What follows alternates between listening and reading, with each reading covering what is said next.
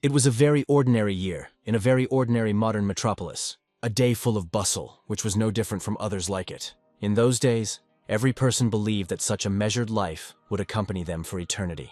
But at some point in time, this thought cracked. Out of nowhere, a dungeon appeared in the world.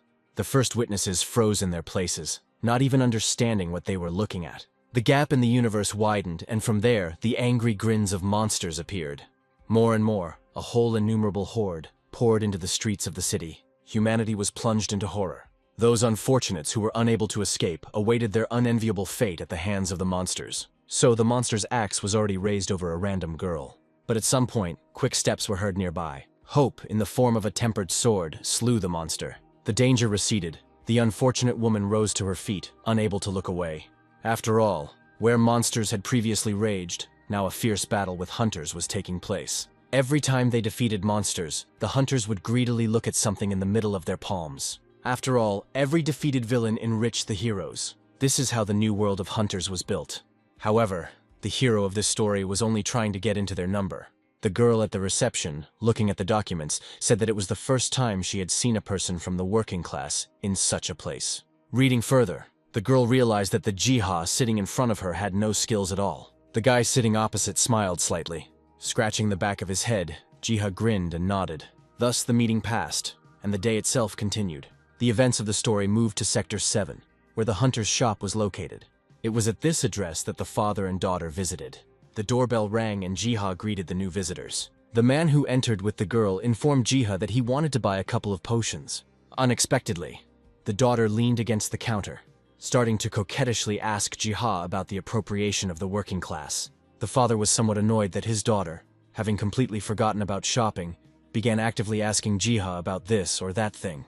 Having filled his basket with goods, the man asked Ji for forgiveness for the way his daughter had behaved. Jiha didn't see any problems with such things. And besides, the hero himself really didn't have any skills. The girl nodded understandingly. The father again reprimanded his daughter, who considered her words to be pure curiosity. At the same time, the noise and creaking of military equipment could be heard throughout the city streets. Standing by the windows, the buyers started talking about the possibility that another third-rank dungeon had opened somewhere. When the man expressed a desire to visit such a dungeon, his daughter began to boldly dissuade her father from taking such a step. Listening to all this on the sidelines, Jiha for some reason thought about the third-rank dungeon. Afterwards, he respectfully escorted the customers, who were still continuing to argue. Dreamily, Jiha himself hoped to get into the dungeon, but he knew that they would not let him in there. Afterwards, the hero opened his character window. Looking at his attributes, Jiha knew that not only was he denied access to the dungeons, but he would hardly even be allowed to speak with an active hunter. Because of this, Jiha always walked behind, taking those crumbs of treasure that the real hunters left behind. Jiha was somewhat upset that no matter how hard he tried, no one seriously recognized his line of work. In the midst of universal grief, due to the impossibility of becoming someone more, Jiha always found solace in books. He spent hours on end reading. In this way, most of the working day was spent. Sometimes when Jiha was quite tired, he would be overcome by yawning. At one of these moments, for no apparent reason, he began to feel sleepy.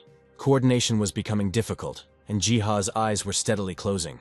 Subsequently, he collapsed onto the table. The next moment, a glow appeared from the book in the direction of Jiha. Under the influence of secret forces, the pictures in the book seemed to become real. The wind blew, the rustling of leaves began to sound, and Jiha found himself somewhere in the middle of the forest. Opening his eyes, he began to look around excitedly. At some point, Jiha looked up to the sky. He had no idea where he actually ended up. Thinking that what happened might be a dream, Jiha deliberately pinched himself. There was no effect, and therefore looking at the forest again, Jiha found it extremely strange. There was no sound of birds singing or animals, and everything around was covered in fog. The only thing Jiha could really see clearly were branches with buds, which looked like a storm had recently passed through. Interested, he leaned over them. Taking a closer look at the bud, a panel with the name of the plant opened in front of Jiha. To his surprise, the buds were imbued with special properties related to skills. Jiha was genuinely amazed by the properties of the bud. After all, plants did not allow the temporary waste of ether during the use of skills that were so necessary for hunters. Still, Jiha regretted not having brought anything with him that might be suitable for collecting samples of these plants. But then, it was as if a revelation had dawned on him. Looking at the barely alive tree nearby, Jiha realized that the plants would definitely die if they were left like that. Sighing, Jiha decided to help the plants a little. A little later, Jiha poured some water from his palms onto the stems of the tree. He was glad that fortunately there was a pond nearby. Immediately, one after another, notifications with blessings and even level increases rained down on Jiha. Later, the stem, previously watered by Jiha, burst into flames. Holding his breath, Jiha considered such a thing simply impossible. After the bright glow, the stem and the tree itself literally disappeared in front of Jiha. With a feeling of wild surprise, Jiha woke up in his reality. Looking around, he realized that he was back in his shop again. Finally, rubbing his eyes tiredly, Jiha realized that the vision was simply a dream. However, the thought that the dream was incredibly realistic did not leave Jiha. Suddenly, he noticed that his hands were dirty. The only explanation Jiha could see was that the dream was not at all what it seemed. Afterwards, Jiha continued to examine his hands. At one point, he even thought that he was sleepwalking, but this theory was destroyed, because there was no land nearby. Next, Jiha thought about whether he would be able to get into the forest again if he fell asleep. After some thought, Jiha decided to carry out this idea. Sometime later, the familiar rustling of leaves and the breath of wind were heard again. Fascinated, he noted that he was once again in a familiar place. After walking a little, Jiha again came across a stem and buds. Sitting down, it even seemed to him that the stem had grown slightly since the last time they met. Suddenly, something interested Jiha. After all, in a split second, before Jiha's eyes, a gilded apple grew in the middle of the stem. Thanks to the information panel, Jiha realized that the apple served as an incredible boost to potions, increasing their properties by 20%. Thus, restoration potions, in addition to enhanced healing, could also provide their owners with additional abilities. Jiha glanced around and noticed another gilded apple growing nearby. One by one, gilded apples began to appear as Ji looked. Swallowing his saliva, Jiha was already dreaming of taking a couple of apples and buds with him. Following this thought, something flew straight into Jiha's face. Taking it in his hand, Jiha observed that what had arrived was a very ordinary bag. Opening the bag, which already contained something, Jiha suggested that it could help in transporting things between dimensions. He chuckled nervously, because all his thoughts were coming true, as if someone was secretly watching Jiha. In the end, he took everything he needed. Then came the next day, and with it a wild rush in the hunting shops. Crowds of people were indignant because vital potions were missing. Stores simply couldn't keep up with the demand by replenishing their stock. At some point in time, the opinion of some people was distracted by something. Walking calmly, the image of a woman stood out behind the crowd. It was a sword witch named Seo who wanted to talk to the store manager. The hunters present were all discussing among themselves Seo, who had the status of a legendary character. After a while, someone called Seo. The store manager appeared in person and greeted Seo as an honored guest. Despite all the manager's persuasion, Seo unequivocally stated that she could not wait for her potions to be made. Having no time to wait, the girl picked up the phone, deciding to look for more stores in the area. At the same time, in Jiha's store, a golden mixture was splashing around in a transparent container. Having mixed all the necessary ingredients, he himself looked at the result. Later, Jiha decided to modernize the formula. By passing the substance through a distillation apparatus, he obtained a completely new, more elegant substrate. Following this, Jiha was bombarded with unscheduled notifications with blessings and even the acquisition of the alchemy skill. Further, shaking it, Jiha began to examine the resulting new, blessed potion. However, Jiha was not sure that he would be able to sell something like that, because who would believe him about the incredible properties of the potion? But just as Jiha wanted to test the potion on himself first, Seo entered the shop. Giving up on his previous plans, Jiha greeted the customer. The girl immediately approached the counter, starting to ask Jiha about the availability of potions. But before he could even wait for an answer, something caught Seo's attention. The girl looked at the golden-hued healing potion with extreme interest.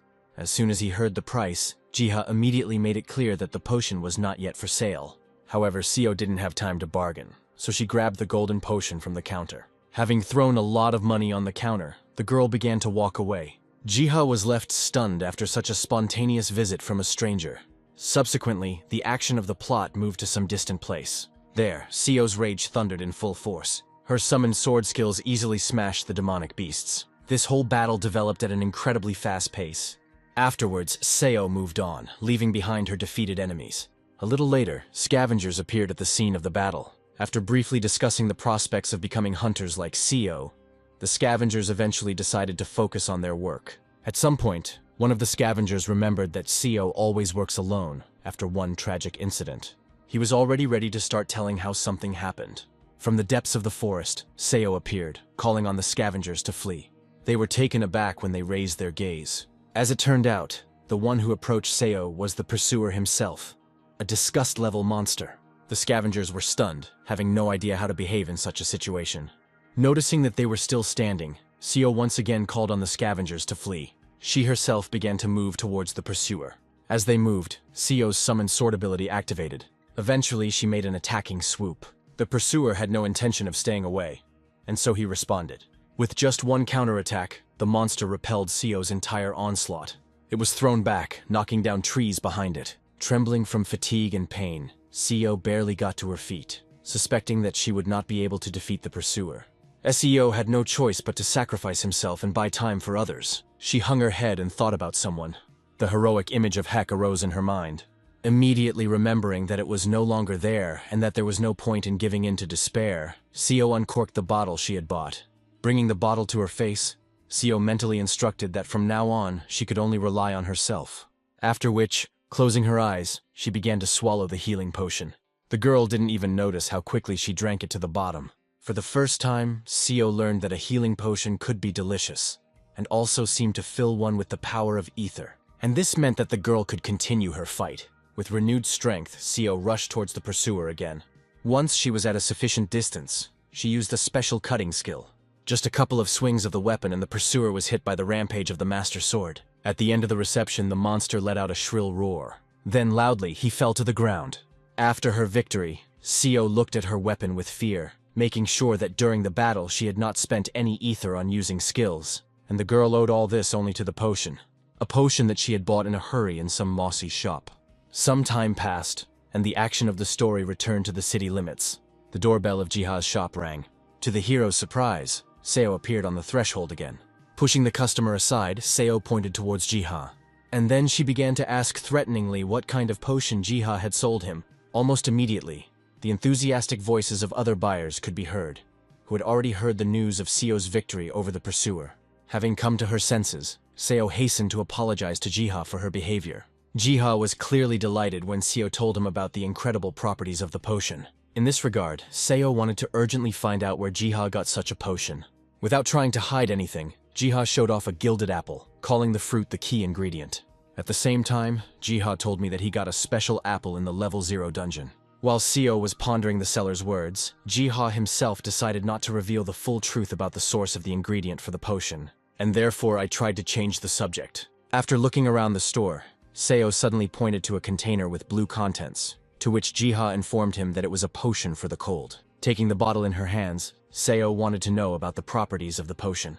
Seo asked loudly when Jiha named more incredible values for the duration of protection from the cold. As it turned out, Jiha's potions were almost twice as powerful as their standard counterparts. Soon, a similar question about the origin of the frost potion was posed to Jiha. In his mind, the hero recalled how he had once again visited the dungeon. There, he managed to find and collect winter strawberries. Having a natural resistance to cold, upon returning, Jiha immediately used the new ingredient in his crafting. Coming out of his memories, Jiha again stated that he had managed to find everything in the 0 dungeon. Realizing that Jiha was lying, Seo decided not to question him, but simply buy everything. Following this, Seo placed a wad of bills on the counter. Seeing such a huge amount, Jiha tried to bargain for a smaller amount, but Seo didn't want to hear anything. Then Jiha at least wanted to know the name of the mysterious but wealthy stranger. The girl stopped abruptly. Leaning against the doorframe and smiling, Seo said her name. A little later, the action again moved to the secret world of Jiha. Lying down on the ground, Jiha looked at his catch of ingredients. Jiha was surprised that in a place so rich in a variety of resources, there were no monsters at all. Only now did he become completely concerned with the question of where this place was located. Suddenly, somewhere off to the side, the crunch of grass was heard. Frightened, Jiha looked back. The sound quickly stopped, but Jiha himself was sure that he had definitely heard something. As he began to explore the limits of the grass, at some point in time, he froze. After all, to his surprise, the mythical monster Pterodron was hiding there. Jiha couldn't utter a sound, not knowing how best to react to this situation. Deciding to take a closer look at the creature, suddenly a translucent wall formed in front of Jiha. Touching the wall, Jiha realized that he could not overcome it. Meanwhile, within the closed area, devil ants appeared. The creatures immediately started fighting among themselves. Looking at all this, Jiha remembered that he had once read about something similar. As it turns out, the devil ants were very dangerous monsters, primarily because of their extremely toxic venom. Opening the character window, Jiha found inconsistencies in the description, because according to them, the observed creatures should have been much larger. Meanwhile, the battle was not going in favor of the Theradrons. One by one, the devilish ants caught up with their claws. Jiha did not at all understand why the Theradrons continued to fight, even though they were losing. For the first time, Jiha thought about how to help the losing side. Immediately after this, a notification appeared, inviting the hero to participate in the war on the side of the Theradrons. Jiha found the words in the notification that the Theradrons belonged to that one very unusual. But be that as it may, he agreed to enter the war. Instantly, Jiha received another notification that the losing side could receive a boost through essence. Thinking about it, Jiha remembered that he really did have something on him that could play the role of essence. Ultimately, the hero used the crystals he had with him. A glow appeared and instantly rushed towards the Theradrons. Filled with blessings, the mythical creatures seemed to be filled with a desire to win. With renewed vigor, the Theradrons went on the attack. The counterattacks of the claws began to destroy the demonic ants en masse. It began to seem as if the Theradrons were beginning to gain the upper hand in the previously lost battle. With each passing second, their ranks were replenished and they entered the battle. Until eventually, with the combined attack of the Theradrons, the demon ants were defeated. Jiha even admired how skillfully the Theradrons managed to cope. The hero almost couldn't believe his eyes, but victory still came. Jiha even thanked the Theradrons for being able to protect the forest. Following this, Jiha looked at something again, puzzled. The next minute, as if in gratitude, the Theradrons collected a ton of essence stones. Having understood everything without unnecessary explanations, the hero smiled. Although Jiha thanked the Theradrons for the offering, his plans were somewhat different. From the entire pile of stones, Jiha took only 5 as his payment. Afterwards, he loudly announced that he did not need a big reward. Following this, the wall that had previously blocked Jiha's further path somehow disappeared. Looking around, he also noticed that the fog had disappeared. Squeezing the essence crystal tighter in his hands, Jiha said out loud that he was ready to stay in this place a little longer. This only meant that returning to the real world would not be quick for Jiha. The story took a small digression, telling about a special community that was created by hunters immediately after the gates of the abyss opened. It was not only a meeting place, but was also often used as a convenient social network. Now, there was a lot of discussion about how Seo managed to single-handedly kill the powerful monster, the Pursuer.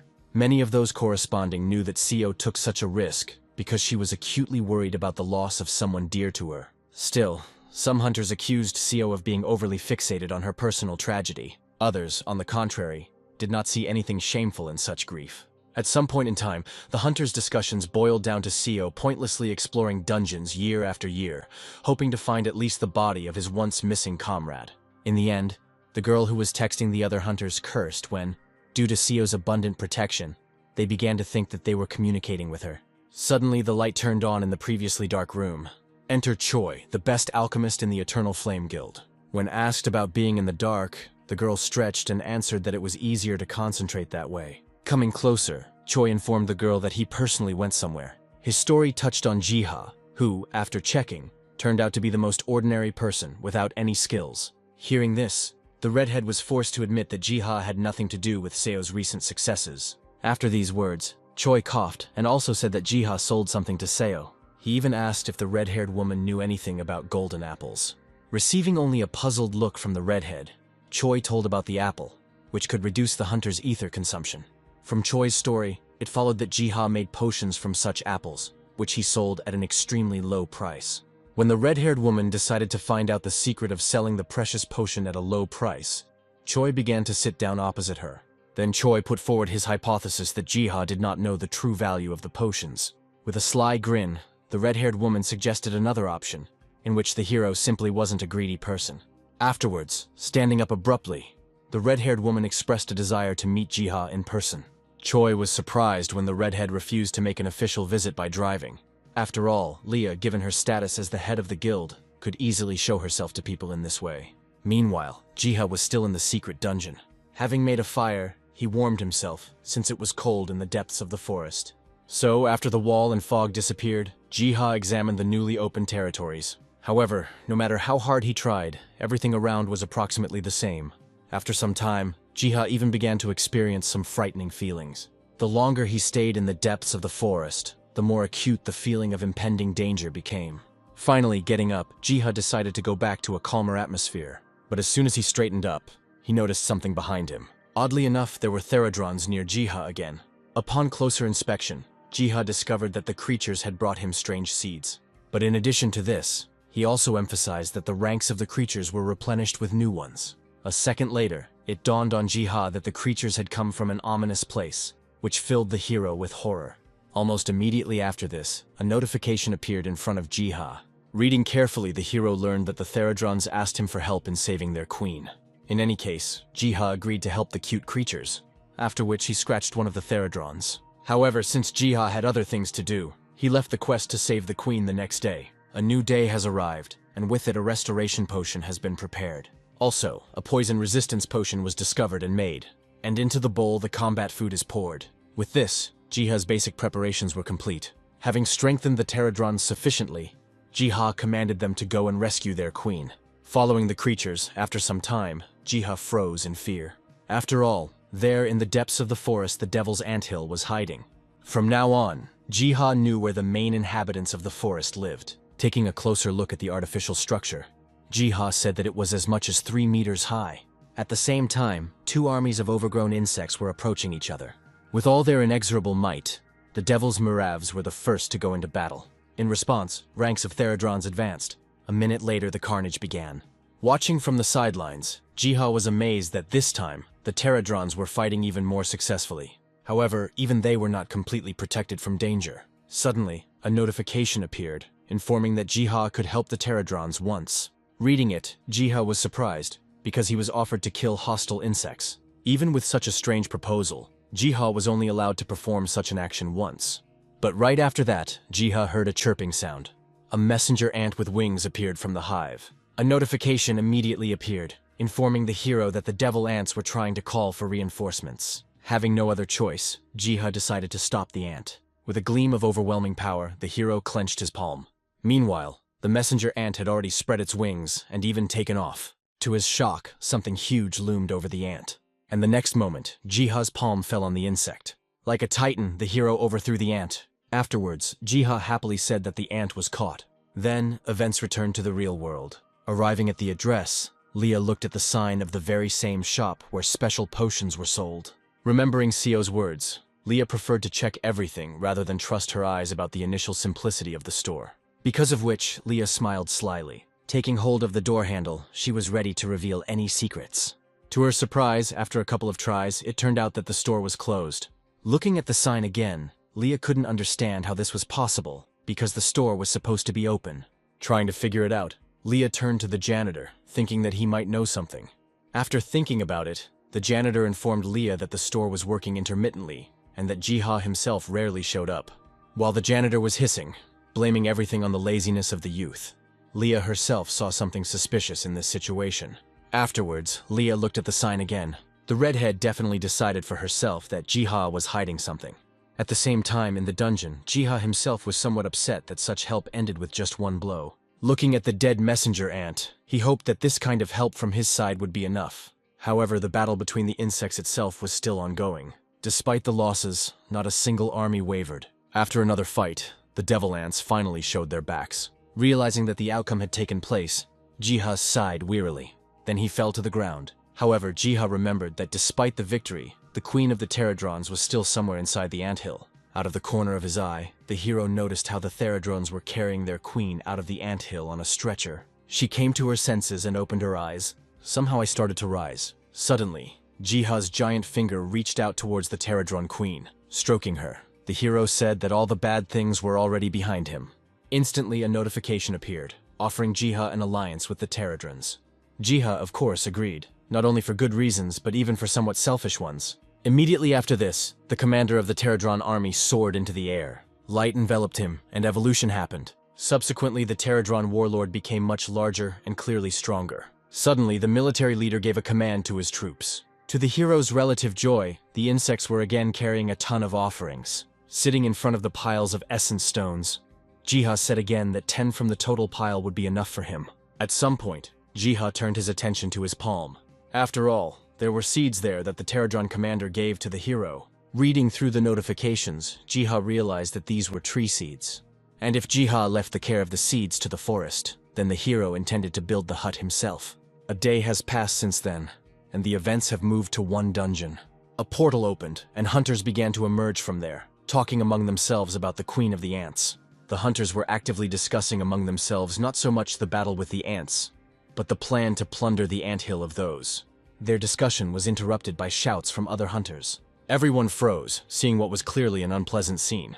As it turned out, the anthill was already empty and cleared. The disgruntled raid leader dismissed the idea that the anthill could have been cleared in a different area, as the dungeons were not opened twice. While surveying the area, some of the hunters suggested that a battle had indeed taken place in this place. The raid leader was not going to leave empty-handed, not believing that there was nothing left in this place. At some point, they all turned their attention to the ground. As it turned out, the hunters were standing in the middle of a giant palm print.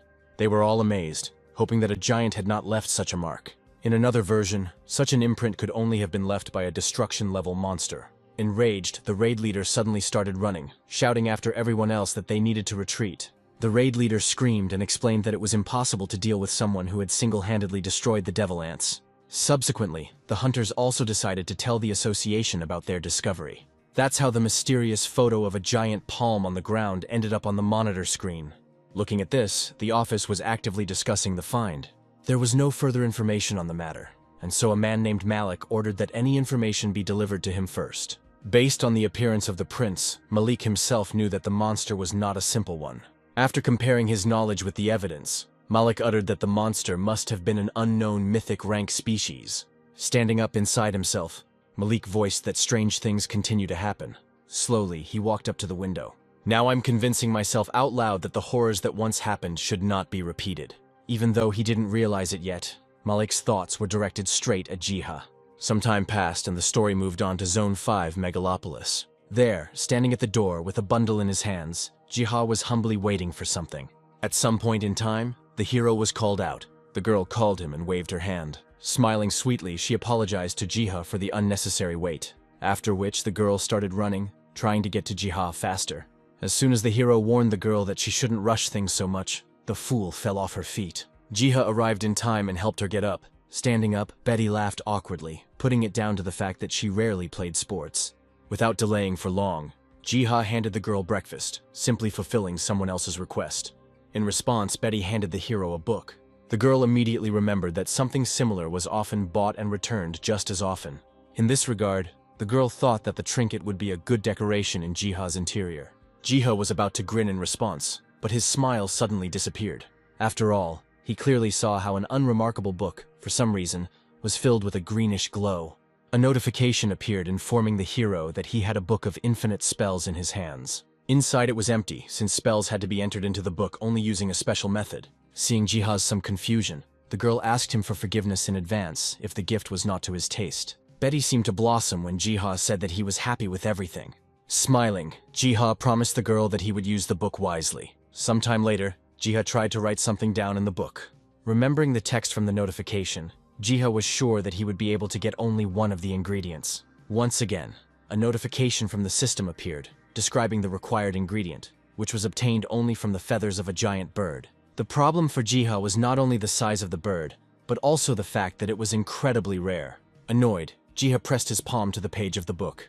Without expecting it, he was once again endowed with a ton of traits. Moving his hand, Jiha did not feel or see any particular changes. Taking a breath, Jiha had no doubt that the occurrence of such skills at such moments could not have been just a coincidence. And so, he picked up his pencil again. Using his writing skills, the hero easily wrote a short text, thereby raising his level. After improving his writing skill, Jiha tried to use the book to obtain items, which led to him learning two important facts. The first fact was that, regardless of skills, any written text disappeared from the book. The second fact only indicated that Jiha had finally learned to write beautifully. Suddenly, a strange feeling came over him. Without saying anything out loud, the hero began to guess something. Afterwards, Jiha left his shop, just beyond the threshold, meeting an open portal. As it turned out, the portal led straight to the Storm Petrel, to a dungeon that had no level and no threats. Even though Jiha was wary of the aura coming from the portal, he still decided to trust the description in the absence of a threat level. A little later, entering the portal, the first thing that caught Jiha's eye was a radiant waterfall. Seeing such beauty, the hero held his breath in admiration. Then a noise was heard, to which Jiha immediately turned around. The petrel appeared, spreading its powerful wings. Finally, Jiha found his target. Still, he emphasized how huge the bird was. Almost crying, Jiha had no idea how to catch it. The next moment, a bluish feather landed on his head. It seemed as if the bird would take pity on the poor fellow with poor eyesight and share its feathers. Dexterously, Jiha caught one of the feathers in his hands. Looking at this, he said that all that was left was to find ink. Almost instantly, an idea came to Jiha's mind. Subsequently, the action moved to the dungeon of a mysterious forest, where Pterodron held an extract of green herbs in his claws. Jiha was pleased that his request to find the necessary ingredient was fulfilled almost instantly. Now, Jiha could firmly tell himself that everything was ready. From now on, all that was left for him to do was to unravel the mystery of the book itself. Armed with a pen, Jiha prepared to do so. Slowly, he lowered his pen to the pages of the book. Just one touch was made and the magic began to happen. The world changed overnight. Secret symbols and writings surrounded the hero. Branching out, they began to leave the boundaries of Jiha, heading somewhere else, touching the nearest tree and along the branches, flowing into its very center. Watching, Jiha humbly waited to see how it would all end. Afterwards, the hero sighed in surprise. After all, when the brightness faded, runes were imprinted on the tree trunk. The hero immediately recognized the runes, because he had once read about them. At one time, the ancient tree taught some tribe spells, creation and harmony, made it clear how one can destroy and change. But it was difficult for the tribe to remember all this, and therefore, they created runes. Leafing through the pages of the book, Jiha retold the story out loud. Yet he had never heard of runes being used. However, Jiha did not know at all why the runes were engraved on wood and not written in a book. He even suggested that it was somehow connected with the tree itself, which Jiha had grown during his first visit to the dungeon. Considering such thoughts to be stupid, Jiha decided to concentrate on transferring the runes to the pages of the book. Meanwhile, the longer Jiha looked at the runes, the more it seemed to him that they seemed familiar. Suddenly, before Jiha's eyes, an image of a raging flame and a saying appeared, as he called it. After a short time, Jiha transferred the phrase to a page of the book. Instantly, the system notified Jiha that he had received the skill to summon runic destruction magic. Now, the hero only had to tear a page out of the book, thereby turning it into a scroll. After a few manipulations, the scroll was ready. Overjoyed, Jiha was ready to continue this business, but something stopped him. To his amazement, an exact copy of the text appeared on its own on another page of the book, and this only meant that the spell book really was endless. Even though Jiha was ready to continue writing new spells in the book, he himself didn't really know anything about their properties. Sometime later, Leah showed up again at Jiha's shop. Realizing that this was exactly the person the girl was looking for, Leah began to aggressively approach him. Leah quickly walked up to the counter and slapped her palm loudly. In a menacing voice, the girl scolded Jiha for the fact that she had not been able to catch him at work for a long time. Rubbing his head, Jiha apologized and attributed his absence to personal circumstances. Looking at the guy, Leah noted that there really wasn't anything special about him. However, Leah was not very interested in such questions, because she had come for completely different reasons. The girl's gaze was directed over the hero's shoulders, straight at the goods. And so coughing, Leah reached for her wallet. Taking out a business card from there, the girl introduced herself as the head of the guild, and also that, according to rumors, in Jiha's shop, one could get unique items, but the girl was still deciding what product to name it. Having already figured everything out, Jiha offered the girl a healing potion based on the golden apple, as well as other consumables. Suddenly, Jiha decided to give Leah a gift in honor of the fact that the girl had previously been unable to find the seller. Rummaging through the drawer, Jiha's voice suddenly became sad. To the girl's shock, the seller informed her that the goods were out of stock. In fact, Jiha was too carried away by the other world and did not devote any time to work. Quite upset, Jiha suggested that the red-haired woman come to the store the next day. Leah herself had no words to comment on what happened. Without even knowing whether Jiha was too kind or too stupid, the girl began to turn towards the exit. She had no choice but to drop by tomorrow. Suddenly, Jiha stopped Leah, remembering that she was a mage, and also from the Fire Guild. Having received confirmation of this out of the blue, the hero gave the scroll to the girl. Excitedly, Jiha revealed that the scroll was a tester, but should be suitable for a fire mage. Leah didn't mind and immediately opened the scroll. In an instant, flames spread around her, and even the phrase of the spell pleased the red-haired girl. Then, on this note, the characters said goodbye. When the girl was leaving, Jiha noticed her staff. It seemed to the hero that the staff had never shone so brightly before. A little later, the events of the plot moved to the spider dungeon. There, a bolt of fire struck the guardian spider. As a commanding officer, Leah led her party members, skillfully striking down monsters with fire. At that moment, for some reason, the girl felt that her strength had increased compared to everyday life. Leah's unusual feeling was so strong that it was even reflected in the vibration of the runestone. At the moment of these thoughts, someone shouted for Leah to take care. The girl jumped back in time, avoiding the poisonous stream. Luckily for the team, the redhead was not hurt. The problem, however, was that Leah clearly saw many more enemies in front of her than she expected to encounter. Even though the difficulty of the dungeon had increased, Leah herself was not going to give up so easily. Then a fire flared up in the red-haired girl's eyes. Feeling an unprecedented surge of strength, Leah began to summon magic. Afterwards, she ordered all her party members to retreat back so as not to be hit. Tongues of flame and vortexes formed around Leah and reached towards her staff. This terrifying heat engulfed the spiders. With just one single spell, the hard-fought battle was won. At some point, Leah guessed, remembering the package she had recently received from Jiha. Meanwhile, Jiha finished making a batch of elixirs. Wiping the sweat from his forehead, the hero hoped that the manufactured goods should be enough. After spending a lot of time, there were boxes of healing and resistance potions on the counter in front of Jiha. Looking at his watch, Jiha decided to hurry before an important guest arrived at the store. But at that moment, the bell on the front door of the store rang. Turning around, Jiha noticed the red-haired girl already inside the store. As it turned out, Leah did not come to the store alone. However, the girl first wanted to discuss something and not buy elixirs. Subsequently, a case filled with money was opened in front of Jiha. To the hero's puzzled look, Leah explained that there was money in front of him. Jiha explained his behavior by incredible surprise, because the guy saw such sums in front of him for the first time. Afterwards, Leah started talking about the scroll that Jiha had recently given her, which upon inspection turned out to be S-class. Leah explained that she could not leave such a valuable gift unanswered. Slightly hesitantly, Jiha agreed understandingly. Still seeing Jiha's certain stiffness, the red-haired woman even offered to transfer the money to the account if he was embarrassed by cash payments. Unexpectedly, Jiha informed the girl that he could not accept the money. Even though Jiha himself made noble speeches, in reality, he had no intention of receiving payment for the test that he conducted in the dark. Sighing, Leah informed the hero that it was very easy to turn a good person into a fool. As an example, the redhead cited a fairy tale about a goose that laid golden eggs that would be available to everyone.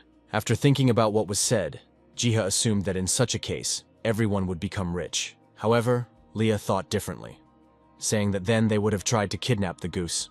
Next, Leah changed her voice to a menacing one, trying to convey to Ji that he could become a danger at any moment. In connection with this, the red-haired woman was ready to make the hero one tempting offer. In all seriousness, Leah offered Jiha to join the Eternal Flame Guild. This proposal was extremely unexpected for the hero, even though Leah did it with good intentions. The money itself, Leah called a reward for Jiha's abilities, which from now on would serve the guild. Urgently, Jiha recalled that Leah's guild was famous, in particular for its generous benefits for its members. The redhead replied that she only wanted to convince Jiha of the guild's good intentions. At the same time, Leah introduced Choi, who was also the guild's alchemist. Therefore, Leah was sure that Jiha would enjoy conducting her research in the dungeons of the guild. As if from a cornucopia, Leah promised Jiha all sorts of golden mountains. At the same time, the hero himself showed more and more uncertainty. A few seconds later, Jiha thanked Leah for everything and accepted the sign of goodwill. Thinking that Jiha had agreed to everything, Leah shook Choi so that he would quickly prepare the contract. However, a second later she came to her senses. Only now did it dawn on her that the hero had refused to cooperate in an extremely polite manner.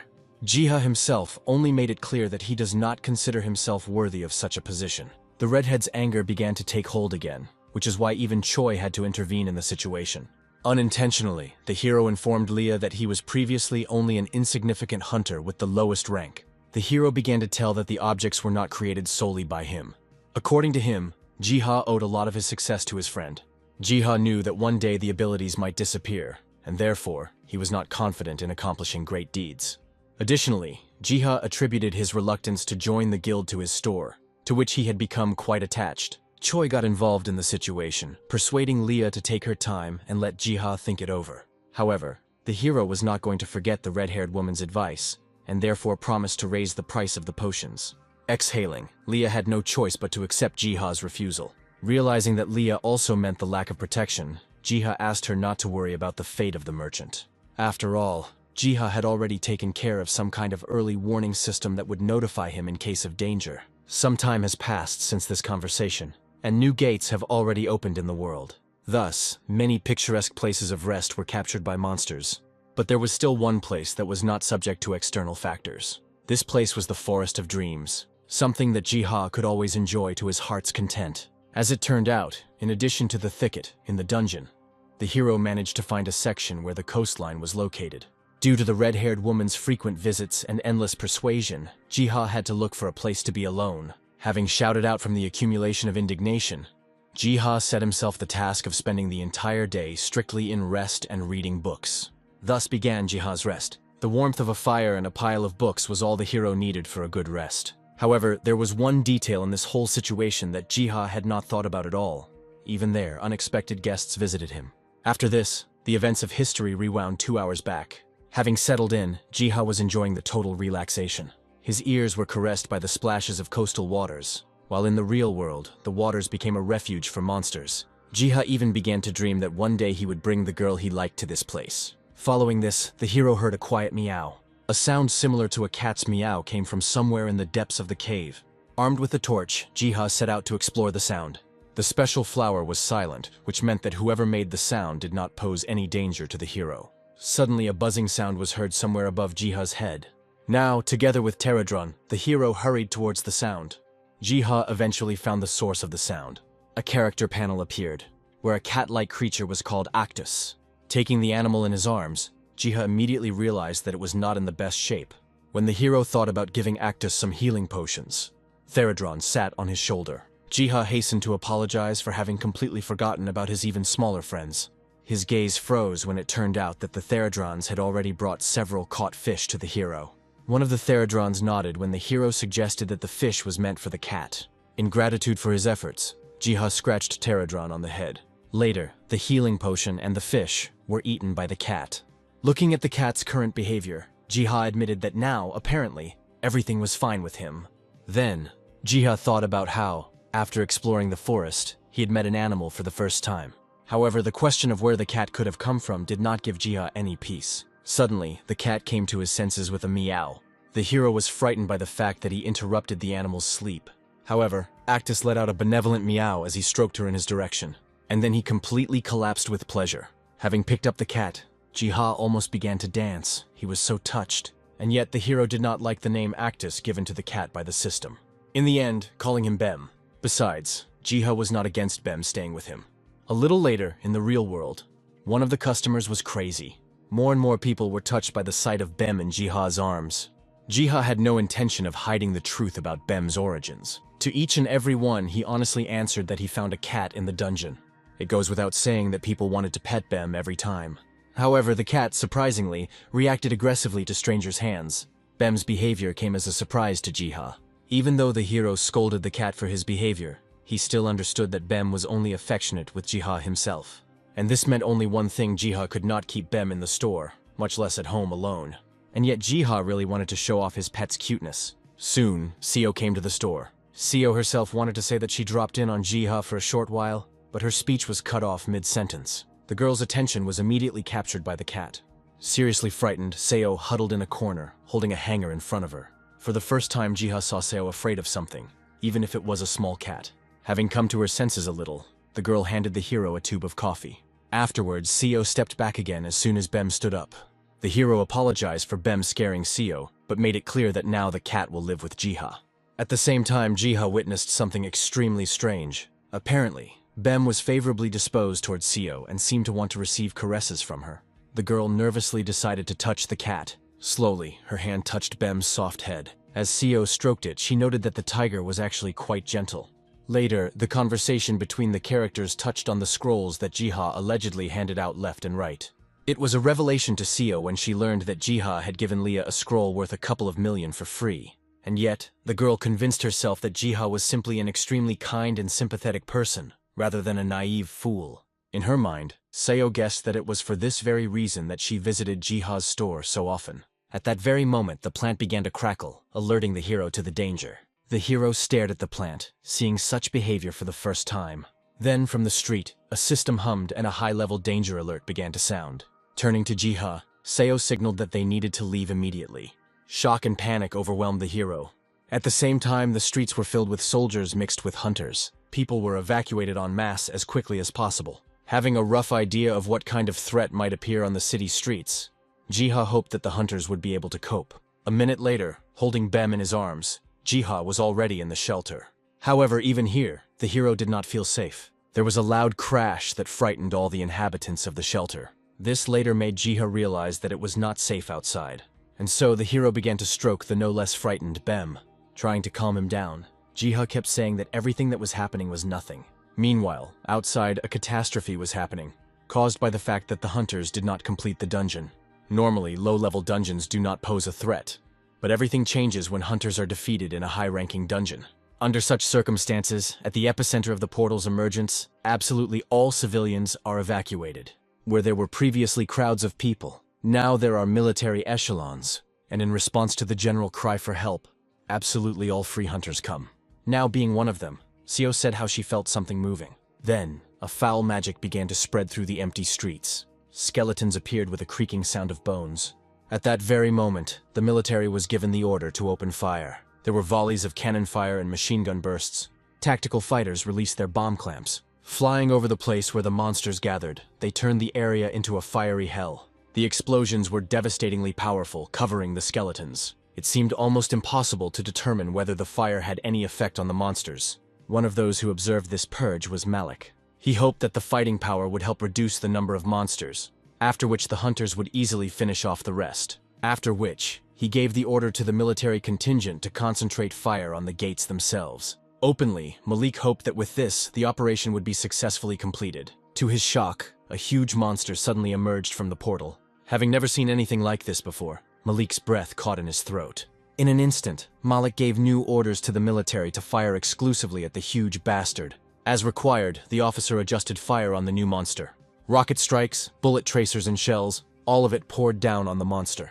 Somehow, one by one, he even managed to fly into the monster's mouth. Finally, there was a final, blinding explosion. Already in advance, the military were happy that they had managed to defeat the big guy.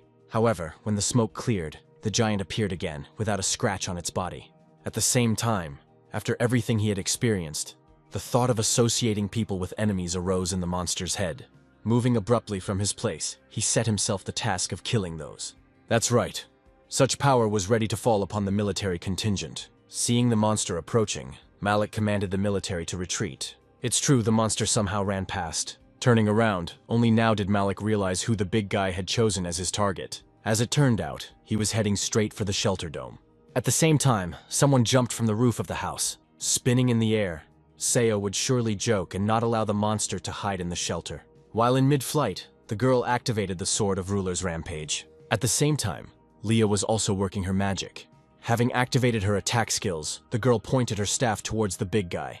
A beam of flame burst out and hit him straight in the back. However, despite the damage it had received, the monster had no intention of stopping. This became something unheard of for girls. Meanwhile, the big guy himself raised his fist in an attacking manner. Finally, with a crash, it hit the roof of the shelter. Despite warnings from Leah, Seo was not going to stand by and watch civilians die. Meanwhile, having broken through the walls, the big guy was staring at someone. His eyes seemed to be fixed on Jiha. The hero himself froze, unable to believe that the shelter had been breached. Although Jiha knew in his mind that he had to run away, his body was unable to move. In some desperate attempt, the hero still managed to move his leg. Unable to stay on his feet, Jiha was now falling, watching in slow motion as the monster's hands reached out to him. At the same time, Bem was sucking in air. When the monster's hand almost touched Ji, the cat let out a frosty breath. A concentrated beam of cold that instantly froze the monster. Then the cat broke free from Jiha's hands and jumped onto the floor. Alien words echoed in the monster's head, calling him a pathetic demon. Then the cat hissed, driving him away. At that very moment, Seo was approaching the monster from behind. Seeing that he had frozen, Seo called out to Leah so that the flame could be used. On command, the redhead activated her attack skill again. A stream of flame was released, ahead of which, as if at the point of a sword, Seo rushed. Another joint attack caught the monster's back. Additionally, Seo finished off this blow with another swing of her sword. Burned and cut, the big man let out a sad groan. Quite tired, Seo also rose to her knees. But the girl was not sure that everything was over, because she was able to feel a surge of ether inside the shelter. When Seo entered, she found Jiha. In the arms of the frightened boy, Bem was tossing and turning, meowing sweetly. The sounds of battle died down, and now some part of the streets was simply enveloped in raging flames. Standing to the side and watching the other services do their work, Seo no longer felt the ether. For her, it remained a mystery what actually happened. Later, the events moved to Jiha's house, where he managed to take a shower. As soon as he sat down in the chair, Bem jumped onto the hero's lap. Stroking the cat, Jiha thought about the fact that now the cat looked extremely calm, compared to when he met the huge monster. Later, the hero's thoughts touched the monster itself. An idea came to his mind, and Jiha decided to write something down. As if by some miraculous decree, Jiha's observations were added not only to the book, but also to the Hunter's encyclopedia. Soon, Malik himself discovered a similar article. Malik can't understand who could have created it. Meanwhile, Jiha closed the book, deciding to stop there. Sometime later, a meeting was held where it was discussed that the giant monster, in fact, was not killed by hunters at all. Being among those sitting, Malik listened with obvious disapproval to the suggestions about what could have led to the death of the monster. Soon, the topic of their conversation touched on the encyclopedia, where an unexpected article appeared. Even though no one responsible added the article, everyone started discussing its contents. As it turns out, the article briefly mentioned that the huge monster could be scared. SEO took the floor, putting forward the theory that the man who had overtaken the monster was himself in the shelter. She was interrupted by Leah, who spoke about the cry of the cat, which was heard by many witnesses. Malik put in a word, considering such an argument insignificant. However, Leah did not stop, reporting that the cat was in the shelter, and it had an owner. A little more time passed, and the events moved to Jiha's store. Now Malik, Seo, and Leah have arrived. Then, confidently, they walked towards the hero. They all leaned on the counter at once, wanting to take a look at the cat Jiha.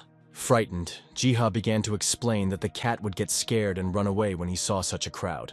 Following these words, somewhere behind the hero, a characteristic rustling sound was heard. To the hero's shock, Bem himself climbed out onto the counter.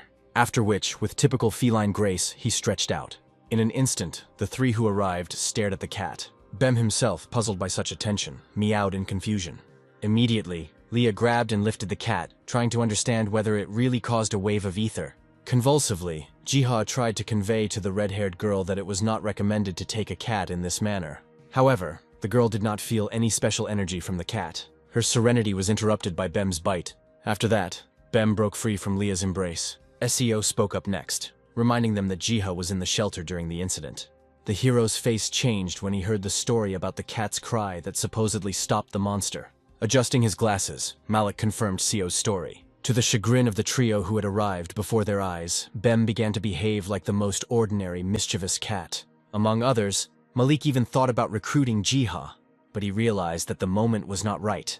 After all, Malik did not want to enter into open competition with the Flame Guild. For this reason, Malik decided to leave the store. Then Leah followed, hoping to see how the cat would also bite Malik on the hand. Now, only Seo's gaze was directed towards the hero. Letting out a languid sigh, the girl promised that she would visit the guy again. Smiling, the hero said that he would be glad to see everyone again. A little more time passed, and the action moved to a secret dungeon. There, lying by the fire, Jiha read about a certain lost continent. This land was called Gehenna, where many races lived under a great tree. The tree itself created the gods of nature. They, in turn, had to protect Gehenna. Reading about one of these gods, Jiha listed details such as white fur, spots, and fangs. And at that very moment, the hero guessed. Apparently, Bem, purring on his lap, was one of such gods. Jumping up from his seat, Jiha couldn't believe that the little cat could be someone like that. And yet, Jiha rejected the version about coincidence. Surely the cat was behind that huge explosion of ether that they talked about so much. Looking at the cat again, Jiha was convinced in his thoughts that Bem really was the god of nature. In that case, mentally, Jiha touched upon the following question regarding the tree in his dream. After thinking for a while, the hero understood everything. Jiha guessed that the tree gave him a job, assigned him to the worker class. Putting the book down and folding his arms across his chest, Jiha said that he had become a victim of the tree's plans. At that very moment, the pages of the book opened and began to glow. A character panel appeared which displayed information about Jiha himself, who was assigned the worker class and a ton of blessings. Subsequently, the glow of the book intensified. The story then took a digression, showing a character wrapped in a blanket. The character was watching a TV channel where the hosts were actively discussing the stalemate in the fight against the Lich and calling for radical solutions. When there was no agreement among the presenters on what was being said, the character turned off the TV. He sighed and said that hunting the Lich was a very difficult task. Afterwards, the story returned to normal, where Jiha stood in front of a tree, looking at the very crowns. Jiha was not particularly upset by the task that the tree endowed the hero with. Under the rustling of the wind, Jiha gave his word that he would help the tree in any way he could. At some point, off to the side, a pinkish cloud began to swirl above the ground. Jiha immediately turned around. Looking closely, Jiha could not understand what was happening. Suddenly, a voice was heard cursing all those who breathe. Later, the Lich revealed his face, calling on everyone to bow before his greatness. Immediately after this, bone warriors rose up near the Lich. Jiha couldn't believe his eyes as he witnessed the arrival of the Lich himself, a horror-ranked monster. However, Jiha considered Lich a cute little boy, having barely managed to catch his speech. In an instant, another panel of the system was reflected in front of the hero.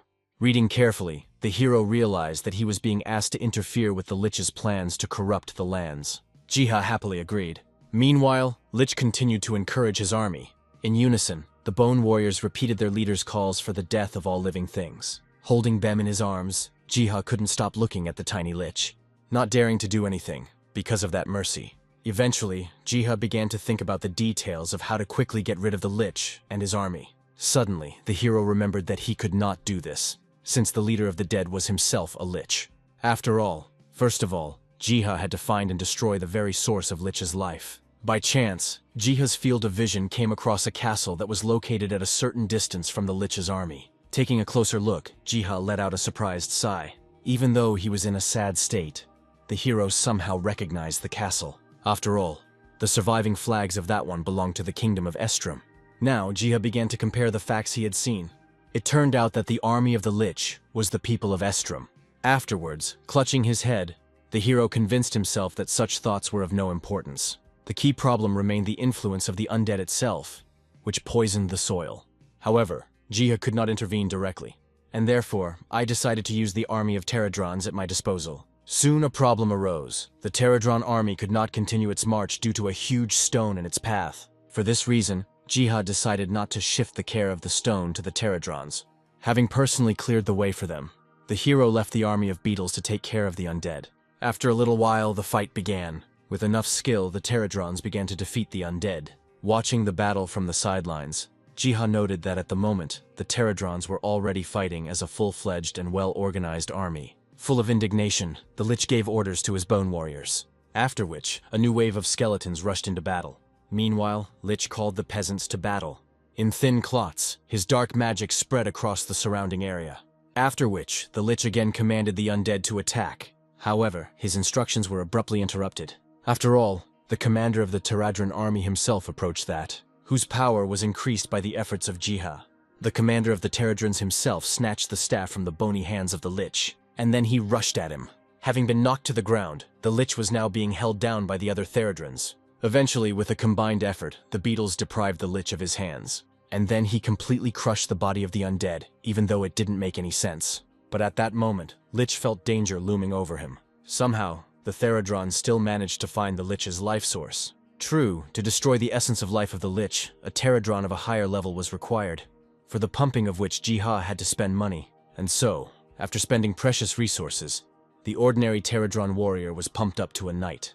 Having spread his wings, the knight immediately headed towards the ruins of the castle.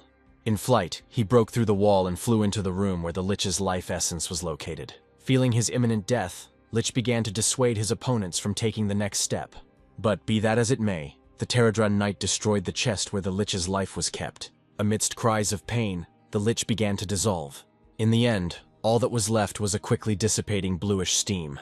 As before, Jiha watched this scene from above, finally exclaiming that victory had taken place. A minute later, an army of Pterodrons carrying offerings gathered at his feet. The hero rose to one knee and thanked them for the gifts. Suddenly, he was distracted by one Pterodron, who was still holding the chest. As soon as the chest touched the ground, it began to strangely become larger and larger. With a gasp, the hero opened the lid of the chest. Inside it was kept the sword, the royal seal of Estrom itself. For now, not knowing what to do with the sword, Jiha put it in his backpack for later. A little later, Jiha picked up a shovel, ready to cleanse the land defiled by the undead. Again, with the help of the Pterodrons, Jiha began to dig up the ground. Having finished the first stage of work, the hero wiped the sweat from his forehead. Suddenly, a Pterodron appeared next to Jiha, holding ink in its claws. Thinking that the Pterodrons wanted to get the scroll from Jiha, the hero began to explain that he could not do such a thing without the runes. Luckily for him, at that moment, runes appeared on the tree, whose magic could cleanse the defiled land. While Jiha was drawing the necessary symbols on the pages of the book, Bem jumped on his back. Laughing, the hero intercepted the cat, briefly enjoying the purring and meowing of a tailed companion. At the same time, Theradron Knight tore out a sheet of paper from the book where, a couple of seconds ago, Jiha had drawn a runic symbol. After playing with the cat to his heart's content, Jiha discovered something strange. Strangely, all the Theradrons have disappeared somewhere. At the same time, with an ominous voice, the Lich was angry. Even after being exiled, he could not come to terms with his defeat and the victory of the living. His indignation was so strong that it even managed to influence people. The people's discussions were interrupted when, somewhere high in the sky, something flashed. After all, from there, the Lich descended. Being at the head of his army, he was preparing to conquer a new world. A portal opened and the Lich came out. However, unexpectedly, another portal opened opposite the Lich, from which the Theradron Knight emerged. Having recognized his rival, the Lich called upon his loyal warriors to get rid of the Child of the Tree. In an instant, the Theradron Knight struck, crushing the Lich's warriors. Enraged, the Lich prepared to defeat Theradron himself. Pointing his staff, his destructive magic rushed towards Theradron. However, despite the inconveniences received, Theradron remained safe and sound. In panic, the Lich began to clench his jaws. It was the turn of the Knight Theradron, who called upon the rest of the beetle army to help him. The results of this battle remained unknown, as the events moved to Jiha's store. Betty burst in there at full speed, grabbing the remote control as quickly as possible. The girl turned on the TV. The TV screen lit up, announcing a report on the fight with the Lich. But a minute later, reporters reported that the ground in the battle area had cleared, apparently due to the death of the skeleton warriors. Many cameras recorded a previously unknown monster that was observed in the battle area. Trying not to show it, Jia began to think about what the Theradrons were doing in the mountains. Malik was also currently reviewing this report, assessing it from the point of view of the negligence of assigning the rank. Secretly hearing this same news, Seo said that the rank of the new monsters was no less than mythical. Only Leah was puzzled by what was happening. Later, in the secret dungeon, Jiha visited the Theradrons. Being serious, the hero believed that he was about to have an extremely difficult conversation with the beetles. Jia started by not blaming the Theradrons for what happened. Afterwards, the hero mentioned a scroll that the Theradrons clearly used to get into the human world. Unexpectedly, the Theradron Knight shuddered, and then he started running away altogether. But all this was done in order to return a minute later with new gifts. Carefully, the Theradrons placed a stack of rare ingredients in front of Jiha.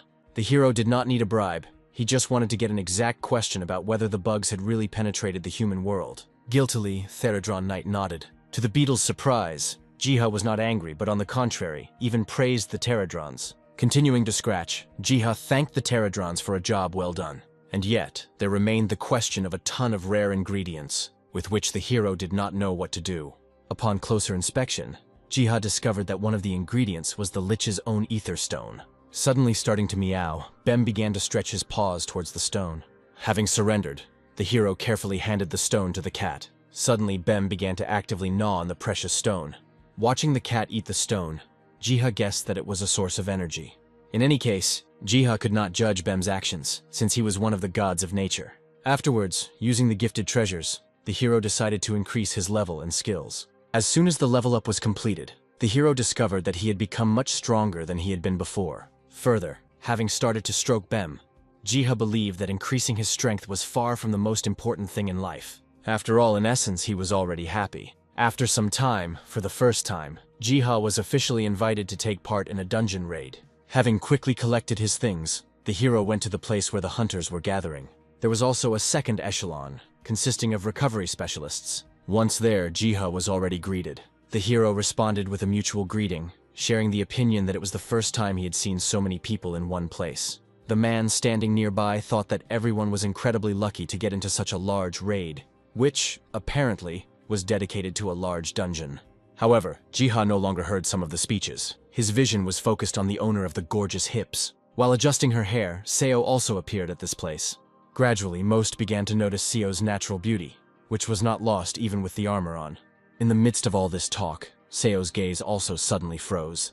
The girl came closer to Jiha, calling him by name. The heroes started talking, and from there the girl learned that Jiha had also been invited to the raid. Seeing this, the others present looked with envy at Jiha, with whom Seo herself wanted to speak. Imagining that the dungeon could be extremely dangerous, Seo gathered her strength to say something. Finally, the girl, embarrassed, said that she would like to help Jiha. In connection with this, the girl suggested that the hero move around the dungeon together with her. To To the shock of many, it seemed that Jiha was about to refuse. Immediately, Seo was surrounded by other scavengers. All of them were not averse to keeping company with the famous hunter. Sighing, the girl rejected the others. And yet Seo managed to persuade Jiha to go with her. Thus, the characters began to advance along the dungeon. As they discussed the dangers of the dungeon, Jiha's backpack began to move for some reason. Hurrying, the hero unzipped his backpack, allowing Bem to take a breath of fresh air. As soon as Seo saw the familiar cat, she immediately reached out to pet him. However, Bem interrupted Seo's attempts at affection. After scratching Bem, Jiha informed Seo that the cat didn't like it when someone took him by the front paws. Seo puffed out her cheeks and called the cat impudent. At the same time, Bem himself was desperately trying to escape from the backpack. Jiha helped and released the cat to freedom. Sitting down next to Bem and examining him, Seo noted that he had clearly grown since their last meeting. Stroking the cat, Jiha agreed with this, saying that Bem's food was very expensive. With a bit of sadness, the scene of Bem eating $1 million rock came to Jiha's mind. The short break was over, and now Seo was calling on everyone to continue on their way. Later, while wandering through the forest, Seo started talking about some news. Jiha coughed when Seo mentioned the mythic rank monster, Pterodron himself. Next, Seo told about the giant footprints that were found in the Devil Ant's dungeon. At some point in time, Jiha shuddered as he guessed who the owner of such handprints could be. After all, it was he who once guaranteed victory for the Pterodrons. Jiha chuckled without showing it as Seo explained that because of the giant, many people were afraid to go through the dungeon. Recent events only convinced Jiha even more that the human world and the dungeons had some kind of connection between them. His thoughts were interrupted because Bem, who was walking ahead of everyone, stopped for some reason. The hero sensibly asked what had happened. Suddenly Seo spoke up, pulling out her sword, asking Jiha to step back, after which she stepped forward, holding the weapon in front of her. A couple of seconds passed, and a wind blew towards the adventurers. Suddenly Seo remembered something. The girl was overcome with terrible memories. Nasty and toothy creatures reached out to the girl. Standing to the side, Jiha noticed how Seo suddenly began to shake. At that very moment, Seo was absolutely sure that it was in this very place that the dear man had disappeared. Jiha knew this sad story, but he felt that the dungeon rank was clearly higher than the one that Seo's dear man possessed. Somewhere in the distance of the forest, the sound of crunching branches was heard. In response, Seo opened the bottle of potion. After drinking, she turned to Jiha. The girl insisted that the hero run to the exit when the attack occurred. Seo was determined to get even with the inhabitants of the dungeon. Jiha froze, not knowing what to do. At the same time, the cat began to emit a bluish glow of energy. And then where did he run to? Looking after the cat, the hero almost fell off his feet. After all, before that, having come to life, the trees began to scatter. However, Bem still caught up with one of the monsters. Piercing fangs and sharp claws sank into the monster. The tree-like monster let out a cry from the pain. It jerked with all its might, throwing off the seeds. Then she ran away, even forgetting that she had lost her own part in the cat's mouth. Seo and Jiha gasped at the same time at what they saw. Soon, slowly, Bem began to return to the characters. Approaching Jiha, the cat was holding something in his teeth. Wagging his tail, with a large seed in his mouth, Bem glanced at Ji. The hero held out his palm, and the cat obligingly dropped the seed there.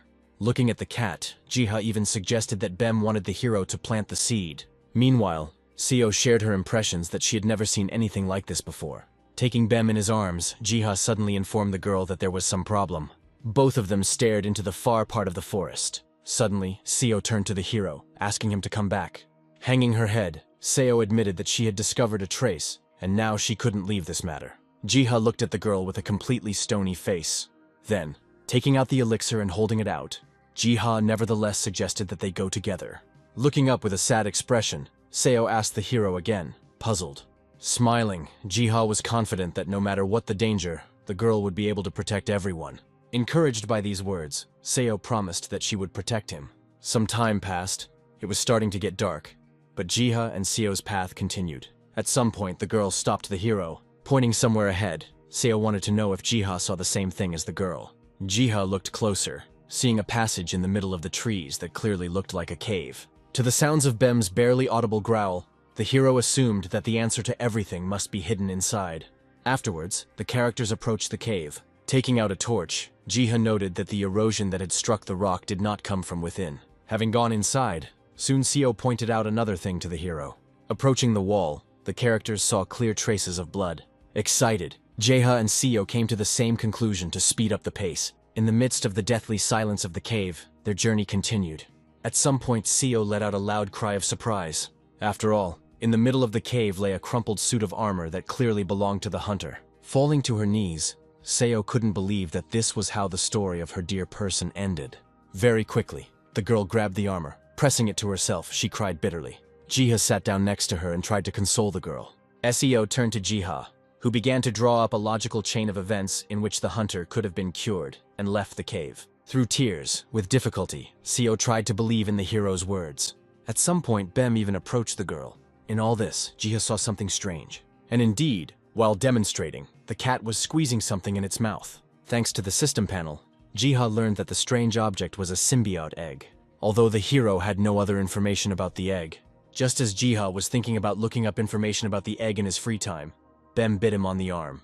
As much as possible, the cat sought at least some praise from Ji. Finally, the hero began to stroke Bem. Returning to the pressing issues, Jiha said that the man Seo was looking for was definitely still alive. Clutching the mangled armor and wiping away tears, the girl also hoped that these words would turn out to be true. Afterwards, Seo said that it was worth going back. Over time, after leaving the cave, the girl thanked Jiha for his help. Even though Jiha himself thought otherwise, Seo saw in the hero an incredible tracker who managed to find traces. At the same time, Seo said that she was always lucky when Jiha was nearby. Being a little embarrassed by these words, Jiha rubbed the back of his head. Next, Seo said that Jiha could always rely on her. The hero had no choice but to give his consent to such a friendship. At that moment, Bem tried to hit Seo's hand with his paw. However, the girl deftly avoided the blow, starting to pet the cat. On this note, Jiha suggested that they separate, also complaining about the need to feed Bem. At the same time, Jiha was going to close one case. Much later, while in his store, the hero was fiddling with a book. Leafing through it, he tried to find some important information. Meanwhile, the pile of books on top of which Bem was sitting began to tilt. Subsequently, the whole crowd flew down. Trying not to get angry at the chaos the cat had caused, Jiha laughed awkwardly. And yet, the hero could not find the necessary information. So, Jiha simply decided to take a nap, promising that there, in his sleep, he would see Bem again. His eyes closed, and the Morpheus of sleep took possession of his body. A breath of wind was heard, and a fresh coolness touched the hero's face. Stretching, he found himself in the middle of the secret forest again. The next second, Jiha almost collapsed from shock. As it turned out, the previously small tree had grown to gigantic proportions since Jiha's last visit to the secret forest. At the same time, the hero noticed that in addition to leaves, fruits also grew on the tree branches. Immediately, the system panel informed Jiha that the fruits were nothing other than the fruits of the world tree. Afterwards, a familiar rustling sound was heard among the pieces and the characteristic squeaks of beetles. Looking down, Jiha saw the pterodrons, which he had already seen many times. Squatting down and taking out a pouch, Jiha wanted to show something to the pterodrons. Next, the hero pulled a greenish egg out of the bag. Suddenly, Therodron Knight began to emit excitement. A system panel appeared, informing Jiha that the Therodrons were offering to hatch an egg. The hero readily agreed and handed over the egg. The Pterodrons, in turn, immediately began to drag the egg somewhere under the tree. Looking at how diligently the Therodrons carried out their orders, Jiha had no doubt in those. Next, the events moved to the Therodron hive, which was located under the tree. It was there, in the chambers of the queen herself, that the Knight Pterodron brought the egg. As respectfully as possible, he handed the egg to his queen. Amidst many other treasure offerings, the queen accepted the egg. Then she carried it to the pile of crystals.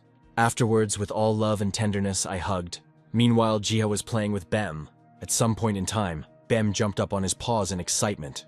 Frightened, the cat jumped into the hero's arms. At the same time, Therodrons began to crawl along the great tree in a continuous line. Seeing this, Jiha even sighed in surprise. At some point in the middle of this swarm, one Therodron appeared, which was completely different from its relatives. At first, without even understanding it, Jiha thought he saw some kind of symbol. After all, there, above the treetops, in the brilliant light, something like a butterfly was visible. Without moving from his place, Jiha watched all this, fascinated. This performance lasted for about several minutes. After some time, the system informed Jiha that a squad of symbiotes had awakened, and at the same time, the restoration of the world tree began. A little later, touching the tree, Jiha felt that it was full of life and healthy. But at that very moment, Jiha himself felt something opposite to himself. The world tree blessed the hero, awakening the sleeping destiny within him. Again, after some time, Jiha was already walking through a blooming and colorful forest. Every time he found himself above the fruits hanging from the trees, Jiha gasped in fascination. Such views caused Jiha to feel undisguised delight. Finally, at the top of his voice, he shouted out how much the forest had expanded. Also, the hero noticed that in addition to the renewal of the forest itself, golden apples also grew in the level. In his mind, Jiha was already anticipating how, with such a harvest, he would be able to create twice as many potions. In a flash, a plan for incredible enrichment arose in his mind. Suddenly turning his head from side to side, Jiha drove away such mercantile thoughts. Afterwards, he considered the titles he had given himself, thinking that perhaps Jiha's destiny really lay in saving the world tree. These reflections were interrupted by a loud meow from Bem. Having noticed the cat, the hero decided that he was hungry. Immediately, Jiha reached into his hiking backpack. Very quickly, the hero pulled out a fishing rod from there, triumphantly promising Bem a tasty catch. Sometime later, Jiha was already sitting by the pond, throwing the bait into the water. Suddenly, with all his strength, Jiha pulled the line towards himself, pulling a fish out of the pond. Victoriously, the hero raised it above himself. Almost immediately after this, a system panel appeared in front of Jiha. After all, as it turned out, the hero's catch consisted of a supernatural Arctic tuna.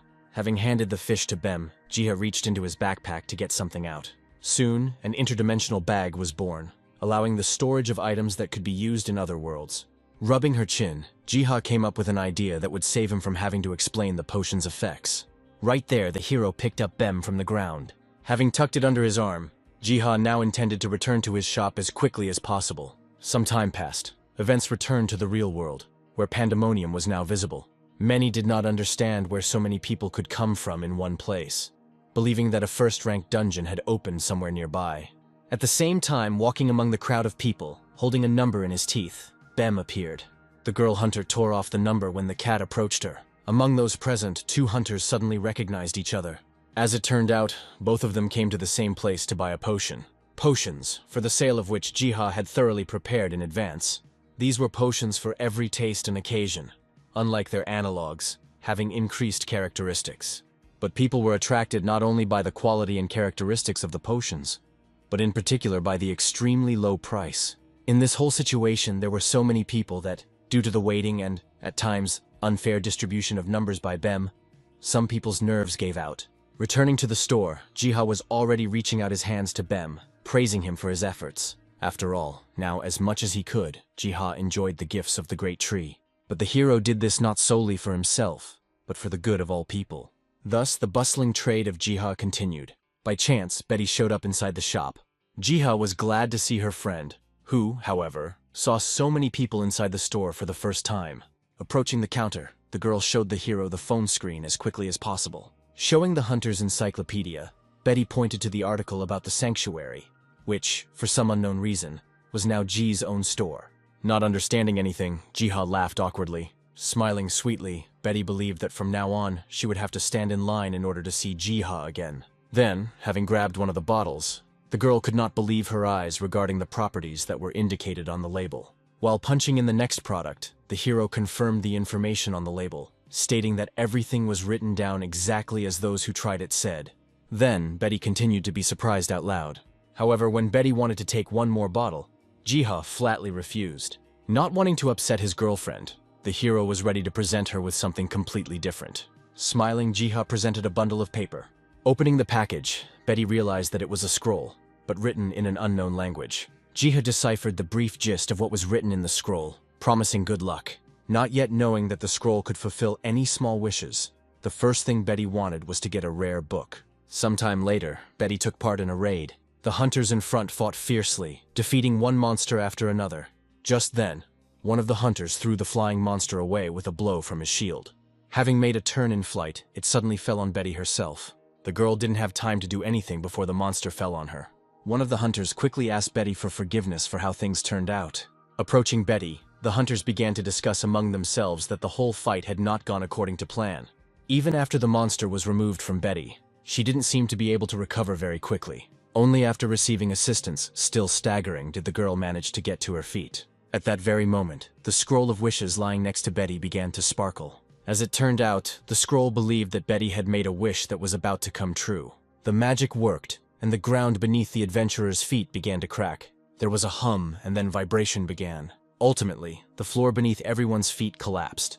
Some of the hunters landed on their feet, and some were caught, and only Betty suffered once again, even if it was only with her butt. Looking up, the hunters believed they had fallen victim to someone's trap. At that very moment, the caster on the team summoned light. A golden butterfly appeared and began to illuminate the area around. Looking closer, the hunters discovered that they were standing in the middle of racks filled with armor, weapons, and other treasures. Among the many items, one of the hunters believed that he had found nothing other than the knight's sword. The other one was pulling the armor off the stand. Betty's attention was drawn to a grimoire that surely belonged to the legendary Lion Knights of the Gimark Empire.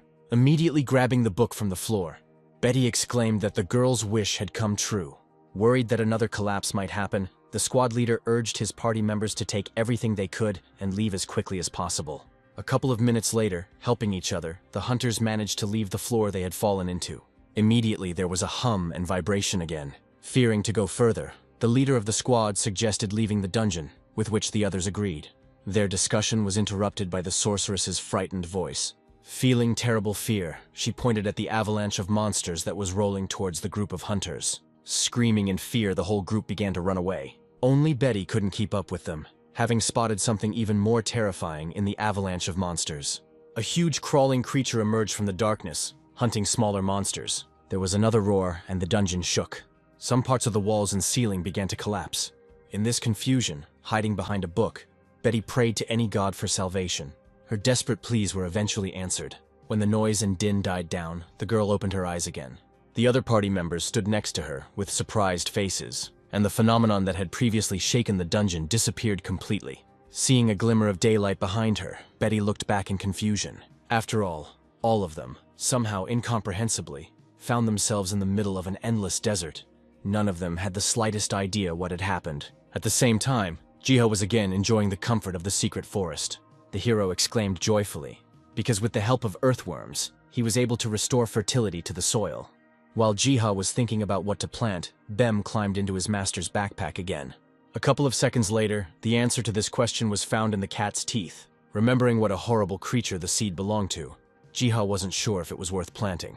While Jiha was unsure and was examining the seed, Bem was already digging a hole with all his might. Having finished, he meowed contentedly to the hero. Eventually, Jiha gave in to the cat's pressure. Later, they buried the seed together.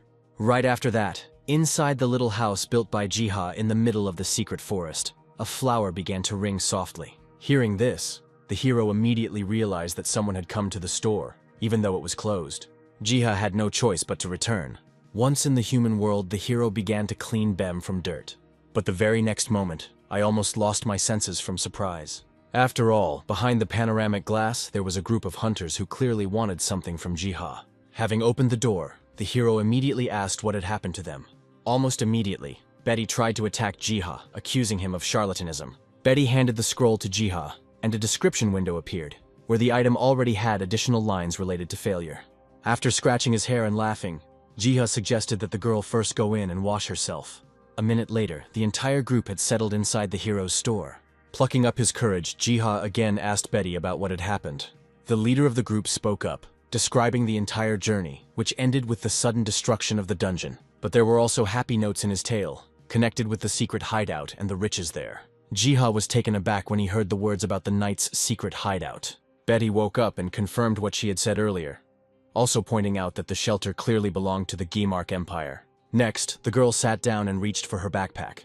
With a sound of delight, Betty showed the hero the ancient grimoire. Jiha gasped with envy. Opening the book, Betty complained that it was written in an ancient language that the girl did not know.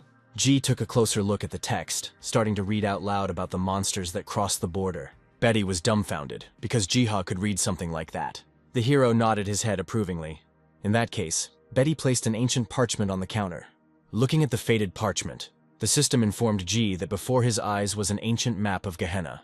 Jia shouted out the name at the top of his voice. Even after Betty asked again, the hero had no doubts. Then Jiha froze, starting to think about something about the map. Suddenly he grabbed Betty's hand. With a sparkle in his eyes, the hero asked the girl to lend him the card for a couple of days. In exchange, Jiha would put out a wooden box with potions. Betty was almost speechless at the sight of the many bottles with precious contents. Even the leader of the hunting party believed that for such generosity, Betty was obliged to lend her map. While the girl was collecting her thoughts, Jiha managed to promise a free potion once a day. Against this background, the decision was made. After saying a quick goodbye, Jiha turned his thoughts to how he should better study the book he had received. Having patted the cat on the back, the hero decided to take care of that first of all. Already inside the store, comfortably seated on a chair, Jiha was preparing to study the map. Having placed the card in front of him, Jiha began to voice out loud all the details that it contained. Running his finger over the names, Jiha composed a story that concerned the Lich who came from the southern border.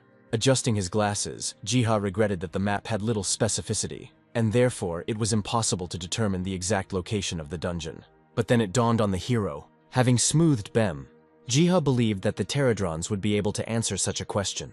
And so the hero had no choice but to go back to bed. A short, peaceful sleep turned into Jiha's awakening next to the World Tree. Just like that, Bem woke up nearby. However, looking around, Jiha could not find any drones. At that very moment, a loud ringing sound was heard from the flowers, warning of danger.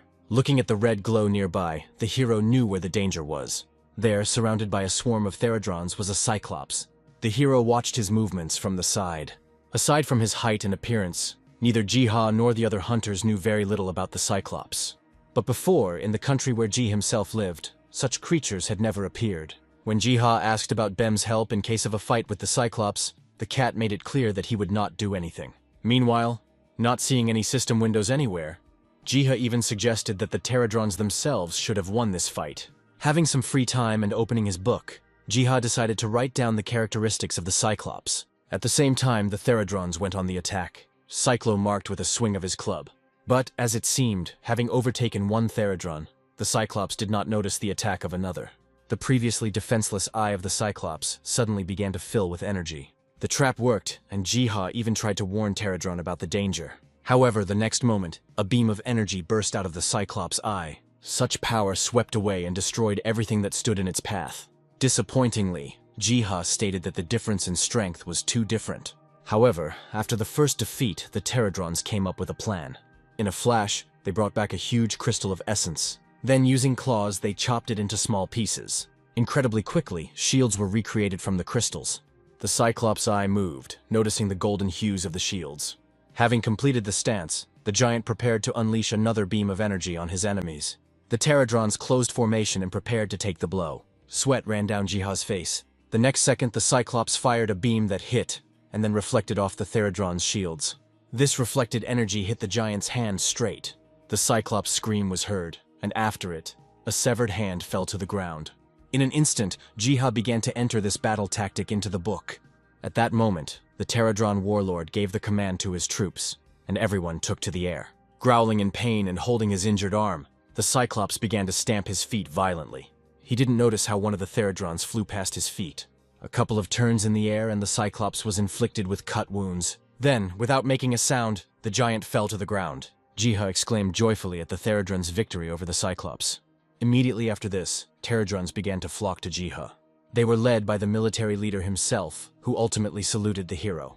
Jiha similarly congratulated the military leader on such a success, following which, the hero rewarded the Pterodrons for their unprecedented victory. Jiha insisted that they should take all the ether stones without a trace. Immediately, the system notified Jiha about the arrival of a notification. Upon opening the notification, Jiha was bombarded with a ton of notifications about essence accrual. At the same time, people began to learn about changes and additions to the Hunter's Encyclopedia. Leah began to actively move the mouse in order to find out even more information. The news of the price being 10 essences came as a surprise to her. That's how long it took to read the basic strategy for fighting the Cyclops. And yet, Leah decided to go through with such expenses. The strategy was unlocked, detailing the Cyclops' weaknesses. Leah began to read it greedily. Afterwards, she began to move the mouse even more actively. The girl grabbed her head when the system demanded additional payment to reveal the final strategy for the battle with the Cyclops. Shaking her head in indignation, Leah began to shout that she no longer had any essences in reserve. Clenching her fists, she swore that she would take revenge on whoever created such a guide. And after that, Leah wouldn't mind burning him to the ground. Meanwhile, Jiha felt a strange chill run across his skin. After some time, Malik arrived at his workplace. As soon as he left the car, he froze. Slightly worried, Malik decided to ask his assistant if anything had happened. As it turns out, a recent post in the encyclopedia brought together a considerable number of hunters in one single place. Taking out his phone, the assistant showed Malik the screen. Malik spoke with surprise about the basic strategy against the Cyclopes. The assistant revealed to Malik the details regarding the payment for fully unlocking the entire guide. Now even Malik agreed that the price of 20 essences to fully unlock the guide was prohibitively high. Finally, Malik could understand what had caused such a pandemonium. Later, he began to comprehend the information about the Cyclops, which had never been seen in such areas before. And yet the dungeon where one could meet this monster opened. Trying to avoid the wild excitement of the Cyclops hunt, Malik decided to take matters into his own hands. Later, Malik called a meeting to discuss the problems of the encyclopedia, in which new data suddenly began to appear. As it turned out, due to the complete anonymity of the system, it became simply impossible to find out who created the articles and also received payments in the form of essences. Little by little, Malik began to feel that from the string of all these problems, his head began to ache. Afterwards, Malik stood up and ordered surveillance of all the hunters who had left a request to hunt the Cyclops. Much later, Seo's squad entered one of the dungeons. Leah also came there with her eternally hot sense of rivalry. Their groups united, after which Seo spoke, giving orders to the tank players. Further, touching on the topic of finishing off the boss, Seo left such things to Leah. Leah didn't mind, especially since she was under a buff after partially reading the guide. Sometime later, their group finally came across the Cyclops. As stated in the tactics, the deadly beam from the Cyclops' eye collided with the tank player's shield. Seo rushed at him from the side with her sword. Leah ran and fried the giant with magic. Cyclops was defeated, which Jiha tired of hearing from the news report. Later, the presenters started talking about the free sharing of information on the fight against the Cyclops with other countries. After what he saw and heard, Jiha was absolutely sure that the texts in the Book of Spells were transferred directly to the Hunter's encyclopedia. Instantly, an interesting thought arose in Jiha's head. The hero thought about writing down the Pterodron's strategy in a book, thereby providing himself with an endless flow of essences. But his plans were interrupted by the ringing of an alarming plant. Having realized everything, Jiha grabbed Bem, returning as quickly as possible to the world of the secret forest. Jiha discovered something strange. Somehow, the hero woke up on an island in the middle of the sea. Very soon, Pterodrons began to gather on the distant shore. One of them, a military leader, was already flying towards Jiha. A notification from the system immediately appeared, informing about help for the wounded World Eater. Trying to find it, Jiha turned his head in different directions. Pterodron flew around Ji and, attracting attention, pointed the hero to the ground. Jiha looked closely at what he was standing on, realizing that it was not the island's soil at all. Suddenly, the island began to move. A hole opened up, and water shot out at the hero like a fountain. Confused, Jiha began to cough. Luckily for him, Pterodron managed to catch the glasses knocked off by the water. Having come to his senses a little, Jiha refused to believe his assumptions about the World Eater. However, everything pointed to the World Eater being a whale. A minute later, when Jiha moved into shallow water, the whale emerged. As Jiha approached and touched it, he felt the whale's life force weaken. Suddenly, Jiha remembered that he had previously obtained a considerable amount of essence. By donating the crystals, Jiha hoped that they would help the whale recover. As soon as the whale swallowed the crystals, its eyes widened. Seeing the whale's strange behavior, the hero took a couple of steps back. The next moment, with a roar, the whale opened its mouth. This scream was so deafening that Jiha even covered his ears. After which, the whale went back under the water surface. The noise ended, and little by little the hero came to his senses. A notification from the system appeared, stating that thanks to Jiha's efforts, the World Eater had returned to its original form.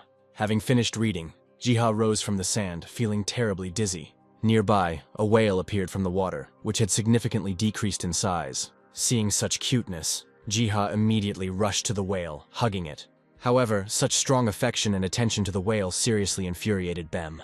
Eventually, after finishing the hug, Jiha would let the whale go, believing that all the essences had been well spent. Returning to the shore purely rhetorically, Jiha asked Bem about this. But then, Jiha was distracted by splashes of water from the whale, which for some reason was returning. Having turned the water surface, suddenly, the whale deliberately jumped out of the water. As a joke, the waves hit Jiha. At that very moment, the hero noticed something surprising. After all, along with the waves, a lot of seafood washed up on the shore. Keith nodded when Jiha asked if the sea treasures were really gifts. Stepping back into the water, Jiha thanked the whale for such gifts. In the end, he said goodbye to the whale. The hero hoped that at their next meeting, no one would be sick. At the same time, an emergency broadcast was launched on the news channels. People were informed about an unknown monster that appeared off the sea coast. All military helicopters that were exploring the waters were destroyed by tentacles that suddenly extended from the depths of the water. The sea monster now turned its eyes towards the city. Greedily seeking food, he He crawled out onto the sand, breaking human buildings under his weight. The people themselves, in hysteria and panic, ran in all directions. Nobody knew how to behave, because the hunters still had not shown up at the scene of the emergency. But then one of the soldiers pointed out something else to his captain. After all, behind the kraken, a much more enormous creature appeared. All the people froze in anticipation of something terrible. Even the kraken itself, sensing something was wrong, tried to leave the shore and go into the water. But already there, the great mouth of the whale was waiting for him. Despite desperate resistance, the kraken, along with volumes of water, was sucked into the whale. Only a piece of a tentacle remains from the once formidable monster. Malik, who was watching all this from the cameras, was speechless. Briefly, he discussed with another man the identity of the whale, coming to the conclusion that it was a demigod. True, all this did not explain how the monster whale ended up so close to these shores. Having slammed his palms down on the table with all his might, Malik had absolutely no idea what was going on. Meanwhile, Gia sat quietly at the table with Betty. The girl was beside herself with happiness, because in front of her lay a whole pile of rare books. Next, Jiha handed Betty a drawn map of the Kingdom of Estrom. Betty looked and was amazed at the quality and meticulousness of the hero's work. Even though the girl didn't know, most of the information was obtained by Jiha through the Pterodrons. Jiha openly stated that to complete the picture, a couple more details remained to be added. Still, Betty didn't understand where Jiha got so much passion for restoring the old map. The hero honestly said that he was simply counting on helping other people. Immediately, Jiha remembered the person Seo was desperately looking for. The hero was sure that he was alive and somewhere in the lands of the kingdom. After all, apart from the mangled armor and fragments of the sword, he left no other traces of his death. Jiha was confident that by using the tree's abilities correctly, finding this person would not be difficult. Noticing Jiha's thoughtfulness, Betty assumed that he really wanted to help a certain girl. Afterwards, Betty stood up, citing the fact that she had to get up early, which meant it was time to take her leave. Seeing Betty off, Jiha said that he would give the girls' group additional potions with resistances. Betty thanked the hero, at the same time switching from walking to running. Having closed the door, Jiha immediately moved on to more important matters, namely, the recently found runes. Approaching the table, the hero's gaze fell on the spellbook. After flipping through a couple of pages, Jiha came across a spell for finding living beings. Remembering Seo once again, Jiha tore a page out of the book. Immediately, a sparkle appeared in Jiha's eyes. The magic worked and began to permeate space and time. More and more, the spot of light expanded, filling Jiha's visual space, until finally, it turned into the image of Seo herself. The hero exclaimed in surprise, because he managed to find the girl with the help of the scroll. At that very second, the awakened Bem jumped onto the table. Taking the cat in his arms, the hero apologized for leaving him for a short time. Next, he suggested that Bem visit the garden and have lunch there. Returning to the secret forest, Jiha discovered that the water there had become cleaner than before. Jiha associated such changes with the recovery of the World Eater. Besides water, in its quality and rank, the fruits on the trees also grew. After walking a little more through the forest, Jiha was soon met by Pterodrons. Having bowed to them, Jiha apologized for his lateness, because he was engrossed in reading books. Then, the Pterodron commander made the gesture, and all the other beetles began to bring the collected fruits to Jiha. The hero thanked the Pterodrons for such help. Following this, the military leader pointed Jiha somewhere upward. It seemed to the hero as if Pterodron wanted the hero to climb the tree. Clumsily, Jiha began to climb up. After putting in a lot of effort, Jiha still almost reached the top of the tree. Finally climbing up, Jiha sighed in fascination. Standing on a branch and looking into the distance, he collected his thoughts. Finally, pronouncing the name of Mount Apido in the distance, it dawned on Jiha that the lost content was actually not that far from the garden. At that very moment, for some reason, Bem growled, staring somewhere down. Jiha thought that the cat simply wanted to eat, and therefore decided to begin the descent. Then, approaching the edge of the branch, Jiha said in fear that the descent would hardly be easy. And yet, having managed to do so, the hero began to slide down the tree. Suddenly, something grabbed his leg. The hero screamed as the tree-like monster's vines grew tighter and tighter around him. Slowly, the monster's toothy mouth approached his face, who was temporarily frightened by Jiha's hysterical scream. Afterwards, with all his might, Jiha began to call at least someone for help. Meanwhile, the monster came to its senses and was preparing to bite into Jiha's body. However, his grip began to weaken sharply, and Jiha himself was carefully lowered to the ground. As it turned out, the monster was not at all aggressive towards the hero. Realizing this, Jiha thanked him for the soft descent. Then the monster grabbed Jiha and began to rub himself lovingly. Later, Jiha assessed what places he would have to cross to get to the Lost Kingdom. Lost in thought, Jiha remembered a certain Afeto, where people once fled from a collapsing kingdom. Jiha reasoned from the point of view of the information that the Pterodrons had once obtained, all of which pointed to a river, not far from the borders of the kingdom. Opening the map, Jiha immediately noted that the nearest river flow passed right next to the mountain. Putting the map aside, Jiha stared at the slope behind which was the place the hero needed. Afterwards, opening the map again, Jiha began to draw the route of his upcoming journey. But at the moment, all of Jiha's plans were just assumptions that still needed to be studied. Afterwards, Jiha said goodbye to the Pterodrons, entrusting them with the protection of the garden. Next, Jiha intended to grab Bem and go home for dinner. To his surprise, the cat mysteriously disappeared, because of which, Jiha was forced to look for Bem. The hero found it very strange that Bem had disappeared so quickly, and was absent for so long. Suddenly, a leaf from the tree monster touched Jiha. Frightened, Jiha screamed again. Drooling and baring his teeth, the tree-like monster showed Jiha where the cat was. It goes without saying that the hero decided to go to the indicated place. However, after some time, Jiha returned to his shop with nothing. The bitterness over Bem's escape weighed heavily on Jiha's soul and heart.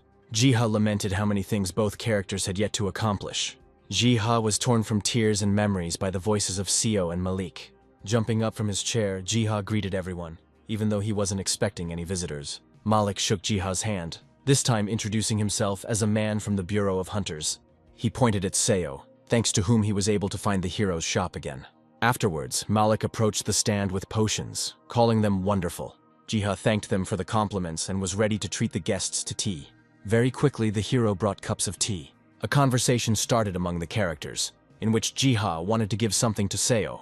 Afterwards, Jiha handed Seo a scroll, giving his word that he would help find the girl. Seo opened the scroll in surprise. Smiling, Jiha guaranteed that with the help of the scroll, Seo would be able to find the person dear to the girl. Then Malik spoke up, not expecting that Jiha could read ancient texts. Seo hinted to Jiha that things like this should have been kept secret. However, Malik could no longer be stopped from asking about signing a contract with the god of nature. In his mind, Jiha was worried about Malik's knowledge, and so, the hero decided to pretend that he didn't know what Malik was talking about. However, already guessing everything, Malik did not demand an answer from Ji. And so, Malik turned the discussion to the person of Ji himself, who had become an important person among the hunters. Taking the cup in his hands, Malik attributed the increased survival rate of hunters to Jiha. In connection with everything said earlier, Malik handed Jiha a business card. The hero accepted the business card hesitantly. As it turns out, Malik simply used Seo to invite Jiha to the Hunter Bureau. Urgently, Seo began to apologize to Jiha, complaining that Malik was very zealous in recruiting people. However, in response to all this, Jiha simply said that he would be glad to treat everyone to tea again. This answer came as a blow to Malik. A little later, having given out potions for the road, Jiha saw Malik off. Seeing Malik leave for home, even Seo felt relieved. Finally, Jiha had the opportunity to finish the conversation he had recently started with Seo. A couple of minutes later, inside the shop, Jiha was scribbling something in a spell book. After finishing, the hero showed the girl the sights of the kingdom of Estrom. Thus, Jiha indicated to the girl the places of search, in which she would have to think about the lost person. Jiha insisted that the scroll would notify Seo if the person he was looking for was nearby. Afterwards, scratching his head, Jiha trusted Seo with the scroll test, since the hero himself did not have the ink for another one like it. Suddenly grabbing Jiha's hands, the girl thanked him. Tears began to flow from Seo's eyes, and Jiha himself assured that he would help the girl in every possible way in her search. Having calmed down, Seo called Jiha a good person. Jiha chuckled and called himself and Seo friends. Coming closer, Seo said that she would help Jiha at the first call. The girl was distracted from such closeness when she noticed Bem's absence from the shop. At the same time, Bem was running somewhere in the middle of the secret forest. His pace was hurricane-like. Like a tiger, he overcame any obstacles in a jump. With every movement, Bem left behind a trail of ancient magic. Like the ruler of the lands, he climbed onto a high pile of stones. A wind blew and shook Bem's fur. Looking somewhere, calling himself the god Arctus, Bem threateningly said that the fangs of that one had come for someone. For there in the distance, bound in chains, lay the one who carried out the will of God. Hearing this, the bound wolf growled and salivated. Following this, the great beast stood up. His gaze was directed somewhere beyond his captors. One of the demons caught the wolf's gaze. Then, accidentally turning around, he cried out at the sight of Arctus's majestic paws. The god himself began to slowly walk along the scattering crowds of demons. His eyes flashed, and an evil voice told the demons to go away. Frightened, the demons ran away. Afterwards, the god came closer to the wolf, who called Arctis a coward. Without answering, Arctis bit the wolf's bonds with his teeth. There was a clanking sound of metal, and the chains went limp.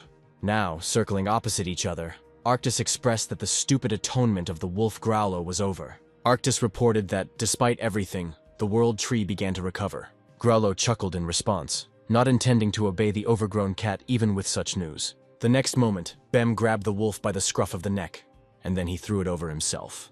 In flight, the wolf did a somersault, becoming smaller and smaller with each rotation, ultimately falling into Bem's teeth again. Afterwards, Bem carried the twitching Growlo somewhere. Somewhere in this same time period, a group of hunters reached the limits of a ruined castle in the dungeon of a secret forest. Looking at Je, Betty did not understand why the hero had led everyone to the ruins, where there was nothing to gain.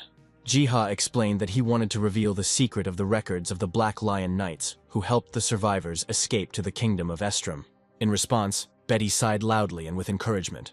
Then one of the hunters spoke up, believing that this venture would not be a waste of time.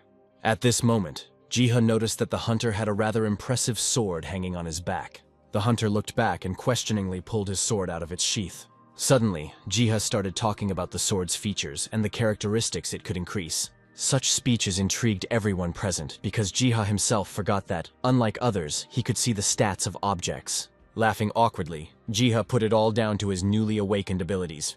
Betty slammed her fist into her palm, openly understanding how Jiha could have known exactly how potions worked. Next, the tank player spoke up, asking Ji for a few comments about his armor. After looking closely, Jiha announced certain and not very impressive percentages of increased defense. Finally, the spellcaster girl Nuna spoke up, congratulating Jiha on his newfound powers. Following her, other hunters began to express their wishes. Their excessive obsession with Jiha was interrupted by Betty. By handing out the slaps, Betty made it clear that she would not allow anyone to try to manipulate Jiha. Approaching Jiha, Betty urged him to be more careful. Later, walking with everyone, in his thoughts, Jiha agreed that there was no need to tell everyone and everything about his gift. A plan was born in the hero's head to enlist Malik's advice, so that he could teach him how to properly handle the gift. But these thoughts were interrupted, because one of the hunters, calling out to everyone, pointed at something. Everyone looked closer, seeing a hole in the outer wall of the castle, obviously made by monsters. Afterwards, they were all surprised at once. After all, right behind the hole, there was an exit to the Tails River. Approaching the shore, Jiha immediately realized that the river was too deep, but there was no secret passage anywhere nearby. Afterwards, Jiha grabbed his spellbook and began sketching the river in it. This was noticed by other hunters who were unaware of the merchant's hidden talents. However, the hero was not interested in praise. His gaze suddenly stopped on Betty, who was standing to the side. As it turned out, Betty's calm and pleasure was caused by the Scroll of Desire. Realizing this, the hero jumped up from his seat in order to stop the girl. Betty looked at Jiha, who was shouting something, confused. But the next moment, due to the chance of error in the execution of the spell, an unknown force pushed Betty into the water. Jiha didn't arrive in time, only finding himself under a hail of water. Already deep underwater, Betty mentally grieved that all sorts of unpleasant things were happening only to her. However, soon moving her arms and legs, she appeared above the water. Not really knowing how to swim, the girl was choking, desperately calling for help. Without a second's hesitation, Jiha rushed to her rescue. All the hero asked for at the moment was for Betty to hold out a little longer. However, at that very moment, when Jiha was swimming, he felt something enormous approaching him from behind. Urgently, he turned his head. Immediately, he was placed on the back of the World Eater. The giant whale surfaced, holding Jiha and Betty on top of it. Having managed to crawl up to Betty, Jiha began to ask if everything was okay with her. A minute later, the girl was pulled to the shore, where she was coughing. Jiha himself thanked the whale, which was shrinking again, for his help. Soon the hunters began to call for Jiha. Returning to those, the hunters took the hero to one place, pointing out the find. After all, somewhere away from the river, a magic circle was found abandoned on the ground. Jiha reacted to this discovery with a certain degree of enthusiasm. After some time, they all said goodbye to the whale. Only Betty was not tipsy, believing that she was under a curse due to her frequent falls. One of the hunters calmed Betty down, because in revenge, she received a seemingly expensive brooch. Opening her palm, the girl glanced at the brooch, hoping that it also had some kind of ability. Taking a closer look at the brooch, Jiha called the thing an art artifact. Hearing this, Betty instantly tore several pages out of her book. To Nuna's amazement, almost immediately, the girl created a dragon out of paper. Jiha was also delighted, believing that such an artifact was perfect for Betty. Their joy was interrupted by one of the players, who suggested that they return, since the dungeon was about to close soon. When saying goodbye, the characters agreed to meet again in the future and continue their journey. Shortly after, Jiha opened his spellbook, where the previously found symbol was displayed, which in fact served as a teleportation point. The hero hoped that he would be able to reveal the secret of the magic circle as soon as possible, thereby opening up new routes of movement for the pterodrons. A little later, Jiha returned to his shop, but to his dismay, Bem was still not home. The hero decided not to shed tears, but to distract himself through work. Soon, Jiha returned to the secret garden, already greeting his friends there. However, no one came out and met Ji himself. Having decided to start searching, the hero began to wander around the garden. Behind the branches of thick bushes, Jiha discovered a large cat that resembled Bem. Daring to approach, Jiha began to stroke Bem's forehead. Afterwards, he took the puppy from Bem's mouth, reading Growlo's name in the illuminated panel. Then, the system suggested that Giz help Growlo and cure him. Having instantly agreed, the wolf's body began to be filled with the life-giving essence of the world tree. Growlo was recovering right before our eyes. Having come to his senses, the wolf opened his eyes, backing away in fear at the sight of Ji, and then he even growled at the hero. However, this did not stop Jiha from hugging the wolf cub. Touched, Jiha said that from now on, Growlo is absolutely healthy. Next, raising the top above himself, Jiha assigned it a new name, Denny. While Jiha was being nice, Bem suggested that Denny come to terms with his new name, and also with the fact that the secret garden will become a new home for the wolf. Later, Dennis somehow contributed to the increase in the number of pterodrons. Being nearby, Jiha actively read the system notifications, where a full description of the demigod Danny was located. It just so happened that the development of Denny himself actively influenced the development of the pterodrons. In addition, Dennis actively contributed to the reconnaissance of the area and accelerated its crossing. Jiha hoped that with the help of the wolf, reaching Mount Afeto would now not be difficult. Meanwhile, the work of mining essence stones has also accelerated considerably. Jiha even made a special award for Denny for his efforts. However, the cunning Bem intercepted the treat. Such situations often caused fights between Bem and Denny. Every time, Jiha separated the irreconcilable enemies, threatening that if the fights were repeated, they would not get any treats. At the same time, the flower began to ring, letting Jiha know that someone had come to the store. After moving into the real world, Jiha even considered putting his pets on a diet due to their ever-increasing weight. As soon as the hero left his pets, Dennis started growling at someone. A second later, people showed up at the store. Malik shook Jiha's hand, thanking him for getting in touch with him. Right away, Malik wanted to get a clear answer as to whether Jiha could really read objects. The hero answered this in the affirmative. The man standing next to Malik suddenly exclaimed that this was exactly the answer he expected. Afterwards, with all due respect, he greeted Jiha. Despite such a pleasant meeting, Jiha himself did not notice anyone else. Choi guessed that he was talking about the flammable Leah, saying that now he was acting on her behalf. Next, Choi mentioned Jiha's potions, which were of great quality, and sincerely said that he even envied the hero in some ways. When the greetings and exchange of pleasantries were over, Malik finally suggested talking about business. A couple of minutes later, they all sat down at the table talking about Jiha's skill. Then, without embellishment, Jiha told that this skill had manifested itself a long time ago, even during the first attempt to create a potion. Hearing this, Malik and Choi began to heatedly discuss among themselves the incredible level of Jiha's awakening. They were interrupted by the hero himself, who admitted that, in fact, he did not know how to develop this ability. Folding his hands, Malik reassured Jiha, informing him that he would help with everything. Jiha's eyes lit up with enthusiasm. He was willing to help the hunters. Malik spoke next, starting with the fact that there were only a couple of people in the world with a gift similar to Jiha's. Malik warned Jiha that news of the hero's abilities could attract unnecessary attention. Immediately after this, smiling, Malik reassured the hero that he had prepared for such a case. Sometime later, a section regarding the recognition of artifacts appeared on the Hunter's Encyclopedia website. This recording was discovered by Leah, who could not believe that a person with such skills had awakened. Next, she actively moved the mouse. After clicking on the link, Leah was perplexed, because the evaluation of artifacts took place right on the second floor of her guild.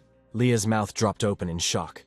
The next minute, the redhead was tearing her hair out, because all the places for evaluating the artifacts had already been booked. So a new day began, moving on to the queue for the evaluation of artifacts. Under the mask, Jiha briefly, but to the point, assessed the artifacts brought. Having received the assessment, one of the hunters thanked the Catmaster for the assessment. After finishing the reception, Jiha called someone, saying that the hero liked the job, even though it was stuffy in the mask. Still, Jiha was glad that he had approached Malik on this issue in time. Stretching, Jiha suddenly thought about going and saying hello to Leah. At the same time, the redhead herself was banging on the furniture with unbearable rage. Choi tried his best to calm Leah down, worrying that she would find out that Jiha was a catmaster. Having stopped wailing, Leah lamented that she had missed her appointment with the appraiser, and now the girl's turn would only come in 3 months. Unexpectedly, she attacked Choi, blaming him for not warning his boss. Choi, becoming agitated, deflected any complaints towards Malik. After letting go of Choi, Leah pointed to one of her items, asking the alchemist to help with the appraiser. Once freed, Choi waved it off, citing his busy schedule and the need for Leah to be patient. Plopping down on the chair, the redhead hissed because of the bad recording system, and the cat master himself. Clenching her fist, Leah vowed to herself that she would crush and enslave the cat master once she discovered his true identity. At the same time, Jiha felt how his ears began to warm up in a strange way. Later, after work, Jiha showed how exactly he made the potions. Choi repeated after Jiha. But as it turned out, the speed and quality of the prepared potion depended primarily on the ingredients themselves. But in reality, it all lay in the hero's highly developed alchemy skill. Be that as it may, both characters were pleased that in a short time, they managed to make a lot of potions. Suddenly, taking a bottle with one of the potions, Choi said that additional alchemists would be hired to help Jiha in order to expand production. And then Choi bowed to Jiha, calling him a master and asking him to continue teaching him. When all the business for the day was settled, Jiha dreamily thought about visiting the secret garden. A second later, the hero's eyes began to close. Another moment, and he fell asleep completely. At this time, in the secret garden, work was in full swing to collect ingredients. Jiha appeared and greeted everyone. The next second, Bem and Denny rushed towards the hero. Their initial embrace towards Jiha quickly turned into a competition for attention. At that very moment, the Pterodron warlord flew up to Jiha. Instantly, Denny jumped out of Jiha's hands. With his whole appearance, the wolf cub showed that the hero had to follow him. Realizing this, Jiha moved after Denny. A couple of steps later, a notification from the system appeared in front of the hero. As it turns out, a monster has appeared on the Great Plains. Dennis fought desperately against his henchmen. With each victory of Denny, the Pterodrons also grew in level, ultimately causing the growth of some new individual. Jiha gasped in fascination at all this information. Reaching out his hand, a Pterodron scout sat down on Jiha's palm. Before the hero knew it, the Great Plains were cleared, and with them, access to Mount Afeto opened up. Jiha praised everyone for their efforts, and Denny in particular. Filled with praise, Dennis bragged about this to Bem. Calmly licking his paw, the cat responded that the management should not do anything. Immediately, a fight broke out between the gods. Having separated the pets, Jiha went to Mount Afeto. His path took a certain amount of time. Following the mountain, Jiha hoped to find at least some clues there. Suddenly he stopped and exclaimed loudly. Ahead, Jiha saw something like a cave, which perhaps served as a refuge for the Black Lion Knights. Jiha immediately revealed the card. Jiha found the discovery of this object strange, because it should have been located further south. Then, stretching out his hand, the hero again encountered an impenetrable wall. A notification from the system appeared, letting Jiha know that from now on, he could communicate with beings outside the accessible area. Almost instantly, another notification from the system arrived, rewarding Jiha with the God's Sight skill. The hero happily agreed to try out a skill that would allow him to survey the area. Suddenly, the hero's body rose slightly above the ground. The next moment, falling into a magical funnel, there was a glint in Jiha's eyes and he found himself somewhere high in the sky. As he began to look around the area, Jiha suddenly noticed something strange. Somewhere down there, a group of knights were surrounded by demons. Jiha immediately guessed that the poor fellows were the survivors of the kingdom of Estrom. After a short delay, a battle broke out between the demons and the knights. Despite the fierce battle, the knights defeated the creatures. Among all of them, only one person seemed somehow familiar to the hero.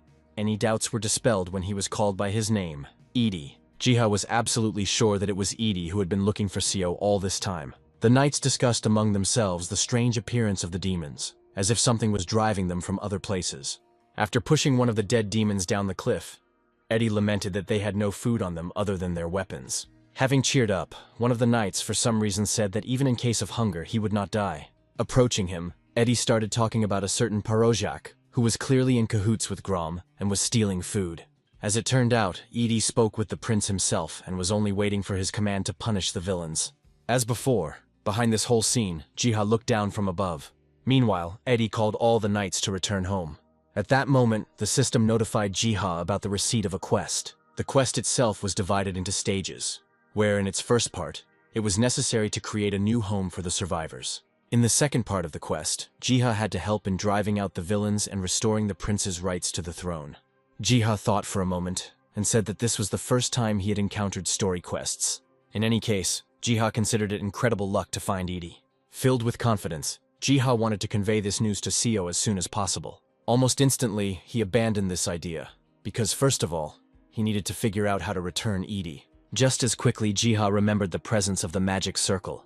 Keeping this in mind, the hero returned to the garden. Having gathered his allies around him, Jiha opened a piece of paper with an image of a circle, wanting to know if anyone knew anything about it. Suddenly, the Pterodron warlord flew into the air. Following his instructions, a similar circle was drawn on the ground nearby. At the same time, the Pterodron warlord held an essence crystal in his claws, after which, going into the center of the circle, tearing the crystal in half. To Jiha's surprise, after these manipulations, the portal was activated. One portal image lit up with green flame. The second one showed up in yellow, which Jiha took to be the entry and exit points. The next second, tipsy, the Pterodrons began to jump into the green portal, and then, as if from a springboard, fly out of the yellow portal. After the demonstration, the hero clearly understood that the portals served as a place for movement in space. Finally, Jiha guessed how the survivors of the Estrom Kingdom managed to escape. Now, all Jiha had to do was find a way to get through the portal and save Seo, a human dear to him. Still, Jiha wanted to know if the Pterodrons themselves had actually used portals like this before. The Pterodron warlord made it clear that nothing of the sort happened. Since the question remained open, Pterodron pointed Jiha somewhere. Jiha looked in the direction indicated, seeing the world tree there. The hero thought about it, considering that the tree could serve as a bridge between worlds. Later, Jiha cheerfully thanked his allies for the hint they provided. Later, Jiha gave the Pterodrons a task to search for a passage to Mount Afeto. At the same time, the squad of knights returned to their new refuge. There was a cart with supplies nearby, but in reality, there was enough food for a week at most. The young prince looked at Parojak, saying that he clearly had not followed the instructions. Parojak threw up his hands, attributing the lack of supplies to the destruction of the lands by monsters. Eddie spoke up, reporting that every time Parojak made the same excuse. The young prince asked Edie to control herself. Then the prince turned to Parojak, trying to figure out how to avoid the shortage of supplies. Suddenly, someone else chimed in, saying that perhaps mithril should be given.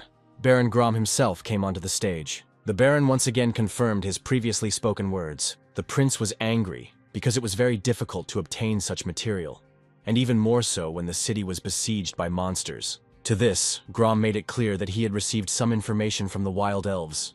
The Baron recounted information from the elves that somewhere in the mountains, one could find a place rich in mithril. The Baron's advice suggested that, having found this place, it would be possible to make a deal with the wild elves. Parozak supported this idea. Such proposals made the Knight Zion quite angry. Having calmed him down, the prince wanted to hear how it was possible to get to such a place. Hoping that the prince and his knights would be devoured by the griffins, the Baron reported that the path lay to Mount Afeto, where everything would have to be checked personally. After hearing this, the prince's hand trembled and grabbed the sword. Zion arrived in time and began to calm the prince and try to dissuade him from the suicidal expedition. The Baron was interested in whether the prince would really decide on such a campaign. The prince could not act otherwise, because he was responsible for the fate of the surviving people. Having realized this, the nobles began to discuss among themselves the deal with the elves that was already looming on the horizon. But then the prince's voice sounded again. The prince was willing to take the risk, but only on the condition that he would personally participate in establishing a deal with the wild elves. Grom tried to put together a picture of how the elves would not know the prince, but Philip himself reminded that until recently, few had heard of the Baron. Mentally cursing the prince for his stubbornness, Grom agreed with this idea. Afterwards, Edie leaned on the prince's shoulder, reminding him that the expedition would be mortally dangerous, while the knight himself, in another place, was awaited by his beloved. The prince was determined, promising Edie that everyone would return safely. Sometime later, a maiden cried out for the mercy of the gods. Grom, looking at the girl from around the corner, licked his lips, hoping that soon his finest hour would strike. All that Grom could do now was simply wait. After all these events, the story took a digression, deciding to tell about the fate of the kingdom of Estrom. It was a kingdom where everyone was happy, but all this did not last long, because the war with the monsters began. After years of battles, the kingdom was destroyed, and its inhabitants fled after their prince. Their last refuge was a fortified village that was under endless siege. However, the important people, Baron Thunder and High Priest Parozak, were able to benefit even from this situation. In this difficult hour, Prince Philip took out his sword and raised it to the sky. The excursion into history was over, and now, hovering in the sky, Jiha was comprehending the information he had received. And yet, the hero considered it incredibly stupid that the prince went to personally get rid of the monsters. After all, he would be confronted by demon orcs, creatures of the rank of fear, capable of crushing with their incredible strength. Still watching the progress of the prince and the knights, Jiha stated that he was unlikely to be able to help them in any way. And yet, the knights had a chance to survive, because with them was Eddie himself, a very talented hunter before his disappearance. At that very moment, a gentle voice sounded in Jiha's head, calling out to God. Now, from the side, Jiha saw a girl praying in the sanctuary. She sincerely called upon her God, hoping to receive a blessing in the form of courage. Instantly, a notification from the system appeared in front of Jiha with a notice where Saint Selena was calling for help. Another quest, related to spreading Selena's beliefs and helping her, was given to the hero. Jiha exclaimed in surprise, and Selena herself heard it. In an instant, Jiha covered his mouth, deciding to leave this issue for later. For now, Jiha wanted first of all to return to the garden. Already there, Jiha was confident that he would find a way to resolve the problems that had arisen. Sometime later, the Pterodron troops were lined up in front of Jiha. Jiha squatted down to make sure everyone was there. Afterwards, Jiha began to inform the Pterodrons that they had one extremely important task. Taking out a map, Jiha made it clear that the Pterodrons should go to the mountain and find the magic circles there. Jiha left the scouts with the role of observers and liaisons with the Pterodron commander. Next in line was the military leader himself, for whom Jiha had prepared a special role. Next, Jiha took out a sword from his backpack, making it clear that it was to be delivered to the prince. The tasks were finally assigned and the army moved out. Left behind were Bem and Dennis, who were confused about not getting roles. Bem believed that it was necessary to bide his time until the master Jiha became powerful enough. Danny always disputed Bem's conclusions, which caused conflict between the demigods to flare up again. Meanwhile, Grom and Parojak discussed among themselves the fortunate coincidence of circumstances in getting rid of the prince. Thunder laughed, considering Philip not so much a prince as an ignorant child.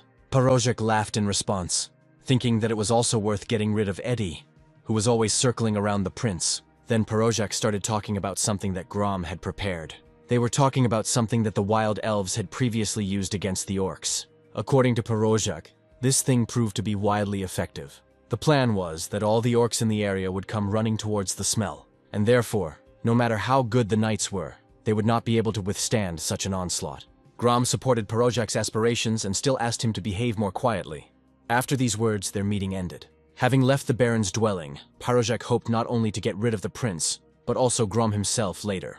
Secretly, he was being watched by Pterodron scouts. Meanwhile, Grom was thinking about the prince. Having gotten rid of Philip, Grom expected to become the new ruler of Estrom. At the same time, the Baron was sure that Saint Selene herself would become his concubine.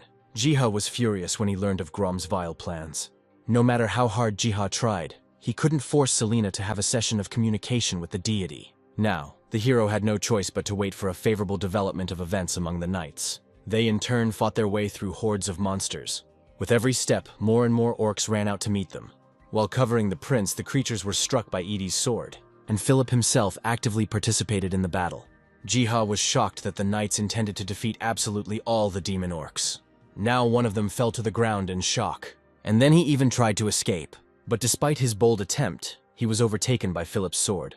Edie caught up with the other orc demons who had fled. Having received a chopping blow to the leg, one of the orc demons fell face down on the ground. Mercilessly, Eddie finished him off. The battle was won, and Edie turned to the prince, reporting that the knights' swords were useless and were about to break. The prince offered to make an exchange, which Edie did not agree to, deciding to test the sword's strength. The next second, some giant grabbed Edie, and then she threw him aside altogether. Turning to his knights, the prince gave the order to retreat. Immediately, huge orc demons began to move towards the prince. Philip, holding out his sword, waited until he could give them battle. His breathing slowed. He prepared for the inevitable. Eddie, who had just come to his senses, tried to call the prince. But then something confused him. Something unclear struck the orc demon. Philip was genuinely shocked by what he saw. At the same time, Selena again called upon God to save the prince. The first prayer was fulfilled, whose notification immediately came to Jiha. Immediately after this, the system offered the hero to answer the prayer and provide assistance. Not very confidently, but in the end, Jiha agreed. In the role of a god, Jiha sent his apostle, who was the warlord of the Pterodrons, to help. Meanwhile, the strange scene of the death of one of the demon orcs continued. As it turned out, they were overthrown by the Pterodron warlord who came to help. The demon orcs themselves did not give up, trying to defeat the warlord. However, the club that the demon orc swung was seized by the warlord's claw. Then, with the same weapon, Pterodron hit the orc demon on the hand. After which, the heavy club was thrown down, falling almost on the prince himself. Edie, who had already completely recovered, urged Philip to act. He, although confused, nodded approvingly. Both of them hurried towards the demon orc. Eddie made a pounce. Philip aimed at the legs. Once he was at a sufficient distance, the prince struck the demon orc. Eddie did the same. The orc demon howled from the unbearable pain. Having descended to the ground, Eddie cursed because he had not managed to touch the monster's bone. At this moment, the prince saw the danger that threatened Edie and tried to warn him. Eddie turned around, noticing how the demon orc's leg was already moving towards him. But in the end, still wounding the hunter. Eddie screamed and was hit and sent flying. The other knights hurried to Eddie, quickly lifting him up. At the same time, another monster rushed to the aid of the orc demon who was fighting the Pterodron warlord. Looking at the threat, the warlord squeezed the demon orc's wrists in his claws. Then, spinning around, he threw it at another orc demon. With a loud echo, the monsters collided with each other. And then, one fell on top of the other. Afterwards, as if shaking himself off, the Pterodron warlord tapped claw against claw. The prince looked up at Pterodron, unable to believe that one monster had helped defeat the others. Jiha watched all this, once again amazed at the incredible power he could bestow on creatures. The Pterodron commander himself was glowing with happiness, because he had managed to fulfill the will of his master. Jiha himself sighed, because such help consumed a lot of essence, but there was no other way out. As a result, by sacrificing even more time, Jiha extended the apostle's action.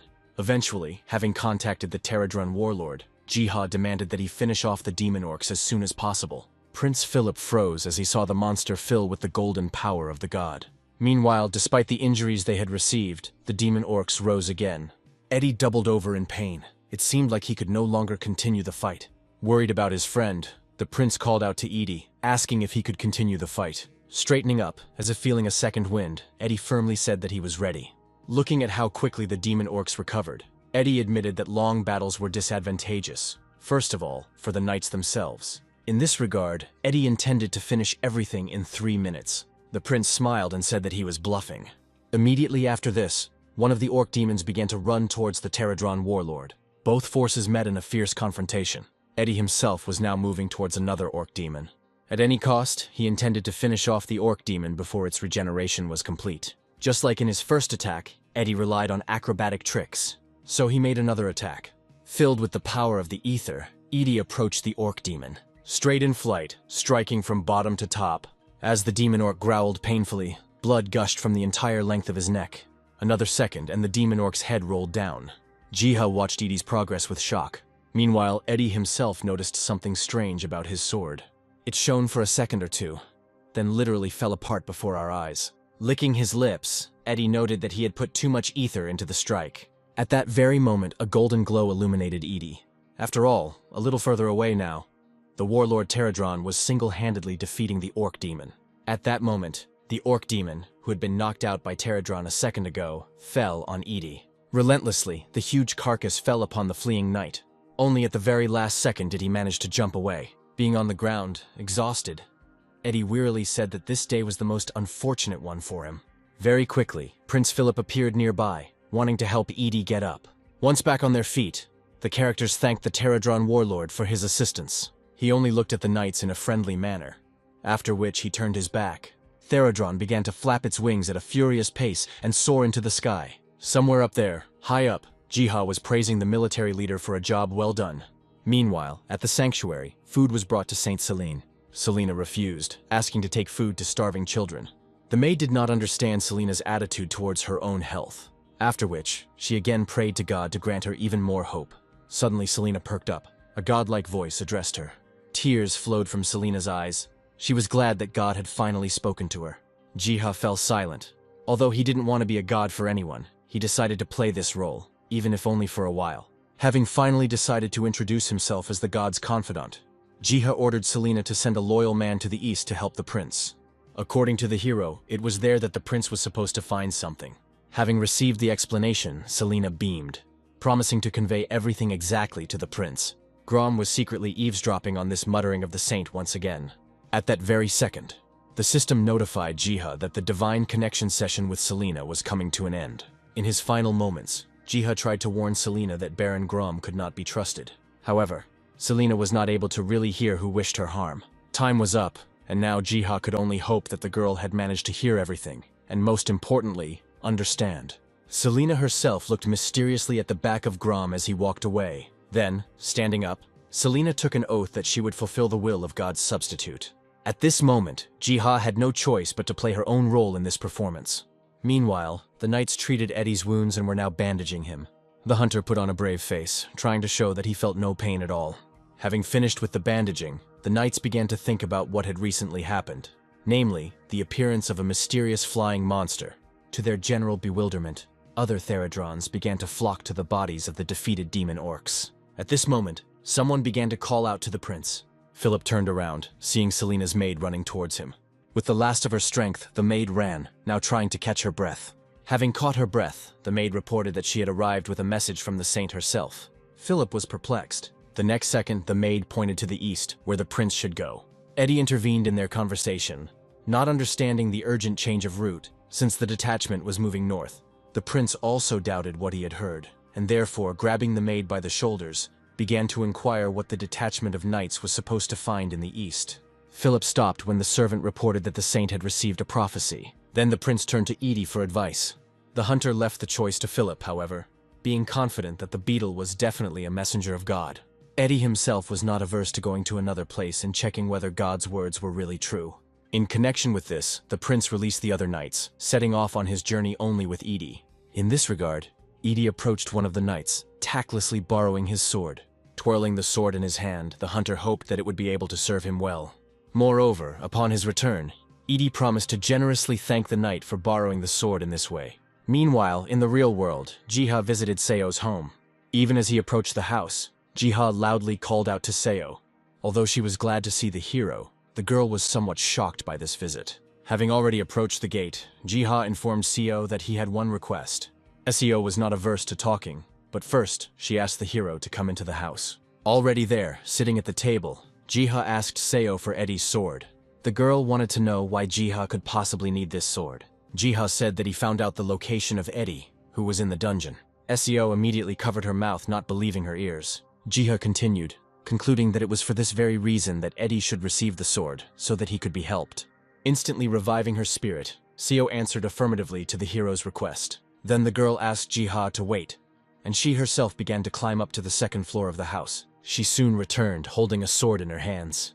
Jiha surprised the girl once again when he said the name of the sword out loud. The hero had no choice but to admit that he was a master appraiser.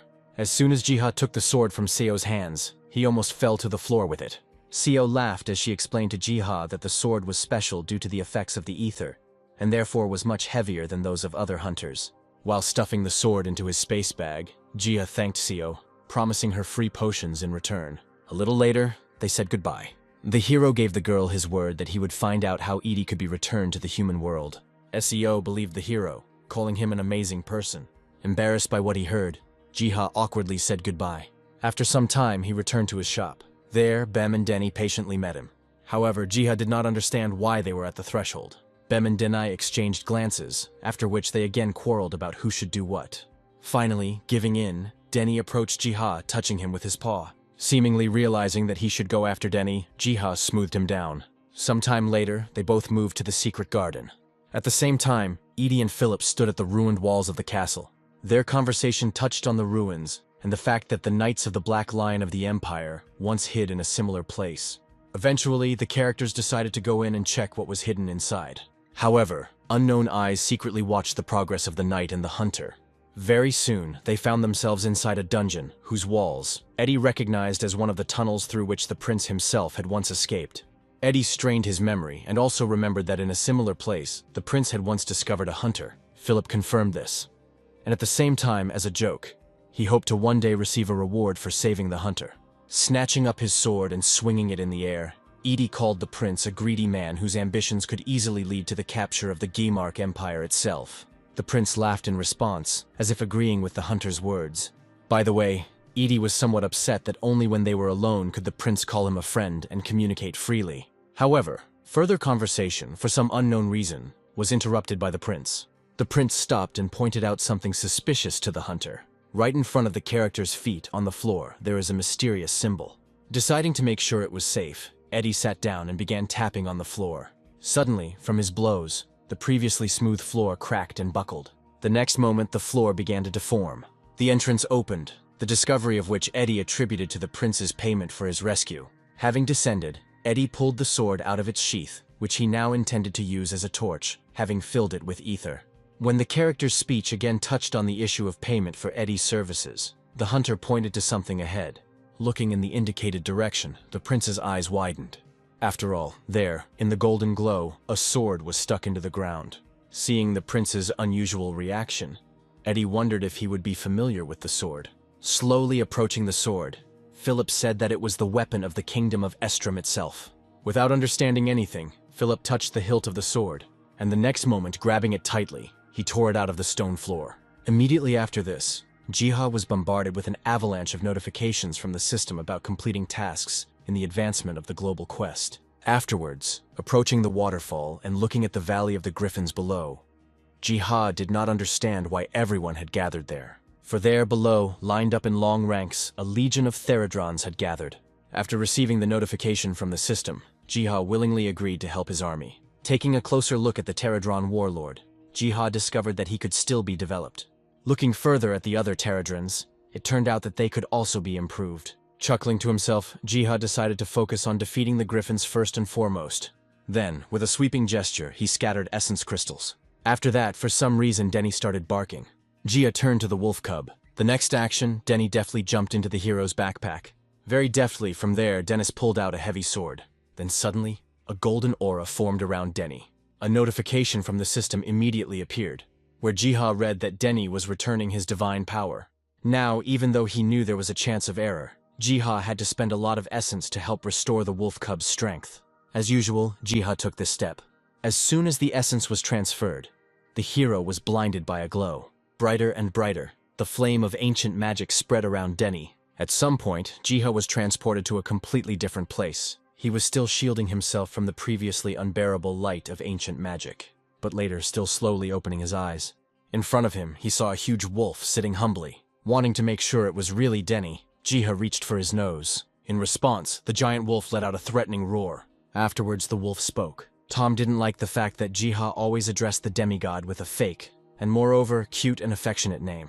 Apparently afraid of the wolf, Jiha apologized to him. Subsequently, the wolf changed his mind, as if allowing Jiha to continue calling himself that, even if he did not approve of it. Now he thanked Jiha for giving him another chance. Jiha was a little embarrassed and adjusted his glasses, not even knowing what to answer. The wolf continued speaking, mentioning the high significance of the future. According to Growlo, it seemed that only Jiha could predetermine what the world would be like in the future. For this reason, the wolf urged Jiha to grow up as soon as possible. These speeches were quite mysterious for Jiha. Then, under Growlo's words about a new imminent meeting, Jiha was struck by another flash of light. With a deep sigh, Jiha opened his eyes. He found himself lying in the middle of a clearing. Next, Jiha began to rise, albeit with difficulty. Being serious, the hero remembered Growlo's words about the future. And so Jiha intended to do everything that was in his power. At that very moment, the Pterodron commander flew up to Jiha. Taking out a spellbook and a quill from his backpack, Jiha decided it was time to end the griffin hunt. Next, the hero began to actively draw something on the pages. While below, under the waterfall, the griffins flew, flapping their majestic wings. Somewhere in this same interval, having left the dungeon, the prince could not believe that he had returned the legendary sword again. Edie, who was nearby, also noted that obtaining a new sword should help in the fight against the monsters. Suddenly, turning to the prince, the hunter told him that the sword could act as a call to action. Edie made his words more specific by saying that Philip should have turned his new sword against Baron Grom. However, Eddie was not averse to dealing with the gentleman on his own, if the prince gave permission to do so. After thinking, the prince replied that no matter how bad the masters were, they still remained subjects. Sighing, the hunter was not at all surprised by the good-natured prince's answer. At that very second, Philip saw something in the sky. Eddie did the same and looked up. Far ahead, somewhere in the mountains, something was shining dimly. At the same time, not being particularly pleased with the result, Jiha looked at how the Theradrons tried to deal with the griffins. After all, unlike the griffins, air battles were very difficult for the Theradrons. The only one who could truly fight the griffins on equal terms was the Pterodron Knight. But then, Jiha noticed how another group of Pterodrons appeared at the bottom of the valley. Walking in dense rows, they carried nets with them. The hero rejoiced at the incredible resourcefulness of the Pterodrons. After all, relying on their strength and agility, the griffins themselves often flew into such nets. As they moved, the Pterodrons cast nets over the griffins. Finally, the scales of power shifted in favor of the Pterodrons. Somewhere around this time, a glow flared up to the side of Jiha. Once again, the Pterodron warlord leveled up and also acquired a valuable skill. The next moment, its claws began to spark with renewed strength. By performing the gesture, the military leader released this force into freedom. Like an unbearable stream, she struck towards the griffins. With just one ability, the mighty birds were crushed. Later, Jiha idolized the military leader in every way for his skillful use of such an ability. At the same time, a golden flash of light illuminated the prince and the hunter. Even from afar, they saw that the flash of light was created by the giant beetle already known to the characters. Further, the characters believed that the beetles had come to help them. Having snatched up their blades, the prince and the hunter wanted to repay each other with mutual assistance. At some point, a Pterodron began to rush towards them. Having run up quite skillfully, the beetle began to draw something on the ground. The characters looked at the drawing with puzzlement, thinking that it depicted a house. After which, Pterodron began to point to a village that was located in the distance. The characters looked at each other. Then Eddie said that something must have happened in the village. Next, approaching Pterodron, Prince Philip thanked him for his help. As always, Jiha was secretly watching all this. At least somehow the hero tried to help the village of survivors. Hurrying back to the village, the characters hoped that nothing terrible had happened there. At some point, Eddie gasped and stopped in place. The hunter said that some cunning bastard had crossed the line after all. After all, in front of them now lay a bloody corpse. Approaching the body and examining it, Philip said that the dead man looked like a soldier of Baron Grom himself. Then, Philip suggested that the hunter hurry, because Baron Grom had probably already taken Saint Selena hostage. Edie drew his sword and made it clear that he would be happy to punish the Baron. However, the whole situation did not answer the question of where the other knights had gone. At the same time, a crowd was buzzing near the village's fortress walls. Approaching the edge of the wall, the guard looked down and then gave the command. The gates opened, and the captive people and their escorts entered. One of them, the prince's own knight, was being driven from behind by the Baron's soldiers. Baron Grom and Perozjak watched all this, literally standing to the side. The noble lords regretted that the prince himself was not among the prisoners, even though they knew that he would return sooner or later. Then, at the Baron's command, they brought in the knight Zion and made him kneel. The knight did not want to tell the Baron anything, only regretting that he had not cut off his head earlier. Smiling, the Baron readily agreed to this. Later, turning away, Grom ordered that Zion be hanged in public, and the others thrown into prison. Suddenly, pushing the soldiers aside, Selena rushed forward, saying that the Baron would not get away with such atrocities. Grabbing the girl tightly by the face, Grom said that any threats from the fanatic were not scary to him, and therefore, Grom offered Selena to serve that god, and not an imaginary one. Unexpectedly, the tip of a sword appeared next to the Baron's neck. Uncertainly, the Baron turned around, seeing one of the soldiers point a sword at him. Immediately after this, Prince Philip, removing his mask, made it known that he would no longer allow the Baron to torment the people. Grom bared his teeth and cursed. At the same time, Perozjak started shouting, asking the soldiers to save the Baron. Suddenly, Eddie hugged him from behind, making it clear that the soldiers would have to face more than just the prince. Grabbing Perozjak by the collar, Eddie warned the soldiers that he would chop down anyone who stood up for the scoundrel. Meanwhile, dragging Perozjak along with him, Edie turned to Zion, asking him to finally start doing something. Very soon, Perozjak and Grom were on their knees. The next minute, Prince Philip approached them, reaching for his sword, publicly upset that the Baron had let the people down. The prince's hand gripped the hilt of the sword tightly, slowly pulling it out of its sheath. Only now did Grom realize that the prince was holding the royal sword itself. Raising his sword above himself, the prince proclaimed that he would restore the kingdom of Estrom. From above, Jiha watched with satisfaction as the prince's power finally took root. At the same moment, for completing the first quest chain, Jiha was already assigned a ton of new quests. Some of them concerned Selena. Others concerned Prince Philip himself. After reading everything, Jiha scratched his ear and understood that upon completion, he would be given access to the sanctuary, although the hero did not understand what was being discussed. Looking into the distance, Jiha thought that they were talking about an area covered in fog. Given all this, Jiha had no other choice. Once again taking on the role of God's messenger, he had to give a new prophecy. But first, he returned to the Griffin raid, which had already ended. Now, Jiha commanded that the Theradrons get rid of those griffins and move the essence to the garden. Right there, he saw something egg-shaped that a group of Theradrons were dragging along with them.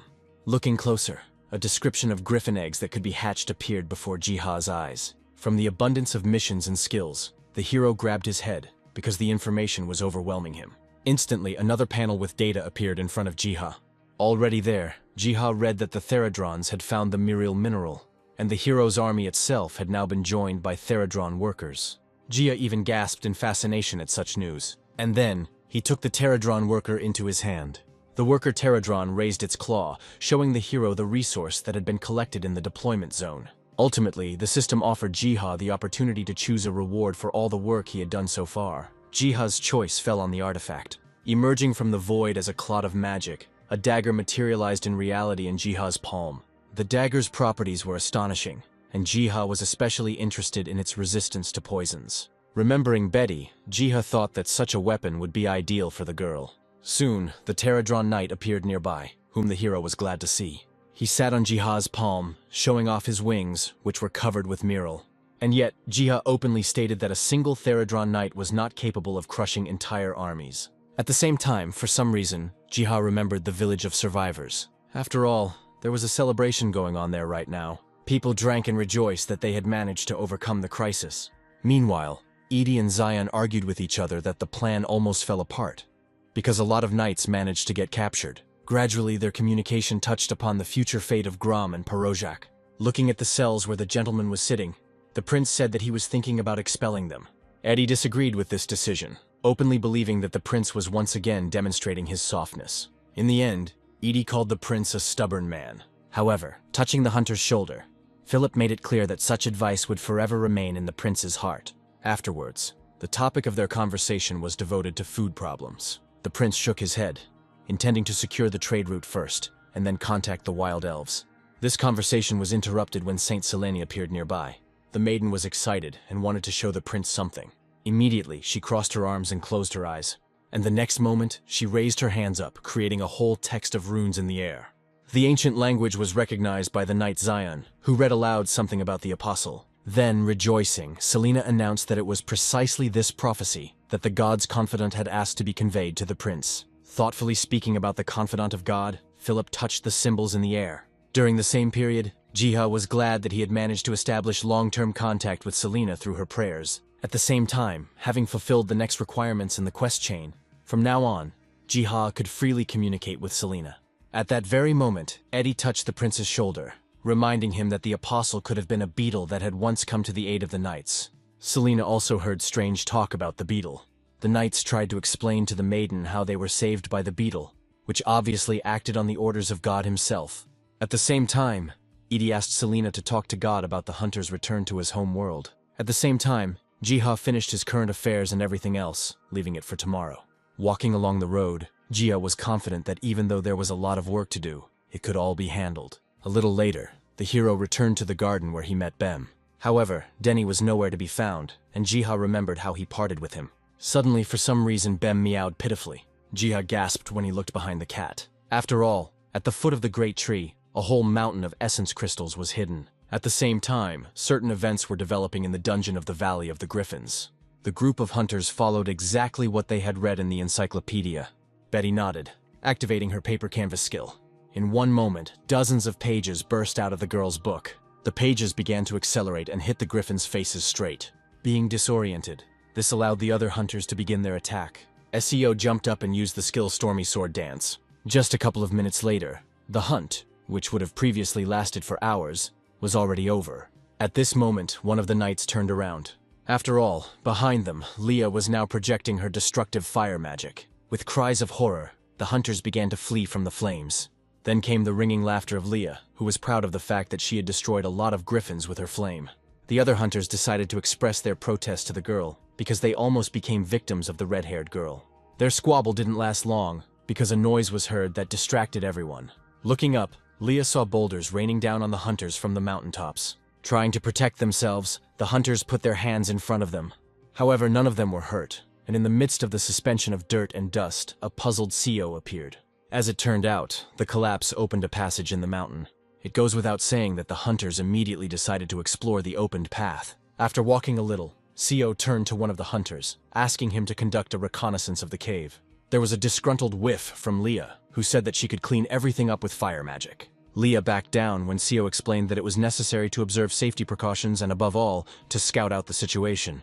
Approaching Leah, one of the hunters supported Seo's words. Afterwards, he took a step, but suddenly stumbled. Unable to maintain his balance, the hunter screamed and began to fall backwards. Eventually, he fell on his back and hit himself hard. Nuna came to him and cast a healing spell on the poor guy. At that very moment, Betty slipped between the characters, wanting to look at something. Leaning against the floor, the girl said out loud that the shape was recognizable. It turned out that the entire raid group stumbled upon a teleportation circle, whose analog Betty had already encountered earlier.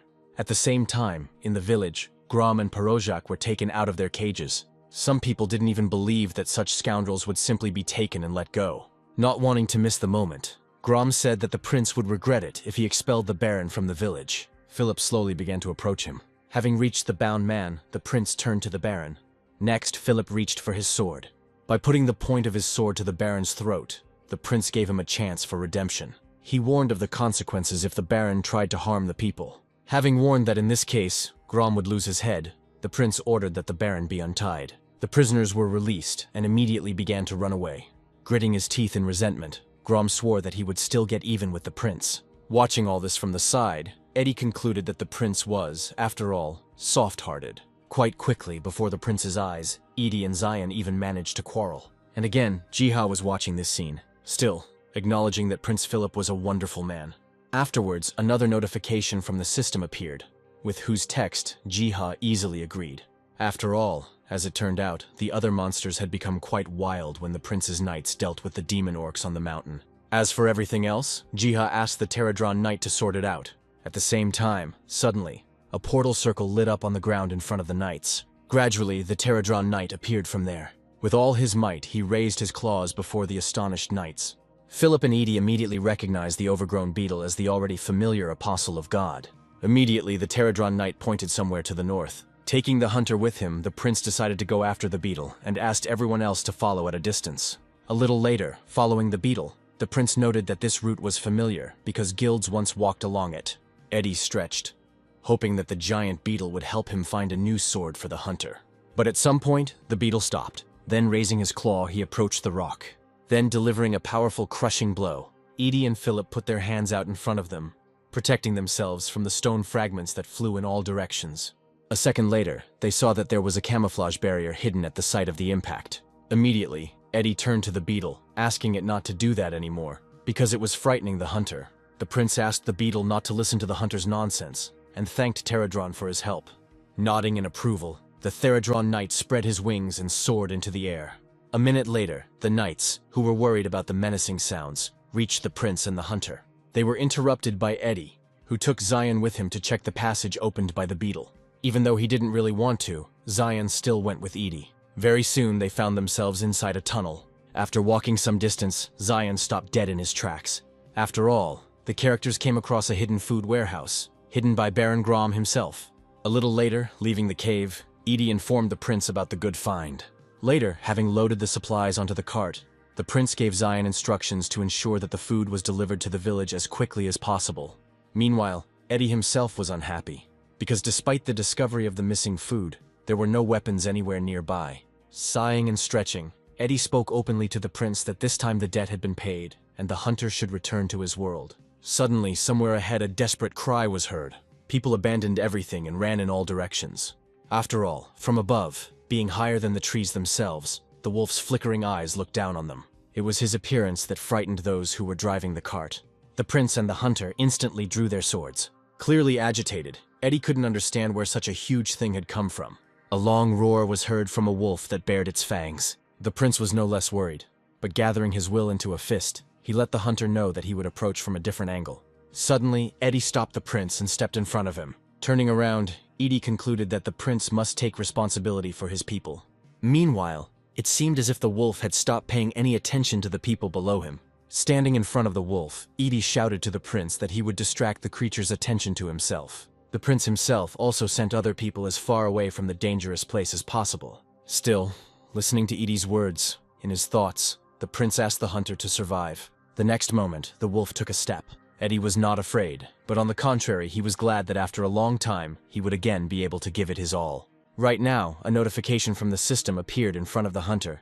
As soon as Eddie read about the test of strength, the great wolf went on the attack. His body, like a dark cloud, cast a shadow over the area where Eddie was. Subsequently, the wolf's paw and the hunter's sword met.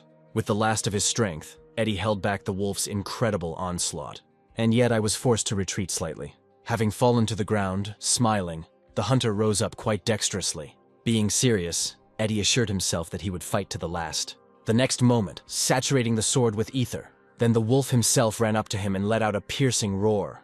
Eddie let out a cry and went on the attack. The huge wolf responded in exactly the same way. But at the moment when the two were about to collide, the hunter made a tackle. Eddie slid under the wolf's body, stopping at its hind legs. Then, he performed a jump with a turn and a simultaneous swing of the sword. To his shock, the huge wolf skillfully avoided such an attack. Eddie's surprise was so great that the hunter almost fell into a stupor. The next second, a clawed paw struck the hunter's block. Although Eddie withstood the blow, he was thrown back a couple of meters. Having quickly recovered again, Eddie said that the wolf had plenty of strength. He concluded that the rank of the monster was no less than the catastrophe. At the same time, further down the road, knights and villagers were fighting a fierce battle with goblins that had attacked the cart. Commanding the defenders, Philip shouted that in any case, supplies had to be delivered to the village. The prince was angry that he could not go to help Edie. At the same time, Jiha was confused, because the cooldown time before using God's apostle had not yet passed. Besides, right now, an important quest was being carried out. Clutching his head, Jiha guessed that something was happening in the fog. At the same time, the battle between the hunters and the wolf demigod continued. Time after time, shaking the ground, the wolf tried to get to and trample Eddie. The hunter himself mostly dodged rather than attacked. Already a little tired, he had no idea where the wolf could have come from. And yet, the desire to defeat the wolf was much stronger than the feeling of fatigue. Once again, Eddie used the ether effect on his sword. Then going on the attack. Having come close enough, Eddie raised his sword over the wolf. However, the beast was also not simple, and, turning around, intended to catch the hunter with its mouth. Eddie was quicker and simply jumped up. Incredibly, the hunter escaped the beast's toothy jaws. Now, in flight, grinning slyly, Eddie raised the blade above himself. With a cry, he brought down his sword, however, missing the wolf. The wolf responded with a counterblow and was already bringing his clawed paw towards the hunter. Unfortunately for Eddie, the wolf's paw still reached its target. With a groan, he flew back to the nearest tree. Having been hit hard, the hunter nevertheless fell to the ground unconscious. A second later, the wolf approached Edie, informing him in his own language that the hunter was incredibly weak. The wolf was completely sure that Eddie did not have the right to use the power of a demigod. However, here, having once again gathered his strength, albeit with difficulty, Eddie stood up. Deliberately grinning, Eddie loudly declared that he would not surrender to the dog. In response to this, the wolf raised his paw, intending to teach the man a lesson. Subsequently, pressing Edie to the ground, the pressure increased and the wolf itself began to lower its muzzle towards the hunter. Under the weight of the paw, the hunter began to flutter, trying, if not to free himself, then at least to hit the wolf with his sword. The next moment, the wolf deftly grabbed the sword and simply bit it through. For the first time, Eddie was scared, and his hope of returning to his world was fading away. Suddenly, the wolf recoiled, because after the time had passed, the quest was considered completed. Being scared, Eddie did not understand what was happening now. Suddenly, the wolf was engulfed in a golden glow, and he himself began to call Eddie a man with the fate of a leader. Looking at the hunter, the wolf said that Eddie was given another chance. Raising his muzzle to the sky, a sword suddenly projected above the wolf. Destiny. That's what the wolf called the sword that was now to be given to Edie. The hunter himself was taken aback by such a scene, because Eddie recognized his lost sword. Edie couldn't comprehend how such a weapon from another world could appear here and now. Still, he gripped the hilt of the sword tightly, so that in the next second, victoriously raising it above himself. Finally, Eddie began to believe more and more in the saint's words about God. His thoughts were distracted by the clanging of weapons somewhere nearby. Turning around cheerfully, Eddie rushed to help the prince. At the same time, the system notified Jiha that after the test was completed, the wolf cub Denny would return. There was a flash nearby, and Dennis himself appeared in the air. The hero ran up and took the wolf cub in his arms. Admiring his pet, Jiha lulled him into saying that the cute little wolf had become even smaller. Then Jiha even began to rub against Denny, expressing his sincere loving feelings. Meanwhile, the swords cut down the goblins. With swift strikes, The survivors fought their way through literal hordes of monsters. Now they all ran towards the walls of the village, their only way to survive. Suddenly, Zion called out to the prince about the danger that was behind him. Philip turned around, seeing the knights being pursued by monsters. Soon, very close to the prince, the monsters' club whistled. Fighting back, the prince decided to accept the fight so that the monsters would not be able to attack the village itself. Rushing into battle, the prince began to strike down one goblin after another. At the same time, one of the big goblins, roaring, swung and hit something with his club. His blows fell on the wooden gates, which were now held by the village's defenders. However, the goblin was relentless, and his onslaught eventually led to cracks forming on the gate. The other creatures were happy that they were about to break into the settlement. Gathering the power of dark magic into his weapon, the big goblin prepared for the final blow to the goal. But at that moment, something distracted the big goblin. He even turned his gaze to the source of the approaching sound. Right behind this crushed Eddie, who was riding on a wolf. Although confused, the prince rejoiced at the hunter's return. Meanwhile, to the shock of the goblins, their leading warrior was completely defeated. The hunter's ringing laughter was heard. Signifying his return, Edie raised his sword. The prince began to slowly approach towards that direction. Immediately, having barely seen the death of their healthy warrior and the arrival of the rider on the wolf, the goblins began to scatter. However, Philip himself did not understand where Edie suddenly got a riding animal in the form of a wolf. Eddie couldn't give a clear answer, only stating that he received the wolf for his confession. Next, he jumped off the wolf, intending to show something to the prince. Turning to the wolf, Eddie commanded him to return. Then the wolf let out a howl and began to fill with a golden glow, gradually dissolving physically and turning into a state of golden pollen. All of this went into the sword itself. Later, Eddie said that the giant wolf must have been the hunter's guardian, since he was testing him and did not intend to kill him. At the same time, Edie told about his sword, a weapon that the hunter had inherited from the old world. Eddie frankly believed that the wolf was the key to the hunter being able to return to his world. After hearing all this, the prince became thoughtful, explaining that there was sense in such speeches. After which, Philip said that Edie was probably considered the god Ark, the Wicked One. Their conversation was abruptly interrupted as the gates of the settlement opened. Both characters looked towards the gate. After all, Saint Selena ran out from there, worried about the prince. Philip let the girl know that everything was fine with him. Moreover, the prince pointed out that he managed to return to the village the supplies that had previously been stolen by the lords. The next moment, Saint Selena took the prince by the hand, thanking him for the work he had done. Selena laughed at the hunter himself, as she considered Edie's envious behavior to be blasphemy. Later, the prince called everyone to go to the village. Already entering the village, the prince appeased the hunter, telling him that everyone took him seriously. As before, Jiha secretly observed all these conversations and events. Even though Eddie didn't know about it, Jiha gave his word that he would help the hunter return to the human world.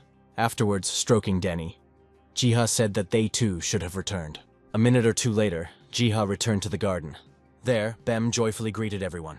Having squatted down, Jiha began to show off Denny, who had become even smaller since the last meeting between the cat and the wolf. Dexterously, Bem intercepted the wolf cub from Jiha's hands, grabbing him by the scruff of the neck. Even though Jiha didn't know it, Bem was now praising Denny for a job well done. Even though Denny argued with Bem, he still knew that there was a lot of work ahead for the demigods. Finally, more politely, Bem once again praised Denny for a job well done. Afterwards, Jiha was attracted by a loud cat meow. Wagging his tail, Bem approached Jiha. Jumping onto the hero's lap, Bem settled comfortably, while Jiha reflected on the fact that everything that had happened that day was nothing other than the will of the great tree. Jiha was already planning to postpone all other matters until the morning of the next day. At that very moment, the alarm plant began to ring, letting Jiha know that someone had come into the store. As soon as possible, Jiha returned to his world. There, by the window, he saw a group of hunters, which included Betty. Opening the door, Jiha wanted first of all to find out what brought the adventurers to the store at night. But at the same time, Leah and Seo also entered the store. Leah was the first to speak, rightly condemning Jiha for not opening the door for so long. The hero couldn't come up with any excuses, and therefore, he let the whole friendly crowd into the store. A couple of minutes passed since then, and Bem was already dozing. Having seated everyone at the table, Jiha began to inquire what reason had led everyone to this. Then, Betty put the piece of paper with the image of the portal on the table. Taking a closer look, Jiha immediately recognized the drawing as a magic circle. Now Seo spoke up, informing the hero that the portal had been found in the Griffin's dungeon. After what was said, Jiha had no doubt that the hunters had found the Theridren's weapon. Suddenly, Seo's story was interrupted by Leah. who was boasting about her outstanding magical abilities. It was to her person that Leah attributed the discovery of the portal. But then, suddenly, the other hunters started to shout, accusing Leah of lack of foresight, which could have resulted in injuries for the others. Suddenly, Jia stood up from the table, asking everyone to wait. Leah was eagerly awaiting what the hero would return with. Somewhere inside the store, a door creaked loudly as it opened.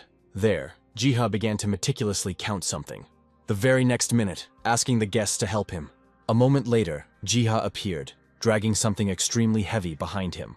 Soon a pile of essence crystals was placed on the table. Taking one of the crystals in her hands, Leah had no idea that essence existed in such sizes. Next, Jiha spoke, explaining the principle of activating portals using essence crystals. In this way, the hunters could move to another world, where they would save Edie. Additionally, Jiha expected that Seo would take on the role of leader in such an expedition, and she happily agreed. Sometime later, their group set out on a hike. Very soon, determined hunters found the cave where the portal had been found earlier. At the same time, in the secret garden, some events were also developing. Hugging Bem, Jiha shared with him his plans for the resettlement of the surviving people from the kingdom of Estrom. However, Jiha saw the problem that was present on Mount Afedo. After all, the hero could not even imagine that the monsters once expelled from the plains would now settle there. Jiha's thoughts were interrupted when he noticed something. After all, now, for some reason, only Edie and Philip came out of the village in the direction of the monsters. The hunter raised his sword to the sky, urging the prince to keep up. The characters even had the courage to joke that they would abandon anyone who fell behind. The next moment, Edie summoned a fearsome wolf from his sword. As it turned out, the hunter was going to get ahead of the prince with the help of the wolf cub. Hearing all this from the outside, Jiha laughed at Eddie's meager imagination for names. A minute later, the hunter mounted the wolf.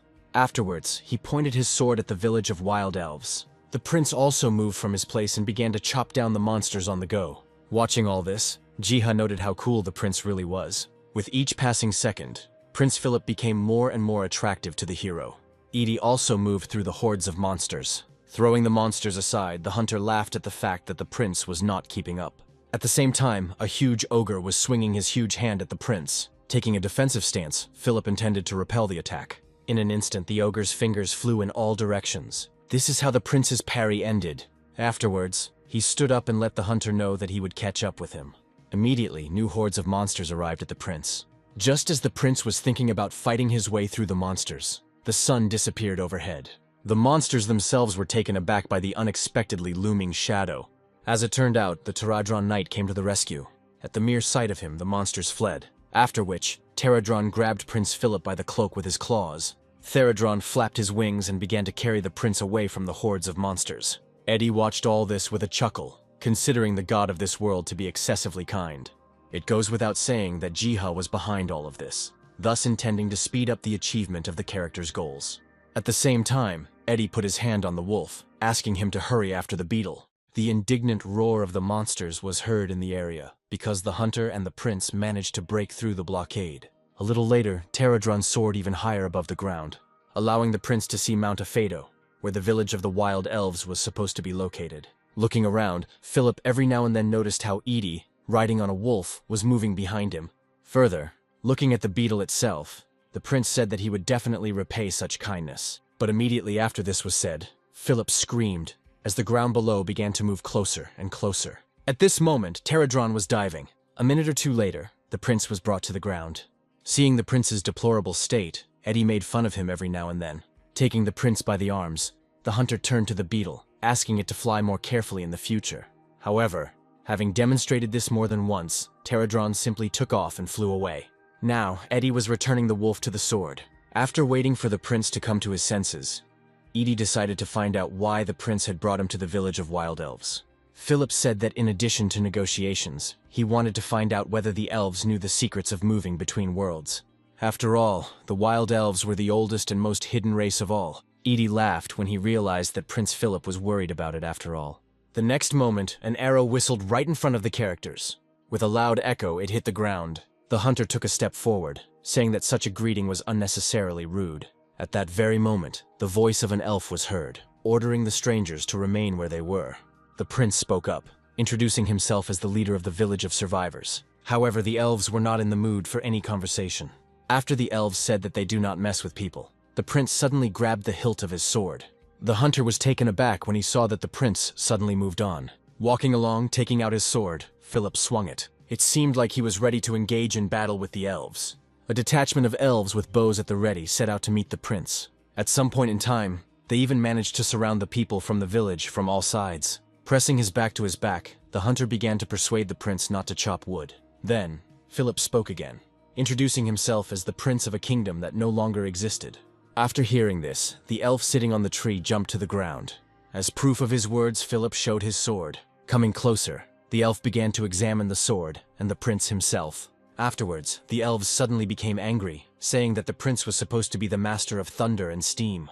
At the same time, the air was cut by sword blades. Holding swords to each other's throats, the elf called on Philip to surrender.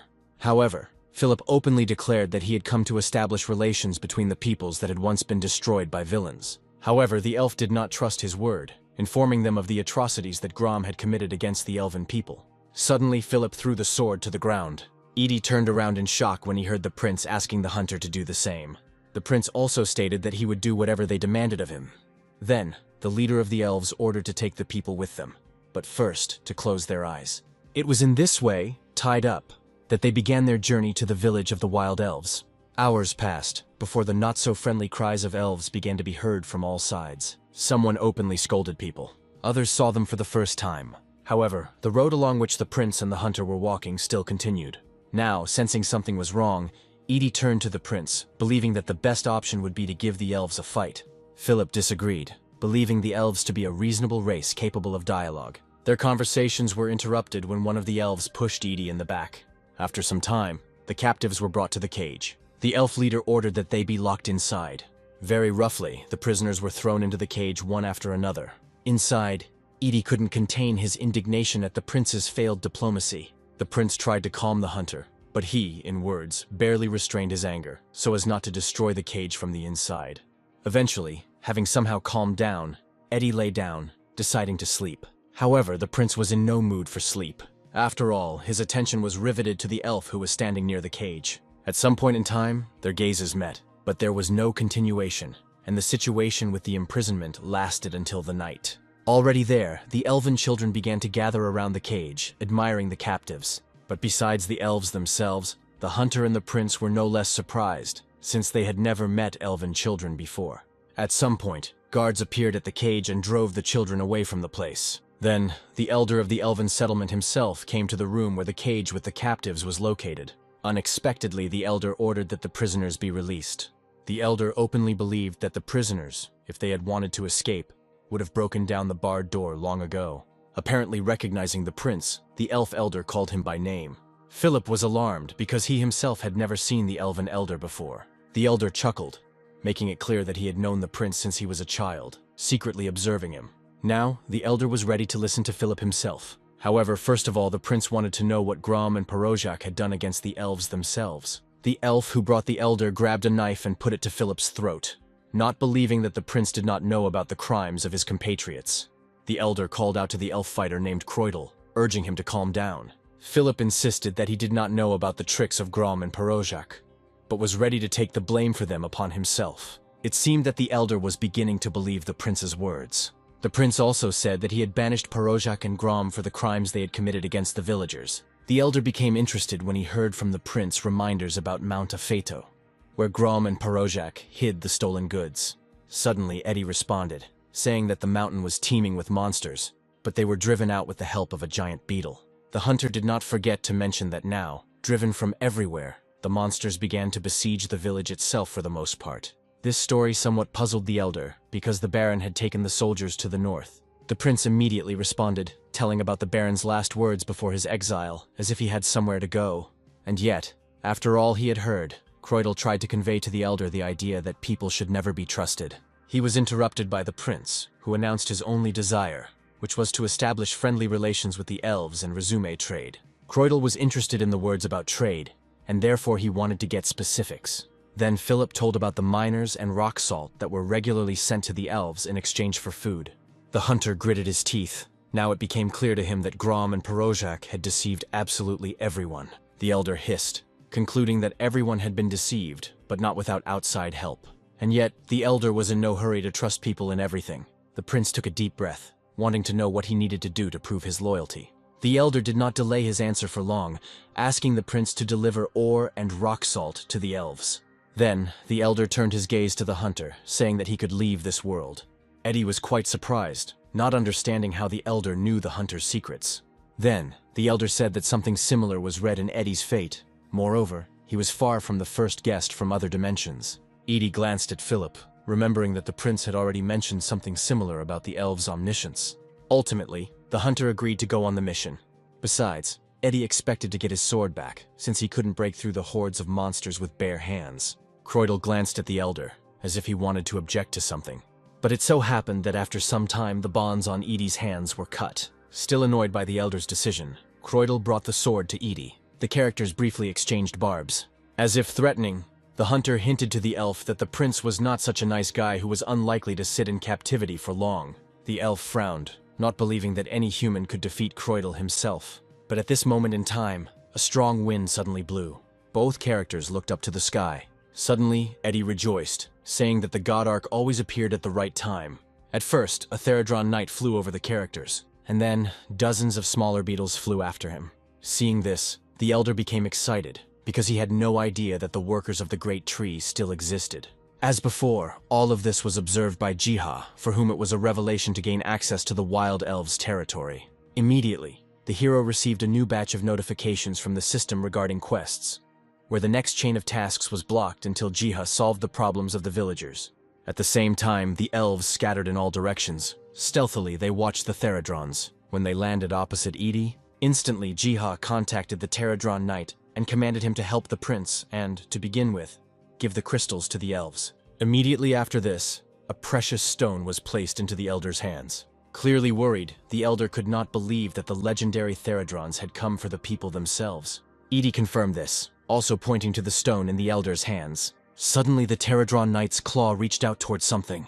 Everyone noticed how interested Theradron was as he looked at the ordinary bush. Theradron nodded to the elven elder when he asked if the beetle wanted herbs. Jiha was happy that one of the problems was successfully resolved. After all, in addition to completing part of the quest, Jiha now also has access to the medicinal herb. A certain amount of time has passed since then. On the elder's orders, Croydle cut the bonds, and yet the elf openly expressed his distrust of people. However, the prince was not interested in the elf's opinion. He was only concerned with strong trade relations. Suddenly, the hunter hugged both of them, trying to reconcile the elf and the prince. However, the elf pushed Edie away, informing him that his slimy words were of no use to anyone.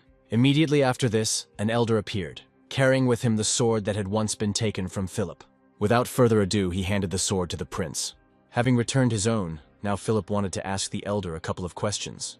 In that case, Philip decided to talk about Edie, who wanted to return to his world. In response, the elder said that the hunter could always return the same way he came. The prince remembered that Eddie was found at the mouth of the river, where he was washed up.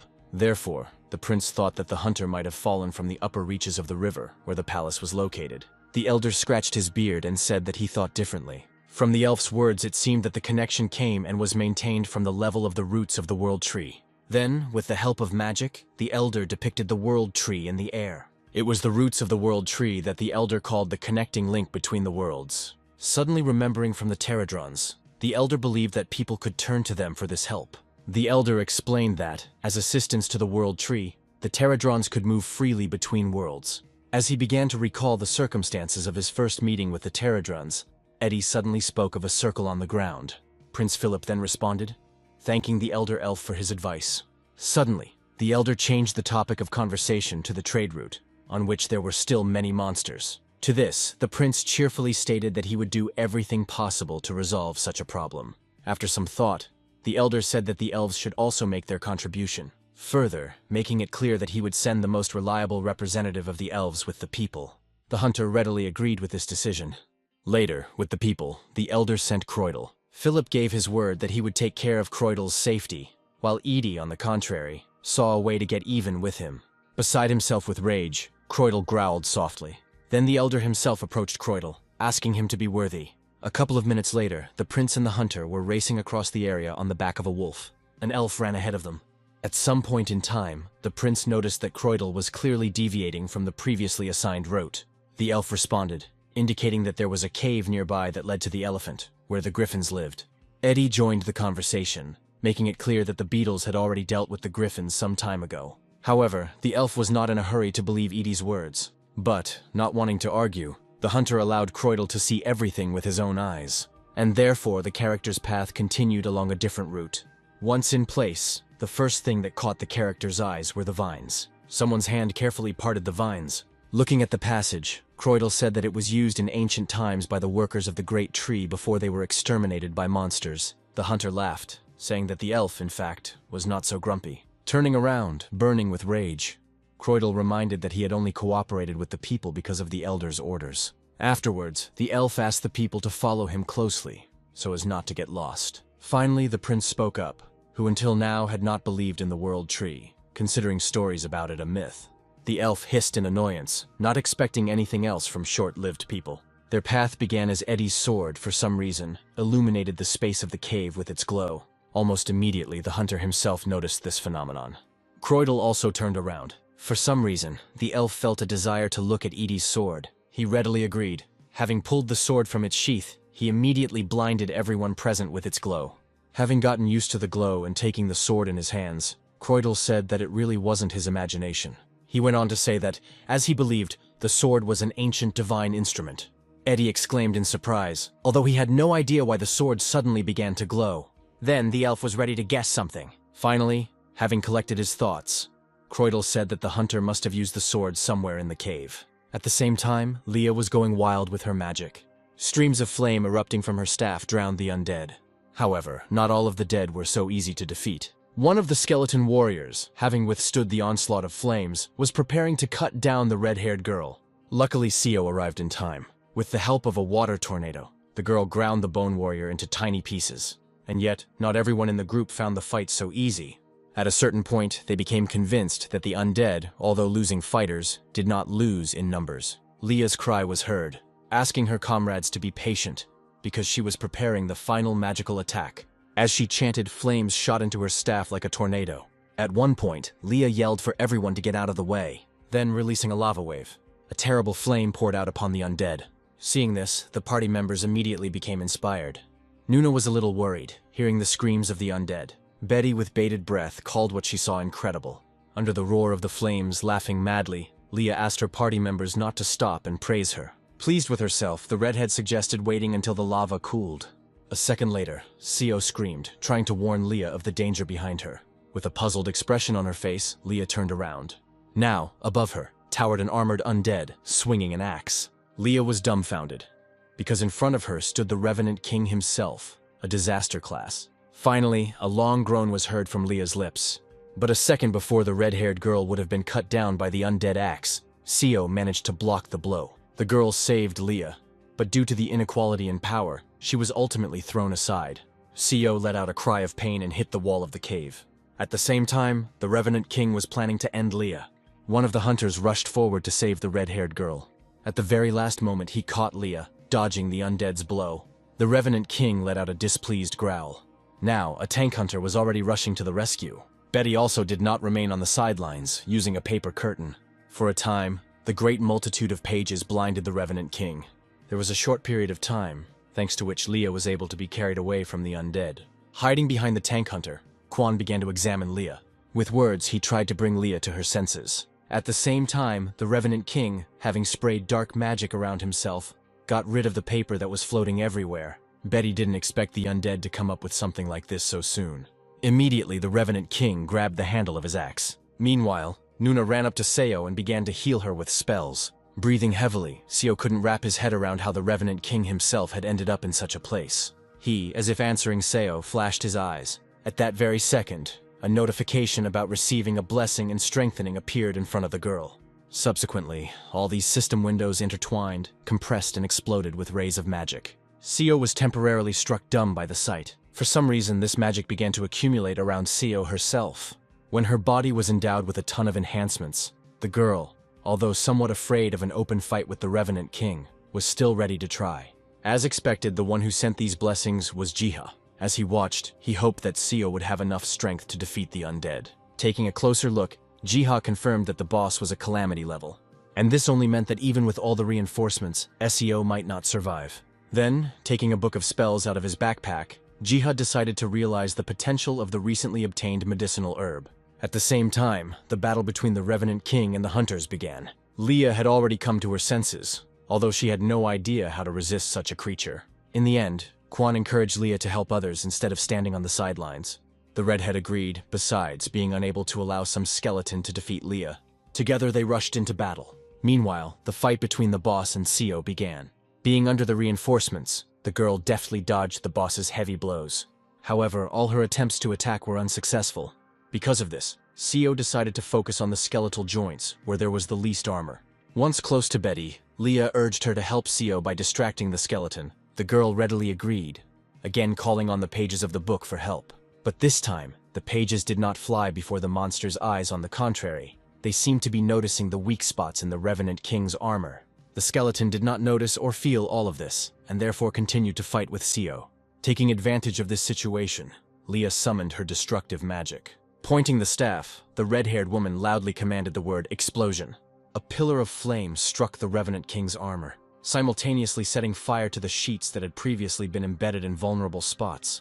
A second later, tongues of fire began to seep out from every corner of the Revenant King's armor. Some of the hunters even thought that at this stage, the undead had been defeated.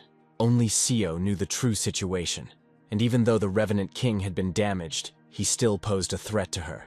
And so, intercepting the sword in her other hand, Seo carried out a pounce. The tip of her sword flashed. A line of ether was drawn in the air, running straight along the Revenant King's shoulder. For a second or two, Seo even thought that the attack had achieved its goal. But at that very moment, a massive bony hand was extended towards the girl. Seo had no chance to evade. After all, it was just below the chest that Seo took the blow. Subsequently, Seo dropped the sword from his hands and was thrown back. Seeing this, the team's morale dropped. Realizing that the situation was not in the hunters' favor, Jihad decided to intervene in the situation. Immediately, the hunters were presented with notifications from the system about the accrual of blessings and the receipt of special scrolls. However, even after such a gift, Jihad was not sure that the hunters would be able to hold out for long. Then the hero focused on Leah. It was her that he considered his last hope. Suddenly, from somewhere in the depths of the cave, a beam of energy burst forth. Jihad was naturally distracted by this. The Revenant King also sensed the growing danger. After a moment, a wide-open, toothy mouth appeared nearby. The wolf immediately grabbed the undead by the shoulder. Jihad was overjoyed when he realized what had just happened. Without releasing his grip, the wolf did not allow the Revenant King to move from his place. Until high above, Eddie himself appeared. His face radiated hatred and wild determination. Filled with delight, Jihad shouted out the hunter's name. He, in turn, brought down a massive sword. A second later, the Revenant King's severed hand fell to the ground with a thunderous crash. Many did not understand what had just happened. However, to Lai, the mysterious man seemed familiar. The warrior who controlled the summoned wolf must have been the famous Eddie, although the hunter himself was not delighted with his blow, because the undead was still on its feet. Even with only one arm, the Revenant King had no intention of giving up. Swinging, the undead struck the area of land where Eddie was located. Having naturally avoided the damage, the hunter took a defensive stance. But then, out of the corner of his eye, Eddie noticed something. After all, a couple of meters away, Seo was lying, on whom healing spells were being cast. Soon, Edie was completely glued to Seo, whom he had not seen for so long. Suddenly, the hunter had a strong desire to drop everything and run to the unconscious girl. But these urges were interrupted by Leah, who was already running to Edie, whom she recognized. Eddie also identified the red-haired girl, now having many questions for each other. But all this was left for later, because the Revenant King was not going to wait. With a roar of rage, the undead raised its axe again. Surely at his call, new skeleton warriors would begin to crawl out of the ground. At this point, some people began to fear that without Seo's help, it would not be possible to emerge victorious from the battle. The only way out of the situation, everyone saw, was to hold out long enough to give Seo time to wake up. New streams of fire and lava began to flood the undead. The first to enter the new stage of the battle was Leah. Eddie concentrated on the boss himself. But despite all his stubbornness and curses, the Revenant King was no less stubborn. As best he could, Edie repelled the boss's attacks. But for the most part, it was all in vain, as normal attacks did not deal any damage to the Revenant King. So, having caught his breath, Eddie decided to change his tactics. Cursing, he decided to chop the hell out of the boss. Subsequently, the fury of the living and the non-living clashed. An explosion was heard, followed by a shockwave that spread out in all directions. Eddie, who had taken quite a bit of damage, wiped the blood from his face. The Revenant King wanted to finish off the hunter, and so he raised his axe again.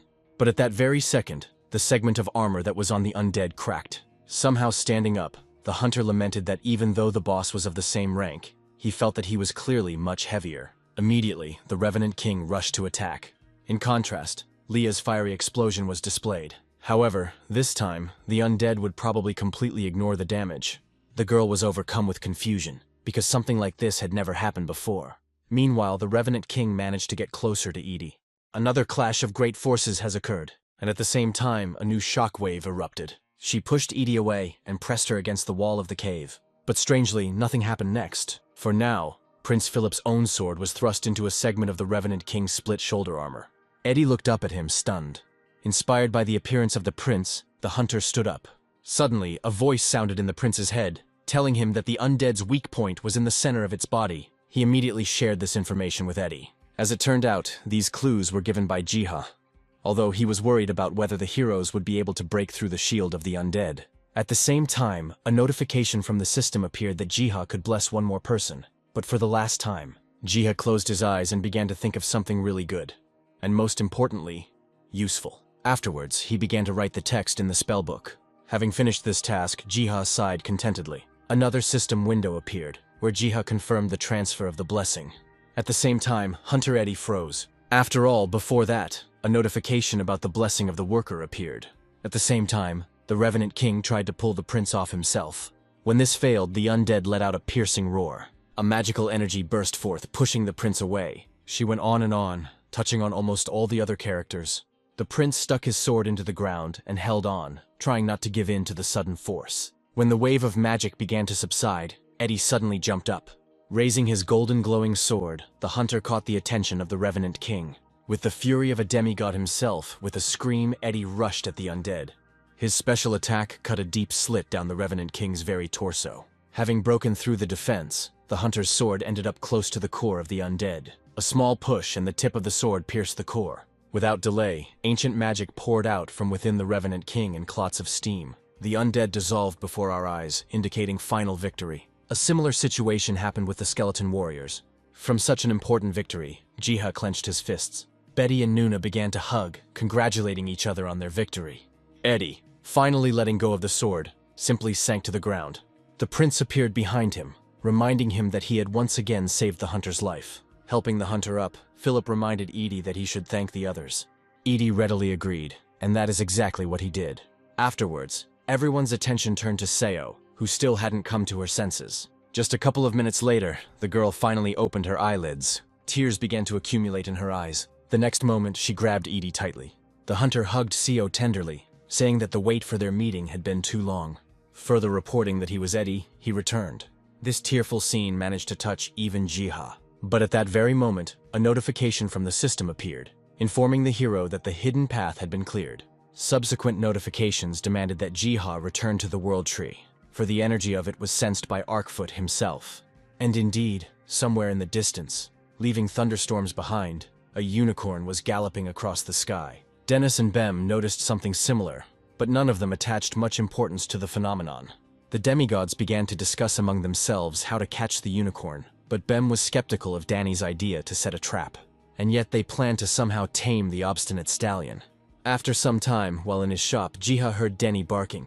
As quickly as possible, he returned to the secret garden, where surely pets would be waiting for this. However, when Jiha wanted to touch Denny, strangely, the place where the pets were located sparked. A horse appeared, engulfed in electrical discharges. In that, Jiha immediately recognized Arkfoot, the god of nature and faithful companion of the god Ark himself.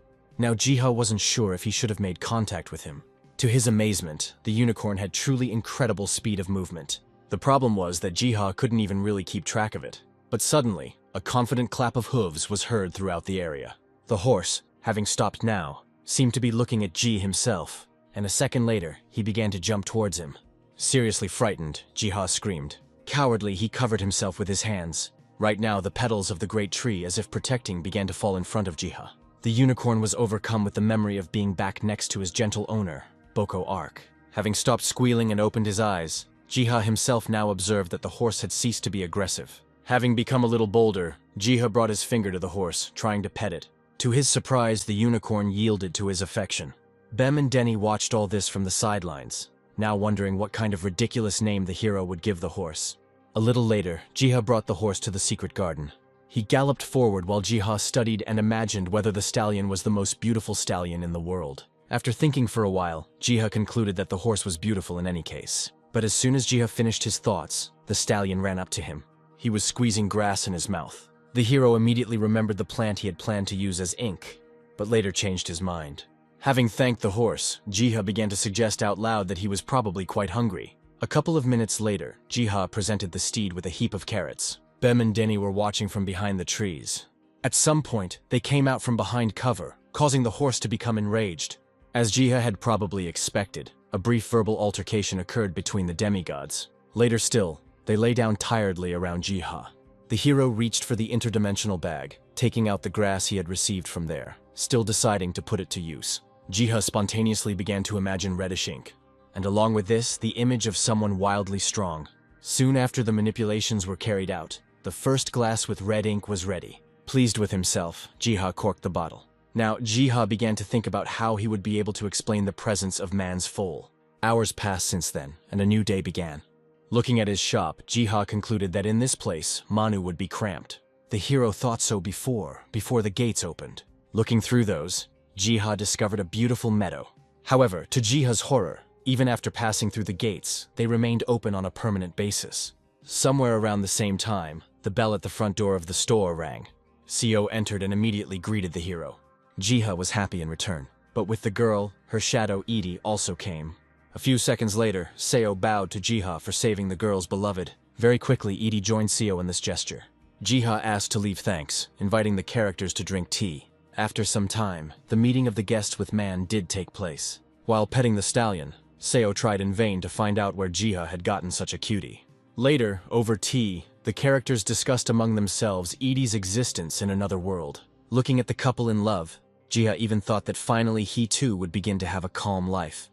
But everything changed a couple of days later. To his shock, griffins descended upon the secret garden, devouring everything in their path. These were chicks that had hatched only 4 days ago, but had already managed to do a lot of things. Even Bem and Denny couldn't cope with them.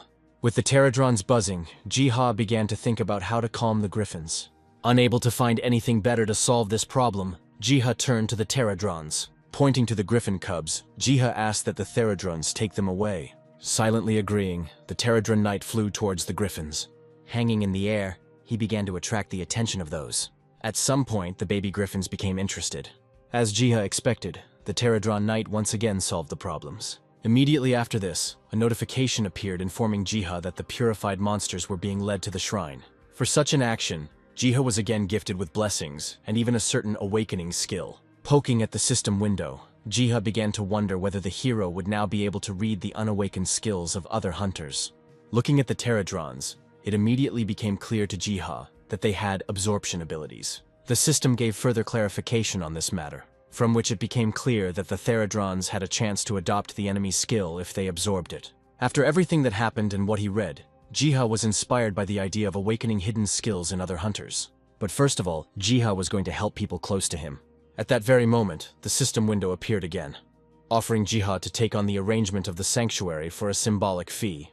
Jiha naturally agreed, now having the chance to interfere in the life of almost every creature. By chance, Jiha awkwardly leaned against the water's surface. Instantly, the hero received a new notification from the system that such interference caused earthquakes. The hero recoiled guiltily, deciding to take care of the shelter's affairs. As it turned out, the soil in the sanctuary was not fertile, and to correct this situation, Jiha had to get some worms.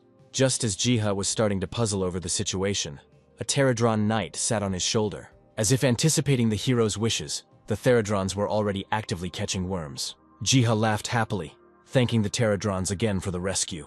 For completing the quest related to the worms, the system notified Jiha that the fog over the sanctuary had cleared. Taking a closer look at the new lands, Jiha saw something strange there. Indeed, mantis shrimp were present in large numbers off the shores of the sanctuary. Jiha recalled that in the world of people, they became a real scourge. However, the legions of pterodrons were already armed with the bark of the world tree. Jiha exclaimed in surprise when he realized that the pterodrons were going to use the bark as a shield. Believing that something like this would work, Jiha led his troops into battle. As the pterodrons approached, the mantis shrimp also began to move. With one lightning-fast move, the mantis shrimp took out a ton of therodrons at once. Jiha saw how in a split second the situation began to turn against the pterodrons. Jiha suddenly remembered that there was a potion hidden in the hut, created from the seeds of the World Tree. Having obtained the potion as quickly as possible, Jiha gave it to the therodrons. The next minute, the area was illuminated by a golden glow. The therodrons, revived in strength and spirit, were ready to continue the battle. Suddenly, their commander ducked his head, thrusting his spike forward. All the other therodrons did the same. And then, with a general onslaught, they struck the ranks of the mantis shrimp. The first in front of them was the military leader himself. The collision eventually took place. From the fog of battle, a military leader suddenly appeared. At maximum speed, he flew straight towards the mantis shrimp. Sliding through their dense ranks, Therodron swung its claws, cutting down the mantids. Jiha clenched his fist, finally seeing that the mantis shrimp were also starting to suffer significant losses. In the end, victory went to the pterodrons. Immediately after this, Jiha noticed that the commander's body was glowing strangely. When Jiha asked the commander about acquiring new skills, he knelt down. Then with all his might, he struck the ground with his claw. A terrifying wave spread out in all directions from the place of impact. Jiha was ready to squeal with delight, because the warlord, apparently, managed to absorb the skill of the mantis shrimp. Immediately, Jiha opened the spellbook and picked up a pen. Exactly how the therodrons defeated the mantis shrimp, Jiha wrote down in the book.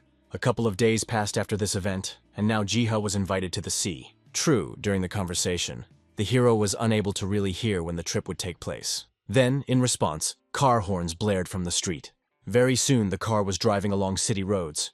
Jiha never expected that the offer to visit the sea would turn out to be true, rather than some kind of joke. Still, Jiha found it amazing that horses, people, and other animals managed to fit into the small car. Even Jiha was surprised that so many people agreed to share the trip together.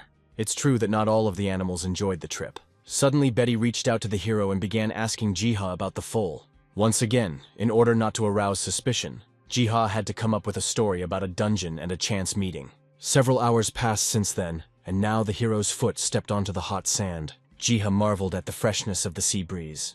A beautiful and, most importantly, calming view opened up in front of him.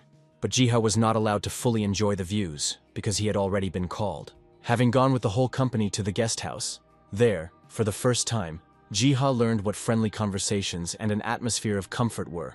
By the evening, thinking over everything that had happened during the day, Jiha hoped that there would be as many similar things as possible in life. From such thoughts, Jiha was interrupted by the annoying words of the red-haired woman.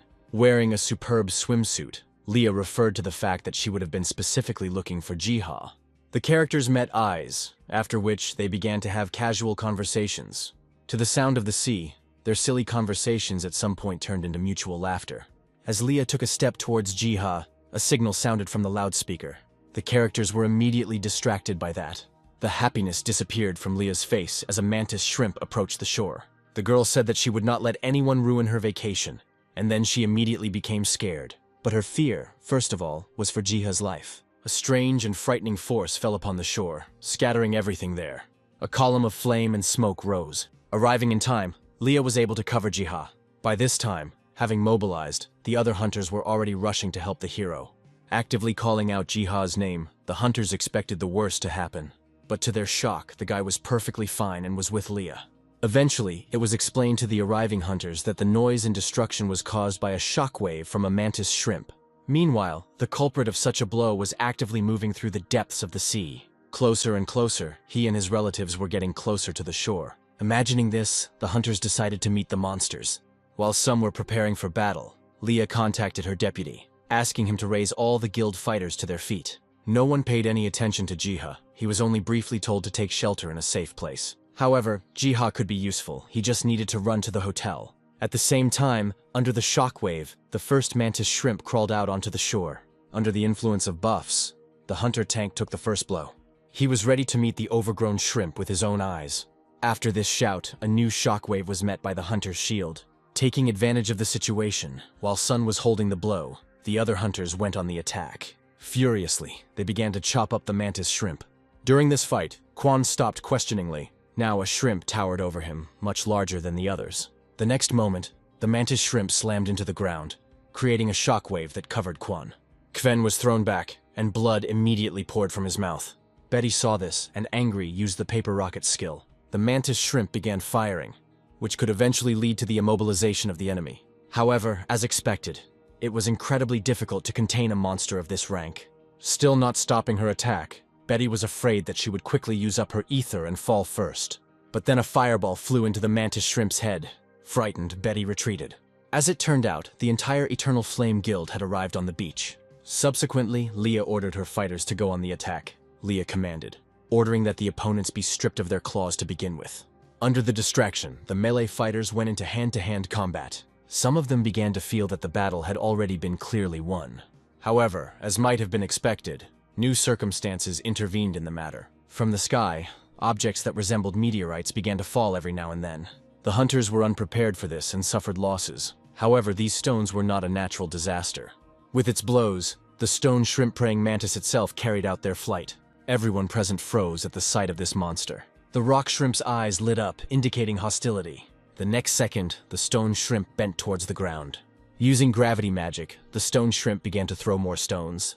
A new rain of stones poured down on the heads of the hunters. As he met the first wave of rocks, Sun shouted out to be given a buff. The next moment, stubbornly, he met the first stone. A blow of such force caused damage to Sun, and then completely discarding it. Bloodied and exhausted, Sun hung his head. Panic began to spread among the hunters, but Leah actively suppressed such moods. Gathering all her fire magic into a single fist, Leah intended to repel the stone shrimp's attack back at the monster itself.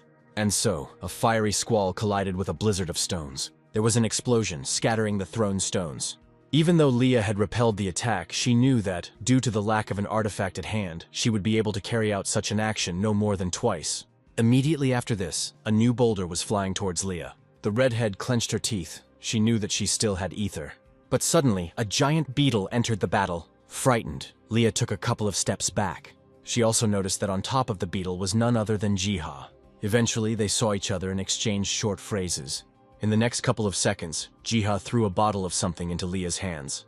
As it turned out, the red-haired girl had a special healing elixir in her hands that was supposed to help Sun. Afterwards, Jiha turned his attention to the shrimp boss, finding him extremely impressive. Jiha had no hope of winning.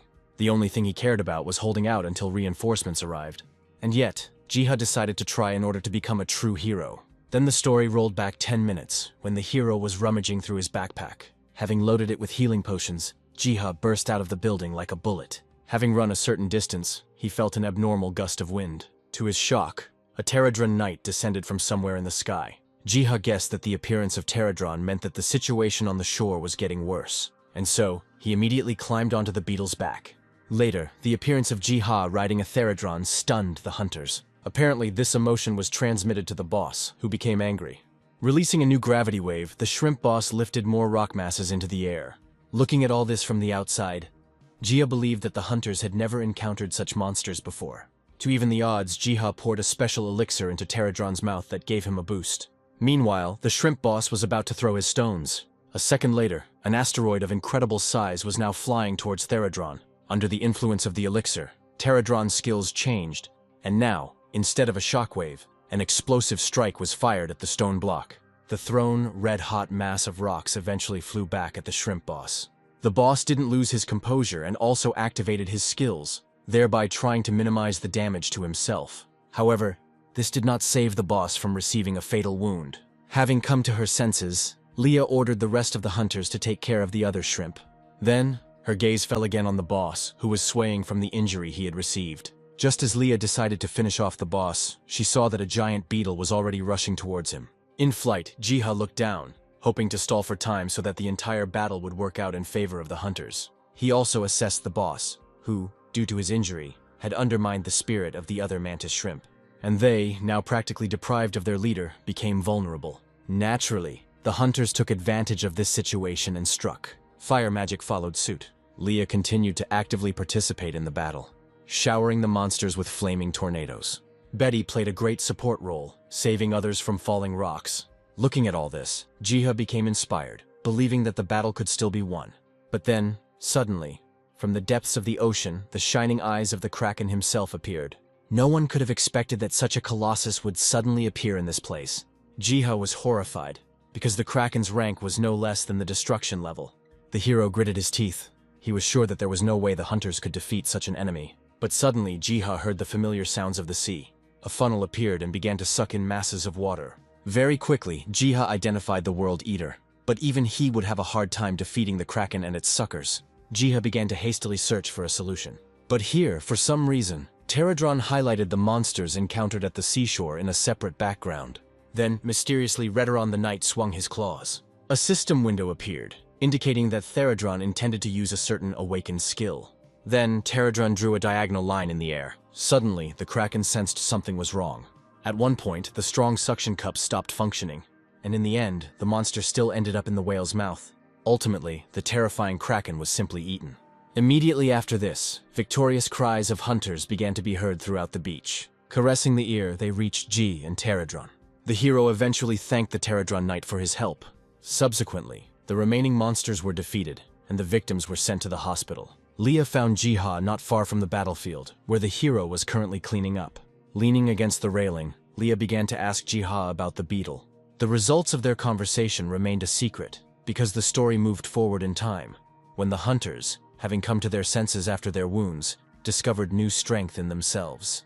The hero generously handed out a potion to each of them, at the same time showering them with honors for winning. Then the story returned back to where Leah was swinging boredly on the railing, complaining that the girl's vacation had been completely ruined. Jiha suggested that Leah enjoy the silence, and she thought that the hero was inviting the girl to swim together. However, Jiha warned that such an activity could be unsafe, and besides, the time itself was not right. Looking at her phone, Leah hung her head in disappointment, crying that it was all a waste of time. Subsequently, both began to flirt clumsily again. Something was secretly watching this communication between the characters, and in particular Jiha from behind the mountains. It seemed that the creepy creature wanted to be reunited with its master as soon as possible. A couple of hours later, their whole friendly company was already driving back to the city. Amidst Sun's hubbub, Jiha reflected on the fact that he was, after all, happy to spend his time with these people. Dreamily, Jiha hoped that next time, the vacation would pass without such excesses. There was a loud laughter throughout the car when Jiha said that he was glad that everything had turned out well. But Jiha truly relaxed only after he returned to the store.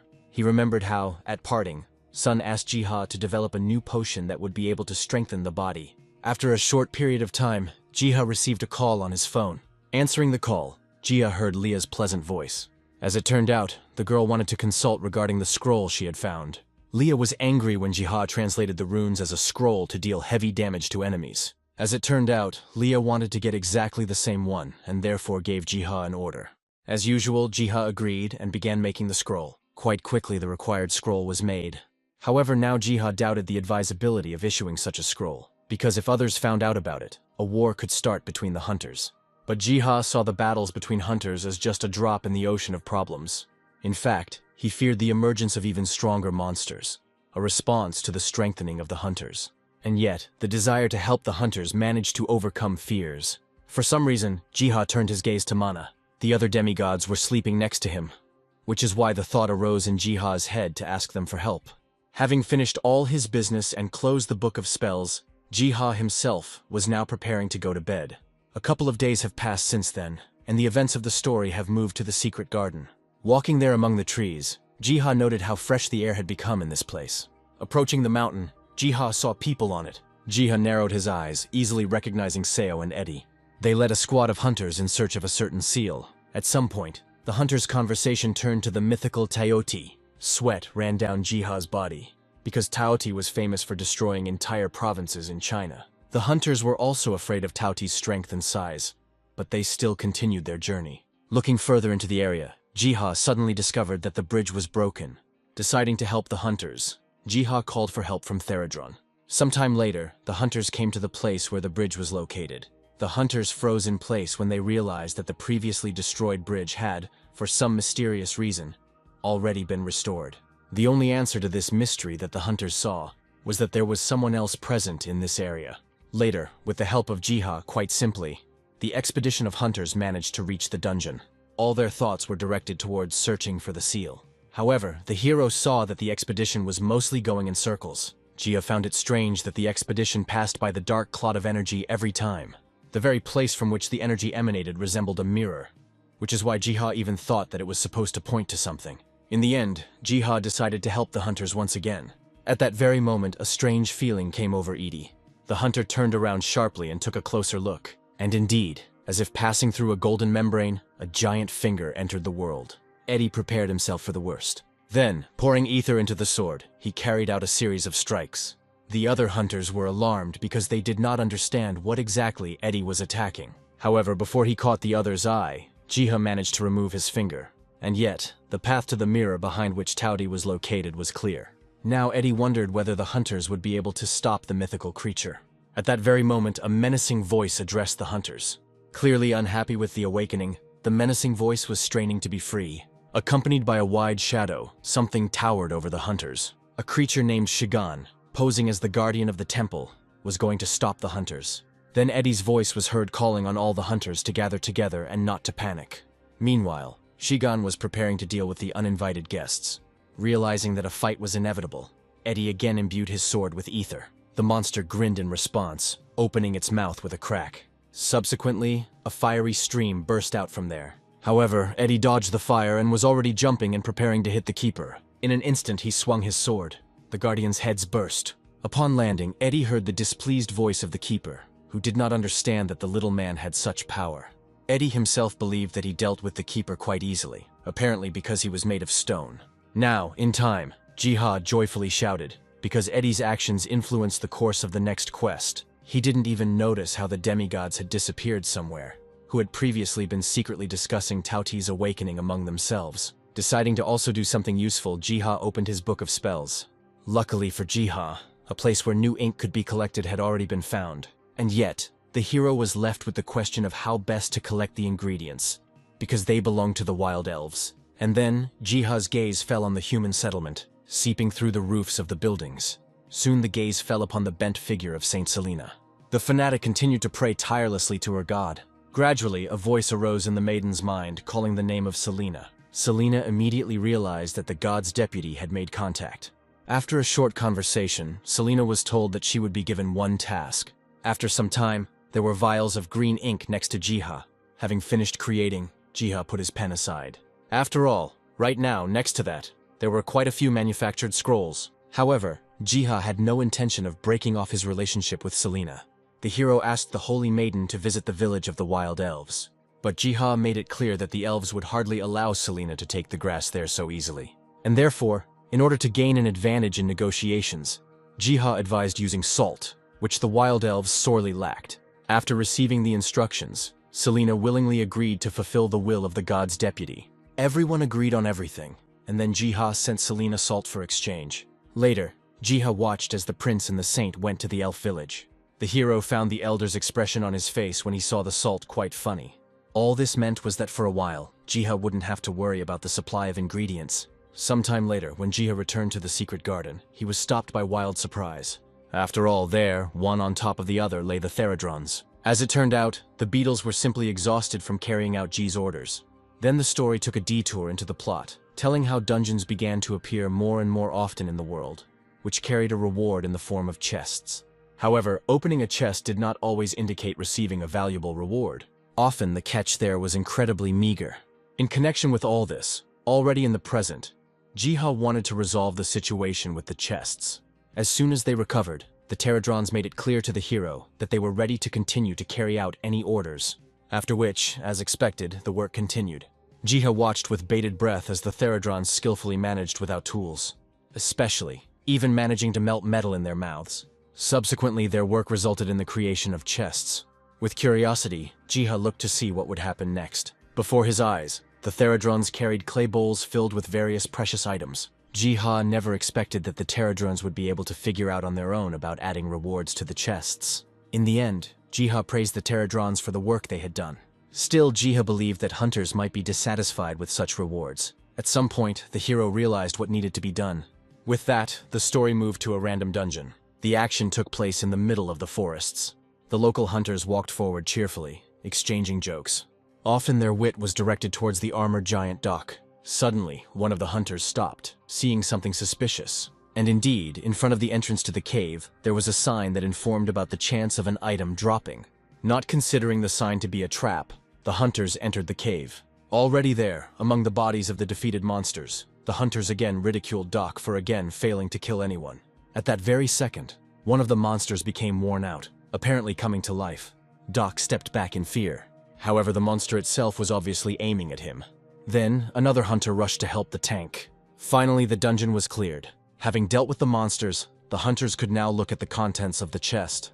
To the hunters' surprise, instead of the expected one chest, there were 5 hidden in the cave. In addition, the method of opening chests itself has changed, becoming cheaper, which could not but please hunters. As a result, useful items began to drop from chests more and more often, even if they were disposable. Sometimes, the value of such rewards was so great that hunters even doubted that they could accept it, and sometimes it turns out to be something extremely mysterious. Now, after receiving incredible rewards, the whole group was in a hurry to get an appointment with the Cat Master. Already in the present, Jiha almost idolized the little Therodrons for another successful completion. Then, having moved to the world of people, Jiha waited for the guests. It later turned out that the shield was the only item that really needed to be assessed. However, as for the scroll, it had unexpected contents in the form of the awakening skill. Of course, Jiha told all this to the cowardly Doc. As best he could, Jiha explained about the scrolls, the skills, and especially those that awaken. In this case, Jiha made it clear that Doc's skill could completely repel an attack from almost any enemy. Doc burst into tears even more, because this could mean that he could simply not engage in combat, only endlessly blocking damage. The other hunters began to congratulate Doc on such an extremely useful acquisition. However, the only condition for activating such a skill could be the capture of a giant warthog. To the shock of many, Doc was willing to try it. Subsequently, the group of hunters left the appraiser's office.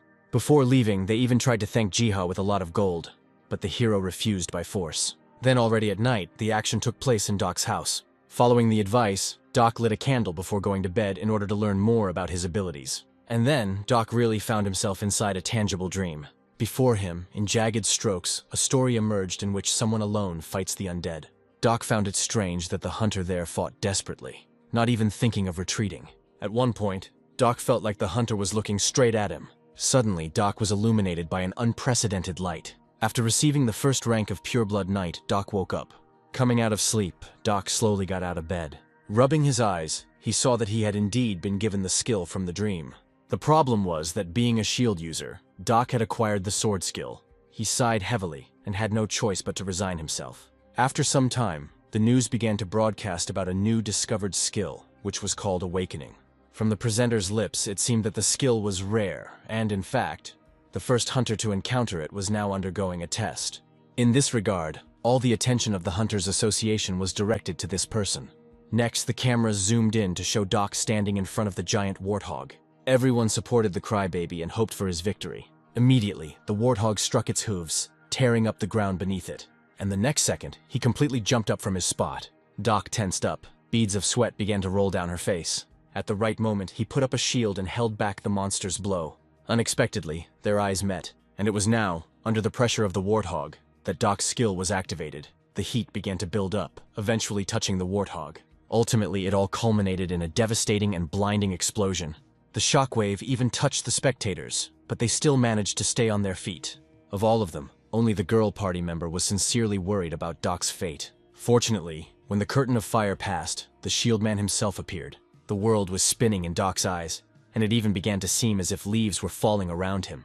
He saw a strange, ghostly figure bending towards the ground a couple of meters away. The figure planted plants with care. To his partial horror, Doc recognized in this image a god in whom he had never believed. Then Doc had a revelation about his body and courage. Doc began to reflect on his role, which was to help his comrades and follow the will of God. None of Doc's group could even imagine how deep the thoughts were that were now haunting him. In their eyes, suddenly, Doc clenched his palms. Then he fell to his knees. Upon finishing, Doc made it known that he had acquired something more than just the awakening skill. Turning around and smiling, Doc called this thing the Path. Later, among themselves on forums, the hunters actively discussed what happened to Doc and the awakening itself. Meanwhile, Jiha was finishing work on something. It just so happened that after the events related to the hunter Doc, Jiha found a book in the garden. Thanks to her, from now on, Jiha knew everything about the buffs. It was by following the instructions in the book that the hero created the pedestals that would bestow blessings on the hunters. But at the same time, something new caught Jiha's attention. Smiling, the hero said to himself that what was needed happened at the right time. After all, where the hunter's gaze was directed, a group of hunters was walking again. Jiha's acquaintances, hunters, were talking among themselves about a certain water dragon. Suddenly, Edie stopped, which alerted Seo. After all, there was a statue there that had appeared out of nowhere. To himself, Eddie was at a loss as to who could have done something like this. Eddie looked up at the sky, unequivocally, and told himself that he understood absolutely nothing. Subsequently, the hunters had a battle with monsters in the dungeon. With the help of the statue, the hunters coped with this task without difficulty. In addition to the buffs, the statue also turned out to be able to heal hunters who were poisoned. Later, the events moved into the night, to the house of Edie and Sio. By chance, while sleeping, Eddie found himself in a strange place. Getting up from the floor, Edie saw Philip and Selena standing in front of him and talking about something.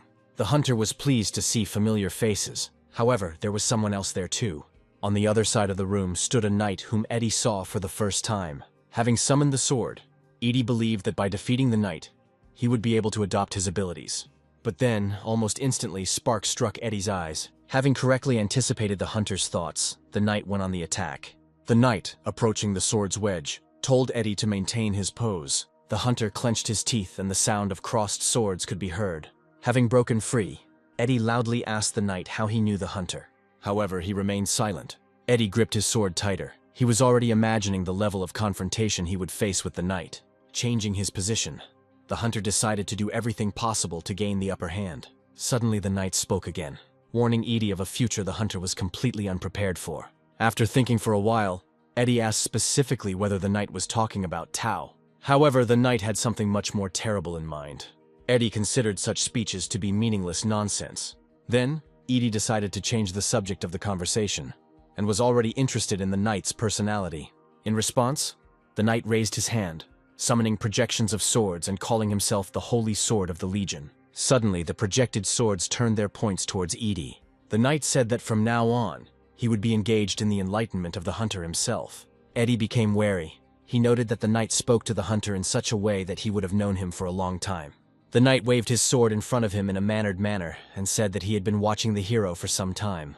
Then, adding that Eddie was the strongest and most worthy among people, the knight explained to Eddie that he became active because the apostle of the god Ark was born. Without receiving any more specifics, Eddie thought that the whole situation might be connected with Selena and Philip. The knight no longer wished to converse, and so taking an attacking stance, called on Eddie to defend himself or be consumed. Eddie himself was also preparing for battle, mentally understanding that he would not be able to achieve anything more from the knight in words. Then, using the power of ether, he simply disappeared. A second later, Eddie appeared next to the knight and attacked him, expecting a quick victory. Having held back the initial onslaught, the knight called on Eddie to defend himself. Immediately, a mass of swords flew towards the hunter. Eddie himself suddenly closed his eyes. Straining, lights of ether began to run through his body, to then swing the sword and create a long line of ethereal energy. The knight's laughter was heard, praising Eddie for repelling the initial attack. Then the knight used the Stormblade technique. The hunter stood his ground, but was forced to retreat in the face of such force. However, all this did not stop the knight, who now used the Whirlwind Strike technique. Immediately after this, a plasma vortex engulfed the area where Eddie was located. Meanwhile, some events were unfolding in Jiha's store. There was some alchemical work going on there, which the hero had almost finished. As a final touch, Jiha saw the resulting mixture being poured into bottles. Finally, the first batch of potions to increase physical strength was completed. Choi applauded the hero and the amazing job Jiha did. Jiha laughed in response. In fact, not being against the fact that someone stood to the side and watched someone else's work. Next, Choi almost screamed when he read the incredible properties of the potion that Jiha had made. When Choi calmed down, he mentally acknowledged how incredible Jiha's potion had been. Overall, Choi found it incredible how Jiha managed to make his potions without using most tools. After finishing marveling, Choi left Jiha's shop and said goodbye. Gradually, the day passed and evening came. Jiha was glad that his alchemy skills had grown considerably. However, the hero was already getting sleepy. Soon, he found himself in the secret garden again. In addition to enjoying the local beauty and fresh air, Jiha remembered his pets, whom he had not seen for a long time. At that very moment, for some unknown reason, the alarm plant began to ring. Jiha instantly turned his gaze to Mount Afedo, guessing something terrible. The hero even imagined that something, such as an earthquake, could damage the iron seal. A notification from the system then appeared, informing Jiha of a problem with the seal, which the Pterodrons were immediately dispatched to repair. Looking over, Jiha saw the Pterodrons begin to erect a barrier around the seal. Jiha was worried that the seal might not hold, and then a terrible evil would be unleashed. Suddenly, loud footsteps of massive paws were heard nearby. It was a black lion, Taodi's minion. Without delay, another group of Theradrons flew out to intercept it. They began to open portals en masse. Suddenly, Jiha looked back. Almost all of the Theradrons were missing, and the hero figured that they must have gone to battle with Taothi's henchmen. All this could only mean that Jiha also should not waste time. Returning to his world, Jiha began to make potions for the hunters as quickly as possible. Jiha finished all this with items that served to awaken skills. In addition, Jiha actively collected data during the battle of the Theradrons against the Black Lion. Time passed, autumn came, until something happened. Indeed, in the middle of the city, a portal of previously unseen dimensions opened. One of the nearby hunters decided to look through the portal, but was faced with a notification from the system. A look of excitement appeared on his face, after which he informed the others of the great problems related to rank. A cigarette fell from the hands of another hunter when it was announced that the dungeon level was 6th. Later, at the entrance to the portal, familiar hunters from history appeared, who discussed among themselves the clearing of the dungeon, without involving the association. Eddie argued this point of view with concern for the city itself, since other countries would prefer to wipe it off the face of the earth if they found out about a dungeon of such a level. Eddie's behavior was so defiant and self-confident that the other hunters even thought that perhaps something had changed with him. However, Edie's idea was supported by other hunters who had awakened their skills thanks to Jiha's efforts. Right there, Seo mentioned that she received something unusual from Jiha. Eddie looked closely at the elixir, receiving a message from the system, which told about its wild, compared to other potions, beneficial properties. Eddie hid such a treasure for later, promising that in time he would thank Jiha. Later, Eddie called all the other hunters to follow him. Later, as usual, spying on everything, Jiha exclaimed in surprise. After all, the hunters he knew well finally appeared in the dungeon. Jiha began to closely watch the progress of the hunters, being ready to support those at any moment. Jiha knew that the Theradrons could subjugate the Black Lion, even though Taothi lacked the strength. Moreover, Jiha had no choice but to keep his fingers crossed for his guys. While moving through the dungeon, at some point, the hunters came across a statue. Everyone received buffs from the statue and then continued on their way. One of the hunters even drank the elixir he had received earlier, stating that its characteristics had doubled. Everyone was in high spirits, especially Leah, who was ready to destroy the boss. As before, they were led by Eddie, who was already drawing his sword from its sheath. A minute later, a crash and the cracking of stones was heard. From the mountain heights, several black lions appeared at once. Eddie tensed up, alerting everyone that the enemy was coming. After which, one of the black lions, growling, began to run down the slopes of the mountain. A few seconds of descent, a jump, and lo and behold, the lion's paws have already torn apart one of the hunters. Eddie shouted out a command, making it clear what role each hunter in the group would play. The hunters stood as a united front, ready to fight to the death. Urgently, air and matter began to be cut by the swings of Seo's sword. She was supported by a mad fire phoenix that burst out of Leah's staff. Additionally, drowning monsters in lava summoning. Subsequently, a wall of fire covered the Black Lion. However, not everywhere the battle went smoothly. One of the hunters barely held back the monster's blows. At some point, this lion saw that all his other relatives had already fallen, and so he stopped and stared at the already dying fire. Eddie was already going to deal with this personally. Jumping as close as possible, he activated the Stormblade skill. The lion was defeated, and briefly, the hero discussed among themselves Eddie's new and previously unseen technique. But the hunter's joy at their quick victory was premature. For now, a more perfect lion, Bloody, was entering the scene. Malik could hardly believe that he was seeing such a rare monster in front of him. One of the hunters even shouted that this lion was a level higher than its predecessors. Slowly, Blood Lion approached the group of hunters. Next, he lifted his paw, filled with arcane magic. Anticipating the worst, Eddie gritted his teeth. He quickly turned around and commanded everyone to drink the buffing potions. At that very moment, Seo's cry was heard, fearing for Edie. Meanwhile, the hunter himself saturated his blade with the power of ether. Trying to buy time for the others, he began to fight off the Blood Lion's attacks. One of the hunters agreed with Edie's plan, reminding Seo that it would be better to go into battle fully prepared. Through the pain in her heart, Seo agreed, because this was exactly Edie's path. However, Seo was worried that Edie might disappear again. Seo was shaking with nerves, and yet, mentally, she overcame her fears. Then, turning around, she gave the order for the other hunters to search for all possible information about the Blood Lions. Luckily for them, such information was available on the Hunter's Encyclopedia website. Now that Eddie was buying time, everyone else was getting ready. Just when it seemed that Eddie's strength was leaving him, a cry from the tank hunter was heard. A large shield area appeared, distracting the Blood Lion. Next, provocation was applied. The monster reacted and rushed at the tank hunter. He, holding his position, shouted out, letting the others know that it was time to act. The hunter-archer came forward. Pulling the bowstring, she released an emerald arrow. The arrow hit the target and wounded the monster. The collision with the arrow threw the lion into the air, where it spun around itself. Seo arrived urgently, covering Lev with many cuts. When Eddie was preparing to finish off Lev, suddenly an even larger paw appeared above him. Pressing it into the ground, the paw crushed the monster like an overripe fruit.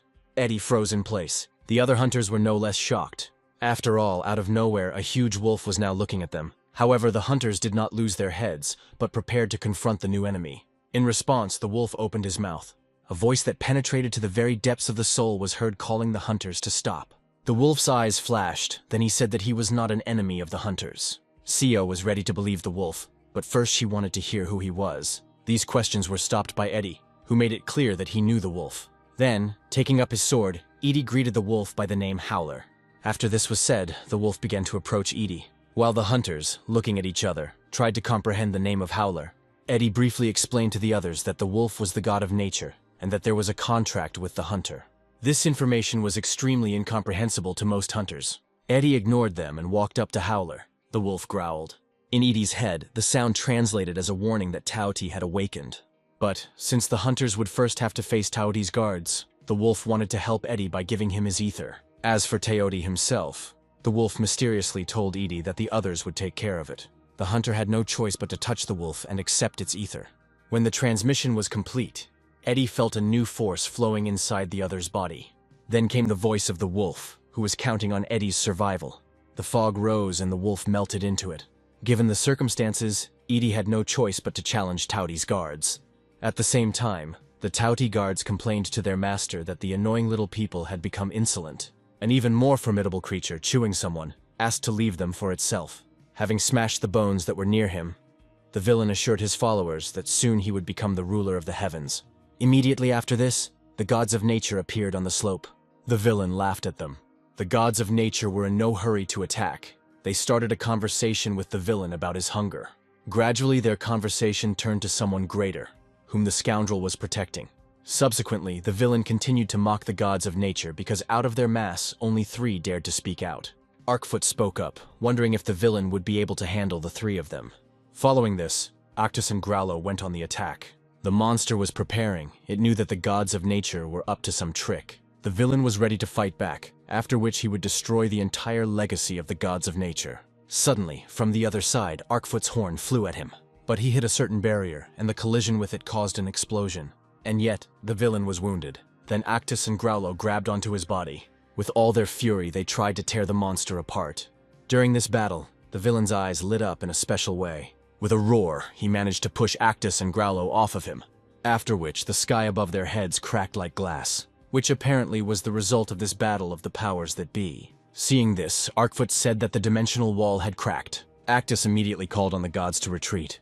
In fact, they were no longer able to change the situation that had happened. Subsequently, the currents of the rift pulled them all into themselves. A new breach opened up, throwing them all into the human world. Having barely landed, the villain hit the ground with his paws, causing a destructive wave. He accompanied his actions with a cry that the gods of nature should not stand in his way. Despite all this, having escaped the villain's attack, Octus cut him with his clawed paw. The villain howled in pain. Growlo, jumping up from the other side, also made his contribution. From above, Arkfoot trampled him into the ground. Suffering damage, the villain could not come to terms with the thought that he was about to be defeated. Dying and melting like ice in the sunlight, he called out to his father one last time. Next, the story moved on to Jiha, who witnessed all his pets disappear without a trace. Wherever the hero looked, there were no skirmishes or familiar images to be seen. At the same time, something began to break through from the depths of the earth. Immediately, the alarm plant began to ring, which attracted Jiha's attention. Suspecting something was wrong, Jiha hurried to see how things were going with the hunters. As soon as Jiha looked, massive paws burst out from under the ground in the area there. The great 2-headed guardian appeared to the light. At that very moment, the guardian spewed flames from himself. Tirelessly, the guardian poured fire into the passage ahead of him. Jiha frowned, realizing that the guardian would protect Tauthi at any cost. And therefore, the hero hoped that Eddie would be extremely careful. At the same time, Edie also saw the silhouette of the guardian from afar. Urgently, the next bottles of potions were drunk. The shield-bearer Khan came to the fore. A couple of seconds later, a fiery mass was approaching in that direction. Having stood his ground, Kan began to contain the restless flame. Now, before Kan's strength left him, Eddie had to manage to do everything. Eddie immediately broke into a run, activating the mana blade. Accelerating with every step, the hunter left behind a trail of ether. Having reached the guardian there, Eddie instantly changed the technique to Storm Blade Strike. Apparently, having hit the guardian, an explosive dome was formed, which pushed Eddie away. But then, from behind the fire and the riot of colors, the voice of the guardian was heard, who was surprised not only by Eddie's strength, but also by the meeting with a sword that was familiar to him. The guard looked closely at Eddie. Then, he said what relation the hunter had to the knight Naburan. True, Eddie had no intention of having a heart-to-heart talk with the monster, and therefore urged him to prepare for death. Eddie's arrogance angered the guardian, causing him to prepare to turn the hunter into ashes. A few moments later, the guardian released a fiery breath. Dodging the flames, Eddie responded by activating the Mana Blade skill. Following this, transforming it into Whirlwind Strike. Thunder and destruction followed, but along with them, the ringing laughter of the guardian also rang out. Responding to attack with attack, the guardian stamped his feet. Eddie jumped up, avoiding the resulting cracks, but not seeing how another paw of the guardian was already approaching him. And now, with a blow to her, the guardian managed to hit the hunter. Frightened for Eddie, Jiha shouted his name with all his might. Eddie himself flew into some debris, now finding himself in extremely serious condition. His eyes darkened and he woke up again in a strange dream. Standing with a sword in his hands, he listened to instructions from the knight. A little while later, Eddie begged the knight to tell him everything about the third stage of the sword technique. The knight warned Eddie that using unmastered mechanics forcibly would only lead to exhaustion and death of the hunter. And yet, Knight Eddie did give him some kind of gift. At that very moment, the guardian sensed something was wrong.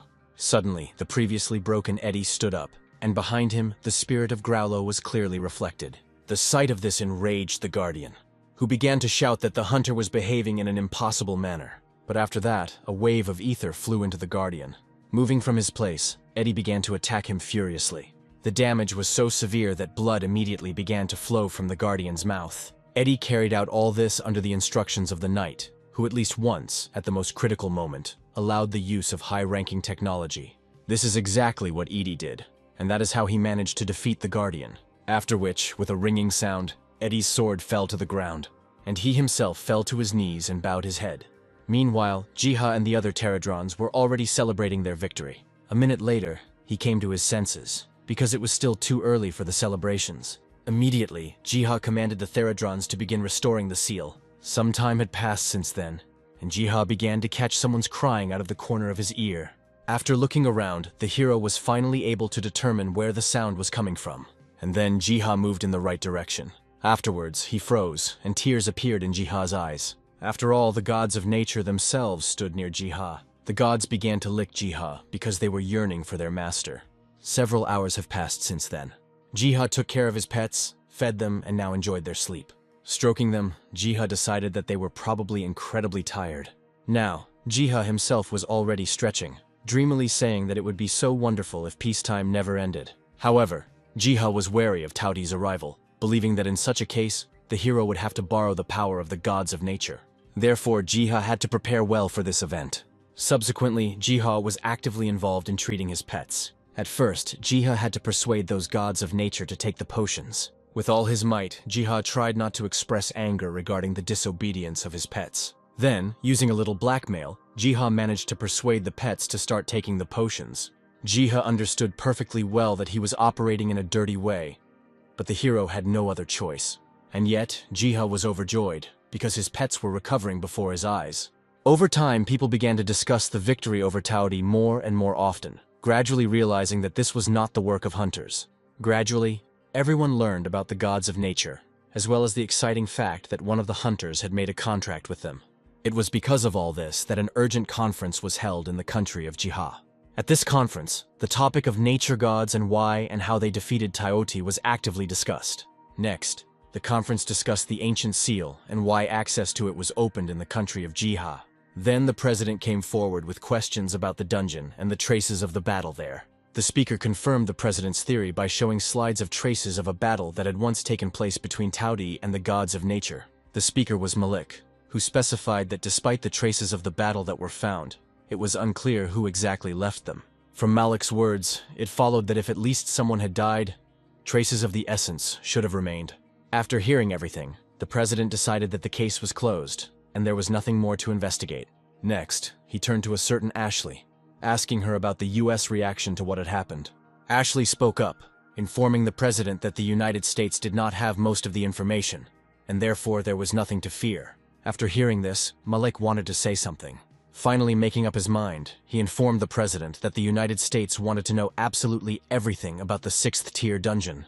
Then, picking up the projector remote, Malik switched the slide to an image of a wolf, describing it as a god of nature who had signed a contract with a hunter. The president viewed such information with suspicion. Ashley sighed, thinking it was unwise to withhold information from the US about contact with the god of nature. The president waved it off, in fact. He wanted to hear about how exactly the hunters managed to deal with the great monster on their own. Malik sighed. Then, he began to attribute special merit for this accomplishment to a person like Jiha. Malik described Jiha as a talented alchemist whose potions brought victory. Scratching his chin, the president responded by saying that a person like Jiha was definitely worth protecting. One of those present feared that Jiha could be kidnapped by evil forces in order to use the hero's talent for their own purposes. Then, the president loudly declared that he would take care of something like this. Malik was pleased with the president's response, which would mean state-level protection for Jiha. Next, he started talking about preparing for the arrival of the next destruction rank monster. Ashley expressed different thoughts, believing that she should meet Jiha at any cost. At the same time, Jiha was clutching a ball of essence in his hands. Looking at it from all sides, he admitted that he had never seen anything like it before. In response, Jiha only received Bem's meow when the hero asked if the orb was part of the Tawhidi ether. When Jiha tried to ask Bem about the meaning of the ball, the cat suddenly began to jump and stretch his paws upward. Jiha guessed that the ball must somehow be connected to the great tree.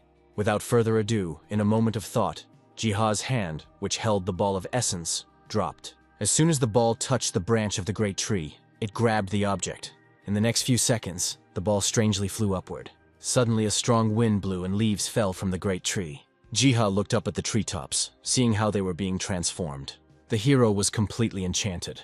The light emanating from within the great tree even attracted the attention of the gods of nature. Suddenly, somewhere behind Jiha, a clicking sound was heard. The hero looked back with interest. A goat came up to him, making a beeping sound. Confused, Jiha greeted the goat. Sitting down, the hero tried to ask the goat where she came from. But she, only bleeding once more, began to walk away towards the portal that had appeared out of nowhere. Without a second thought, Jiha followed the goat into the portal. After passing, Jiha saw a library of incredible proportions.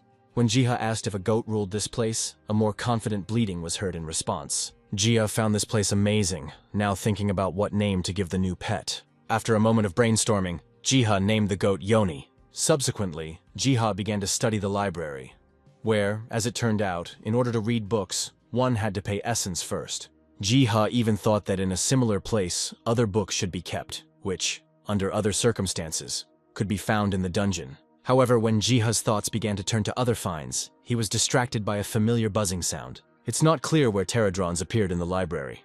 Jiha tried to touch them, but pulled his hand away in time. After all, in fact, the pterodrons in the library were different from those that lived under the great tree. Not only their color was different, but even their sizes. Almost immediately, Jiha guessed that the local pterodrons belonged to the world tree itself. Jiha noted that their behavior was characterized by constant rearrangement of books and constant recording. Suddenly, Yoni presented Jiha with a book, as if the hero was obliged to read it. Having opened it, Jiha plunged into the meticulous work of listing everything that was in the world of portals. Afterwards, Jiha asked Yoni if there were any books in the library about the mines in the portal world. Quite cleverly, the goat knocked several books off the shelves. Jiha picked up the books, letting Yoni know that he would borrow them for a while. After these events, the story moved back some time. Looking at the great tree, Jiha believed that it grew as people defeated various monsters. Suddenly, his thoughts were interrupted by the sounds of water. Then, starting to look around, Jiha soon noticed a wonderful waterfall. Because of the thick fog, Jiha had never noticed this waterfall before. Immediately after this, bees began to fly past Ji, and the hero witnessed the presence of hives nearby, some of which even had levers. Jiha began to look as one of the pterodrons grabbed the lever. The lever was lowered, causing drops of honey to filter out of the hive. As it turned out, these drops of honey were painstakingly collected by pterodrons. Jiha's shock turned to surprise, as the bees, for some unknown reason, did not attack the pterodrons. A system window immediately appeared. informing Jiha about the discovery of a new honey-based ingredient. Jiha read the description with bated breath, which promised a permanent increase in strength. Later, Pterodron obligingly allowed Jiha to try the collected honey. Over time, Jiha created potions from honey, but he did not intend to sell them, but to use them as one of the types of rewards in chests. So some time passed. It was time to get to work, and Jiha decided first of all to release more worms near the lake. Thus, with his care and attention, Jiha improved the ecosystem time after time. Such manipulations always required Jiha to spend a lot of essence. But the hero, content with the constant opening of the gates and the demand for potions from the hunters, did not need anything. Meanwhile, Jiha had one major problem, in the form of a lack of salt. Initially, Jiha believed that only wild elves could suffer from such a deficiency. As it turned out, the residents of the village of survivors also needed it. Prince Philip was angry that there was not a single salt mine in the entire kingdom. Philip's pleas were heard, and Jiha, in the guise of God's intermediary, promised to do something about it. Subsequently, the hero opened the book. After reading the text, Jiha came to the conclusion that the salt mines did exist, but their location was indicated incorrectly. Studying the text further, Jiha managed to find a mention of the location of the mines, but the language there was little familiar to the hero. In order to investigate the guesses, Jiha sent out Pterodron scouts on important missions.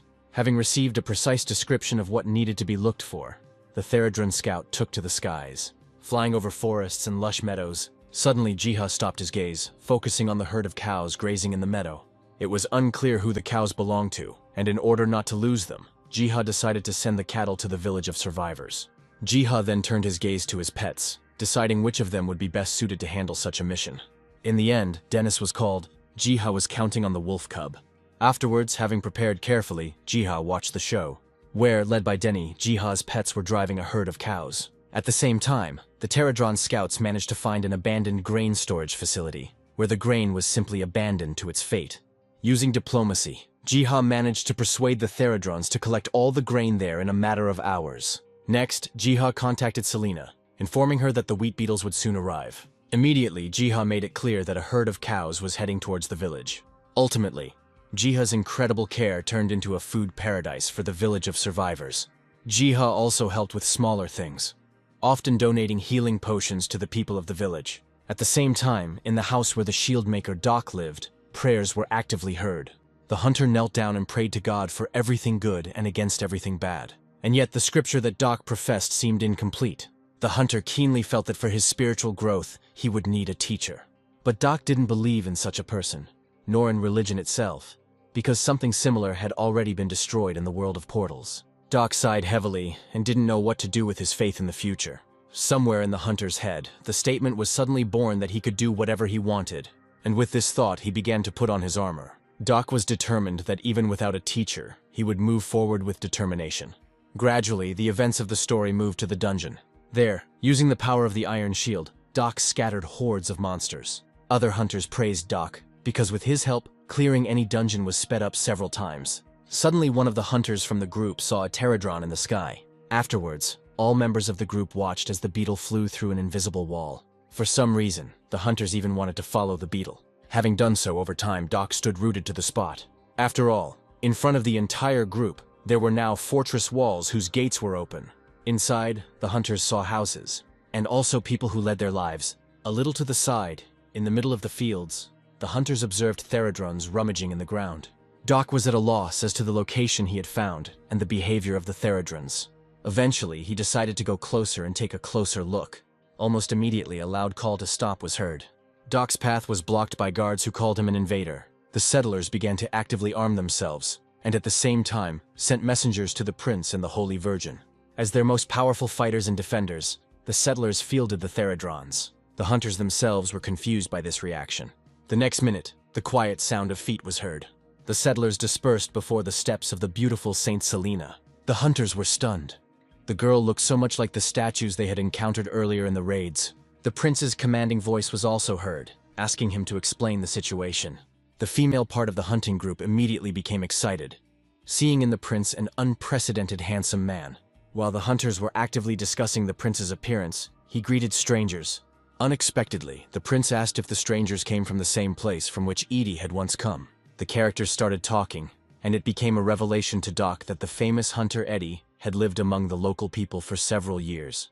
Remembering Edie's report upon his return, Doc realized that he had just spoken to Prince Philip himself. Selena also approached the prince and began to ask whether the strangers were really hunters. In response, Doc nodded approvingly. Almost at the same moment, having spoken about the saint, Doc fell to his knees. To everyone's surprise, Doc asked Selena for enlightenment.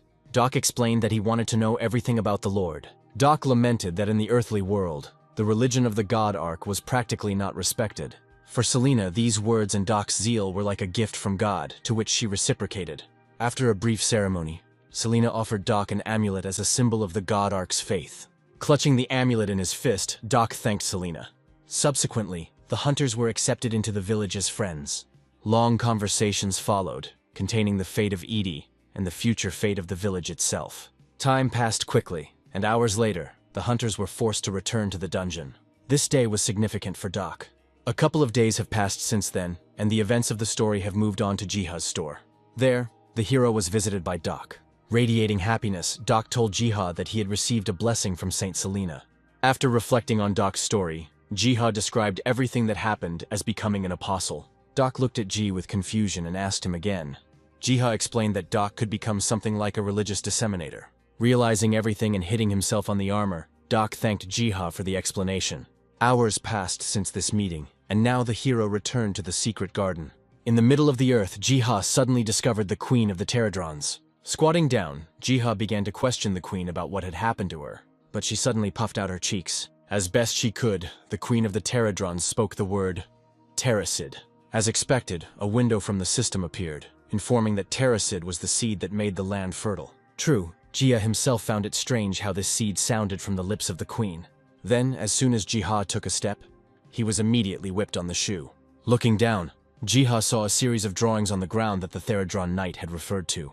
Very soon, Jiha figured out the essence of the drawings, which meant that first, the seed had to be soaked in the elixir. The hero had no choice but to do just that. Exhaling and wiping sweat from his forehead, Jiha admired the resulting potion. Right there, especially for the common cause, the Pterodron knight brought a flower pot for Ji. Having thanked him, Jiha began to place the seed and essence stones into the ground. Next, Jiha uncorked the bottle with the potion. Then, pouring the mixture there onto the seed. Some time passed and the seed actually sprouted. Jiha was delighted with the results, and noted that in this way, the fertile seed could be spread everywhere. Following this, the events of the story moved to one dungeon.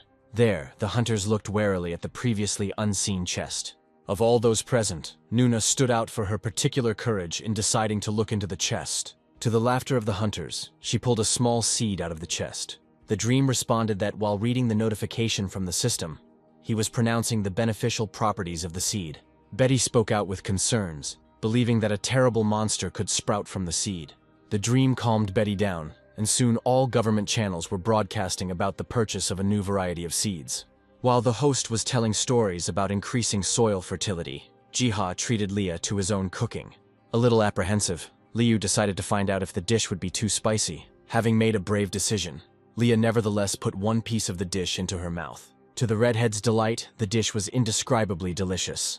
During the feast, Leah accidentally started a conversation with Jiha about a new variety of seeds. Jiha chuckled nervously, saying that the seeds would be extremely useful to human society. Subsequently, their conversation touched upon the Eternal Flame Guild, whose members were offered citizenship in Japan. Leah shared with Jiha a story about Japan as a place that not long ago was drowning in an invasion of monsters and other cataclysms. Then, when Jiha asked about Leah's response to the Japanese government's proposal, for some reason the redhead poked the hero in the cheek with her finger.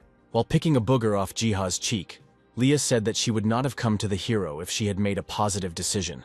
Only a minute later, the hint in the red-haired girl's words reached Jiha. Beaming with happiness, Jiha expressed his joy at Leah's decision. Hearing this, Leah felt embarrassed for the first time. Taking advantage of the moment while Jiha was distracted by the pets, Leah was hysterical in her thoughts regarding the hero's idiotic reaction. At the same time, a strange bird flew into the secret garden. The bird let out a cry that Jiha somehow managed to hear in another dimension. Jiha even thought that among the nature gods, there was a place for someone with a similar voice. The natural gods themselves were already discussing among themselves the owner of the voice, whom Bem promised to eat. Seeing that Jiha stood rooted to the spot, Leah even became worried about him. But the hero attributed everything to his natural sluggishness. As a result, Jiha's slowness even led to the food that was being cooked on the fire burning in the house. Later, Jiha entered the secret garden to deal with the owner of the scream there. At some point, the hero stopped, because a new scream was heard and very close. Looking up, Jiha saw a bird sitting on the branches of a great tree.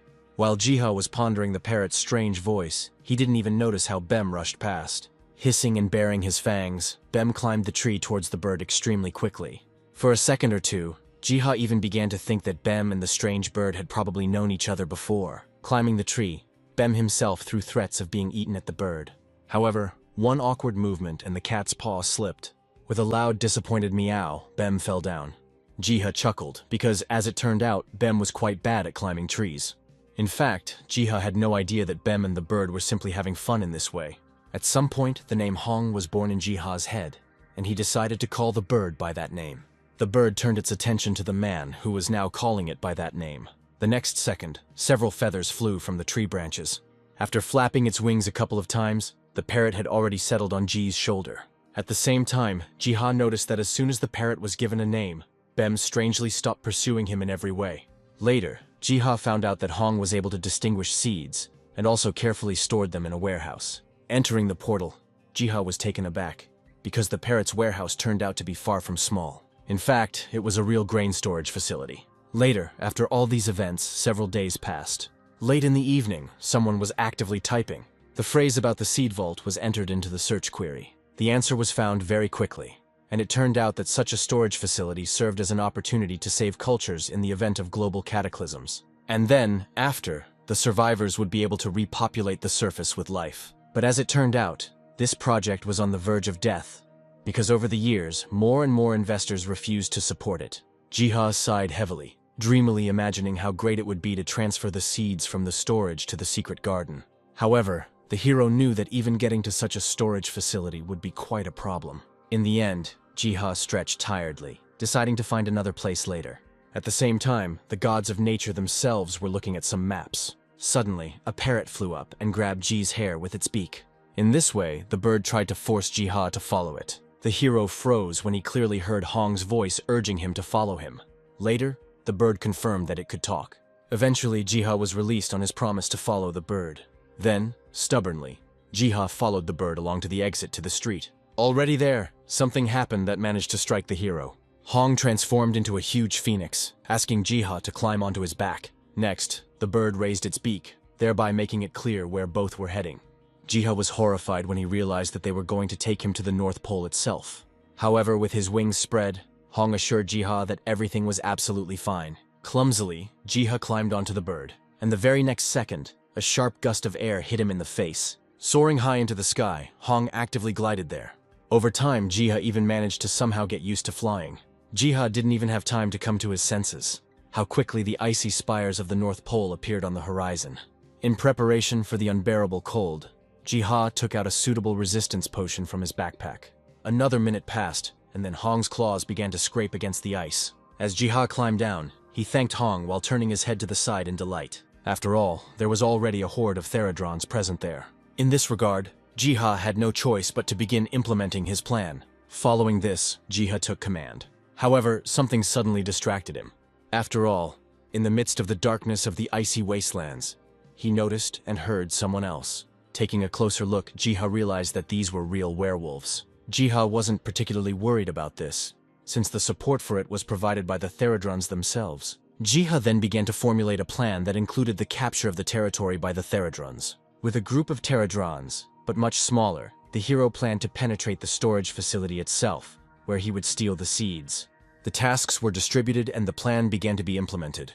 While the battle was going on outwardly as planned, Jiha penetrated the storage facility itself. As soon as Jiha entered the storage facility, he stepped into a long, tangled web of high-tech tunnels.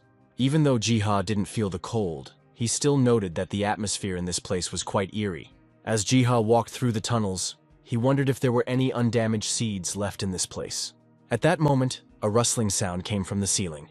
The werewolf, lurking near the ceiling, jumped onto Ji's head, but right in flight, he collided with Therodron's hammer. The hero turned around when he heard the characteristic noise of the impact. Jiha chuckled nervously, thinking that the werewolf would have survived if he hadn't attacked. Afterwards, their journey through the creepy storage facility continued. Seeing that the monsters had managed to get into the storage facility itself, Jiha became increasingly worried about the safety of the seeds. Afterwards, Jiha's hand touched the sliding door. Afterwards, he entered a room where high conditions for seed preservation were observed. Seeing the true seed storage, Jiha even caught his breath. Meanwhile, Hong was already moving some of the seed capsules across the floor. Leaving Jiha to oversee the work, Hong and the Therodrons began to carry out their seed storage. Jiha had no intention of entering into the already established work process, believing that he would only be able to ruin everything. A little later, Jiha for some reason suggested to Hong that they leave the work to the Therodrons, and that the characters themselves go outside. A couple of minutes later, Jiha's sneakers stepped into the snow. Looking around, Jiha concluded that there was nothing visible around. Afterwards, Jiha remembered Hong himself, thinking that he should be hidden somehow. Because in fact, the parrot was a real phoenix bird. Suddenly, somewhere ahead, a werewolf fell onto the icy edge. As it turns out, the Therodrons just finished off the last of the werewolves in the area. Subsequently, having stolen all the seeds from the storage, with the help of the Therodrons, Jiha distributed them to the inhabitants of the village of Estrom. The hero even passed on some of them to Malik. Afterwards, each used the seeds received from Jiha for their own purposes. Thus, with considerable effort on Malik's part, the smart farm concept was created and presented.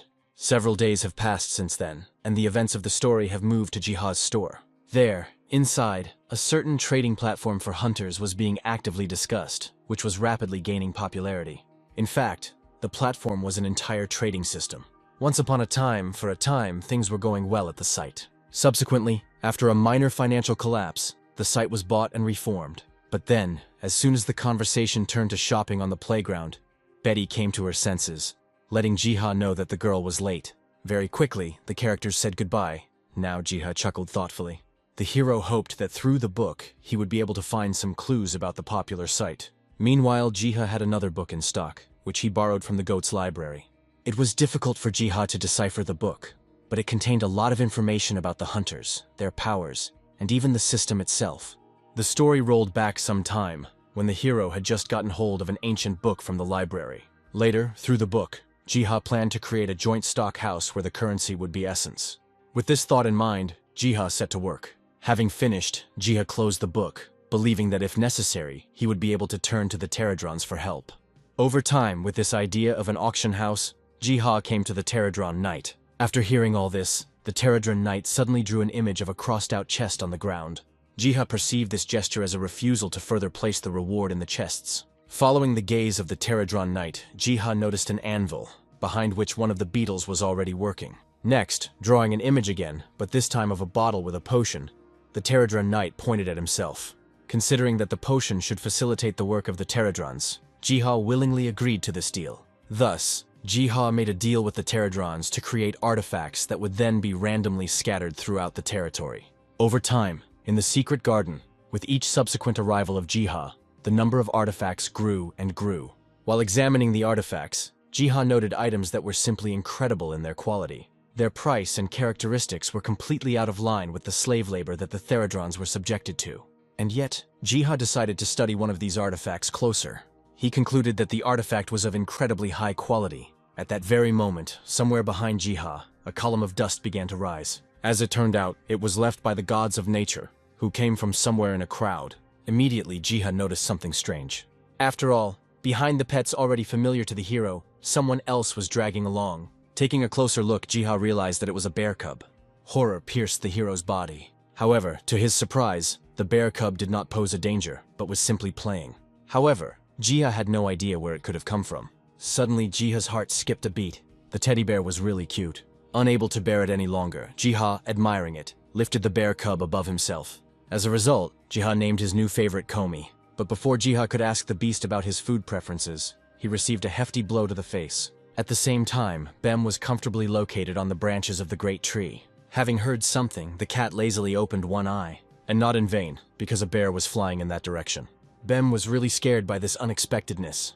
Jiha tried to catch up with the bear cub, still not understanding why Comrade Komi had attacked the cat. However, he, avoiding the hands, was already rushing towards the foal. Quite expectedly, he ended up getting kicked in the hooves. Seeing such a reaction, Jiha even thought that Komi was the main specialist in fights. Later, taking Komi in his arms, Jiha decided to show him his garden. It was from this time that Jiha began to lead his tour. lush trees, bushes, and sown fields. That's what came into Comrade Komi's field of vision.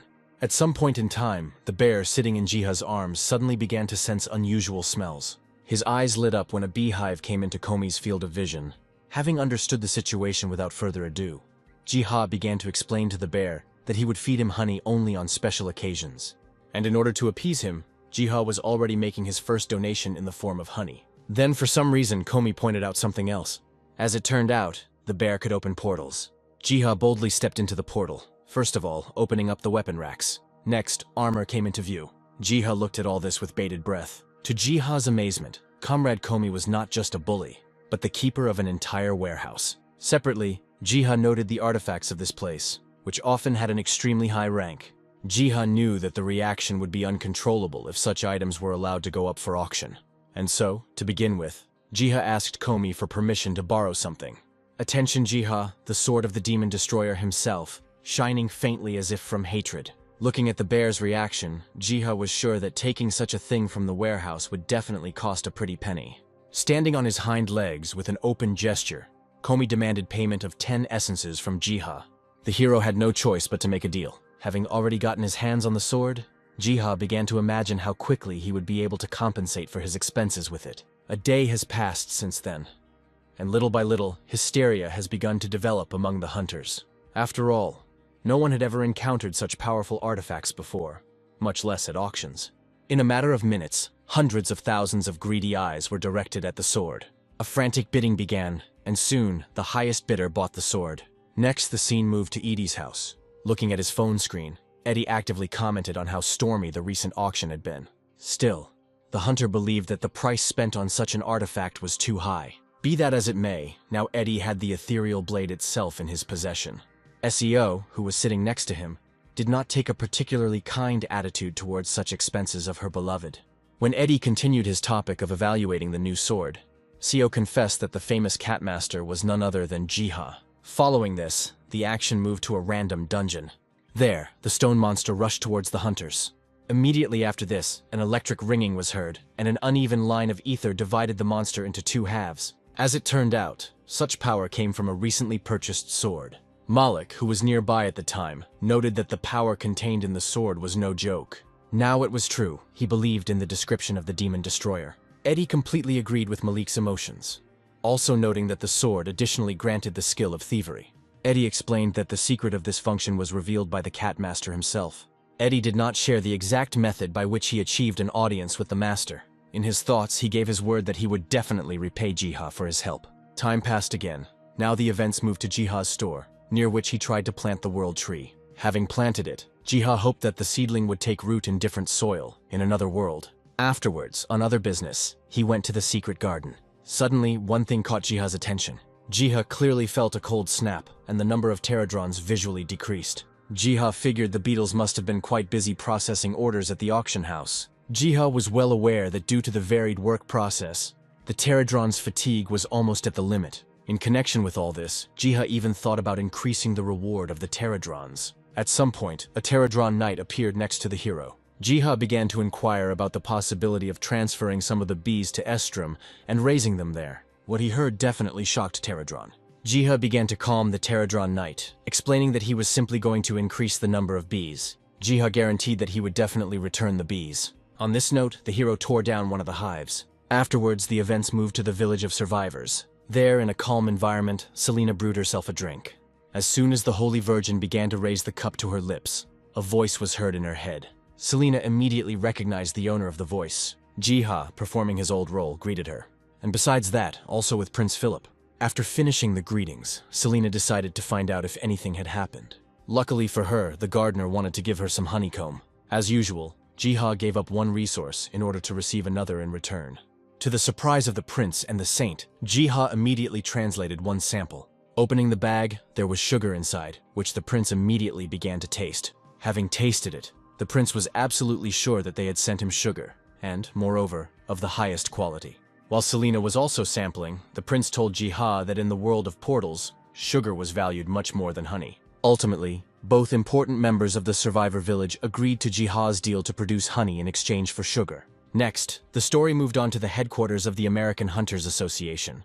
At the moment, there was a lot of discussion about Korean hunters. The conversation participants discussed among themselves the various methods they used to try to lure Korean hunters over to the side of the American Association. For example, Eddie said that he was almost dragged by force to such a meeting. However, Eddie was not interested in intrigues and political games. He saw himself only as a very skilled hack. But Malik, who was walking next to him, believed that the topic of discussion could be Jiha, who should be saved at any cost. Eddie chuckled, not averse to watching how they tried to win people's hearts. Already approaching the door, Malik expressed that he shared Edie's position. Behind that, the hunters were met by the well-known Ashley. Eddie bowed to the girl, dreamily saying that Ashley would certainly take the right side in the discussion. Ashley's previous smile disappeared and she stated that as a representative of the United States, she does not take sides. In response, Eddie hoped that at least this time, Korean hunters would not be discriminated against. Ashley then opened the meeting. Malik listened to the speech, wondering how long the friendly atmosphere would last. Soon, a hand was placed on one of the tables with a bang. One of those present began to actively ask about the identity of the Catmaster, as well as the fact of whether the dungeons themselves had really been upgraded. Questions also concerned the auction house and why all this was happening only in Korea. Unexpectedly, the guesses from the questioners were confirmed by Malik. Tapping the table, Malik assured that he would not hide anything or lie. However, Malik noted that, like the United States, Korea also does not disclose certain types of information. As it turned out, Malik had learned about the secret ether reactor, which the US had been actively hiding until now. A scandal began to escalate, with mutual accusations of concealing strategic information. As an example, Malik cited China, which hid the existence of a high-level dungeon until Leah's guild accidentally stumbled upon it. Malik concluded that for the preservation of peace, not everything and not everyone should know. In response, there was another knock on the table, followed by the assertion that everyone present in the room were hunters. At some point, both sides agreed that everyone had secrets that they were hiding in one way or another. Next, the speech of those gathered turned to the issue for which everyone had gathered, the quota system. Suddenly, Eddie flared up, declaring that he had not come to the meeting for interrogation. A little later, in raised tones, the meeting was concluded. Malik couldn't believe that Edie's defiant behavior had managed to play a good service, which resulted in obtaining a prototype of the ether reactor. In return, Edie and Malik agreed to send their hunters to other countries. Still, Malik was a little sorry that at the end of the meeting, not everyone had benefited. Wanting to somehow repay Jiha, Eddie decided to please him with some goodies for Bem. Suddenly, Malik had a brilliant idea that was connected with Jiha's store. Free reagents and passive income for that. Eddie considered the proposed plan ideal. Sometime later, the events moved to the entrance of the village of Estrom. After all, there, accompanied by mounted knights, appeared Margaret, who was the commander of the order from the Gaymark Empire. Finding herself in this place again after a long time, Margaret found the changes that had taken place unexpected. The head of the order remembered very well that the village of survivors was experiencing terrible problems with food. Margaret still couldn't figure out who had gotten involved in the usual course of things. The head of the order was distracted by the voices of Philip and Selena, who were approaching her. Margaret discovered that Baron Grom had apparently abandoned the village with his soldiers. Philip said that they were driven out because they were hostile to the villagers. In general terms, the prince described the conflict as a difference of opinion. Margaret sighed, incredulously saying that the gentlemen were not the kind of people who would leave of their own free will. Philip thought about his answer, because he wasn't going to reveal the whole story of what happened. Then the prince whistled loudly. A loud buzzing sound was immediately heard, causing Margaret to look up to the sky. Very quickly, Theradruns flocked to the scene of events. Philip described the beetles as soldiers that were sent by God himself. To Margaret's shock, the prince explained that there were also beetles that simply helped around the house. Margaret was unable to find words for her shock, and therefore, she recalled that once upon a time, the prince did not believe in the gods at all. Philip sighed heavily, saying that he had previously deceived Margaret. Afterwards, the prince made it clear to the head of the order that he had signed a contract with the god Ark himself to protect the village. Margaret's gaze sharpened, and she decided to find out whether these changes meant hostility with the Empire. Philip never confirmed this, only letting it be known that he wanted everyone to live their own lives. And he was absolutely not against it if the Empire could also find its own meaning in life and purpose. In general, Philip was drawing a situation in which he refused to be a protectorate of the Empire. Margaret's reaction to this statement was silent. Suddenly, looking at Selena, Margaret said that Selena had turned away from her own people, but the Holy Virgin herself thought otherwise. In response, Margaret chuckled, calling the maiden's beliefs ridiculous. However, the fact that the villagers were served by beetles did not even serve as an argument for the head of the order. Then, Selena declared that she would be able to prove the existence of the god Ark. Margaret laughed as she asked the god Selene to make it rain. And then, in accordance with Selena's request, it scattered throughout the surrounding forests. At that very moment, one of the Therodrons grabbed Ji's clothes with its claws. It seemed as if the beetle was trying to show something to the hero. Taking a closer look, Jiha finally saw that people previously unknown to the hero had arrived in the settlement of survivors. Even though Jiha was watching them, he didn't know what exactly they were talking about. Finally, through Selena, words began to reach Jiha demanding proof of the existence of God. Jiha began to look around, thinking about how exactly to fulfill such a request. In the end, he grabbed the first object he came across, which was a watering can. Just as Margaret was giving her ultimatum to Selena, water began to fall from the sky. Similarly, large drops fell on everything that was below. During the widespread panic, only Margaret kept her cool, now convinced that God really does exist. The prince and the Holy Virgin merely watched humbly as Margaret's nights were washed with copious amounts of water. Hours have passed since then and evening has come. Margaret, who had also been hit by large drops of water before, suddenly came to her senses. Rising from the pillow, she had no idea where she was. Selena explained to the head of the order that she lost consciousness when a drop of water fell on Margaret's head. After hearing this, slowly, memories began to return to Margaret. Selena made it clear that at Margaret's request, the god Ark had called down rain. Putting her hand to her face, Margaret could hardly believe what had happened. Selena continued, stating that from now on, Margaret was obliged to join the god Ark. Selena insisted that Margaret had no right to deny the truth that lay before her. Then, rising from her seat, Selena urged Margaret to follow her in order to obtain even more convincing evidence. After some time, Selena brought Margaret to the place where the Holy Virgin was praying. Then, falling to her knees, Selena began to call out to her god. Margaret humbly waited to see what would come out of this performance. At some point, ignoring the stone ceiling, a hand descended into the room. Margaret was stunned with horror. Selena herself was calm and offered the head of the order to sit on her palm, as if the god wanted to show her something. Long hours have passed since those events. A new day has arrived, and the events have moved to the Gaymark Empire. There, Margaret reported on the inspection carried out in the village, which in fact had become a very developed settlement. Knight Commander Brendo slammed his fist on the table, for he was forced to believe the nonsense that Margaret had conveyed. The Knight Commander insisted that Margaret had seen nothing, including the manifestation of God. Brando was afraid of the unrest that might arise from the dissemination of Margaret's information. Margaret agreed to this demand and later, disappointedly, hit the edge of the table.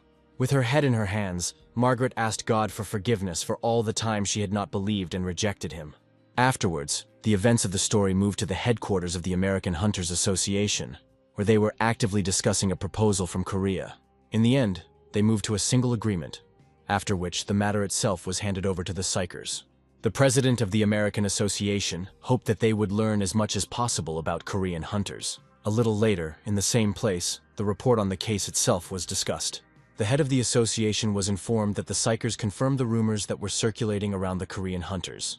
The head of the association chuckled approvingly, beginning to link various interesting and unexpected events with Jiha's personality. The man who came with the report merely confirmed the connection voiced by his boss. Further, the head of the association said that from now on, his desire to get Jiha became even stronger. The person who brought the report was shocked because the wishes of the head of the association clearly diverged from the implementation plan. However, the head of the association, first of all, asked to think about the United States and the prospects that would be available to the country if Jiha appeared there.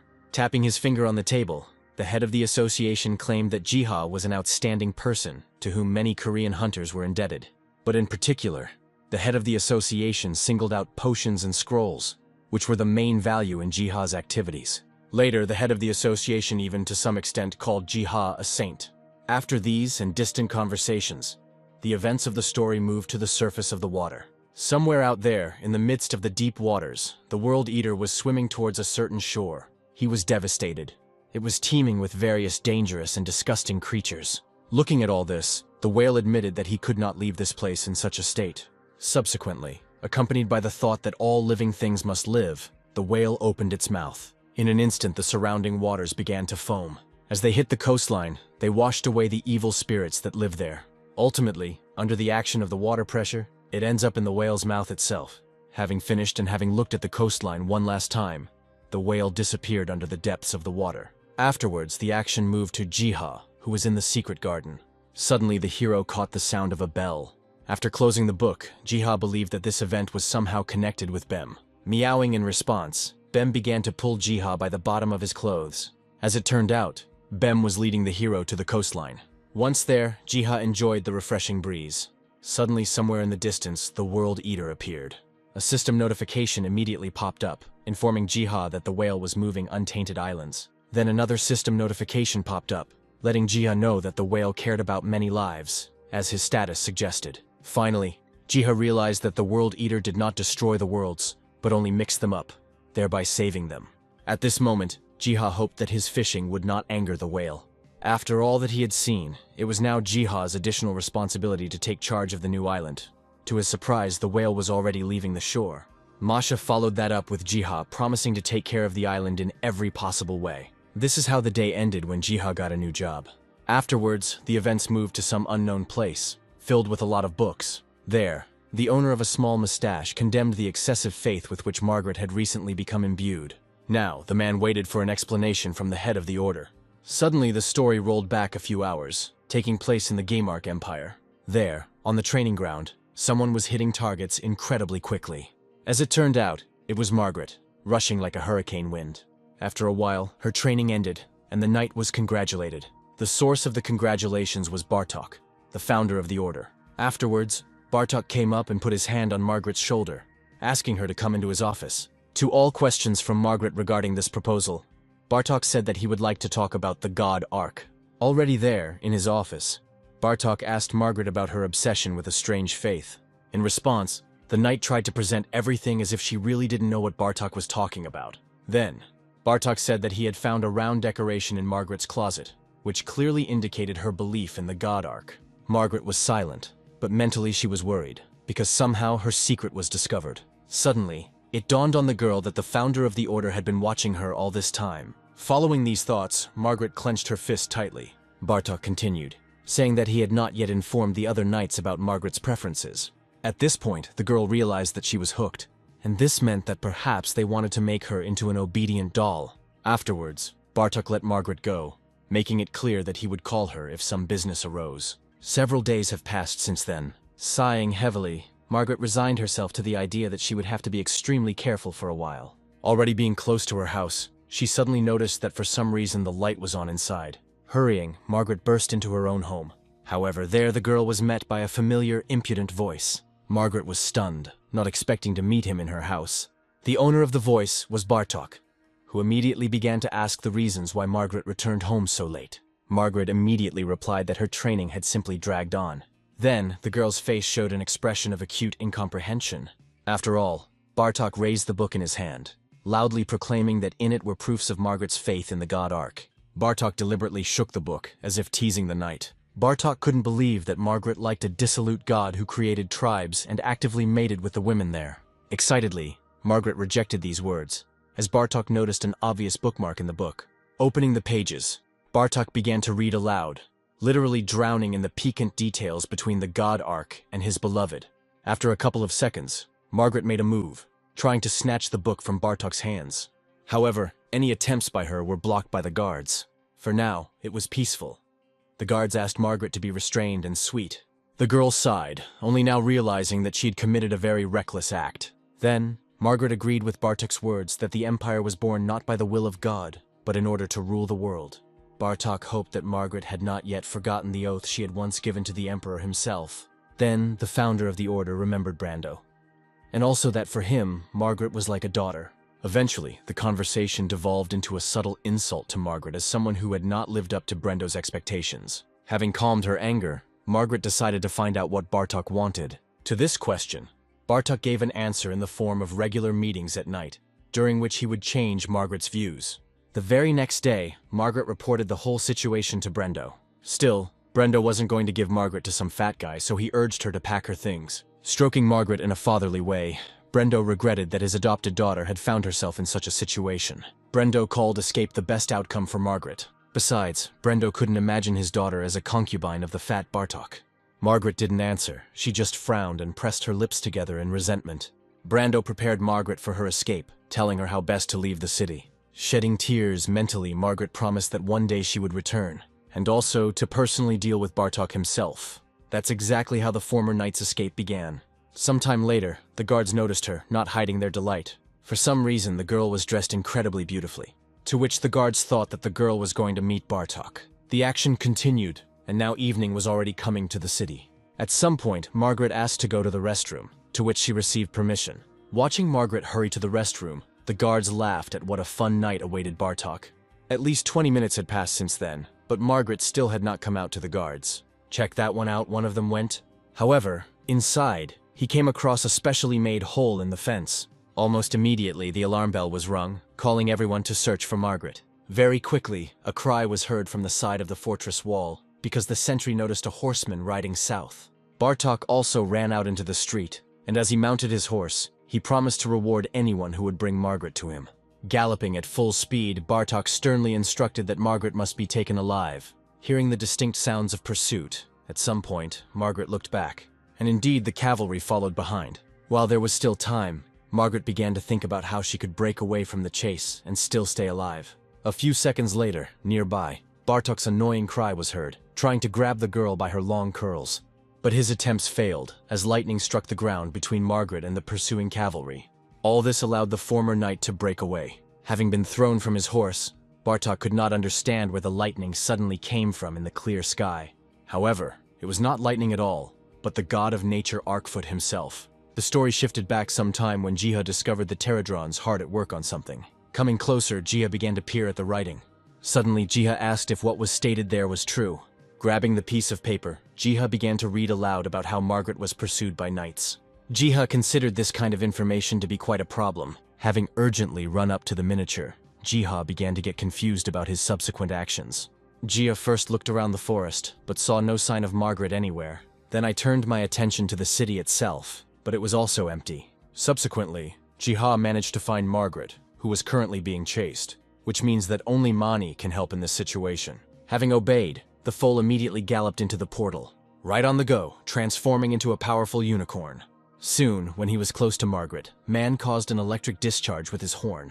Bartok was beside himself with rage, because his plans were thwarted by some horse. But the problems were just beginning, because the subsequent pursuit was hampered by a huge crack that formed at the site of the lightning strike. Meanwhile, Man himself brought his head to Margaret. Taking courage and putting her hand to the stallion's muzzle, Margaret asked if he had come for the one. Later she sat on Mana. Not forgetting, she thanked her first steed, now commanding him to return back. With a firm grip on Man's mane, Margaret was ready for the journey. Almost instantly, the god of nature left the area. Astride the mythical steed, Margaret watched the landscape change rapidly beneath her. The girl was in great shock, not really knowing whether Margaret's world was so small, or whether the heavenly horse was racing at incredible speed. It was not a couple of minutes before Margaret saw the lights of the houses of the village of Estrom below her. Margaret caught herself thinking that she owed her successful escape to the god Ark. Pretty soon, there was a commotion in the village as Margaret was spotted. Following this, Prince Philip himself was already hurrying to Margaret. Later, Jiha smiled as the system notified him of the oath of allegiance that Margaret had taken. From now on, Jiha's worries increased, since now he also had to look after Margaret. Around the same time, Mani also returned to the garden. Praising him for his efforts, Jiha also promised to feed the foal to his heart's content. Since the current urgent matters were settled, Jiha could now take care of other things. Soon, he returned to his world, where he was actively looking at his watch. Believing that he would not be late, Jiha decided to go to the right place on foot. Looking up thoughtfully, Jiha could not even guess what kind of education system they had chosen. A little later, the action moved to the building of the Hunters' Academy. It was an interesting place that was created specifically to protect people. It was there that they raised a new generation of young hunters, whose awakening they tried to lead to the highest ranks. Subsequently, those being more advanced were to replace the old hunters. In this place, in addition to theoretical classes, combat practice was also actively conducted. Jiha watched all this. The sparring didn't seem serious to Ji, and because of that, he began to worry about the real skills of the young hunters in battle. At the same time, the hero noted good preparation in the theoretical part of the training. Returning to the battle, Jiha blamed his previous impression on the fact that, as students, the students were not yet able to participate in real battles. No matter how you look at it, all this did not give the hero any peace. Jiha was afraid that the young hunters might eventually run into an insurmountable wall. All this meant only that changes were needed in the establishment. Jiha set himself the task of finding a way to improve the system. Suddenly, Quan appeared behind Jiha and the characters greeted each other. As it turned out, it was Quan who invited Jiha to the academy, since he worked here. Meanwhile, some events were developing in the secret garden, which Jiha had temporarily left. The assembled gods of nature discussed among themselves the past day, which had been quite tense. Since the gods of nature were left without supervision, they now decided to go about their own business. Some of them were eating grass in the garden. Others were having fun with each other. Others were engaged in training wrestling. Eventually, they all took an afternoon nap. But while some slept, others stayed awake. The pterodrons worked tirelessly and continuously. We managed to clean the lakes. They took active care of the trees in the garden. And also other but more hidden things. Somewhere there, in the depths of the pterodron hive, where weapons were endlessly forged, the metal was melted to the desired shape, to create a truly magnificent weapon. The roots of the tree soon reached out to its brilliance and perfection, thus creating the first unique weapon for his kingdom. After such a success, the joy of the pterodrons knew no bounds. Their attention ensured control and management of all dungeons. After such hard work, the pterodrons, as always, expected a reward in the form of honey, and Jiha always returned to those, each time keeping his word. Greedily, almost maniacally, the pterodrons pounced on the honey. Jiha himself, having sat down, began to look for ways to increase the effectiveness of student learning. At some point, among a ton of other information, Jiha suddenly came across something unique. After all, on one of the random pages of the book, there was information on how to create your own miniature world. Reading the text, Jiha became increasingly convinced that the information allowed him to create not a real world, but only a simulation.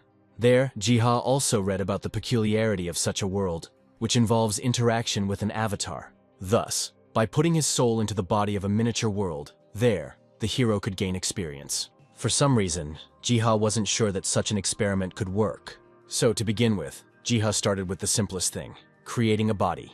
After some manipulation, the hero really did see a little man made of mud in his hands. Jiha even decided to show his unique creation to his pets. After all, by that time, the hero had already prepared a whole series of characters for the miniature world. However, the pets did not share Jiha's enthusiasm with their entire appearance. In any case, returning to the book, Jiha began to read about how to set the miniature world in motion. The book was about the soul, and then Jiha remembered the pterodrons. Shaking a jar of honey, Jiha wanted to sign the beetles up for the experiment. Chuckling, Jiha explained what exactly he expected from pterodron. After some time, a portal opened, and Jiha reassured the pterodrons that they were not in any danger. Finally, timidly, one of them touched the portal with its claw. Under Jiha's cry, their souls moved into pre-prepared forms. Sometime later, outside, Jiha was reassuring the other bugs that their comrades were not dead. Soon, movement appeared in the miniature world. Watching, Jiha noted that the experiment was a success. Now, however, there was another question. Would the soul, while in an avatar, be able to gain experience? And then Jiha commanded the souls of the pterodrons to attack. Together the clay men went into battle. Afterwards, Jiha carefully studied the progress of the battle. Even though one couldn't use skills in such a miniature state, Jiha saw that this was a good way for general training. And yet, Jiha understood perfectly well that the costs of installing such a miniature would be simply horrific. Meanwhile, the winning team was soon determined. Later, having gathered everyone around him, Jiha praised them for a job well done. Jiha hoped that the pterodrons weren't in too much pain after the experiment. At the same time, the miniature world restored itself. Unexpectedly, the system even assigned a skill to one of the pterodrons. He in turn extended a modified claw, then demonstrating his new strike.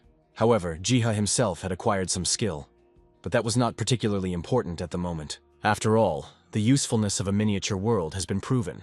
In the future, by training with its help, young hunters were able to replace the first team over time. Following these thoughts, a notification window from the system appeared in front of Jiha. The world tree rewarded the hero with a whole bunch of new skills, and especially the understanding skill. So time passed, the next day came, during which Jiha studied his new skills. As it turned out, from now on, Jiha could move into any objects and even remain invulnerable while in such a state. And this meant that now Jiha could calmly travel around the miniature world. Jiha left all this for the next time because he had one more skill up his sleeve, the ability to create the world itself. With its help, Jiha could create absolutely everything, customizing it down to the smallest detail. However, such manipulations required a lot of essence, which Jiha had to get from somewhere. Jiha's eyes froze when he found one interesting line in the book. As it turns out, Jiha could offset his costs by putting a price tag on entry into such a world. Afterwards, having slammed the book shut, Jiha regretted making everything free. Subsequently, a familiar pen appeared in his hands. Making broad strokes of the text the hero began to create. The action then moved on to the Hunter's Academy. The teachers there were preparing to present a new type of teaching. Pointing to the side, the teacher introduced the Hunter Mage. She was preparing to share her combat experience and also answer important questions from her students. The Hunter Mage guaranteed that the proposed story would definitely interest the students. Suddenly, one of the academy staff burst into the classroom, asking the teacher to come with him immediately. As it turned out, all this rush was caused by the fact that the gates at the academy had opened. Panic quickly set in, as no one knew how to behave. Soon, Sun appeared nearby, whom the Hunter Mage was glad to see. Deciding to explore the gates himself, Sun carefully touched them. The next moment, he fell backwards. At first, Sun was enveloped in darkness. But then he urgently woke up in a new place and in a new body. Even the weapon Sonya had was not the same as what he usually used. Soon, several notifications from the system appeared in front of Sun, informing him that he had entered the training program and now had a task. Somehow, Sun immediately realized that a training program could be the ideal way to train young hunters. Additionally, there was always a map with the exact location of the monsters. Then Sun walked on. Still, Sun didn't think that what happened was a simple coincidence. Sun did not know and could not know the answer to who was behind the opening of such gates. At some point, he encountered monsters ahead of him. Immediately, Sun reached for his sword. Just a couple of swings and the creatures were defeated. After a quick victory, 2 notification windows from the system appeared in front of Sun, in which the hunter either learned or failed to learn the skill, because Sun already had it from the beginning. It became clear to Sun that the dungeon played a strategic role in the training of young hunters, as it rewarded successful clearing. Delighted, Sun was happy to move on to the next round. After some time, Sun woke up in his world. As it turned out, Sun lost consciousness when he tried to pass through the opened gate. After listening to the short story, Sun could no longer lie down and was in a hurry to get somewhere. Jumping up and going to the door, Sun reported that he had to urgently report everything he had seen. At the same time, a crowd began to gather at the gate. Later, the appearance of new gates and the training functions that they carried caused a furor among hunters. However, opinions on the usefulness of such a dungeon were divided. Jiha had expected such a reaction, already making plans to create a dungeon not only for beginners, but also for professionals. At the same time, hysterically, Leah asked to take the members of her guild to Jiha's store. After all, right before the red-haired girl's eyes, the gates opened. Later, the story moved back half an hour when in the store, Jiha treated Leah to tea. As soon as Jiha left, Leah began to think about her speeches regarding how to lasso the bespectacled man. But she was distracted from these thoughts by a certain view from the window. Particles of ether were scattered throughout the immediate area when suddenly the gates opened. Later, in the present, Leah learned that the dungeon served as a training room. Next, Leah ordered her subordinates to prepare places for those who would enter the dungeon but would lose consciousness. When all the preparations were completed, Leah gave the command to enter the dungeon. Darkness fell, and behind it, a new world opened up before the hunters. Being in a new image and looking around the area, Leah noted that the local dungeon, in appearance, was no different from the others. Besides the new bodies and new weapons, the really important difference Leah found was the disproportionately increased consumption of ether. Right away, it was an unpleasant shock for Leah that in order to gain experience in the training dungeon, she would have to pay a considerable amount of essence. As it turned out, the price was individual for everyone, but for Leah, for some reason, it was the highest. Leah tried her best to hide her bitterness about this injustice. Now, there was nothing left to do but pay what was demanded. At the same second, the group's general quest was updated. Immediately, a frightening roar was heard in the distance. The bearer of this roar turned out to be none other than the Black Lion himself. Under the mass questions of her subordinates, Leah froze, because their common enemy was incredibly strong. Somehow, Leah managed to stop her hands from shaking, because in a normal situation they would have run away. However, since there was no threat to Leah in the training dungeon, the girl gave the command and went on the attack herself. Fiery lines and swirls rushed in all directions and corners. Amidst all the chaos and heat, how the battle ultimately ended remains a mystery. Over time, Leah gave a press conference in which she described the benefits of participating in the training dungeons. Jiha followed this performance via TV. Finally, after just a little tweaking, Jiha's idea was to everyone's taste. In addition, for the battles themselves, Jiha used the monsters that settled around the village of Estrom, even though the testing phase that the Pterodrons had to go through was not easy. Meanwhile, occasionally glancing, Jiha noted that things were going well for the fugitive Margaret. Putting down his phone, Jiha wondered if he should have increased the permeability of the Academy's dungeon. With this option, Jiha believed the experience of young hunters would be more unique. Having played enough with Bem, Jiha decided that this is exactly what he would do. After some time, new gates opened at the Hunter Academy. Some of the students were still worried about their lives. Others were more optimistic, expecting not only to complete the dungeon, but even to set a record. Suddenly, in the direction of the speaking cadets, another voice was heard. A girl named Yumi believed that no one would be able to get past the cadet from the third group. San countered this statement, believing that all he needed to do was get it done a little faster. Be that as it may, a group of young hunters entered the training dungeon. Their bodies were transformed, and new weapons appeared in their hands. All of them were ready to fight. Soon, they found a target, the role of which was played by Pterodron. At some point, the flesh-tearing monster fired its spikes. The shells flew in all directions, which the young hunters elegantly dodged. Suddenly, one of the hunters used three-way strike. The blow hit its target, causing the monster to panic. The moment had come when the archer could make his contribution. The taut bowstring whistled, and the monster received a noticeable wound. And yet, the monster snapped back. The attack cracked the armor of one of the hunters, but he claimed he felt no pain. The fight continued, amidst comments about the need to learn from one's mistakes. After a couple more minutes, the disgusting creature was finally defeated by the young hunters. After taking a short rest, they prepared for the next training stage. Immediately after this was said, the heavy steps of a huge troll were heard. Coming closer, the monster let out a deafening roar. Then, without giving the young hunters time to come to their senses, he punched one of them. He flew away, leaving behind the magician who was casting the spell. The next moment, a fireball flew at the troll. However, such an attack was not enough. In this case, the young hunters decided to change their tactics. Just as the mage was about to use her ability, the system clarified this decision.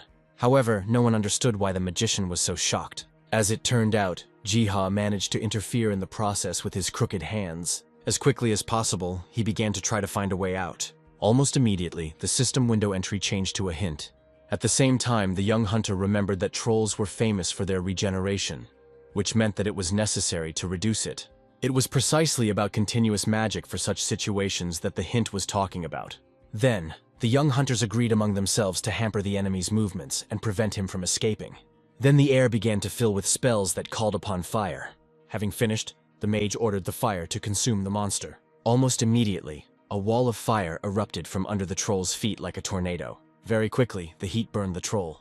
Right before the eyes of the young hunters, he gradually turned to dust. Immediately after this victory, a new system window appeared in front of the young hunters. Everyone was overjoyed because the third stage of the test had been successfully completed. The young hunters accurately recounted the consequences of this fight and how the system behaved to the teacher. However, this was the first time she had heard of anything like this. Still, the teacher was interested in what special tactics the group used to get through the third stage so quickly. The students honestly told about the system's advice, after which, as a reward for successfully completing the dungeon, they began to beg for the opportunity to leave the academy. The teacher was opposite, but immediately warned that she would go with the students themselves. Sometime later, the car was speeding along the highway. Their path lay to the store in the 7th district. Getting out of the car, the young hunters were amazed at how many people were crowded in this place. Among the many faces, especially for the children, Doc stood out, already better known as the Apostle of the God Ark. And if initially the hunters were skeptical about Doc's beliefs, then after a while they began to actively listen to him. Now even the students would like to at least take a quick look at the god that Doc believed in. At the same time, the teacher decided to leave in order to get permission to enter, which she informed the children about. While the teacher was away, the children's attention fell on a tall tree that grew next to the store. They even started pushing each other out of a desire to get a closer look at the tree. Suddenly, Leah called out to the children and introduced herself. Leah praised the students for completing the dungeon, believing that with time, they would surpass the redhead.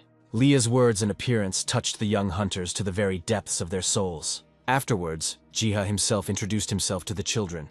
As it turned out, both Leah and Jiha had their fans among the younger generation. Subsequently, their entire group visited the hero's store. The children's eyes lit up as they admired the abundance of potions and scrolls. This same behavior was noted by Jiha. Their current surprise was comparable to how the once young students had achieved complete victory in the dungeon. And then Jiha called out to them tenderly. Having prepared a whole basket of gifts for them, Jiha hoped that one day, the students would become outstanding hunters. Jiha's kindness, as well as the miraculous potions he produced, were actively discussed by other characters. And yet, the greatest pleasure was to watch the students' reactions. The teacher smiled broadly, seeing how the children could rejoice over such little things. After these events, Jiha returned to the secret garden. While harvesting, Jiha kept thinking about how many pleasant emotions this meeting with the young hunters had brought him. While Jiha was thinking about all this, someone behind him was taking quiet little steps. Subsequently, the entire crowd of pets pounced on Ji. Among them, but for more peaceful purposes, even Mani was present. Jiha had no choice but to treat her pets with fruits picked from the trees. Unexpectedly, therodrons appeared nearby. They left, grabbed the seeds of the fruits, and then quickly flew away. As it turned out, they contributed to the spread of the garden by planting seeds. It expanded, adding to the quality and diversity of its crops. One of these cultures, glowing strangely, attracted Jiha's attention.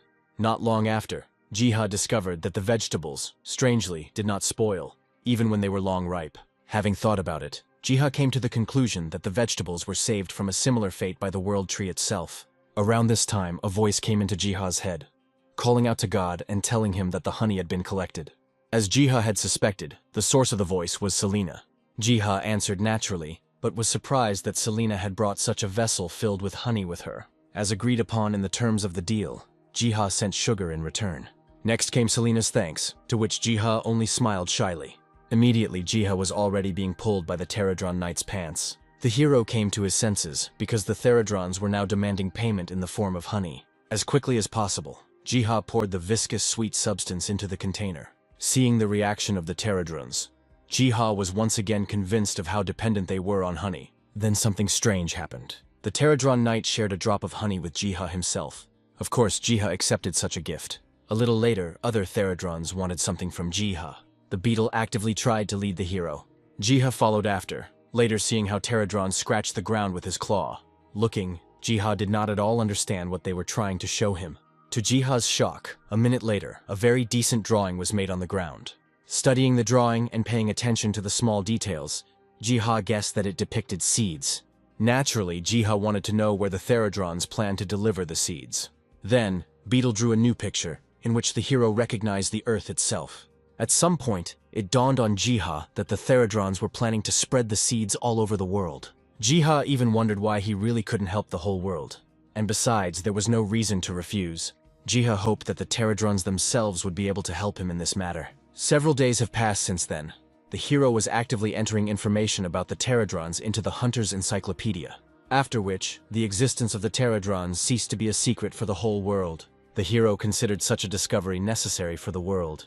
Now, by chance, Jiha stumbled upon something remarkable. Before his eyes was a chat log with a ton of feedback and comments regarding system problems. Having decided to check everything himself, Jiha called up the character panel, not believing his eyes that he had leveled up considerably. Following this, already seeing the root of the problems, Jiha opened the spellbook, where he intended to change some parameters and display values in the system.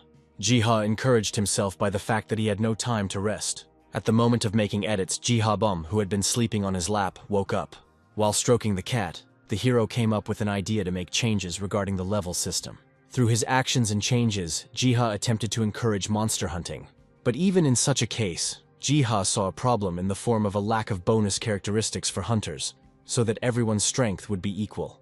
Reading the lines of the book, Jiha came to an option regarding choice without choice. Suddenly slamming the book shut, Jiha decided that this decision was not just like that. It did not exist in the book's sentences. Having decided to take a sequential approach, Jiha initially wanted to focus on the level system. So Jiha dreamily assumed to remove restrictions on weapons for the hunter's level. But Jiha saw a more profitable option in stimulating the growth of hunter levels in order to become owners of legendary weapons. It was the last version of his incredible decisions that Jiha decided to write into the Book of Spells. Almost immediately after Jiha finished writing in his book, other hunters began to encounter strange surveys from the system. For some, the changes that followed were revolutionary, while others simply did not understand what was happening. The changes that Jiha brought about were immediately implemented. From now on, it turned out that regardless of their class, hunters had a lot of privileges. Malik, who was monitoring these changes in real time, could only imagine what the future might hold for them all. Suddenly his phone started ringing. Answering the call, Malik heard an excited voice asking him to come to the 7th district, to the store. The obviously tired man who was in contact with Malik briefly explained to him about something strange that had appeared near the tree there. This something entangled the nearest houses and roads with trees and grass. A day has passed since this alarming report. Visitors to Jiha's store were actively discussing the local anomaly. Gradually, The hunters' conversations touched on the changes in the system, which, as Jiha caught out of the corner of his ear, made everyone happy. Now, with the current changes, almost anyone could go through the dungeons without much effort. The only ones who suffered, according to the hunters, were the archers, who lost a lot of money on potions and arrows. Jiha listened to all this while he was packing the order. The hunters stopped talking and thanked Jiha for his work. Jiha even shouted after his regulars to come again. Now, sighing heavily, Jiha could comprehend the fact that with his intervention, he not only fixed something, but even broke it. The new idea that was born in Jiha's head was to personally study the problem and find a solution. A few seconds later, a voice was heard desperately calling for Jiha. Going outside, the hero saw Betty there, who continued to call Jiha. Betty suddenly lifted herself off the ground and brought a sprout up to Jiha's face. Almost screaming, Betty conveyed to Jiha that the grass in this place was not from Earth. Jiha pretended as if he knew nothing about this. Then, Betty demonstrated to Jiha how plants behaved when they were applied to the soil in a special way. At the same time, Betty also reported strange seeds that were found here and there. Jiha must have remembered something and looked up from the ground. His gaze was directed at the giant tree that grew right behind the shop. Jiha understood perfectly well that such manifestations were only the beginning of something grandiose, but he was sure that this would also bring happiness. The hero's feelings were sincere. Supporting them, he sat down under the great tree. Having called up the system window, Jiha began to study the skills.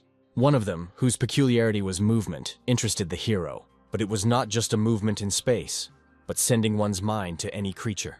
For the first time, Jiha thought about how dangerous the miniature world he had created was. Jiha was afraid that one day, during the experiments, he would lose himself. During these reflections, someone called the hero. As it turned out, this was what Margaret was calling for. The young knight thanked Jiha for her miraculous rescue. The hero responded by talking about Margaret's father, to whom she owed her position in society. Embarrassed by this fact, Margaret confirmed Jiha's words. Meanwhile, Margaret also recalled Bartok, who witnessed divine power. Margaret feared that Bartok might turn his anger on the knight's adoptive father. Margaret described Bartok as extremely powerful and capable of many things. At some point, she fell silent and clenched her teeth tightly. Standing up, she declared that she wished to save the knight commander. Margaret's gaze was filled with sincerity as she stared at the ceiling. Suddenly, light poured from the ceiling, and a divine voice promised Margaret that he would find out everything. Margaret was happy to hear this, not daring to rush the god's helper. After ending the communication session, Jiha noted that Margaret was a very serious aunt. After which, he turned his gaze to the Gimark Empire. At some point, his gaze caught something. After all, there, right now, Bartok was scolding one of the workers. Jiha listened and watched Bartok's cruel speeches. With each passing second, the hero became more and more convinced that Bartok was a real bastard. More and more, hatred for Bartok grew in Jiha's soul. After some time, the hero no longer wanted to watch, now perfectly understanding who Bartok was. Unexpectedly, Bomb gently touched Jiha's leg. The hero was surprised by the cat's behavior. Thinking that Bomb was simply worried about his master, Jiha thanked him. Still, Jiha needed a plan to make contact, but then his eyes stopped on something. Something was passing by, barely moving its paws. It was a fat hamster, the movement of which the system allowed. Naturally, having confirmed the choice, Jiha began the transfer of consciousness. Gradually, the scene moved to Brendo's office. He sighed heavily as he signed the absurd order papers. By chance, she noticed a hamster climbing onto the desk. Strangely, the hamster was making its way across the desk towards Brendo. The hamster stopped and suddenly spoke. Brendo screamed hysterically, thinking that a servant of the devil had come to see him. In a funny voice, the hamster explained that he was protecting Margaret. The hamster asked Brendo to simply listen to him. A couple of minutes later, in a condensed form, Brendo learned Margaret's fate. The hamster also noted that he was the god's confidant in growing the holy tree. Along the way, he reported that Margaret was planning to take Brando himself out of the empire. The hamster was ready to help in this matter, literally immediately. After listening, Brendo slammed his fist on the table, as he had a hard time believing the whole story. Moreover, knowing about Margaret's happy outcome, Brendo no longer regretted anything. Instead of explaining, the knight was ready to show the hamster what he meant. After which, the action moved to the city streets. Sitting on the knight commander's shoulder, Jiha glanced at the people. Now, the general situation was felt somewhat differently by the hero. A feeling of tenderness filled Jiha's heart. But there was also a sad side: the disenfranchised farm laborers who served the vile Baitrok. By chance, a sound came from the side, which attracted Jiha's attention. Brando pointed out to the hero a terrible scene where children were gnawing human bones in order to survive. Brando made it clear that the food supply problems were catastrophic. while the elites were eating to their heart's content. Brando portrayed Bartok as almost the main culprit of such events, explaining that Bartok's greed knew no bounds. Next, take the hamster to the main demonstration site. Ahead, like mighty walls, stretched the stronghold of Bartok's greed. Guards scurried around, carefully protecting the valuables of the fat usurper. Brando showed that Bartok didn't give a damn about the needs of everyone else. Finally, Jiha managed to show the true state of affairs in the city. Jiha thought about it, because the situation was much worse than expected. The hero understood perfectly well that the critical stage of the disaster was just around the corner. Then, deciding to talk to Brando about how to separate Bartok and the residents. Brando had not yet seen it this way, since people were very dependent on Bartok. After hearing this, Jiha was ready to conclude something, ultimately offering to demonstrate God's power to the people. After all, one good idea has already come to Jiha's mind. While Man was calmly chewing grass, Jiha was ready to tell his plan along the way. For a while, Brando was forced to leave Jiha alone. Left alone, Jiha began to think about how to demonstrate the stallion. But first, the hero wanted to find out what opinions were prevalent in the city. Having made some kind of plan, Jiha didn't even notice how hands were reaching out to it. In an instant, tenacious fingers squeezed the hamster. The unknown person holding the hamster began to talk out loud about Brendo's madness, that he was now communicating with animals. The servant laughed. For his master, Bartok would have been pleased. But the servant was not sure whether the hamster had really not muttered anything before. At that very moment, to his horror, Jiha learned that for some reason the system could not remove him from the hamster's body. While discussing Bartok's future successes out loud, the servant threw the hamster into his bag. Whistling cheerfully to himself, he carried Jiha to meet his master. As soon as this event occurred, the alarm plant gave a signal. All the gods of nature were alarmed. Comrade Komi was the first to speak out, believing that Jijika should be rescued immediately. Bomb was in complete agreement, giving instructions to the other gods.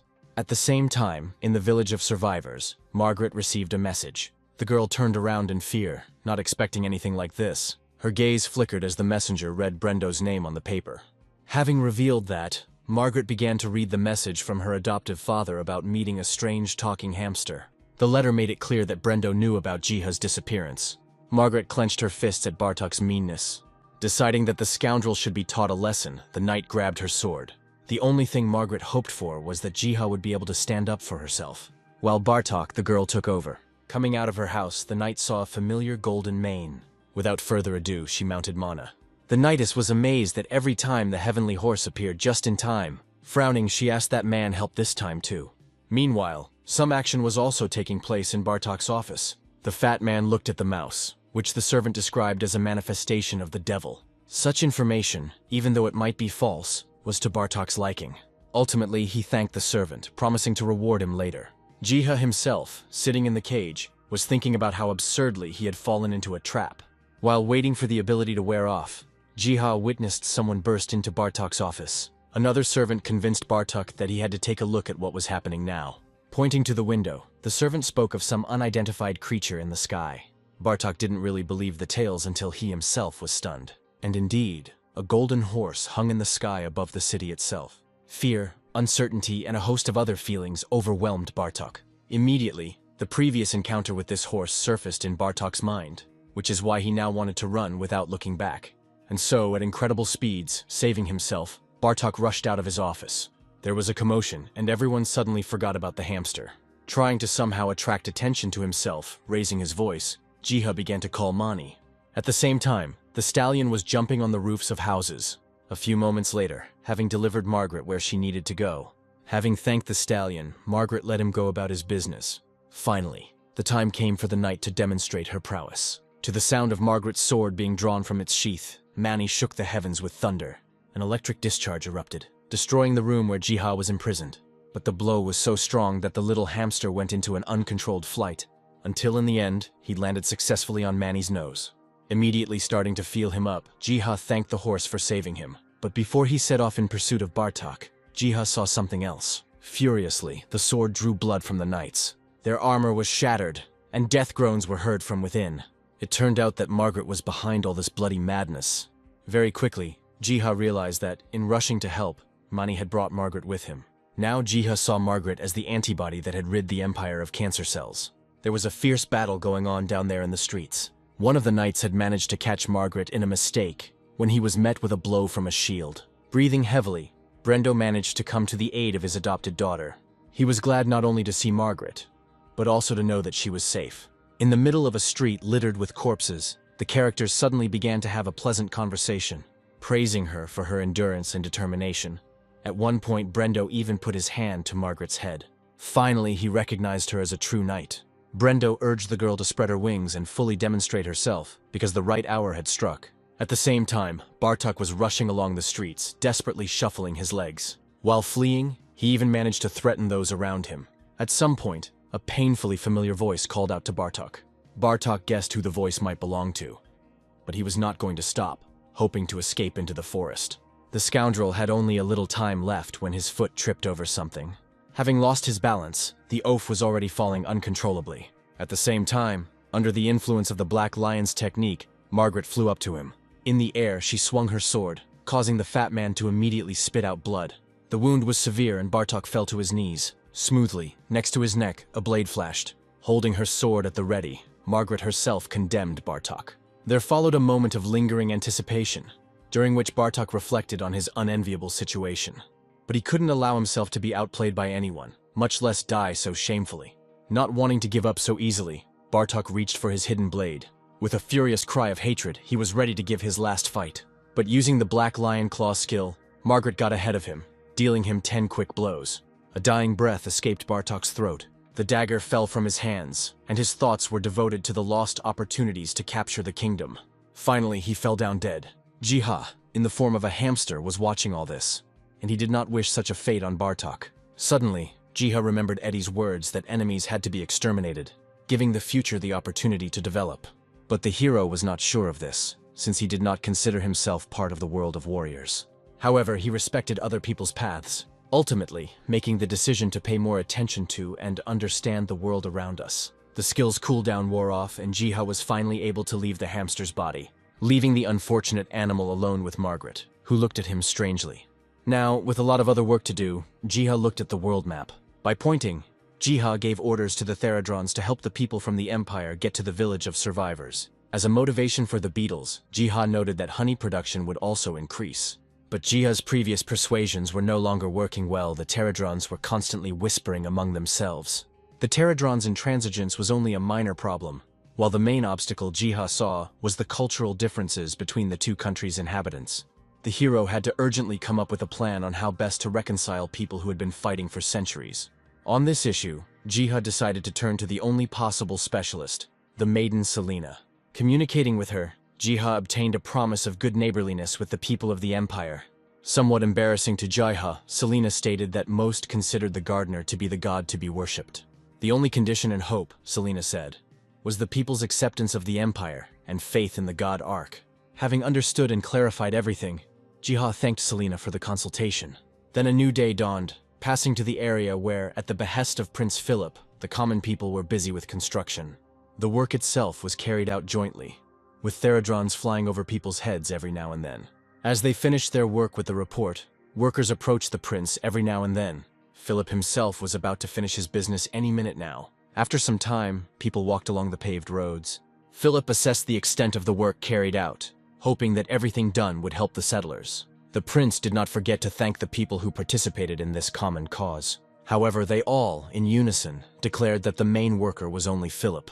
The buzzing above the prince's head also died down, as tired Theradrons moved there, barely flapping their wings. Along the way, Philip recalled the moment when he learned about the upcoming resettlers and their numbers. At that time, the task seemed almost impossible to the prince. But Jiha, being in the form of a divine sign, promised to help with everything. Even now in the present, Philip kept looking at how the representatives of God were actively helping people. And therefore, the prince's confidence in greater and better changes was present. In connection with this, after resting for some time, the prince called on his people to take up their tools again and continue the common cause. The instruments began to ring en masse and the hard work began. At the same time, unnoticed, a telescope emerged from the dense thicket of trees. The elves observed this noise from a safe distance. Kreudel did not understand, because the people of the village had no reason to start any construction. The elf scout Kreutz also didn't know the answer, but noted that the roads were being repaired everywhere, and even a new village was being built. Sitting in the tree, the elves discussed among themselves the situation with the split in the Gimark Empire. which is probably why Philip expected an influx of refugees. Croydel himself, in general, did not care about the affairs of people. He was only worried that the salt trade routes would be blocked. The scout was indignant, accusing Croydel of being particularly to blame for the depletion of the salt reserves. Croydel waved it off, but nevertheless acknowledged that friendly relationships with people are important. The elf didn't even notice how the hamster stealthily approached him. Suddenly the hamster spoke, admitting that he was glad to meet Croydel. The elf was amazed because for the first time in his long life he met a talking hamster. Events jumped forward, moving into the evening and taking place in the village of survivors. There, Philip and Selena asked the new guests to wait for someone. The elves were also present, among whom was Croydel, who was still amazed by the hamster. At some point, the door to the room where everyone was swung open. The prince was encouraged when he realized that a representative had arrived. But for some reason, Bomb went inside. Everyone was amazed at the arrival of the most ordinary beast. The little leopard stubbornly moved forward until a talking hamster appeared from behind his neck. The elves immediately expressed their skepticism, considering such a creature unworthy of the title of representative. But Jiha tried to justify himself by saying that the form of it was completely different. All this was a prelude, because the hero wanted to talk about something. And so, idly, he opened the meeting of representatives of the surviving countries. Subsequently, the discussion went well, and many issues were quickly resolved. Such productivity gave Jiha the idea that it was possible to achieve respectful coexistence of all peoples in Gehenna. The hero had already planned how he would help everyone and resolve possible conflicts. With this idea in mind, Jiha was ready to discuss other things. A lot of time passed and Selena finally ended the meeting. Smiling sweetly, she thanked everyone, hoping for similar productive meetings in the future. Everyone was pleased with the meeting, except for the tightwad Croydel, who was sulking because during all the conversations, the question of the world tree had never been raised. Philip ignored the elf's words, believing that initially, cooperation and survival came first. On this note, he primarily praised Jiha for his enormous contribution. Afterwards, the hamster awkwardly walked towards the Holy Virgin, saying that he had prepared something for her as well. Selena had no idea what kind of gift she could expect, but when she finally saw it, her eyes froze. After all, the hero handed over to the Holy Virgin the very branch of the world tree. Later, in a specially designated place, a fence was erected literally before our eyes. A sign literally appeared out of thin air, saying, "Do not approach." Even Jiha himself was shocked by the speed of such construction. The Pterodrons did their job by fencing off a branch of the world tree that was stuck into the ground. The elves also watched all this, somewhat doubting the veracity of the nature of the branch. A couple of hours had passed since the branch was stuck in, and almost reaching to the sky, a huge tree was already rising into the sky. Below, on the ground, all the participants in this spectacle looked like bugs. The elves were especially impressed when they finally recognized the branch. Selena did not hide her happiness either, secretly praising the god Ark endlessly. The elf thanked Jiha for the first time, because the people of that one believed that the world tree had already perished. In tears, Croydel swore that he would protect the world tree at any cost. In the miniature world, the world tree stood out especially against the background of other objects. The gods of nature discussed this event among themselves, believing that the time for the call had come. But first, he decided that it was not worth involving the Pterodrons in such work, since they were all busy. So 2 hours passed and somewhere where a huge wolf paw stepped. The area was famous for its monsters, which swarmed literally everywhere. Seeing all this, Komi said that in order to be called up, one would have to work hard. Pushing aside, Bomb came forward, who condemned the other gods for their excessive chatter. Next, Bomb released his claws from his soft pads, and then he let out a deafening roar. This roar turned into a destructive wave, crushing mountains and rocks in its path. Many monsters died as soon as this wave touched them. Following this, the gods of nature went on the attack. From the terrible blows of the gods of nature, blood flowed. Every now and then, the gods of nature overheated among themselves, so that the monsters looked more like animals than monsters. Continuing the fight, Bomb even suggested that they might not have been hostile to humans. Meanwhile, in the real world, at home, Jiha found out where his other pets had gone. Something else was happening in the house of hunters Eddie and Seo. Looking at his phone, Eddie happily said Growlo's name.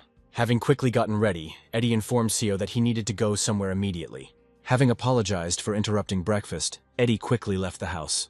Soon his car was speeding down the road. Turning on the radio, he listened to a report about beast-like creatures that suddenly began to clear out one of the areas occupied by monsters. The reporter actively commented on how subtly the animals defeated the monsters. At some point, having reached the right place, Eddie slammed on the brakes. Getting out of the car, he met other hunters. from whom he now asked about the situation. Malik was nearby, and Edie explained to him that he had a connection with the wolf. Having weighed the pros and cons, Malik gave the go-ahead. At that moment, the ground beneath their feet began to shake. Nobody could really understand what was going on. By chance, their gaze rose to the sky, seeing as if the universe itself had cracked.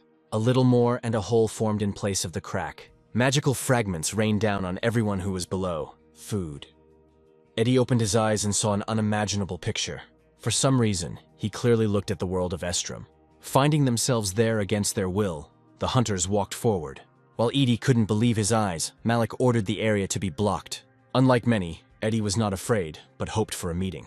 Images of Prince Philip and Saint Selena flashed through his mind.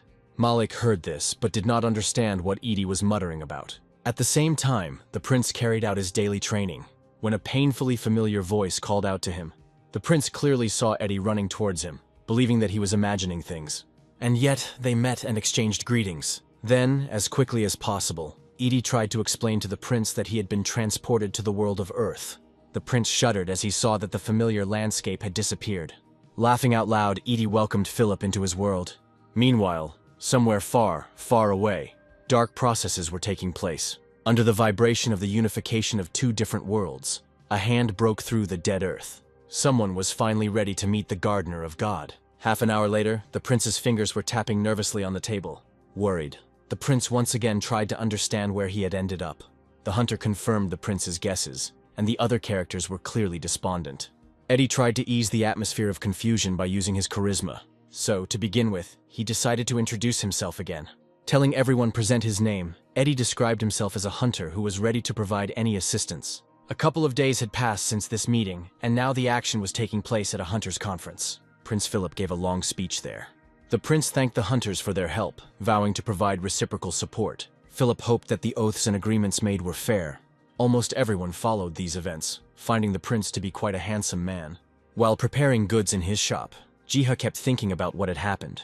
He guessed that the mischievous gods of nature were involved in all this. So the first to be subjected to the test and interrogation was Comrade Komi. Through him, the hero tried to get to the truth. At some point, Jiha decided that such events would clearly not have happened with the permission of the tree. Therefore, having changed his anger to mercy, Jiha decided to finally feed the pets. Soon, placing a bowl filled with food on the ground, Jiha hoped that the connection between the worlds had not become too close, and he could still interfere in the affairs of Gehenna. The difference was that from now on, Jiha's decisions could also affect the earth. For the first time, the hero truly felt like a deity. At the same time, it seemed that Jiha had managed to grasp the purpose of the world tree itself. He was sure that the tree wanted to resettle the survivors from Gehenna to Earth. A couple of days passed since then, and here, cute little legs were walking into Jiha's store. Bringing the others with her, Leah demonstrated the tree that had grown in this place. One of the redhead's companions even put his hand to the tree. Kreutz was absolutely sure that the tree that had grown was part of the world tree from Gehenna. Saint Selena was amazed by this event. At the same time, remembering the words of the representative of God and the tree in his garden. Next, Leah took the guests to Jiha's store itself. As Selena walked inside with everyone else, she suddenly felt numb. In her eyes, the image of a handsome hero was frozen. Moreover, the Holy Virgin clearly recognized his voice. However, another detail caught Selena's attention. While the others chatted cheerfully, she turned her gaze to the bag filled with salt. The girl quickly realized that the salt was most likely the very one sent by God. More and more doubts Selena had about Jiha. But for now, I decided to play the fool and play my role. At the moment, Margaret was actively talking about Ji's work with potions. Everyone kept praising the hero, which made him feel embarrassed. This reaction only made the knight smile, suggesting that one day she too would turn to Jiha. After all, Margaret had already planned to make her knights hunters, just like the Earthlings. Hoping that Margaret would succeed, Jiha handed over the present. With all sincerity, the knightess thanked the hero. But then, even Margaret herself was hit in the nose by a familiar smell. The moment when Selena introduced the knight to the god's intermediary came to her mind. Without an ounce of doubt, Margaret realized who she was talking to. After a short conversation, the visitors left the store. Strange feelings were now visiting Jiha, meanwhile, noticing a sheet of paper folded by someone on the table. Of course, Jiha opened it. He began to read the lines there attentively. After reading, the hero immediately went to Gehenna. After all, it was the meeting with him that the Holy Virgin was looking for. Jiha was worried, believing that something had happened that could not be said openly. Finally, after a long journey, he reached the village of survivors. Then, gathering his courage, he knocked loudly. Soon the door was opened by two familiar, seductive women. After a short greeting, Jiha was seated at the table. Jiha didn't waste time and quickly started talking about the meaning of the letter. Selena honestly said that there were no problems and that she only wanted to talk to Jiha personally. The hero became worried. After a short pause, Selena decided to find out if Jiha believed in God. Without waiting for an answer, Selena began to tell a story about a god who once disappeared. After all, it was at that very moment in Gehenna that everything went according to plan. Selena wanted to make sure that Jiha was indeed the god's agent, but the hero did not find anything to answer. Right there, Selena announced that she had no suspicions, since Jiha had given himself away with a lot of evidence. The hero remained silent, although he understood that there was no point in denying it. Seeing the favorable glances of the two girls, Jiha was ready to reveal the truth. Finally, taking a breath, he confessed, proudly proclaiming that he is indeed a representative. Later, Jiha told about many things. His story was detailed, practically not missing a single detail. Such frankness even turned out to be pleasant for Jiha. It would surely have lifted a heavy burden from her heart. At some point, the Holy Virgin sighed languidly and fell to her knees. Suddenly, Selena began to beg for forgiveness. Only now did the hero realize that his words had been taken completely wrong. Jiha tried to explain everything, referring to the will of the world tree. Margaret was shocked by Jiha's honesty, although she feared for his life from now on. Meanwhile, having taken a sip of the drink, Ji now had some requests for the ladies. Both expressed their willingness to act with great zeal. Jiha asked him to simply keep his secret and to address him in an ordinary manner. Besides, Jiha hoped to help the girl in the future. Margaret was the first to speak out, pledging her allegiance to Jiha. In an instant, a system panel appeared, notifying the hero that he had acquired an ally. Additionally, the system offered to register Margaret as a personal warrior, thereby leveling her up. Upon learning of this, tears began to flow from Selena's eyes, because the knight had the honor of becoming the protector of the deity, to gain the most honorable title in all of Gehenna. Such defenders, in ancient times, protected the inhabitants of Gehenna from evil. According to Selena's story, such warriors served exclusively to God. Jiha decided to have a discussion, because everyone had their own lives and goals. Then Margaret jumped up, loudly announcing that the purpose of her life had already been predetermined. The hero thought about it, because the knight had a unique ability to persuade. Ultimately, Jiha refused such an opportunity. His decision cut Margaret's heart sorely that she did not understand the refusal.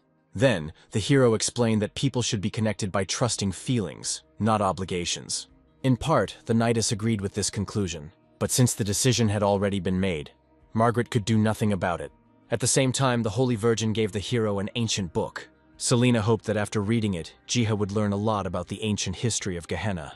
At the same time, Margaret remembered one event with a drop. The hero confirmed that it was he who brought down the flood on the unbelieving knights. Several days had passed since that conversation, and the action again began to unfold in Jiha's store. As Selena expected, the hero was studying the ancient tome, but he didn't understand why stories about dragons and warriors of God could be so important. With a sigh, Jiha turned over a ton of pages in one fell swoop. He began to read into the events of the romantic time, when all creatures coexisted.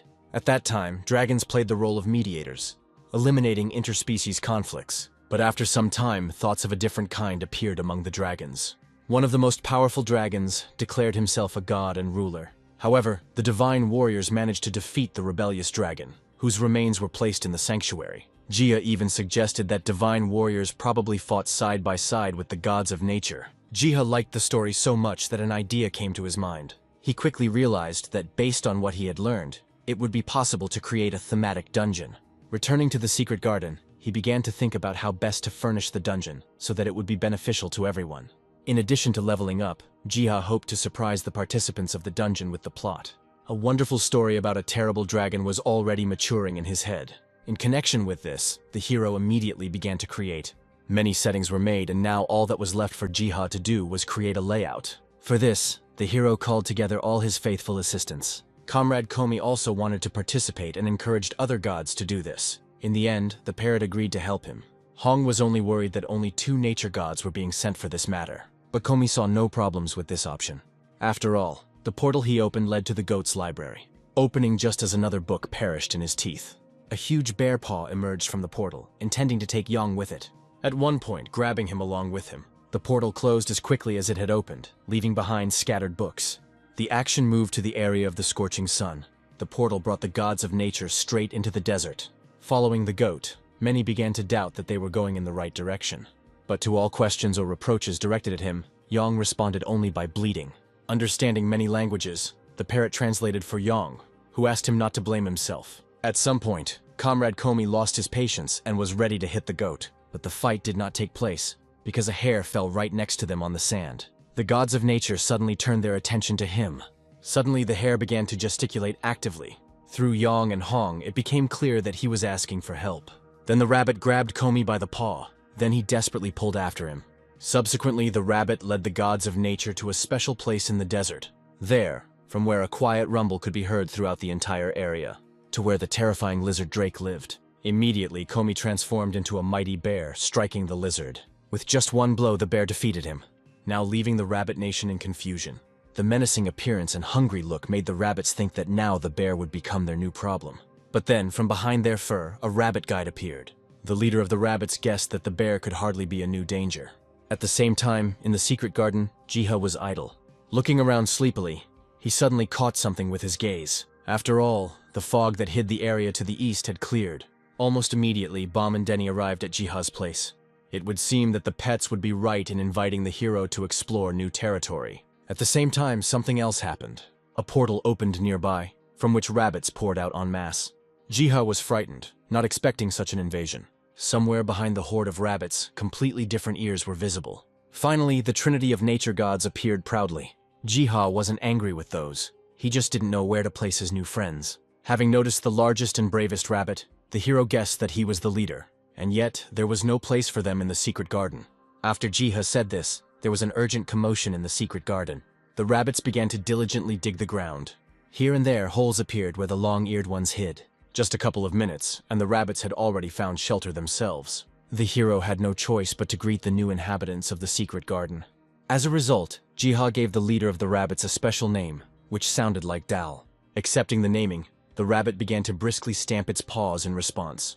Meanwhile, Jiha had certain questions regarding the rabbit for Comrade Komi himself. A couple of minutes later, Jiha already knew the general story of the meeting with the rabbits. But the hero found it strange to meet the lizard drake in the desert, where they had never lived. Hearing this and stepping aside, Dal opened a portal. Very soon, through that, strong scales appeared. The remains of the dragon fell halfway into the garden. Jiha was horrified to realize that the lizard was hunting not so much for rabbits as for dragon bones. But all this did not explain where Dal himself got his bones from. At the moment of these thoughts, a stick poked Jiha in the hand. As it turned out, Dal had already drawn a whole diagram. The drawing Jiha quickly recognized as the images that were in Selena's book. At the same time, Dal pointed out something else to the hero.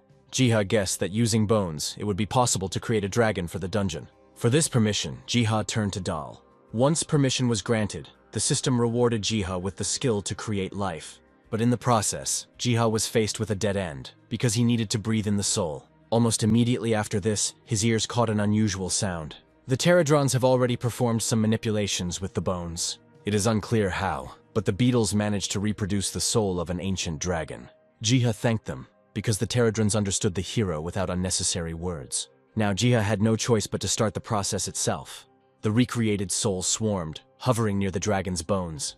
The old memory was erased so that upon awakening he would become a noble serpent. Now, all Jiha had to do was activate the skill he had recently acquired. Subsequently, the soul penetrated the bones, and the countdown of the dragon's awakening began. Jiha exhaled, believing that the hardest part was behind him. Hours have passed since then, and now, after thousands of years, the dragon has opened his eyes again. But he didn't know where and why he found himself. As the dragon quickly soared into the sky, he felt as if something foreign was inside his body. As he looked around the area, he kept not recognizing the species. After all, what once was now did not exist. Continuing its flight, the dragon's attention was drawn to one phenomenon. Having flown up, he found himself right at the breach in the universe. But the great serpent did not know what he saw and what he encountered. Instantly, the gap sucked in the dragon. Without expecting it, the dragon was thrown into a completely different world. At the same time, in the department store, the redhead was jealous. She refused to understand why Jiha was so close to the complete stranger Margaret. All this worried Leah until a man from her guild burst into the store. After all, in the 7th district, a dragon appeared, splashing with flames. His appearance took everyone completely by surprise. Many were confused, not even knowing what rank the monster had. At the moment of this despair, Leah appeared. Introducing herself and her guild, the redhead was going to take control of the situation. Unexpectedly, Margaret also volunteered to help. Drawing her sword, she was ready to defend Jiha. The rival's confidence really irritated Leah. The dragon was approaching, and Leah commanded her warriors to get ready. Seeing that they were going to fight back, the dragon was filled with hatred for the worthless. As he landed, he belched flames. The swirling fire began to burn any obstacles in its path. Leah was not afraid of the display of power, preparing her staff. Margaret was also not afraid, already rushing straight towards the dragon, subsequently having carried out a comprehensive media attack. Just one attack, and the dragon's breathing became confused. The great serpent did not understand why his strength had diminished so much. But as soon as the dragon tried to escape, a giant hand appeared from the sky. All the witnesses froze when they saw this. Only Margaret did not show fear, because she knew. To the dragon's shock, the giant golem grabbed him. Leah was trembling, barely holding back, not even knowing how to react to such a force. Luckily for everyone, Jiha managed to remove the dragon from the earthly world in time. He closed his eyes and scolded himself that something like this had happened. And yet the hero was extremely lucky that at the right time, everyone left his store. Therefore, barely in time, Jik managed to catch the dragon. Now, he breathed a sigh of relief, because the crisis was resolved. However, wanting to know who was behind the dragon's escape, the hero understood perfectly well that without someone else's help, nothing like this would have happened. Later, Jiha learned that a terrible mistake had simply occurred. Comrade Komi was responsible for the mistake and confessed to everything. Taking him in his arms, Jiha stroked the bear cub, asking him not to be upset. Somewhere around this time, the dragon himself awakened. The first breath and familiar smell hit his nostrils. Raising his head, the dragon saw leaves falling in abundance. They flew from the tops of the tallest tree. A little later, Jiha also met the cute little dragon. The dragon spread his wings, wanting to know who he had met. Jiha introduced himself, knowing that the dragon's name was Astragon. The dragon demanded respect, to which Jiha only laughed. Not having received what was due, the dragon cackled, guessing that it was Jiha who had grabbed him. Meanwhile, Astragon did not understand where he found himself, and what kind of beads were dangling from him. Jiha paused, not intending to reveal the whole truth to Astragon. A couple of minutes later, the dragon was seething with rage, because Astragon considered the hero's words about death to be nonsense. While preparing his fire breath, he warned Jiha to tell the truth. But the next moment, he hit me on the forehead with his paw. Bomb hit Astragon, which shocked the dragon. A fight immediately broke out, because the dragon was not going to put up with his humiliating position. After some time and a couple hundred slaps, Astragon no longer looked so hot-tempered. Bomb then explained to the dragon that Jiha was carrying out the will of God. Quite briefly, Bomb explained that long ago, Astragon was overthrown and from now on, Jiha replaces the departed god. Astragon did not understand anything, much less the news that the noble dragon had become a tyrant. The gods of nature explained that it was only thanks to Jiha that the dragon deserved a second chance at life. After which, with open books, the Therodrons flew up to him. As his eyes wandered over the lines, the dragon became convinced that they were talking about him. Astragon was overcome with grief because he realized his betrayal. Yang bleated, asking the dragon not to be upset and to accept his new destiny. Astragon let out a sigh and roared, and had no choice but to do so. However, the dragon already had some request for his new master. The great serpent needed a new mission. Astragon explained to Jiha that the mission was the meaning of the beings' lives. But the hero did not understand why he was complicating his existence so much. And so, Jiha allowed the dragon to become part of the garden. One question was settled, and now Jiha was thinking about a name for the dragon. After some thought, he named him Yeni. With that said, a breeze blew towards the dragon. The dragon was not impressed because everything sounded simple. Still, Yeni needed a specific task. After racking his brains, Jiha offered him the role of dungeon boss. In order for Yeni to understand everything, the hero was ready to tell everything in order. A couple of days passed since that conversation and Yeni was already in a different place. Watching the miniature, Jiha asked Yeni not to hold back. The dragon clicked his teeth, preparing to fight at full speed. And yet, Jiha was afraid that the dragon was still weak. In response, a scorching flame burst out from the miniature. Yeni resigned himself to his role, at least for the time being. As he was in the midst of his self-digging, the gates of the dungeon opened. Multiple steps and the ringing of armor were heard. Walking briskly, the hunters discussed the new dungeon among themselves. Of all of them, only Doc expressed any concern. Despite the encouragement, his feelings only grew worse. Only Leah expressed boredom, expecting something more. At some point, the hunters noticed very tall wings. Yeni stood up, bared his teeth, preparing to greet the guests. The hunter's words that the dragon had once escaped enraged him. With all his hatred, the dragon was ready to take revenge for such an insult. Immediately, he released his fiery breath towards the hunters. Soon, news of the new dungeon and the dragon within it spread throughout the world. Having lost the first time, Leah was planning to visit the dungeon again for revenge. Meanwhile, Malik himself was invited to appear on television as an expert. The host actively asked him about the new dungeon and its features. Malik just shrugged, urging everyone not to view the dragon as an ordinary monster. And yet, assuming that the dungeon was of a training nature, since it imposed special buffs on the participants, Malik was sure of one thing when passing through the dungeon: a high reward would definitely await the lucky ones. Meanwhile, not all of the hunters were interested in the dungeon. Some of them preferred everyday life. Where there was work, it always ended with friendly gatherings. Like now, when old friends managed to get together. Quan and Betty were shocked by the delicious food they were brought. The food was laid out, and now everyone was just waiting for G to arrive. Having collected his menagerie, the hero hurried as much as he could. Later, the characters exchanged pleasant phrases. Everyone was ready to have a pleasant leisure time. Silence reigned, broken only by the sound of smacking. At some point, Quan noticed a change in Jiha. He was embarrassed by the hero's sharply increased musculature. Quan couldn't stop as he was amazed by Jiha's form. At the moment of these advances, a clicking sound was heard from the side. In the end, the hero was saved from a terrible attempt at harassment. Jiha thanked Mani, and at the same time condemned him for his aggression. But now, even another hunter noted obvious changes in the hero's body. Jiha brushed off such questions directed at him. Meanwhile, television was broadcasting alarming news about the natural disaster. Hearing this half asleep, Dennis became interested. Later, such news stunned the wolf. Immediately, a barking sound was heard, attracting Jiha's attention. Of course, the hero hurried to visit him. But now I see a terrible picture on TV myself. First of all, I assumed that they were showing the world tree, but he quickly calculated in his head that the tree was clearly something alien. That same evening, in the garden, the goat wanted something from Ji. Stubbornly, he dragged the hero into the portal, having passed through which, Jiha did not recognize the views. Next, a long descent down a spiral staircase began, until finally Jiha hit rock bottom. There, he was amazed by what he saw. In the middle of the huge hall, something was hovering. Jiha looked closer, seeing the book. Naturally, he took it in his hands. The terrible pages of scripture were revealed. Prophecies of the tree of the apocalypse and the ruler of hell. Having studied the scripture, Jiha guessed what kind of tree was shown on the news. This meant that the hero had to somehow stop this.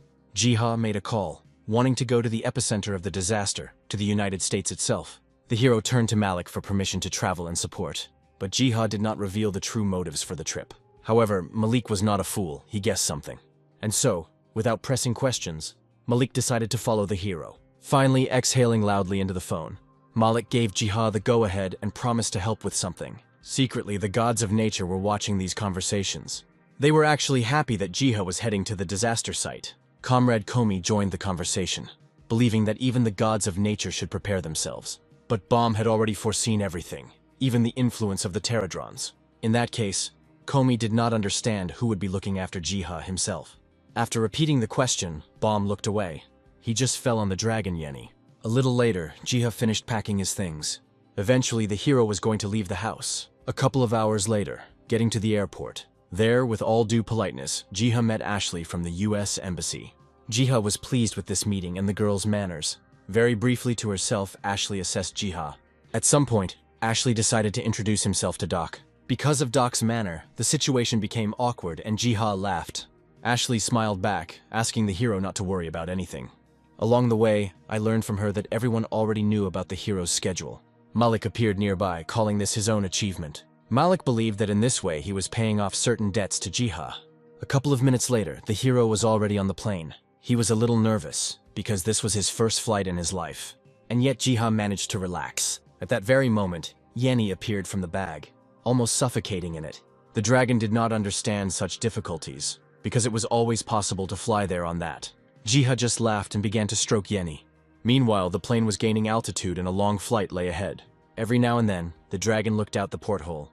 He was amazed by the flight with unspread wings. At some point, even recognizing this method as not bad, after several hours, the hero felt the ground again. Upon arrival, Jiha was already met. Chris, the leader of the American hunters, smiled and extended his hand. One by one, different people introduced themselves as Jiha.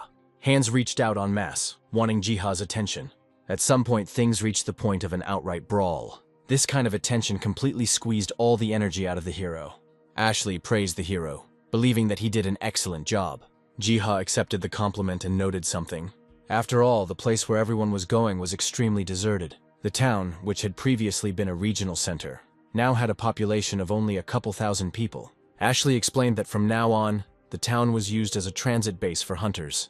Unnoticed, Jiha put the translator's ring on his finger. He also had at his disposal special scrolls that had once been given to him by Malik. Taking a deep breath, the hero was about to do everything as usual. Then, asking everyone to stand in a row. That day, Jiha prepared a sea of buff scrolls. After all, Jiha was famous for the quality of his scrolls. Overall, the work lasted about 4 hours. Quite tired, the hero began to warm up. Taking pity on Jiha, someone gave him a drink.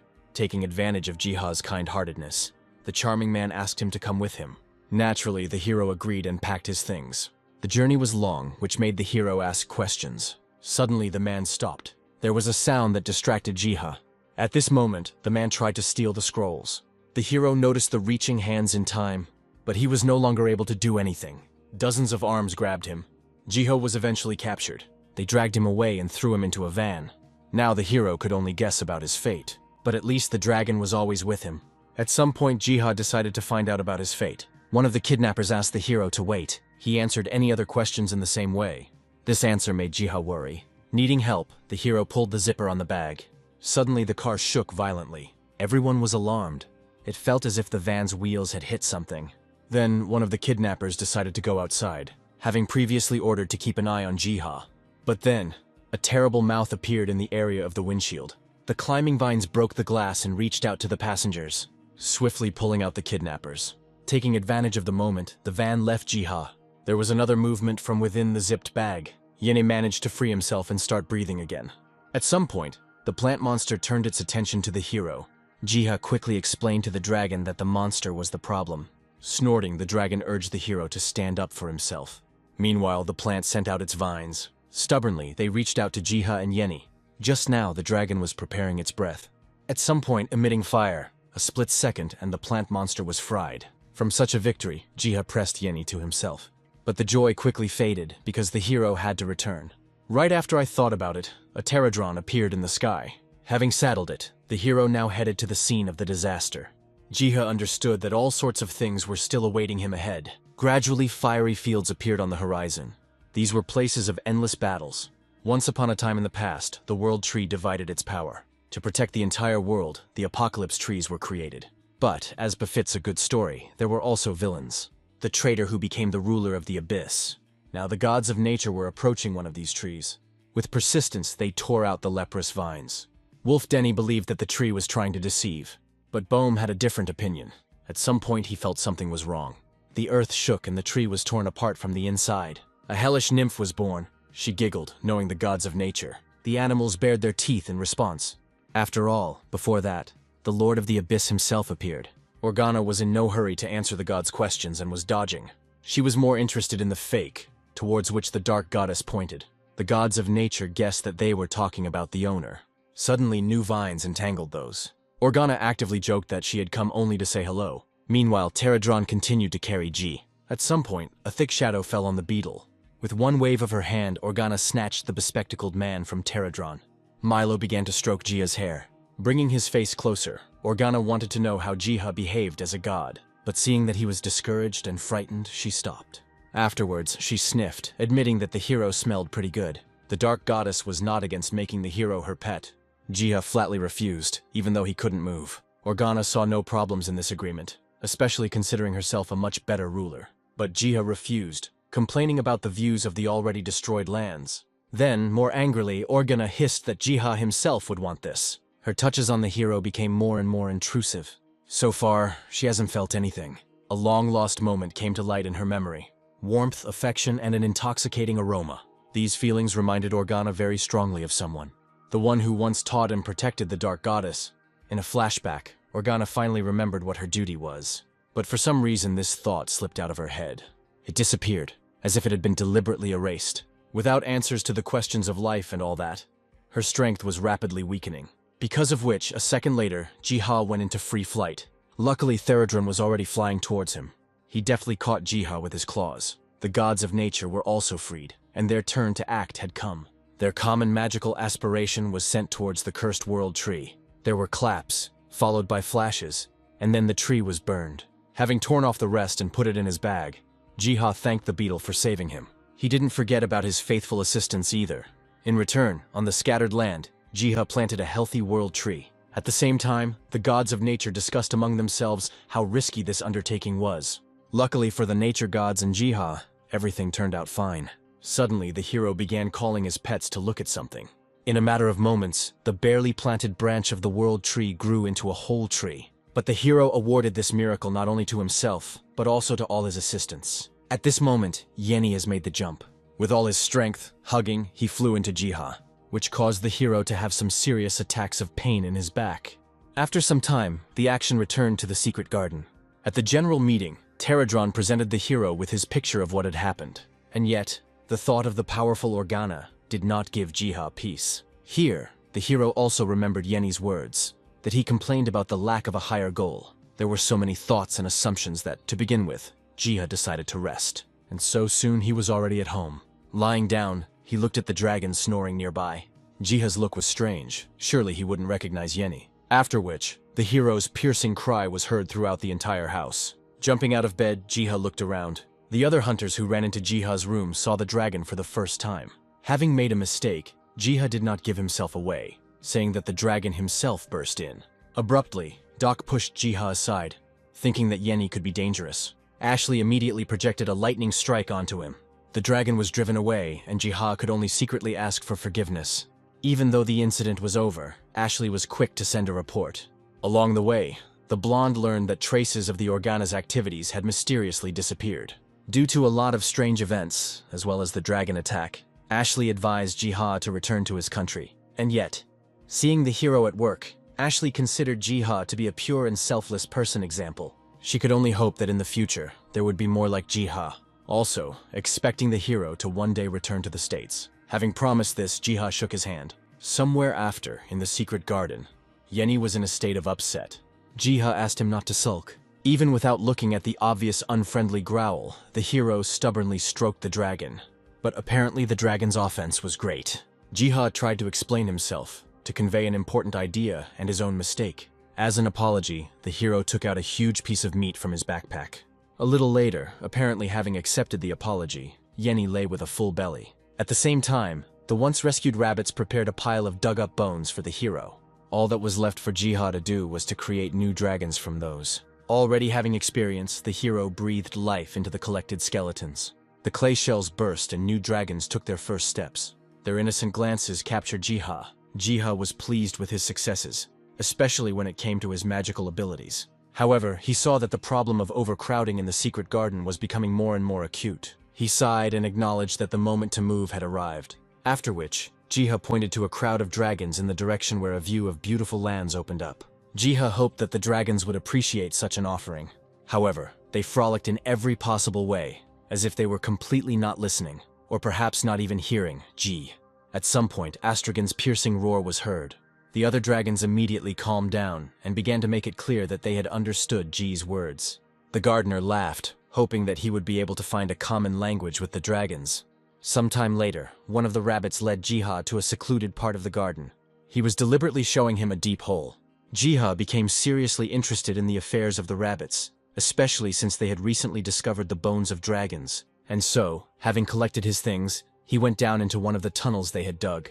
After walking a certain distance inside the tunnels, Jiha suddenly stopped and looked closely. The dungeon was far from ordinary and looked more like a labyrinth. The gardener felt the walls, recognizing that they were artificial in nature and seemed to be intended to hide something.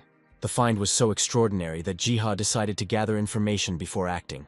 Having set up a small camp underground, he asked Yoni to help him. Very quickly, the goat brought Jiha a certain book. It was a tome about the dungeon itself, written by none other than the god Ark himself. The gardener eagerly began to read the lines of the tome, which dealt with many things. With the help of the tome, he learned that the creation of the world by the god Ark was not such a simple task. Continuing to study the tome, Jiha discovered that the writings of the people of Gehenna and the creation of the world by God differed greatly in detail. Then he turned the next page, and then shuddered. After all, the story of the creation of the world also concerned a certain demon, who could not be disturbed under any circumstances. However, the god Ark asked not to be afraid of the demon, because he could not escape from his prison. In this regard, Jiha believed that the demon could be used for training. He glanced at the strange door again, then saw a small opening underneath it. In order to find out what was hidden behind it, Jiha decided to send the pterodrons on reconnaissance. The assistants nodded approvingly and headed towards the hole. After looking around a bit, the first of the two pterodrons began to crawl through the hole, but he couldn't seem to make any significant progress. The operation organized by Jiha completely failed. The pterodrons were too big for the hole, so Jiha recalled his recent abilities. At some point, he deliberately turned into a hamster. At the same time, on the surface, Jiha's pets were actively discussing what he would have to face. For them, what was happening was predetermined history, something that had always happened and would happen again. However, some of them were worried that the scenario might not go according to plan, and the demons would break free. At that same moment, somewhere in the dungeon, a demon awakened. His pupil narrowed wearily, because someone had come to see him. He was informed that an uninvited guest had arrived in the domain of evil, and of course the demon wanted them to be dealt with as quickly as possible. The raised guard began to comb the area until they discovered a strange hamster. The Minotaur, considering him an intruder, raised his foot to trample him. Jiha had no idea that his life was about to end. However, nothing terrible happened, because the magical barrier covered Jiha in time. The Minotaur screamed in pain as the force of the blow broke his hoof on the barrier. His partner also tried to eliminate the hamster, but he also failed. Jiha, unaware of what was happening behind him, calmly continued on his way. A little later, the chief of the guard reported to his master that only a hamster had been found. He described in detail that no one and nothing could harm the hamster, especially noting that even the clever traps did not react to it. The demon became interested in the hamster and ordered him to be escorted to him. The chief of the guard spoke out against it because the throne room hid a secret. The demon lord repeated his order once again, and the chief of the guard had no choice but to obey. A couple of minutes later, Jiha found one door among the passages. Having opened it slightly, he entered the hall. He moved forward a little, then stared at the throne. It so happened that Jiha, on someone else's orders, reached the demon lord himself. The demon lord looked at the hamster, after which he introduced himself as Krakus. Frightened, Jiha began to urgently ask the demon lord for forgiveness for disturbing him. Jiha began to justify himself by saying that he had wandered into this area completely by accident. Krakus didn't really believe such talk, and began asking the hamster about the current era. Rising from his throne, Krakus demanded that Jiha be honest. Sighing, Jiha, in a worried voice, decided to ask the demon lord for help. Krakus reacted coldly to the request, not considering that Jiha needed anything like that. Then, Jiha began to explain his role as the gardener of the world tree. Krakus was amazed at what he heard. For some reason, the demon called the god Ark devilish. Jiha was not going to argue about this, and continued to ask for help. Krakus sighed, his armor jingling, and allowed the hamster to speak. Jiha asked for help in many things, in return, promising to help Krakus escape from his prison. Krakus laughed at Ji's proposal, because he knew that no one and nothing would help him escape from captivity. Krakus began to explain to Jiha that the dungeon was a kind of prison, where even brave heroes were cursed to fight forever. After hearing all this, Jiha smiled, asking Krakus to just wait. After this was said, the hamster dissolved into a golden glow. Krakus sighed, thinking that the devil god was simply mocking him. Suddenly he felt something tapping on his armor. Looking closer, he realized that they were drops of water. A couple more moments and it started pouring rain in the labyrinth dungeon. At the same time, on the surface, Jiha was deliberately watering a hole in the ground from a watering can. In this way, Jiha wanted to demonstrate that he possessed power. A minute later, returning to the dungeon, he saw that Krakus was kneeling before him. Hatefully, the demon called him the devil's god. Krakus completely ignored any attempts to explain otherwise. For the opportunity to leave the dungeon, he swore allegiance to Jiha. Later, Krakus summoned the other great demons. The demon of charm Penelope could not understand why everyone had gathered. Krakus briefly hinted that everyone could be released from prison. Penelope became very interested in the event and demanded details. Then Krakus told about Jiha and the power he had seen. The knowledge demon Loktar admitted that, according to the story, Jiha really did seem like an unusual creature. Krakus believed that the best way for other demons to see Ji's divinity would be to simply talk to him. In connection with this, I carefully placed the hamster on the table. At the sight of an ordinary little animal, the other demons were speechless. And yet, Jiha's presence in such a place already spoke volumes. Jiha spoke, introducing himself as the gardener and patron of the tree. After hearing this, Loktar tapped his fingers on the table, acknowledging that the world had changed greatly. Feeling awkward, Jiha admitted that some clarification was needed. So, for the next couple of minutes, he brought the demons up to speed on the goings-on in Gehenna.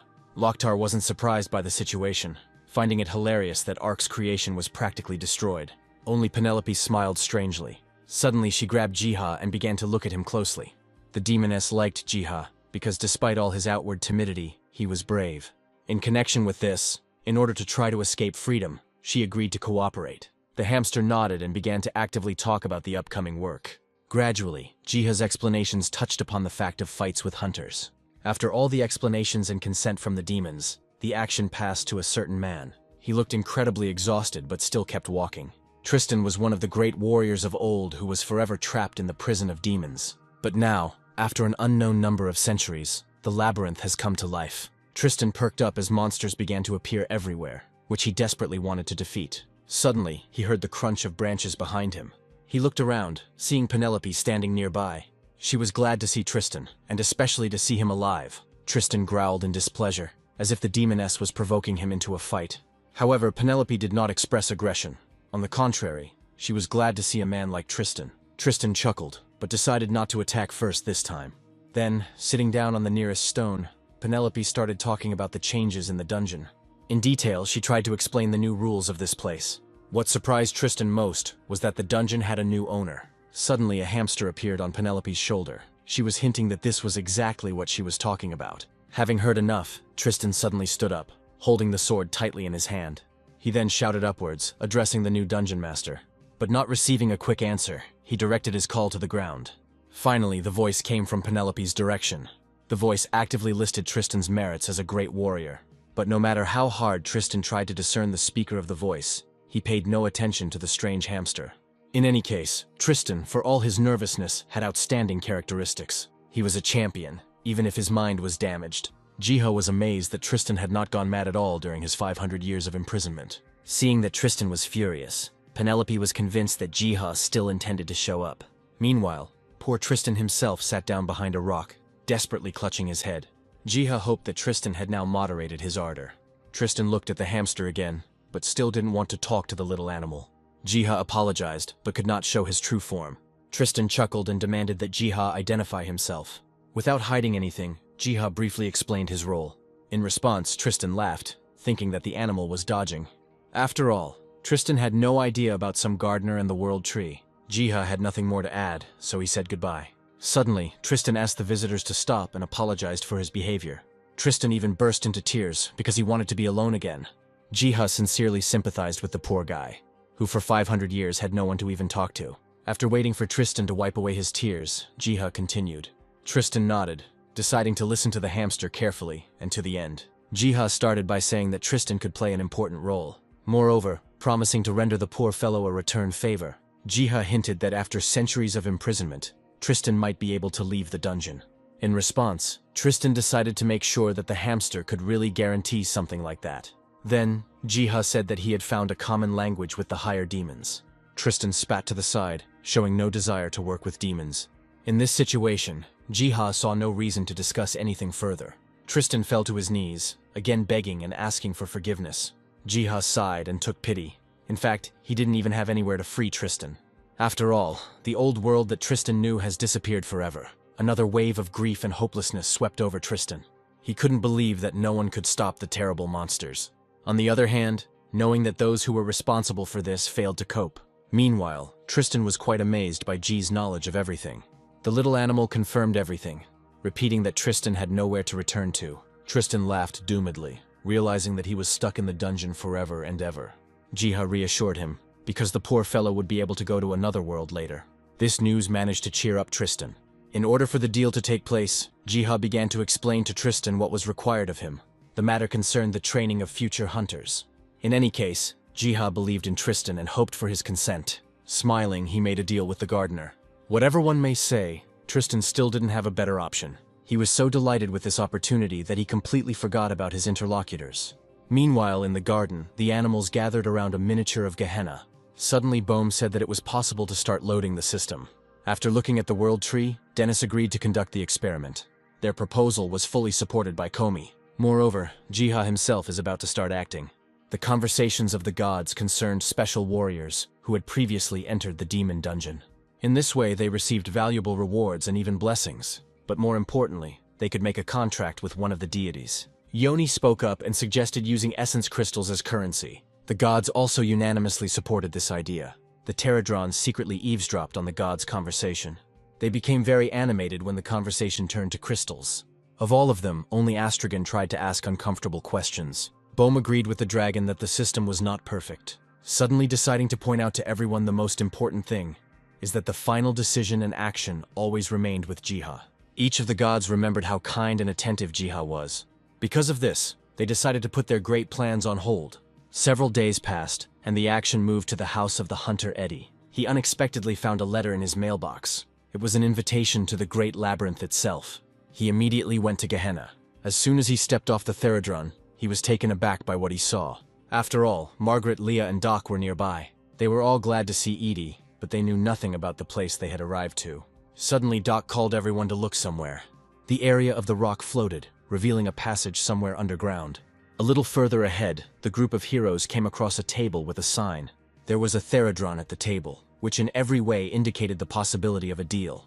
Margaret quickly realized that there were some sort of artifacts to buy here. Subsequently, each of the heroes began to look closely at the assortment. At some point, a shocking thought occurred to Eddie. He realized that no one cared about the poor Therodrons.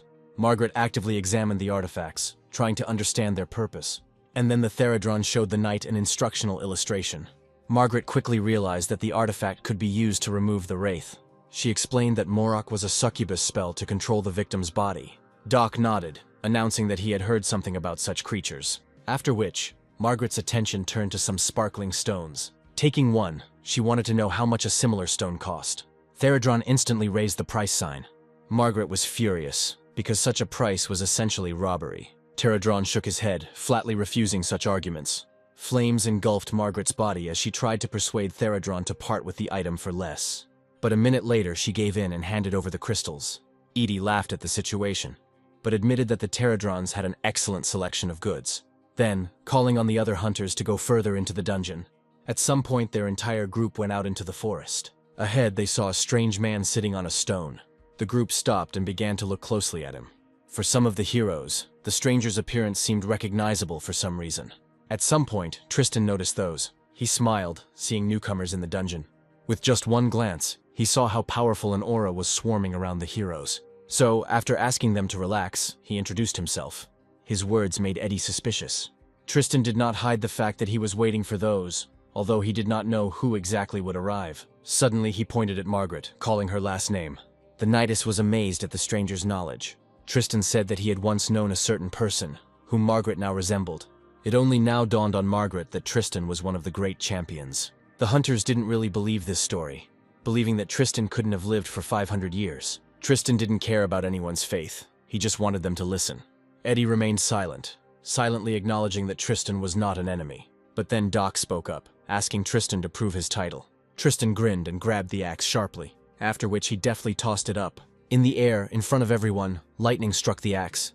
The electricity increased the damage of the axe, and when it fell to the ground, it easily crushed the cobblestone.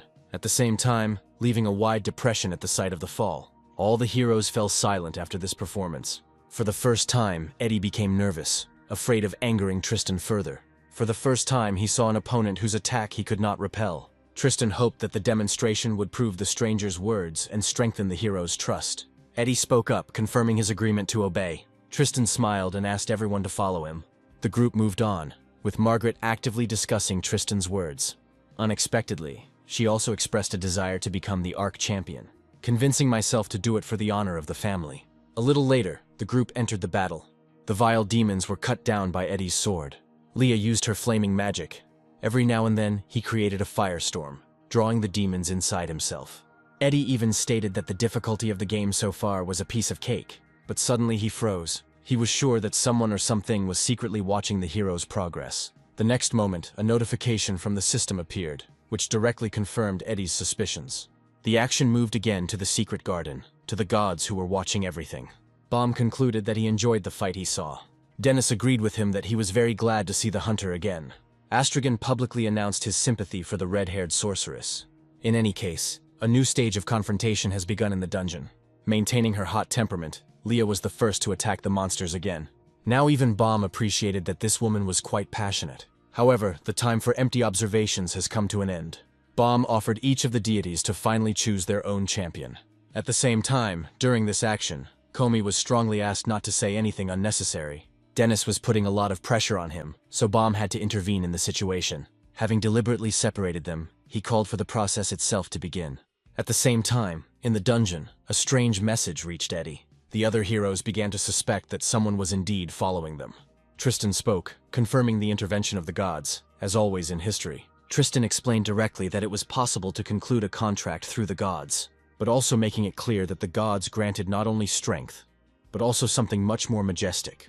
Then, calling up the system, Tristan directly pointed out the characteristics that varied from attachment to the deity. Leah considered all these stories and explanations to be sheer boredom. She wasn't going to wait for the gods to choose someone, so she demanded that they hurry. She immediately received a response from the gods, who considered her impudent and arrogant. This infuriated Leah, and she began to boast about herself as the most powerful magician. The gods commented on this, once again doubting the veracity of the red-haired woman's words. But then the communication process was interrupted, because Jiha appeared.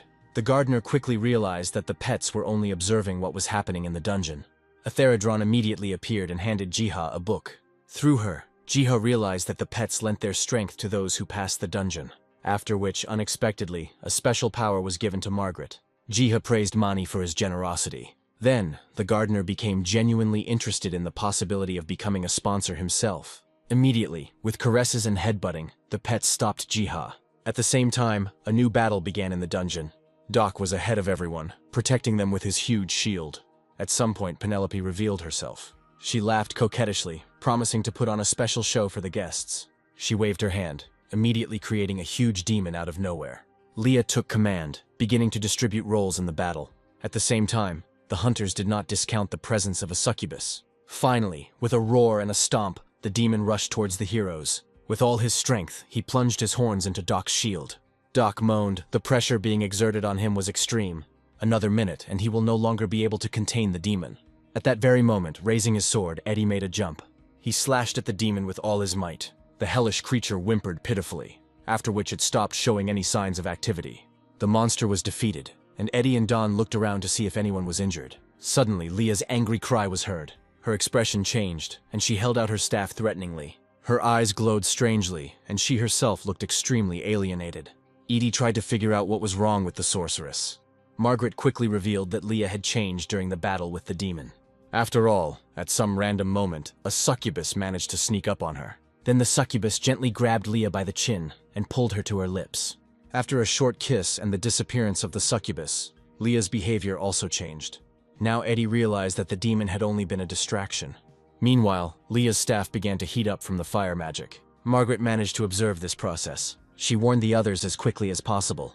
Immediately, a pentagram of magical summoning was drawn in the air. Margaret became worried, because there was practically no time left to do anything. Suddenly, she remembered her purchase at Therodron's store. The only hope was that the artifact would make the enchanted one freeze for a couple of seconds. Deciding to take action, she asked Edie and Don to distract the sorceress. After which, Margaret demonstrated the artifact that she was going to use. The decision was made, and the two hunters headed towards the sorceress. Searing tongues of flame immediately reached out in their direction. If Eddie dodged those, then Don took the damage with his shield. Regretting his future actions, Don apologized to Leah in advance. The sorceress did not answer, only summoning a fiery whip as her second weapon. While distracting Leah, Don suddenly signaled to Edie. He slipped past the enchanted woman and then pushed her in the back.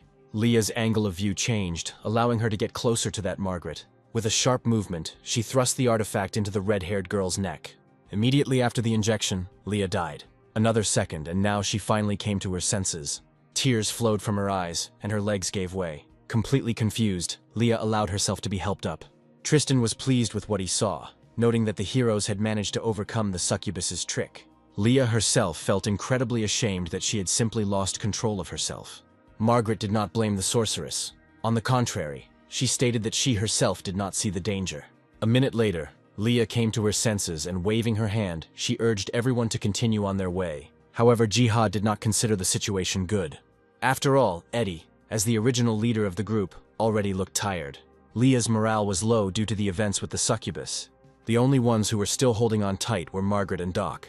Later, they were the first to accept the fight. But this time, there were many more enemies, and they were attacking from many different sides. Doc made it clear to Margaret in time that she was assigned a whole flank of her own. The knight nodded and drew her sword. Having closed the distance, she began to chop down the monsters. But in the heat of battle, she didn't have time to notice the movements of one of her opponents. With a howl, the huge minotaur tried to gore Margaret. Only the sword, drawn in time, managed to save the knight from defeat. The minotaur did not let up his pressure, and even managed to get out his own weapon, which he now raised over Margaret. The blade of a huge axe flashed over Margaret's head, and for the first time she felt afraid. She tried to parry the blow, and as a result, the axe pierced the knight's shoulder. From the force of the blow and the damage she received, she was thrown against the wall of the cave. Eddie immediately saw what had happened to Margaret. Jiha also noted that the situation was developing in an unpredictable and bad direction. Moreover, now none of the heroes could provide assistance. Each of them was busy solving issues in their own area. Meanwhile, Margaret, bleeding, looked extremely bad. She dropped the sword from her hands, and the monsters gradually approached her. Pain and fatigue did not give Margaret any chance to resist in any way. Finally, Jia himself decided to intervene radically in the situation. He gave Margaret a blessing that instantly healed her wounds. Feeling invigorated again, Margaret quickly grabbed the sword, clutching it tightly in her palm. She jumped up and moved forward sharply, swinging her sword in all directions. The monsters screamed in their death throes, and fountains of blood painted the walls and floor of the dungeon. In her current state, Margaret looked like a true warrior from legend. The other heroes froze, watching how skillfully the knight wielded the sword. Only after a couple of minutes, Margaret's special state ceased. Eddie tried to figure out if this was really what the divine blessing looked like, but no matter how hard she tried, Margaret herself couldn't really explain anything. She only voiced her feelings. Perhaps the great being would have taken pity on her. Tristan's voice rang out, once again praising the heroes and being pleased with their success. The other raid participants looked tired and admitted that they were unlikely to be able to withstand many more battles. As a leader, Eddie tried to encourage everyone and keep their spirits up. Moreover, Tristan himself announced the imminent end of the dungeon. So, after taking a little rest, everyone moved on. At some point on their journey, the dungeon became much darker than before. Suddenly they encountered pterodrons on their way. Everyone stopped, completely not understanding what was happening. Suddenly the lights came on, and a horde of pterodrons began to congratulate the heroes on successfully completing the dungeon. Even Tristan, in his reserved manner, applauded them. The heroes were also happy, because their journey was truly difficult. At the same time, one great dark creature was indignant. The questions of origin and family did not give her peace. In connection with this, an order was given to immediately bring 2 of the most faithful servants. The order was filled with anger and demanded immediate obedience under penalty of death. Frowning, Organa waited for the order to be fulfilled. Soon the commander of the guard brought those she needed. Organa was unhappy that she had to wait for the technicians to arrive. The great demon Ignis responded insolently, not wanting to play into Organa's whims. Ezekiel supported his brother's position, demanding a quick transition to the topic of the convocation. Then, Organa pulled out one of her stems and crushed it in her palm. She claimed that someone had appeared who imitated her father. Ezekiel laughed, wanting to see such a man. The captain of the guard spoke up and recommended that everyone wait until a convenient moment to act appeared. Organa was silent. That very meeting with Jiha was fresh in her memory. She came to the conclusion that she might have been mistaken about Jiha's role. The captain of the guard reminded Organa that it was her destiny to lead the demons. A couple of days have passed since this conversation, and the hero's passage through the dungeon. A lot of real-world hunters wanted to take part in such a raid, but this could only be achieved by receiving an invitation from the pterodrons. Moreover, the dungeon tested the hunters' skills to the fullest extent. From now on, the theme of the extraordinary dungeon was heard everywhere. Additionally, people were very interested in making contracts with deities. Margaret, as the first to receive this gift, still could not recover. Her mind was filled with questions, the answers to which were impossible to find. Reasoning, she may have accidentally come to the world tree in the human world. With a sharp movement, she pulled out her sword and thrust it into the ground. She rose to one knee and addressed God directly. In the end, what Jiha feared most happened. The first follower appeared, calling out to the gardener. Margaret communicated with him, pouring out her soul and becoming absolutely defenseless at the moment. Jiha sincerely felt sorry for her, but at that time he couldn't act differently. For Margaret herself, outside help was a shame, and, at the same time, the opening of a new path. She vowed to work harder and eventually become a champion. After listening to her, Jiha looked back at his area of responsibility. He acknowledged that without people like Margaret, this mission could not be completed. With a heavy sigh, Jiha finally decided to grant her the title of his champion. For Margaret, such a response from God was pure grace. More than anything else, she hoped to find a blessing. There was no other choice, and Jiha granted what the knight asked for. A strange light illuminated Margaret, and she herself felt a hitherto unknown lightness. Then a notification from the system appeared, and the knight was officially initiated as a champion of the god. Jiha was awkward, even though he didn't intend to, but he began his journey as a deity. Moreover, after what had been done, the characteristics of Ji himself had completely changed. From now on, the gardener acquired new abilities, some of which depended on the number and quality of believers. This also concerned the broadcast that Jiha had been actively collecting for many weeks before. He already imagined how, using his divine powers, he could influence the world in every possible way. A little later, the action of the story returned to the dungeon.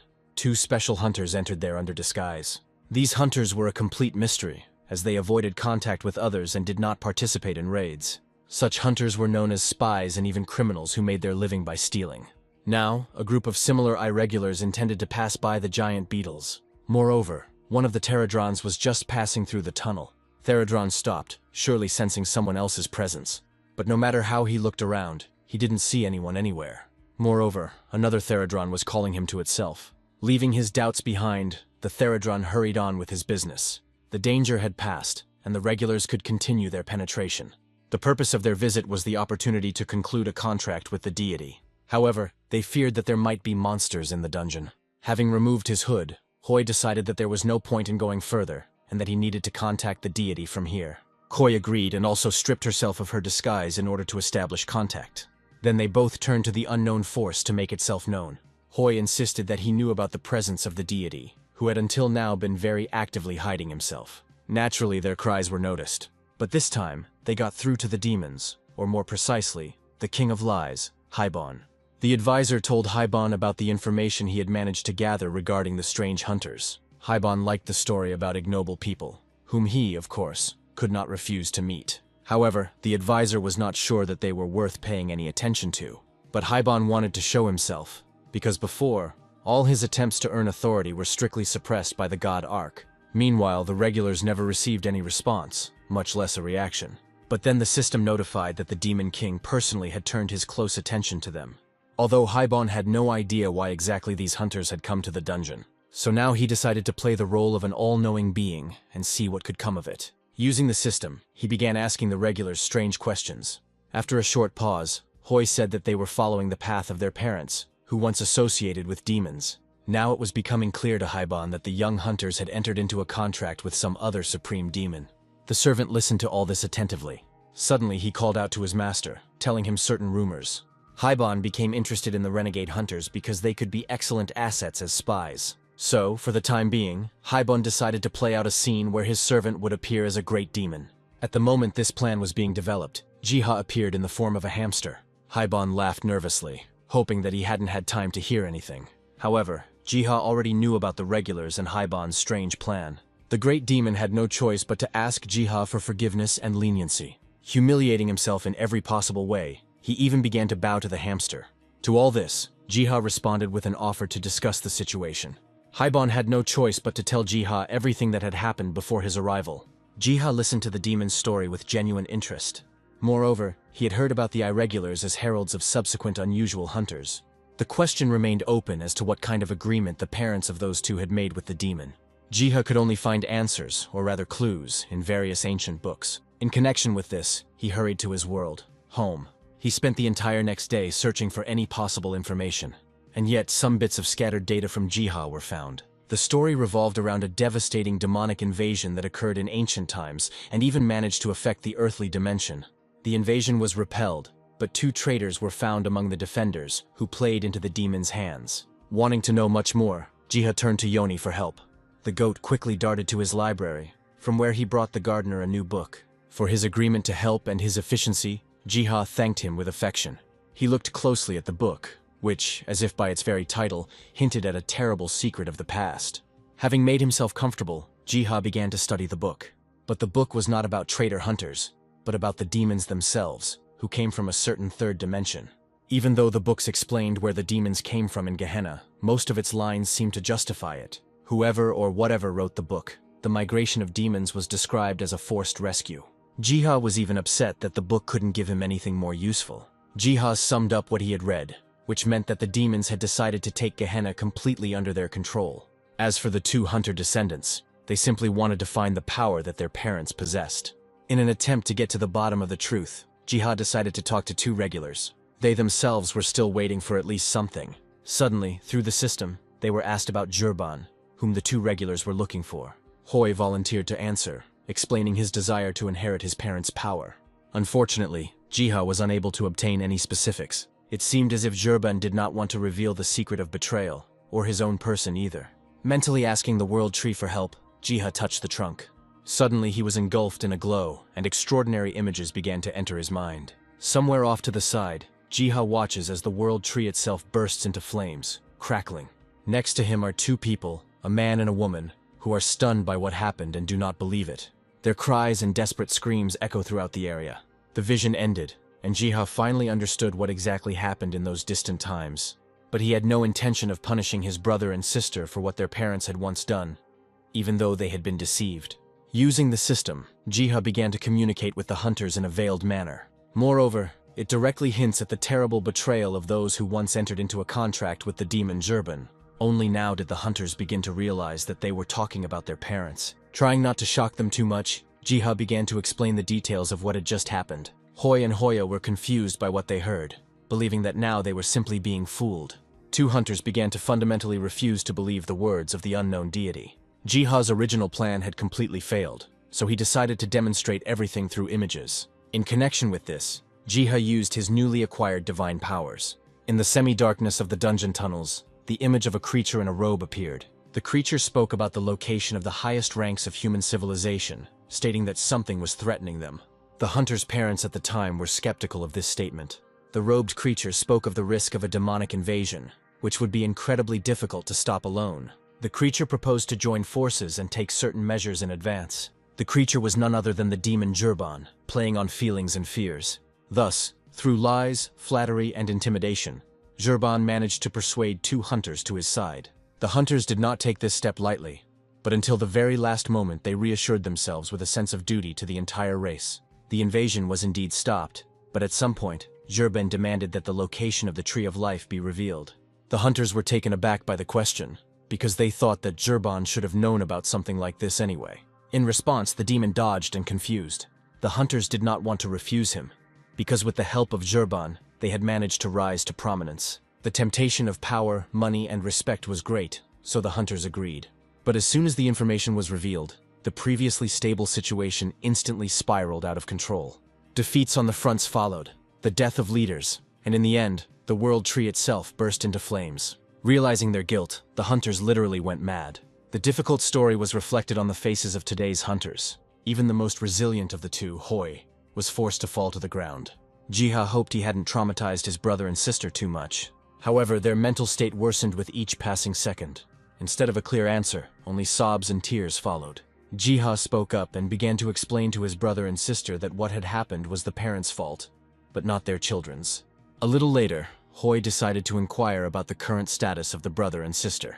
Jiha began to calm them down, because the young hunters had not yet managed to do anything bad. Suddenly, Koi spoke up, regretting that all her dreams of being chosen turned out to be a terrible lie. Hoi followed her lead and suddenly bowed to Jiha in forgiveness. Jiha began to calm them down, once again explaining the absence of any sins. His words made Hoya's trembling gaze lift from the ground. Then Jiha showed them a new image of how a gardener grew a seed. How the seed grew into a tree, under whose crowns creatures now teem. Realizing that the world was not completely doomed, the brother and sister smiled sincerely. Jiha nodded, indicating that from now on the hunters had a choice. The gardener allowed the brother and sister to erase their parents' memories and free themselves from the burden. On the other hand, offering to serve the tree and good causes in general. The brother and sister had doubts, because their abilities were very specific for something like this. Jiha didn't see any problems, assuring them that the brother and sister would become stronger after training in the dungeon. After hearing all this, Koi was still asked again about the truthfulness of the forgiveness from the Great Tree. Jiha laughed, assuring that the Great Tree held no evil. The gods were again watching all these events. Unlike others, Dennis felt that Jiha was too soft towards his brother and sister. The conversation of the gods was interrupted, as a group of hunters called upon their blessing. Unlike other gods, Bohm found such invocations quite amusing. In any case, a couple of days have passed since all these events. The door to Jiha's shop opened slightly, and Margaret walked inside. The gardener was genuinely glad to see her. She bowed, almost calling Jiha by the name of God. Jiha interrupted her, asking her not to behave like that in the human world. Margaret agreed, passing on to Jiha the message about the Holy Virgin. Jiha had been expecting something like this for a long time, promising to meet Selena as soon as possible. In Gennady, Selena prayed frantically, asking God to make her a champion. Jiha appeared and began to explain to the girl that this step would have no way back. But in response, Selena only grabbed Jiha's hand. Then she pulled him towards her and kissed his hand. She beamed, confirming her willingness to take such a risk. Jiha laughed awkwardly, but was eventually forced to agree. Thus, the Holy Virgin became the champion. The system informed the public about this, and the girl beamed with unprecedented happiness. Afterwards, Jiha began to look through Selena's abilities window as his champion. One of her skills was special, allowing the maiden to hear the requests of those in need. Jiha became interested in this, because now he could quickly respond to problems. Be that as it may, Jiha promised that he would try to fulfill all requests and solve all difficulties. Having finished with this, the characters went outside, discussing Ji's status. Selena said that now, everyone else perceived Jiha as an unusually strong being. The gardener nodded understandingly, asking that everyone continue to believe this story. Moreover, in order to maintain friendly ties, Jiha stayed for the dinner party. During the meal, there were various conversations, also concerning the excellent supply of provisions. Gradually, the prince came to the conclusion that it was necessary to build an autonomous settlement. Brendo was all for this idea, and Jiha, in general, was not averse to giving people in Gehenna much more freedom. Afterwards, the conversation at the table turned to the Great Labyrinth. Philip and Brendo expressed a desire to visit a similar place. Their conversations lasted for about another hour, after which, having said goodbye, Jiha left them. Of course, before leaving, he was given a load of honey. Walking through the town's night streets, Jiha unexpectedly came across the Pterodrons. They looked depressed, making it clear with their whole appearance that the locals did not allow them to spend the night. Jiha took pity on them and opened the honey box. To inspire them, he handed the Pterodrons a couple of vials of honey. The Pterodrons' joy knew no bounds. Hoping that the situation had been at least slightly mitigated, Jiha even stroked those at the end. Along the way, Jiha met some residents who respectfully said goodbye to the gardener. For all the help and good nature, they expressed their respect to the beetles. All matters were settled, and Jiha led the Pterodrons back to the World Tree. Later, in his world, Jiha was again doing his usual things. The door of his shop opened and Edie walked inside. The hunter admitted that he simply decided to visit Jiha. In particular, he wanted to see Dennis, whom he remembered so often. As quickly as possible, he hurried to stroke it and play with it. But Eddie couldn't do more than that, because he received one alarming message. Jiha didn't understand, because he was just about to have a tea party. Sighing, Eddie complained that he was forced to leave to clear the area of monsters. Unaware that monsters were still bothering people, Jiha, of course, didn't hold back. Considering the situation to be something that required attention, Jiha decided to hurry to his garden. Of course, he took Bomb with him, already mentally imagining a plan of action. A little later, in the garden, Jiha began to summon the dragon. Astragon quickly responded to his call. However, the dragon himself was not resting, but was busy with some things. As it turned out, before Ji returned to the garden, he actively refused to bless the hunters. Sighing, Jiha called Astragon and all the other dragons to come to him. A couple of seconds later, an army of lizards lined up in front of the gardener. Having examined them, Jiha thought about keeping the dragons busy with something. So he asked the dragons to look at the miniature of the earthly kingdom. There, a certain area of territory was currently being invaded by the undead. As soon as Jiha suggested the dragons hunt the undead, their eyes lit up. With his permission, they went to this lesson as soon as possible. Right on the fly from cute little creatures, they turned into formidable fire-breathing reptiles. As a leader, Astragon of course led them. The action shifted to the territory of the undead invasion, where the hunters were engaged in heavy fighting. The battle had tired everyone out, but the ranks of the undead were still not diminishing. Having decided not to waste any more time grinding down his opponent, Eddie came to the conclusion to deliver the final blow. But he didn't have time to do anything, because somewhere high and far in the sky, an animal roar was heard. Shadows began to creep across the ground, frightening the hunters and those who helped them. Enormous dragons appeared and stared strangely at the army of people. Everyone froze, not suspecting what would happen next. Worried, Eddie suggested that the dragon might be an ally. In this regard, he hastened to calm everyone else down, so as not to provoke accidental violence. With a huge noise from its weight, Astragon finally landed. Surprisingly, he greeted people without aggression, immediately making it clear that he had come to these lands to hunt, but not for people. Then, with a sharp flap of his wings, he soared into the air. Realizing that it would soon become very hot in this place, Eddie ordered everyone to retreat immediately. Meanwhile, the dragons headed towards the undead army. The undead army was led by the Lich, who demanded that the dragons be killed quickly. He raised his staff and the skeleton archers took aim. At his command, a ton of arrows were fired towards the dragons. The dragons dodged the attacks, their thick scales withstanding the arrows for now. And yet, the temporary opportunity to deal a tangible blow to the undead was quickly fading away. With an angry roar, Astragon flapped his wings, clearing a path for himself from the other dragons. Having gained altitude, he opened his mouth and then began to breathe out flames. A fiery tornado descended upon the undead, mercilessly incinerating everyone there. Soon, the area was plunged into one continuous glow of fire. Astragon laughed at how helpless the undead were. The hunters who observed this could not determine what the dragon attack ultimately resulted in. However, Astragon's strength truly impressed everyone. But then, urgent news came about an approaching typhoon. There was nothing that could be done, so Eddie called for a full-scale retreat. The one who was watching all this from the Jiha garden had no idea about any typhoon. Worried, he wanted to find out as much as possible about this storm. Looking closely at the miniature world, he eventually saw it. Huge eddies of wind were indeed moving towards the area where the events were now taking place. Worried about everyone, Jiha thought about influencing the typhoon's behavior. But no matter how hard Jiha tried, nothing worked out. The gardener did not give up, trying again and again. One after another, notifications from the system appeared stating that Jiha's divine power was not enough for something like this. The gardener did not give up. He strained himself even more than before, without taking his hand off the miniature where the typhoon was raging. In his mind, a litany of his own, dedicated to his own strength of spirit and the power he had been given, flared up on its own. Chasing these words in his head, Jiha squeezed his palm with all his might. Hours have passed since then, and television announced an incredible phenomenon that stopped the typhoon. Witnesses reported en masse that a giant hand had calmed the storm. Although for some, the imprinted hand was strangely reminiscent of Jiha. Of course, no one could believe such a thing. Such absurd thoughts caused sincere laughter among Jiha's acquaintances. Jiha himself would sneeze profusely at such moments, since he was often mentioned. Naturally, the phenomenon of the giant hand was immediately picked up by the world media. Quite soon in this trail, researchers began to notice special traces. Believing that the dragons and the hand were connected, the researchers called it a manifestation of the god Ark himself. But few people believed in this, because the god Ark had a rather poor reputation. At the meeting, this topic became a hot topic for debate.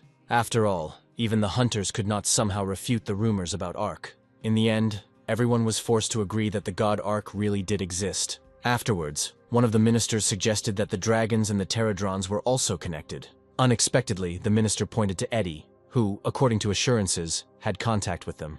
The hunter honestly told that he had entered into a conversation with the dragon, who had appeared on the battlefield for his own purposes. All previous conversations were interrupted by another minister. He asked for attention, noting that the topic of the god Ark was viewed critically by all other countries. Thus, for the good of the country, it was intended to conceal any information about the god's activities. The ministers preferred to hope that God would not show himself again and so actively. Moreover, no one else should have had access to the information heard at this meeting. But no matter how hard the ministers tried, the news of the existence of the god Ark was actively spread among the people. Spontaneously, entire groups formed that believed in the god Ark as a new patron. Temples were opened, and more pilgrims flocked to them. The enterprising Malik watched all this closely from the side.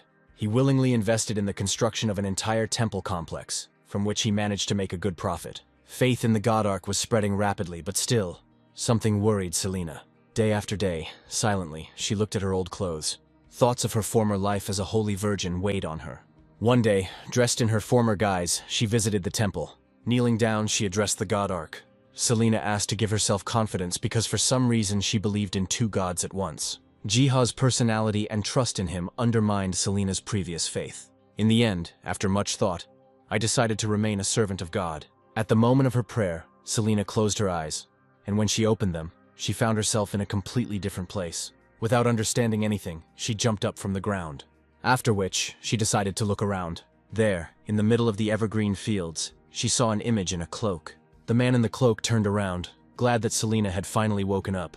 Selena was speechless, but quickly realized that God himself was standing in front of her. Immediately after this, she bowed humbly to him. Afterwards, Selena began to justify herself by saying that she always believed in Ark. But there was one problem. Selena had absolutely no idea what to do. Godark nodded understandingly, as this incident happened often. So the Godark offered Selena the simplest choice, to follow her heart. God explained that he was leaving his post and was specifically cultivating a successor for himself. Such speeches touched Selena's soul very deeply. She was about to burst into tears when suddenly a divine face approached her. Godark left Selene with a choice of who and how to worship. After which, as if conjuring, he touched her forehead with his index finger.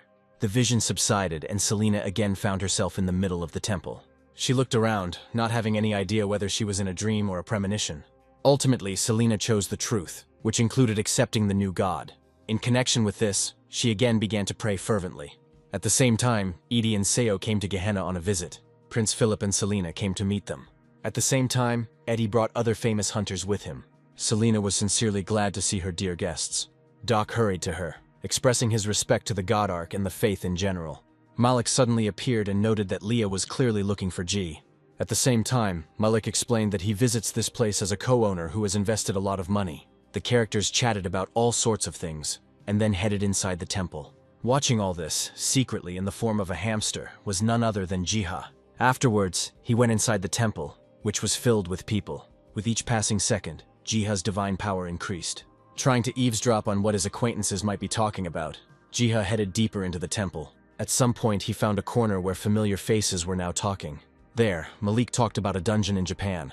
He explained that in the dungeon, there is one special beast that has existed since ancient times. Jiha became interested in such a beast, which could also be a god. Intrigued by what he heard, Eddie volunteered to catch such a beast. One by one, other hunters began to share a similar opinion. In order to find out more about this animal, Jiha quickly returned to the garden. But first, he found an interesting scene there. It is unclear why exactly the Theradron Knight was scolding the two beetles. Jiha thought that the knight would surely try to teach the Pterodrons how to behave properly. Jiha remained silent, as if touched by this process. At some point, he nevertheless suggested that the Pterodron Knight be more gentle, but he, with all his appearance, flatly refused. In this case, as a punishment, Jiha wanted to give the offenders a job. Hearing this, the Theradron Knight became thoughtful, but in the end he nodded approvingly. Overjoyed, Jiha called the two beetles to follow him. Having brought them to a miniature world, he asked the Pterodrons to help the people there. Jiha only asked that the Theradrons not waste their time on any nonsense. As if they understood everything, the Theradrons nodded their heads eagerly. Since the current issue was settled, Jiha let the beetles go about their business. Then he exhaled, thinking about what else he could do. After which, quite loudly, Jiha called Yoni to him. He asked the goat to search his library for any mention of the secret beast. Yoni nodded approvingly, then headed to his pocket dimension. After some time, he returned with a book. Having settled himself comfortably near the world tree, Jiha was about to study the book properly. But this was not a simple book, but a whole legend. It was about fallen nature gods. A light breeze blew and Jiha began to study the book in earnest. The story told in the book concerned a rebellious demigod. He very often ignored the tasks given to him and openly contradicted the will of the great tree. No matter how hard they tried to bring this demigod back to the right path and appeal to reason, nothing really worked. God Ark, through kindness and affection, tried in every way to bring the demigod to his senses. But the god's attempts, given the changes in the demigod's character, were essentially futile. The demigod perceived any persuasion and admonition with unequivocal aggression. However, God Ark saw far ahead. He knew that on his life's path, the demigod of gluttony would meet someone who would give him his true name. The demigod had quite a hunch about this. And then, through the prism of time and space, the image of Jiha was revealed to him. The demigod became interested in the gardener, considering him to be something like a new father. But he was not sure that he would be able to appear before his new master in his current guise. But this time too, the world tree reassured the demigod, promising that in addition to a name, Jiha would also grant a new image. Jiha looked up from the book, feeling as if an unknown force was reaching out to him. But nothing else happened, so the gardener simply turned a blind eye to it. After a short pause, he continued reading the book. A lot of the information in that one concerned the betrayal of some demigods by others. Having finished reading the book, Jiha came to the conclusion that he would only be able to find the answers in the dungeon where the demigod was imprisoned. Afterwards, he asked Yonya if she had a book on resurrecting gods. By stamping his hoof and dragging it along the ground, the goat made it clear that such work had been stolen. Moreover, the goat handed Jiha a strange faded photograph of a girl who looked painfully similar to Betty. The day passed and events returned to Jiha's store. Betty herself dropped by there, just at the invitation. Jiha was glad to see her and invited her in. Looking wildly exhausted, Betty immediately lay down on the sofa, complaining about a certain book. At the same time, she told a story about how someone strange was actively following the girl while she was looking for the right book. This story shocked Jiha, especially since the stranger bombarded Betty with illogical questions. In his foolishness, Jiha even suggested out loud that Betty had been actively questioned by Yoni himself. But later he laughed it off, because the girl had no idea what the gardener was talking about. In any case, Jiha sincerely thanked Betty for her help. After treating her to some tea and chatting a little afterwards, he said goodbye to his girlfriend. Having received a new treatise from Betty, Jiha came to the conclusion that it was necessary to return to the garden. A quick movement and here, fresh air, the rustle of the leaves of the tree crowns again caressed Jiha's hearing. Thanks to the book he received, Jiha learned about a method for resurrecting a demigod, which involved using a special stone. Such a magical stone was very rare and could take any form. The only problem was that to recreate the magic stone, a ton of all kinds of ingredients would be required. Having reread the list from the treatise once again, Jiha sighed sadly. Taking out his phone, Jiha dialed the number of one of his good hunter friends. A couple of days passed, and a group of brave heroes was gathered at the entrance to a Japanese temple. The raid didn't start for a couple of hours, as everyone was waiting for the last participant. Surprisingly, it turned out to be Jiha himself. However, not everyone was aware that Jiha would be taking part in the raid. The gardener explained that he decided to participate in order to obtain special materials. As for the animals, they themselves followed Jiha. Because of the opportunity to pet the gardener's pets, no one dared to forbid Jiha from participating. Margaret unexpectedly responded, vowing to protect Jiha with her life. Leah also made it clear that she would keep an eye on everyone. But given the redhead's character and her class, she preferred defense through attack. When everyone had talked enough, the dungeon caretaker was ready to lead everyone inside. The dungeon's caretaker made it clear that many dangers awaited inside. Special cunning monsters would lie in wait for the heroes in various hidden corners. As an experienced hunter, Leah knew a thing or two about these kinds of monsters. Eddie approached Philip, deciding to find out if he knew anything about the dungeon boss. Philip told of a legend in which a certain great being could control volcanoes and earthquakes. However, for reasons unclear to the prince's people, this demigod fell. However, the hunters were afraid of anyone who could tempt and manipulate the demigods. This kind of talk made the group hesitate again, so Leah urged everyone to follow. Having come to their senses, the other hunters hurried on. However, Eddie still hesitated, overcome by all sorts of thoughts and doubts. The dungeon's caretaker hoped that everything would be fine with this careless group of hunters. As soon as the raid group entered the dungeon, they immediately entered the battle. With swings of their swords, they tore the flesh of the monsters waiting there. Everyone acted to the best of their ability. Trying to stand out from the crowd, Leah actively filled the battlefield with liquid flame. To her disgust, the monsters weren't just dying, they were being fried to a crisp. Margaret noted that the initial resistance was already quite serious. Doc also spoke up, suggesting that they head deeper into the dungeon as quickly as possible. Jiha himself stayed behind, watching the battles with fascination. However, he did not dare to relax ahead of time. After all, Orochi himself, the very embodiment of perfection, was waiting ahead of everyone. At the same time, at one time, the Orochi played an important role in the fate of Gehenna. Jiha's thoughts were interrupted by a sudden tremor felt in the dungeon. The beast gods already understood that Orochi had thus manifested his awakening. Based on their behavior, Jiha himself guessed the same. To make sure everything went smoothly, Jiha asked the pets to go and check everything. They flawlessly went to fulfill the will of the master. Since everyone had been given tasks, Jiha decided to do his own thing. First of all, the gardener went to pick some herbs. The process was unhurried and brought Jiha a lot of pleasure. Jiha had no idea that snakes were already crawling towards him, until at some point he heard a hissing sound behind him. Jiha pulled back in time, preventing one of the snakes from biting him. After which, purely mechanically, he kicked another snake. Despite the audacity of his attempt, Ji was unable to drive away the snakes in this way. Because of this, the snakes, hissing many times louder, opened their toothy mouths. For a moment the snakes moved forward, threatening to sink their fangs into Jiha. But just now, from the outside, Leah's magical call was heard. Her well-placed magic burned the slimy creatures, and Jiha himself was immediately grabbed firmly by the collar. Leah sincerely hoped that Jiha was not hurt. After which, the redhead began to scold Jiha for such ignorance regarding his own safety. Having caught her breath and calmed down, she did not demand an apology from Ji. Simply by offering to help someone get up and giving them a hand, the gardener eagerly grabbed it. To avoid creating an awkward scene, Leah suggested that they quickly catch up with the other raid participants. A minute later, they reached everyone else. Margaret, who was also worried about Jiha, quickly informed him of the situation in the dungeon. Following what she said, the shaking in the dungeon became stronger than before. As a result, Eddie suggested heading towards the source of the sound itself. Everyone agreed, and the group moved together even deeper into the dungeon. As the group moved, certain thoughts began to come into Seo's head. The huntress's intuition really didn't fail her, and she froze in place as soon as she saw the threat. Unexpectedly for themselves, the hunters jumped out at Orochi himself. Everyone stopped, not knowing what to do right now. But then a loud clatter of hooves was heard. Mani revealed himself, radiating radiant light. Baum and Dennis followed him. Eddie decided not to interfere in the following events, and called on everyone else to sit on the sidelines. A moment later, Mani ran and rammed Orochi, after which, with a thunderous blow, he stepped on Orochi. However, for some unknown reason, the Great Serpent did not resist. Because of this, the demigods began to mock Orochi. This was their fatal mistake, because Orochi deliberately sought the moment when the gods would become vulnerable. Orochi hissed and said that the world tree was fooling everyone. The snake coiled around Mani, gradually increasing its pressure. Predictably, Mani didn't give in to Orochi's talk, which only made the snake's grip tighten. But Mani was not easy either.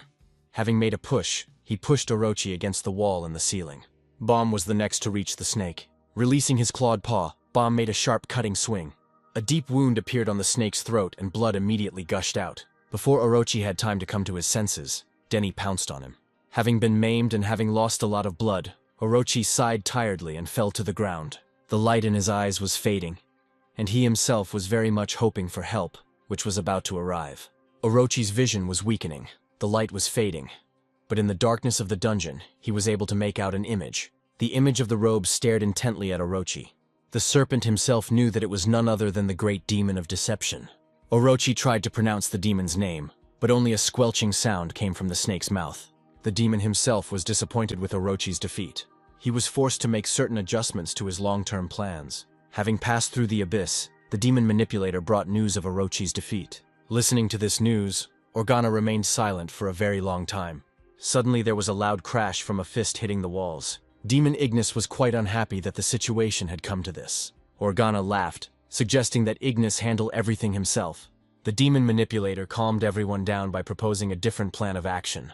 Ignis was not impressed by what he heard, considering the plan unnecessarily risky. Be that as it may, the demon manipulator saw no other way. From now on, the search for a special magical stone became the main task of the evil forces in opposing the imposter god. After this scene ended, the action moved to the Temple of the God Arc. There, the heroes discussed among themselves the results of the raid. True, no one knew the answer to why Jiha's pets got involved in the fight with Orochi. Leah spoke up, suggesting that the answer to this question would never be found.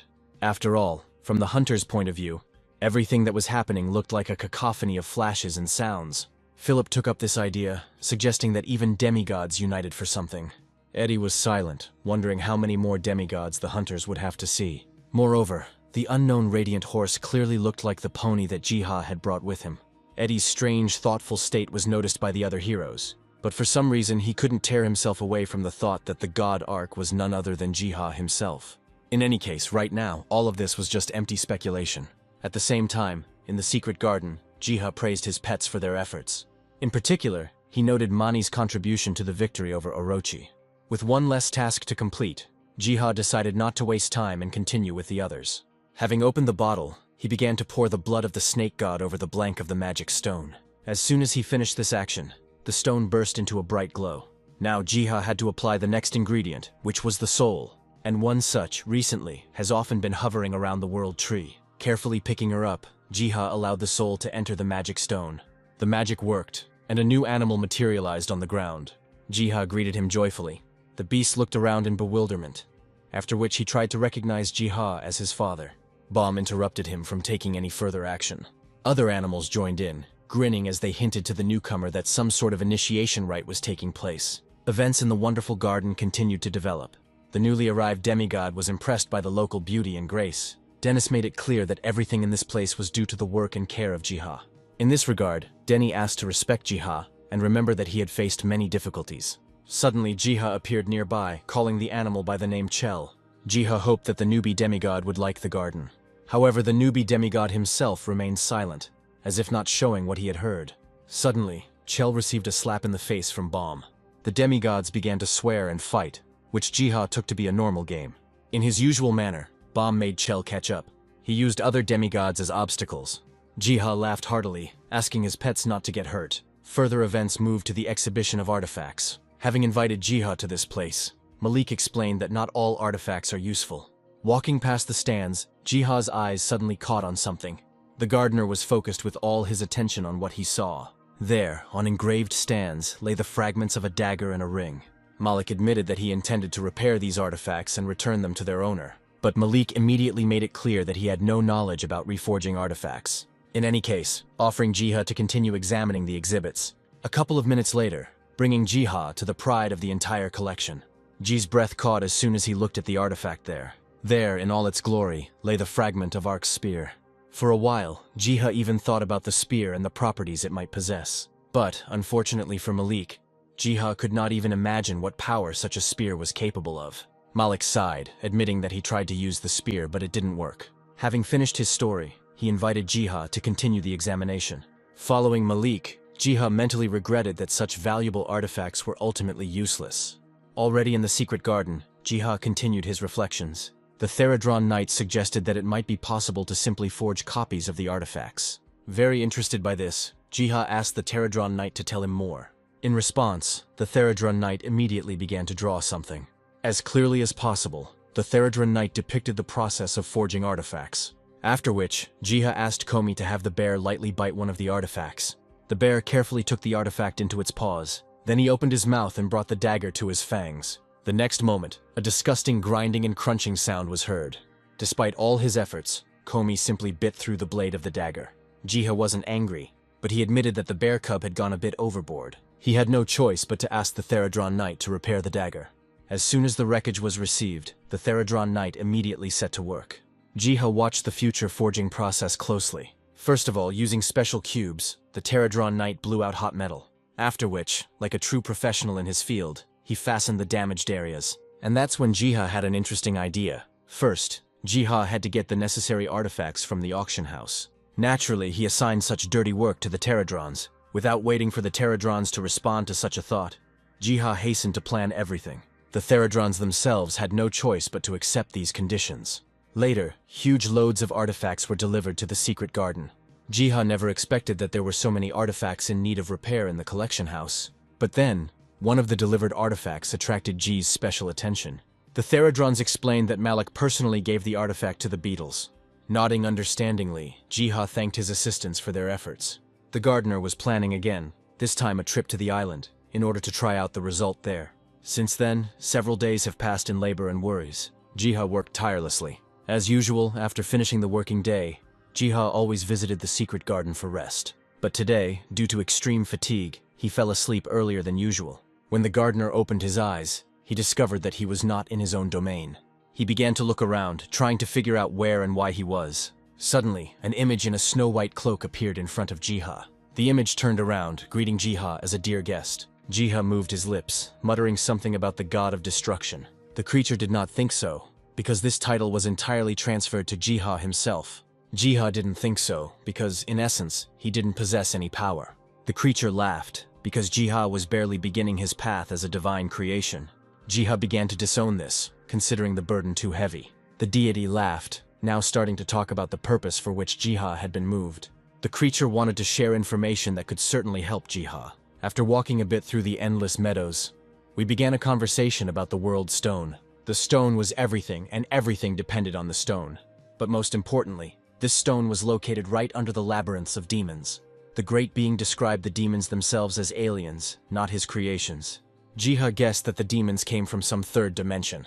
Ark agreed evasively, specifying that he had captured the demons because he had failed to hold on to a certain seed. However, Ark could not foresee everything, so he made a number of mistakes. However, he was sure that sooner or later, the demons would be able to achieve their vile goals. At the same time, he predicted that the demons could not be destroyed, because they were a barrier against the invasion of even more evil creatures. Jiha started sweating from everything he heard, thinking that he wouldn't be able to cope. But Ark believed in Jiha, asking him to act based on the dictates of his mind and heart. At the same time, giving a hint at what specific moment it will be possible to get rid of the demons. But first, Jiha should have prepared everything in the best possible way. Having finished his speech, Ark officially entrusted his own mission to Jiha. After which, wishing all the best, he said goodbye. After Ark said this, Jiha woke up in his bed at home. The gardener's pets, who knew about their master's audience with Ark, gathered around. They fawned, recognizing the past god as departed, and the present one as their rightful ruler. However, this did not make things any easier for Jiha himself, as more and more work fell on his shoulders. However, he knew that he had to see it through to the end. At the very least, Jiha was obliged to finish everything for the sake of his wonderful everyday life. The next day, he flew to an island. The fresh air caressed Jiha, bringing him unprecedented pleasure. Using Hong, Jiha flew to the island secretly. For now, the gardener had no idea that new and fateful events lay ahead. Hong found the most favorable place and then landed. Hong climbed down from the phoenix, not forgetting to thank him for his efforts. The island itself was large, and for the first time Jiha was worried that he would not be able to find what he was looking for. While Jiha was thinking, his faithful bird for some reason crouched down to the ground. Suddenly, with all his might, Hong for some reason hit with his beak. A crater formed at the site of the impact, and the soil itself split. Looking closely at the place of impact, Jiha noticed that there was something there. Hong lowered his beak again, this time pulling something shimmering with light from the ground. These were the crystals under which the fragments of the sacred spear rested. Having managed to find the artifact so quickly, Jiha came to the conclusion that it was necessary to quickly deliver everything to the World Tree. While the gardener was thinking about all this, Hong's behavior changed strangely. It was barely noticeable, but he sensed a faint demonic energy. Hong looked around carefully, but did not suspect that he was already being watched. Finally, Jiha also noticed the bird's strange behavior. The next minute, Hong quickly came to his senses as the demonic energy dissipated. Without understanding anything, Jiha only hoped that Hong didn't blame himself for something because of his master's antics.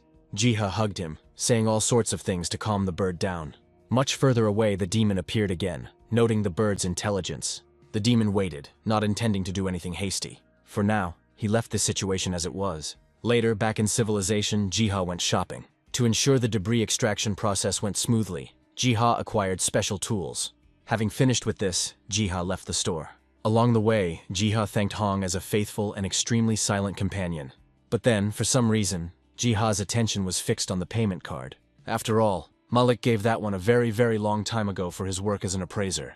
Jiha shook, only now realizing that his purchases could be tracked. Naturally, the corresponding notification arrived on Malik's phone, although Malik himself did not yet know why an alchemist might need such tools. As a result, Malik began to secretly follow Jiha. He liked the naive boy, but Malik felt a certain threat. So Malik set about finding out everything. Later, Malik decided to visit Jiha personally. Arriving at the store, Malik began to actively knock on the door. Suddenly, a terrible noise was heard from inside. A couple of seconds later, the door was opened by a friendly Jiha. Malik decided not to delay, and immediately started talking about the translation. As proof, showing a bank statement. But Jiha, for some reason, started putting on a show and denying everything. His speech managed to raise certain doubts even in the pragmatic Malik. Malik thought about what he had heard, which clearly made Ji nervous. But for now, Malik has not made any accusations or claims. Jiha thought that the suspicions had been removed, and happily said goodbye. As soon as Malik left, Jiha was finally able to breathe a sigh of relief. Hong supported his owner in every possible way, and calmed him down due to the stress he had experienced. The story briefly flashed back when, realizing the transaction had been tracked, Jiha needed to return home immediately. Hong nodded understandingly, then threw Jiha onto his back and flew away. Then, finding himself at home, Jiha looked around fearfully. But fortunately for him, all his worries turned out to be in vain. The story moved to the present, in the evening, in Malik's office. Sitting in his office, Malik was actively running the situation with Jiha through his mind. Moreover, he came across photographs of a phoenix, which Malik had never seen before. Studying the received photo, Malik looked closely. As he zoomed in on the photo's pixels, he suddenly shuddered. After all, there, riding on a huge bird, Jiha was clearly visible. Malik began to think, trying to connect the behavior of the demigods with the movements of Ji. He also added to this a strange tree that grew near the gardener's shop.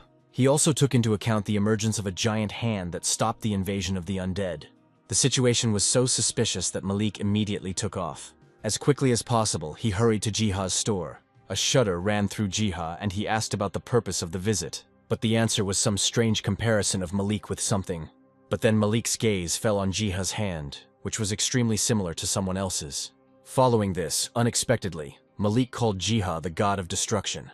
Jiha sighed heavily, after which he invited Malik to a very serious conversation. Having barely observed Ji's menagerie, Malik increasingly came to the conclusion that he was not mistaken. However, the animals were not particularly happy with Malik's visit, and with all their appearance asked him to leave. After a short wait, Jiha spoke. He was sincerely glad that it was Malik who managed to figure everything out. In this regard, Jiha decided to tell the whole story, starting from the very beginning. For the next hour, Jiha did not hold back in the details of his story. At the end of the story, Malik said that he finally understood everything. Suddenly, Malik was plunged into memories of old and dark times. Then, in order to fight back against the monsters, he organized a fund to fight them. However, Malik understood that a person could not resist everything. Unlike Jiha, he could not control the elements, and therefore Jiha was needed by Malik and vice versa. In this regard, Malik asked for the opportunity to work with Jiha. Malik made it clear with his whole appearance that he wanted this more than anything in the world. Jiha smiled, because just from his gaze he understood that Malik was sincere. The next moment, Malik was blessed as an apostle. As soon as the initiation was over, Malik rose to one knee, taking the oath of allegiance. Afterwards, Malik began to wonder whether Jiha would reveal her secret to anyone else. Jiha assured that he was not going to rush into something like this, so as not to provoke panic. Malik fully approved of this decision. Jiha didn't even have time to look around before the animals were actively playing with Malik. Meanwhile, the gardener invited his apostle to meet someone else. Malik agreed, and Jiha asked Hong to invite everyone else into the house. Soon, Astragon and Komi appeared inside the house. Their sweet appearance completely captured Malik's heart. The pedantic man blushed, so pleased was he with the company of the charming animals. All the issues were settled, and Jiha hoped that Malik would do an excellent job in his role. Malik gave the floor, and the characters shook hands. Finally, Malik placed similar hopes on Ji himself. Later, the action returned to the secret garden.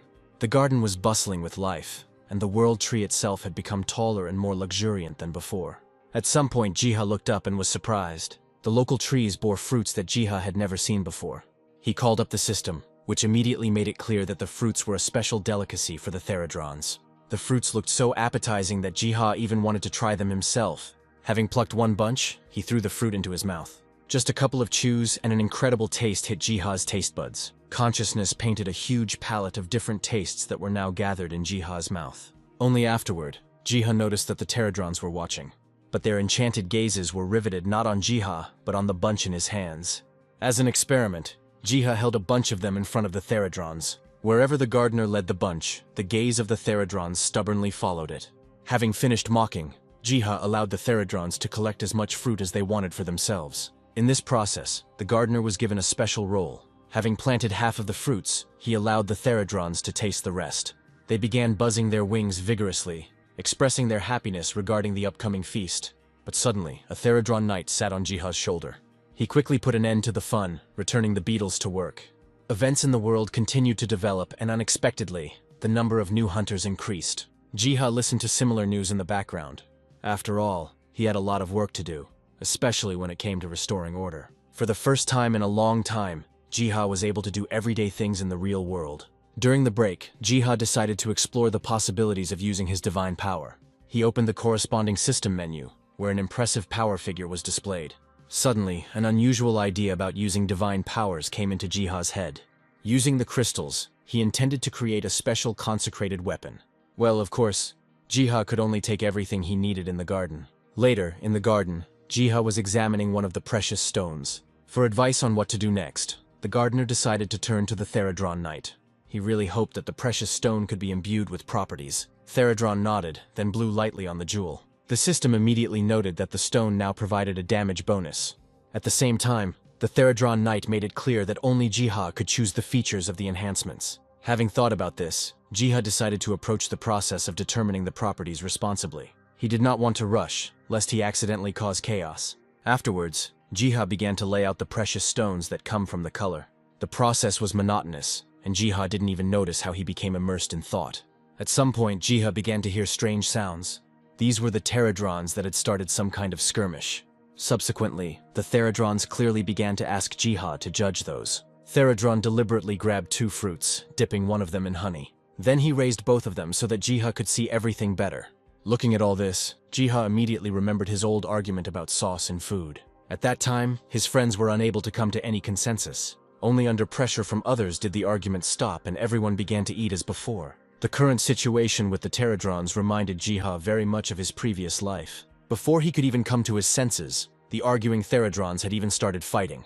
The battle was fierce, with the opponents actively using tactics to gain an advantage. Jiha simply watched this process, not daring to interfere. But then the Theradron Knight himself showed up to the brawl. Naturally, the Theradron Knight separated the fighters and began to scold them fiercely. Suddenly, Jiha himself intervened in this event. He took a couple of fruits and began to cut them in half. Then he generously poured honey over the sliced stuff. At the end, Jiha presented his special dish. Around the new treat, the Tyrandrans immediately began to dance and have fun. But the holiday was ruined, because Komi grabbed the bowl of treats and began to greedily eat everything. Having finished eating his fill, Komi concluded that the treat was incredibly delicious. Immediately, as retribution for the hardworking beetles, the other gods attacked him. A couple of minutes of beatings, and Komi already regretted that he had touched someone else's property at all. Later, events moved to the sanctuary. Chell actively walked around the local expanses. At some point, Chell's thick fur began to move. Finally able to breathe freely, the hamster appeared from there. As it turned out, having taken the form of a beast, Jiha specifically asked Chell to accompany him. On the way, they came across a tree with special fruits hanging from its branches. Their appearance and the smell of ripeness fascinated Chelya and Jiha. But Chell was especially impressed by what he saw. Seeing how he licked his lips, Jiha even offered the god to taste the fruit. Chell silently agreed and quickly reached for the apple. At some point, he finally managed to pick the fruit. Jiha immediately began to divide the fruit in half. He did everything to ensure that everyone got a tasty piece. Their idyll did not last long, for thunder struck from the heavens and a pillar of light struck. Chell and Jiha froze, not knowing what to expect. Slightly worried, Jiha suggested that the animal approach the source of light. Having done so, and approaching, Jiha saw something in that light. At some point, Jiha was overcome with excitement, but not for himself. After all, for some reason, Astragon ended up there. The dragon showed signs of life and made it clear that everything was fine with him. Nevertheless, Jiha really wanted to get at least some answers to what had happened. Then Astragon nodded towards the ground, directly informing that the answer lay in the depths. After thinking about what he had heard, Jiha assumed that the dragon was talking about the labyrinth of demons. Then he remembered the world stone that had been nourishing the tree all this time, and was located underground. Astragon sighed in disappointment, realizing that Jiha had never thought of such things before. His tone was so insolent that a growl could be heard from Chell. Astragon only grinned, seeing Chela as a tame little dog. Deciding not to miss the moment, Jiha continued to question the dragon for information. Astragon revealed that he knew about the merging of worlds and the world tree, which played a role in this process. However, to complete this process, demon lords were needed. Jiha confirmed the dragon's words, having heard and read about something similar before. Moreover, Jiha recently had a conversation with Margaret. Then, Margaret shared her observations about monsters that often began to have a special aura. Assessing what she encountered, Margaret concluded that the aura definitely did not belong to demons. In this regard, Jiha came to the conclusion that the demons had begun to play their own game. A couple of days have passed since this conversation, and the action has moved to the temple. Jiha specially invited Margaret and Selena there. Jiha himself did not show up to the meeting empty-handed, but showed off a basket of fruit. The girls were very happy with such a present. But all this was just an excuse for Jiha to have the opportunity to discuss something. Having moved to a secluded place, Jiha started a conversation about monsters and the labyrinth. After telling the story of his investigation, Jiha concluded that the supreme demons were involved in everything. Jiha was also very afraid that a war between the forces of evil could soon break out, but the gardener was not going to stand aside, but to start acting himself. Margaret listened to him, giving a very dry answer. Afterwards, she said that she was always ready to help Jiha in everything. Selena also responded, confirming her loyalty. After which, both girls tenderly took Jiha by the hands. Later, returning to his shop, Jiha found a strange crowd there. He took a closer look and finally realized what the matter was. The world tree growing near the store was glowing for some completely unknown reason. Then Jiha hurried to approach. After walking a couple of meters, he spotted familiar faces near the store. Strangely enough, Leah and Malik were there. As it turned out, they were specifically waiting for Ji. The gardener told in part what business he had in the temple. Leah said that she stumbled upon the tree's strange condition completely by accident. Only now did Jiha realize that with its glow, the world tree was probably releasing excess power. At the same time, he was glad that nothing else happened. Suddenly, the question of changes in the garden itself entered his head. Jiha forgot himself, and therefore he spoke this thought out loud. Leah heard such a strange speech, which forced Jiha to make up a story on the fly about a garden outside the city. Jiha was quite worried, hoping that at least Leah would not be able to reveal his secret. Be that as it may, Jiha had to return to his lands. So, finding time and opportunity, Jiha hurried to visit the secret garden. The gardener was in a great hurry, but it was all in vain, because nothing bad happened to the garden. Suddenly, a couple of pterodrons began buzzing nearby. With all their appearance, they insisted that Jiha follow them. The gardener agreed without further questions and followed. Behind a row of bushes, he discovered a night pterodron, which was glowing strangely. His shell had clearly become much stronger than before, and the overall appearance was more threatening and warlike. From now on, the knight received a new title, becoming a full general. Jiha received this news with pleasant enthusiasm.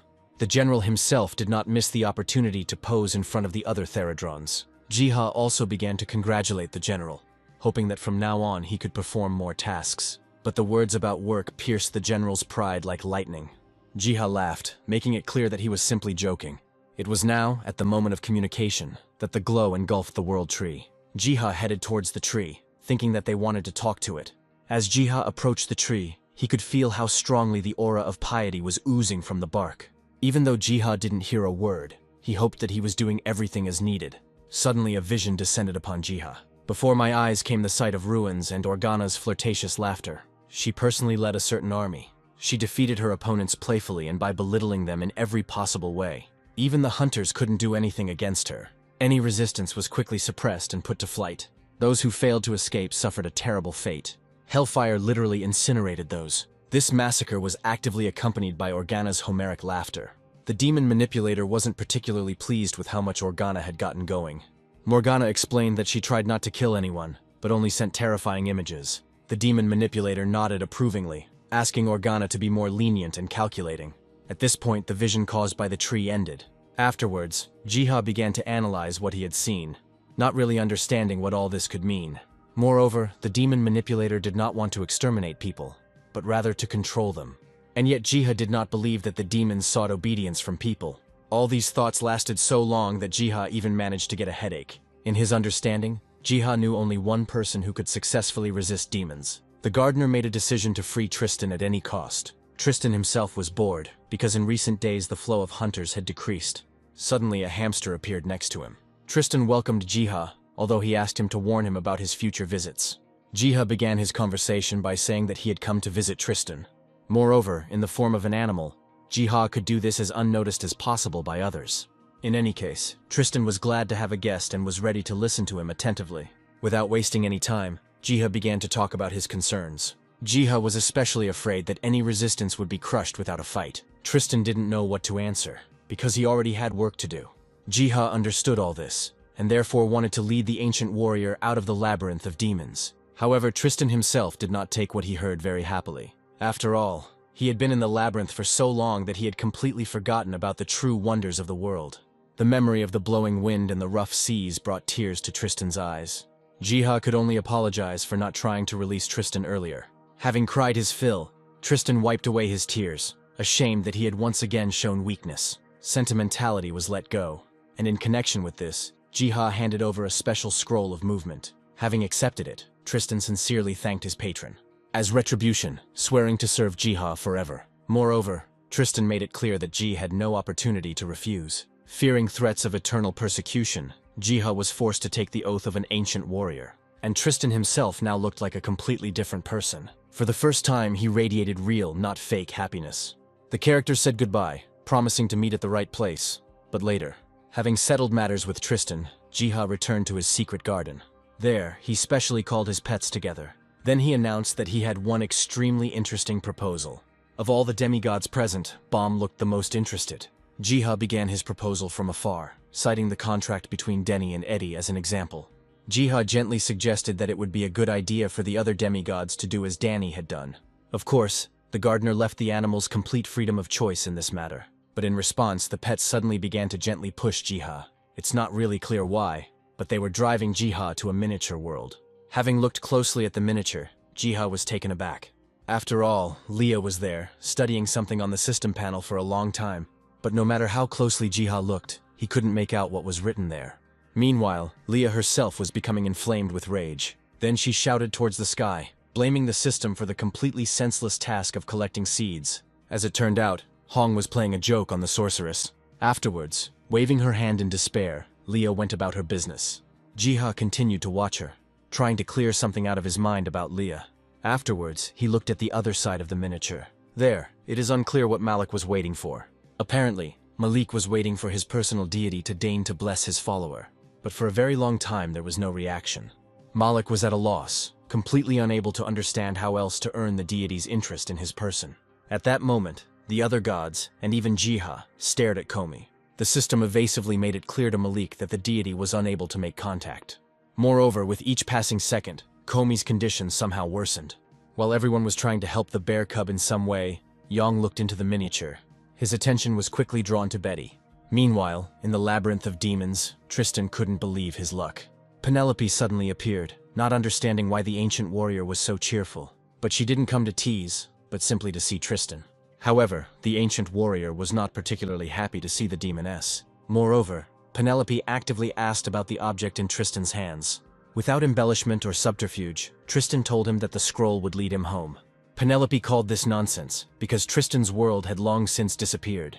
In response, Tristan boldly tore the scroll apart, releasing the power contained within. He said goodbye to Penelope, no longer wanting to see her. In a moment, Tristan disappeared, leaving behind only the rapidly cooling earth.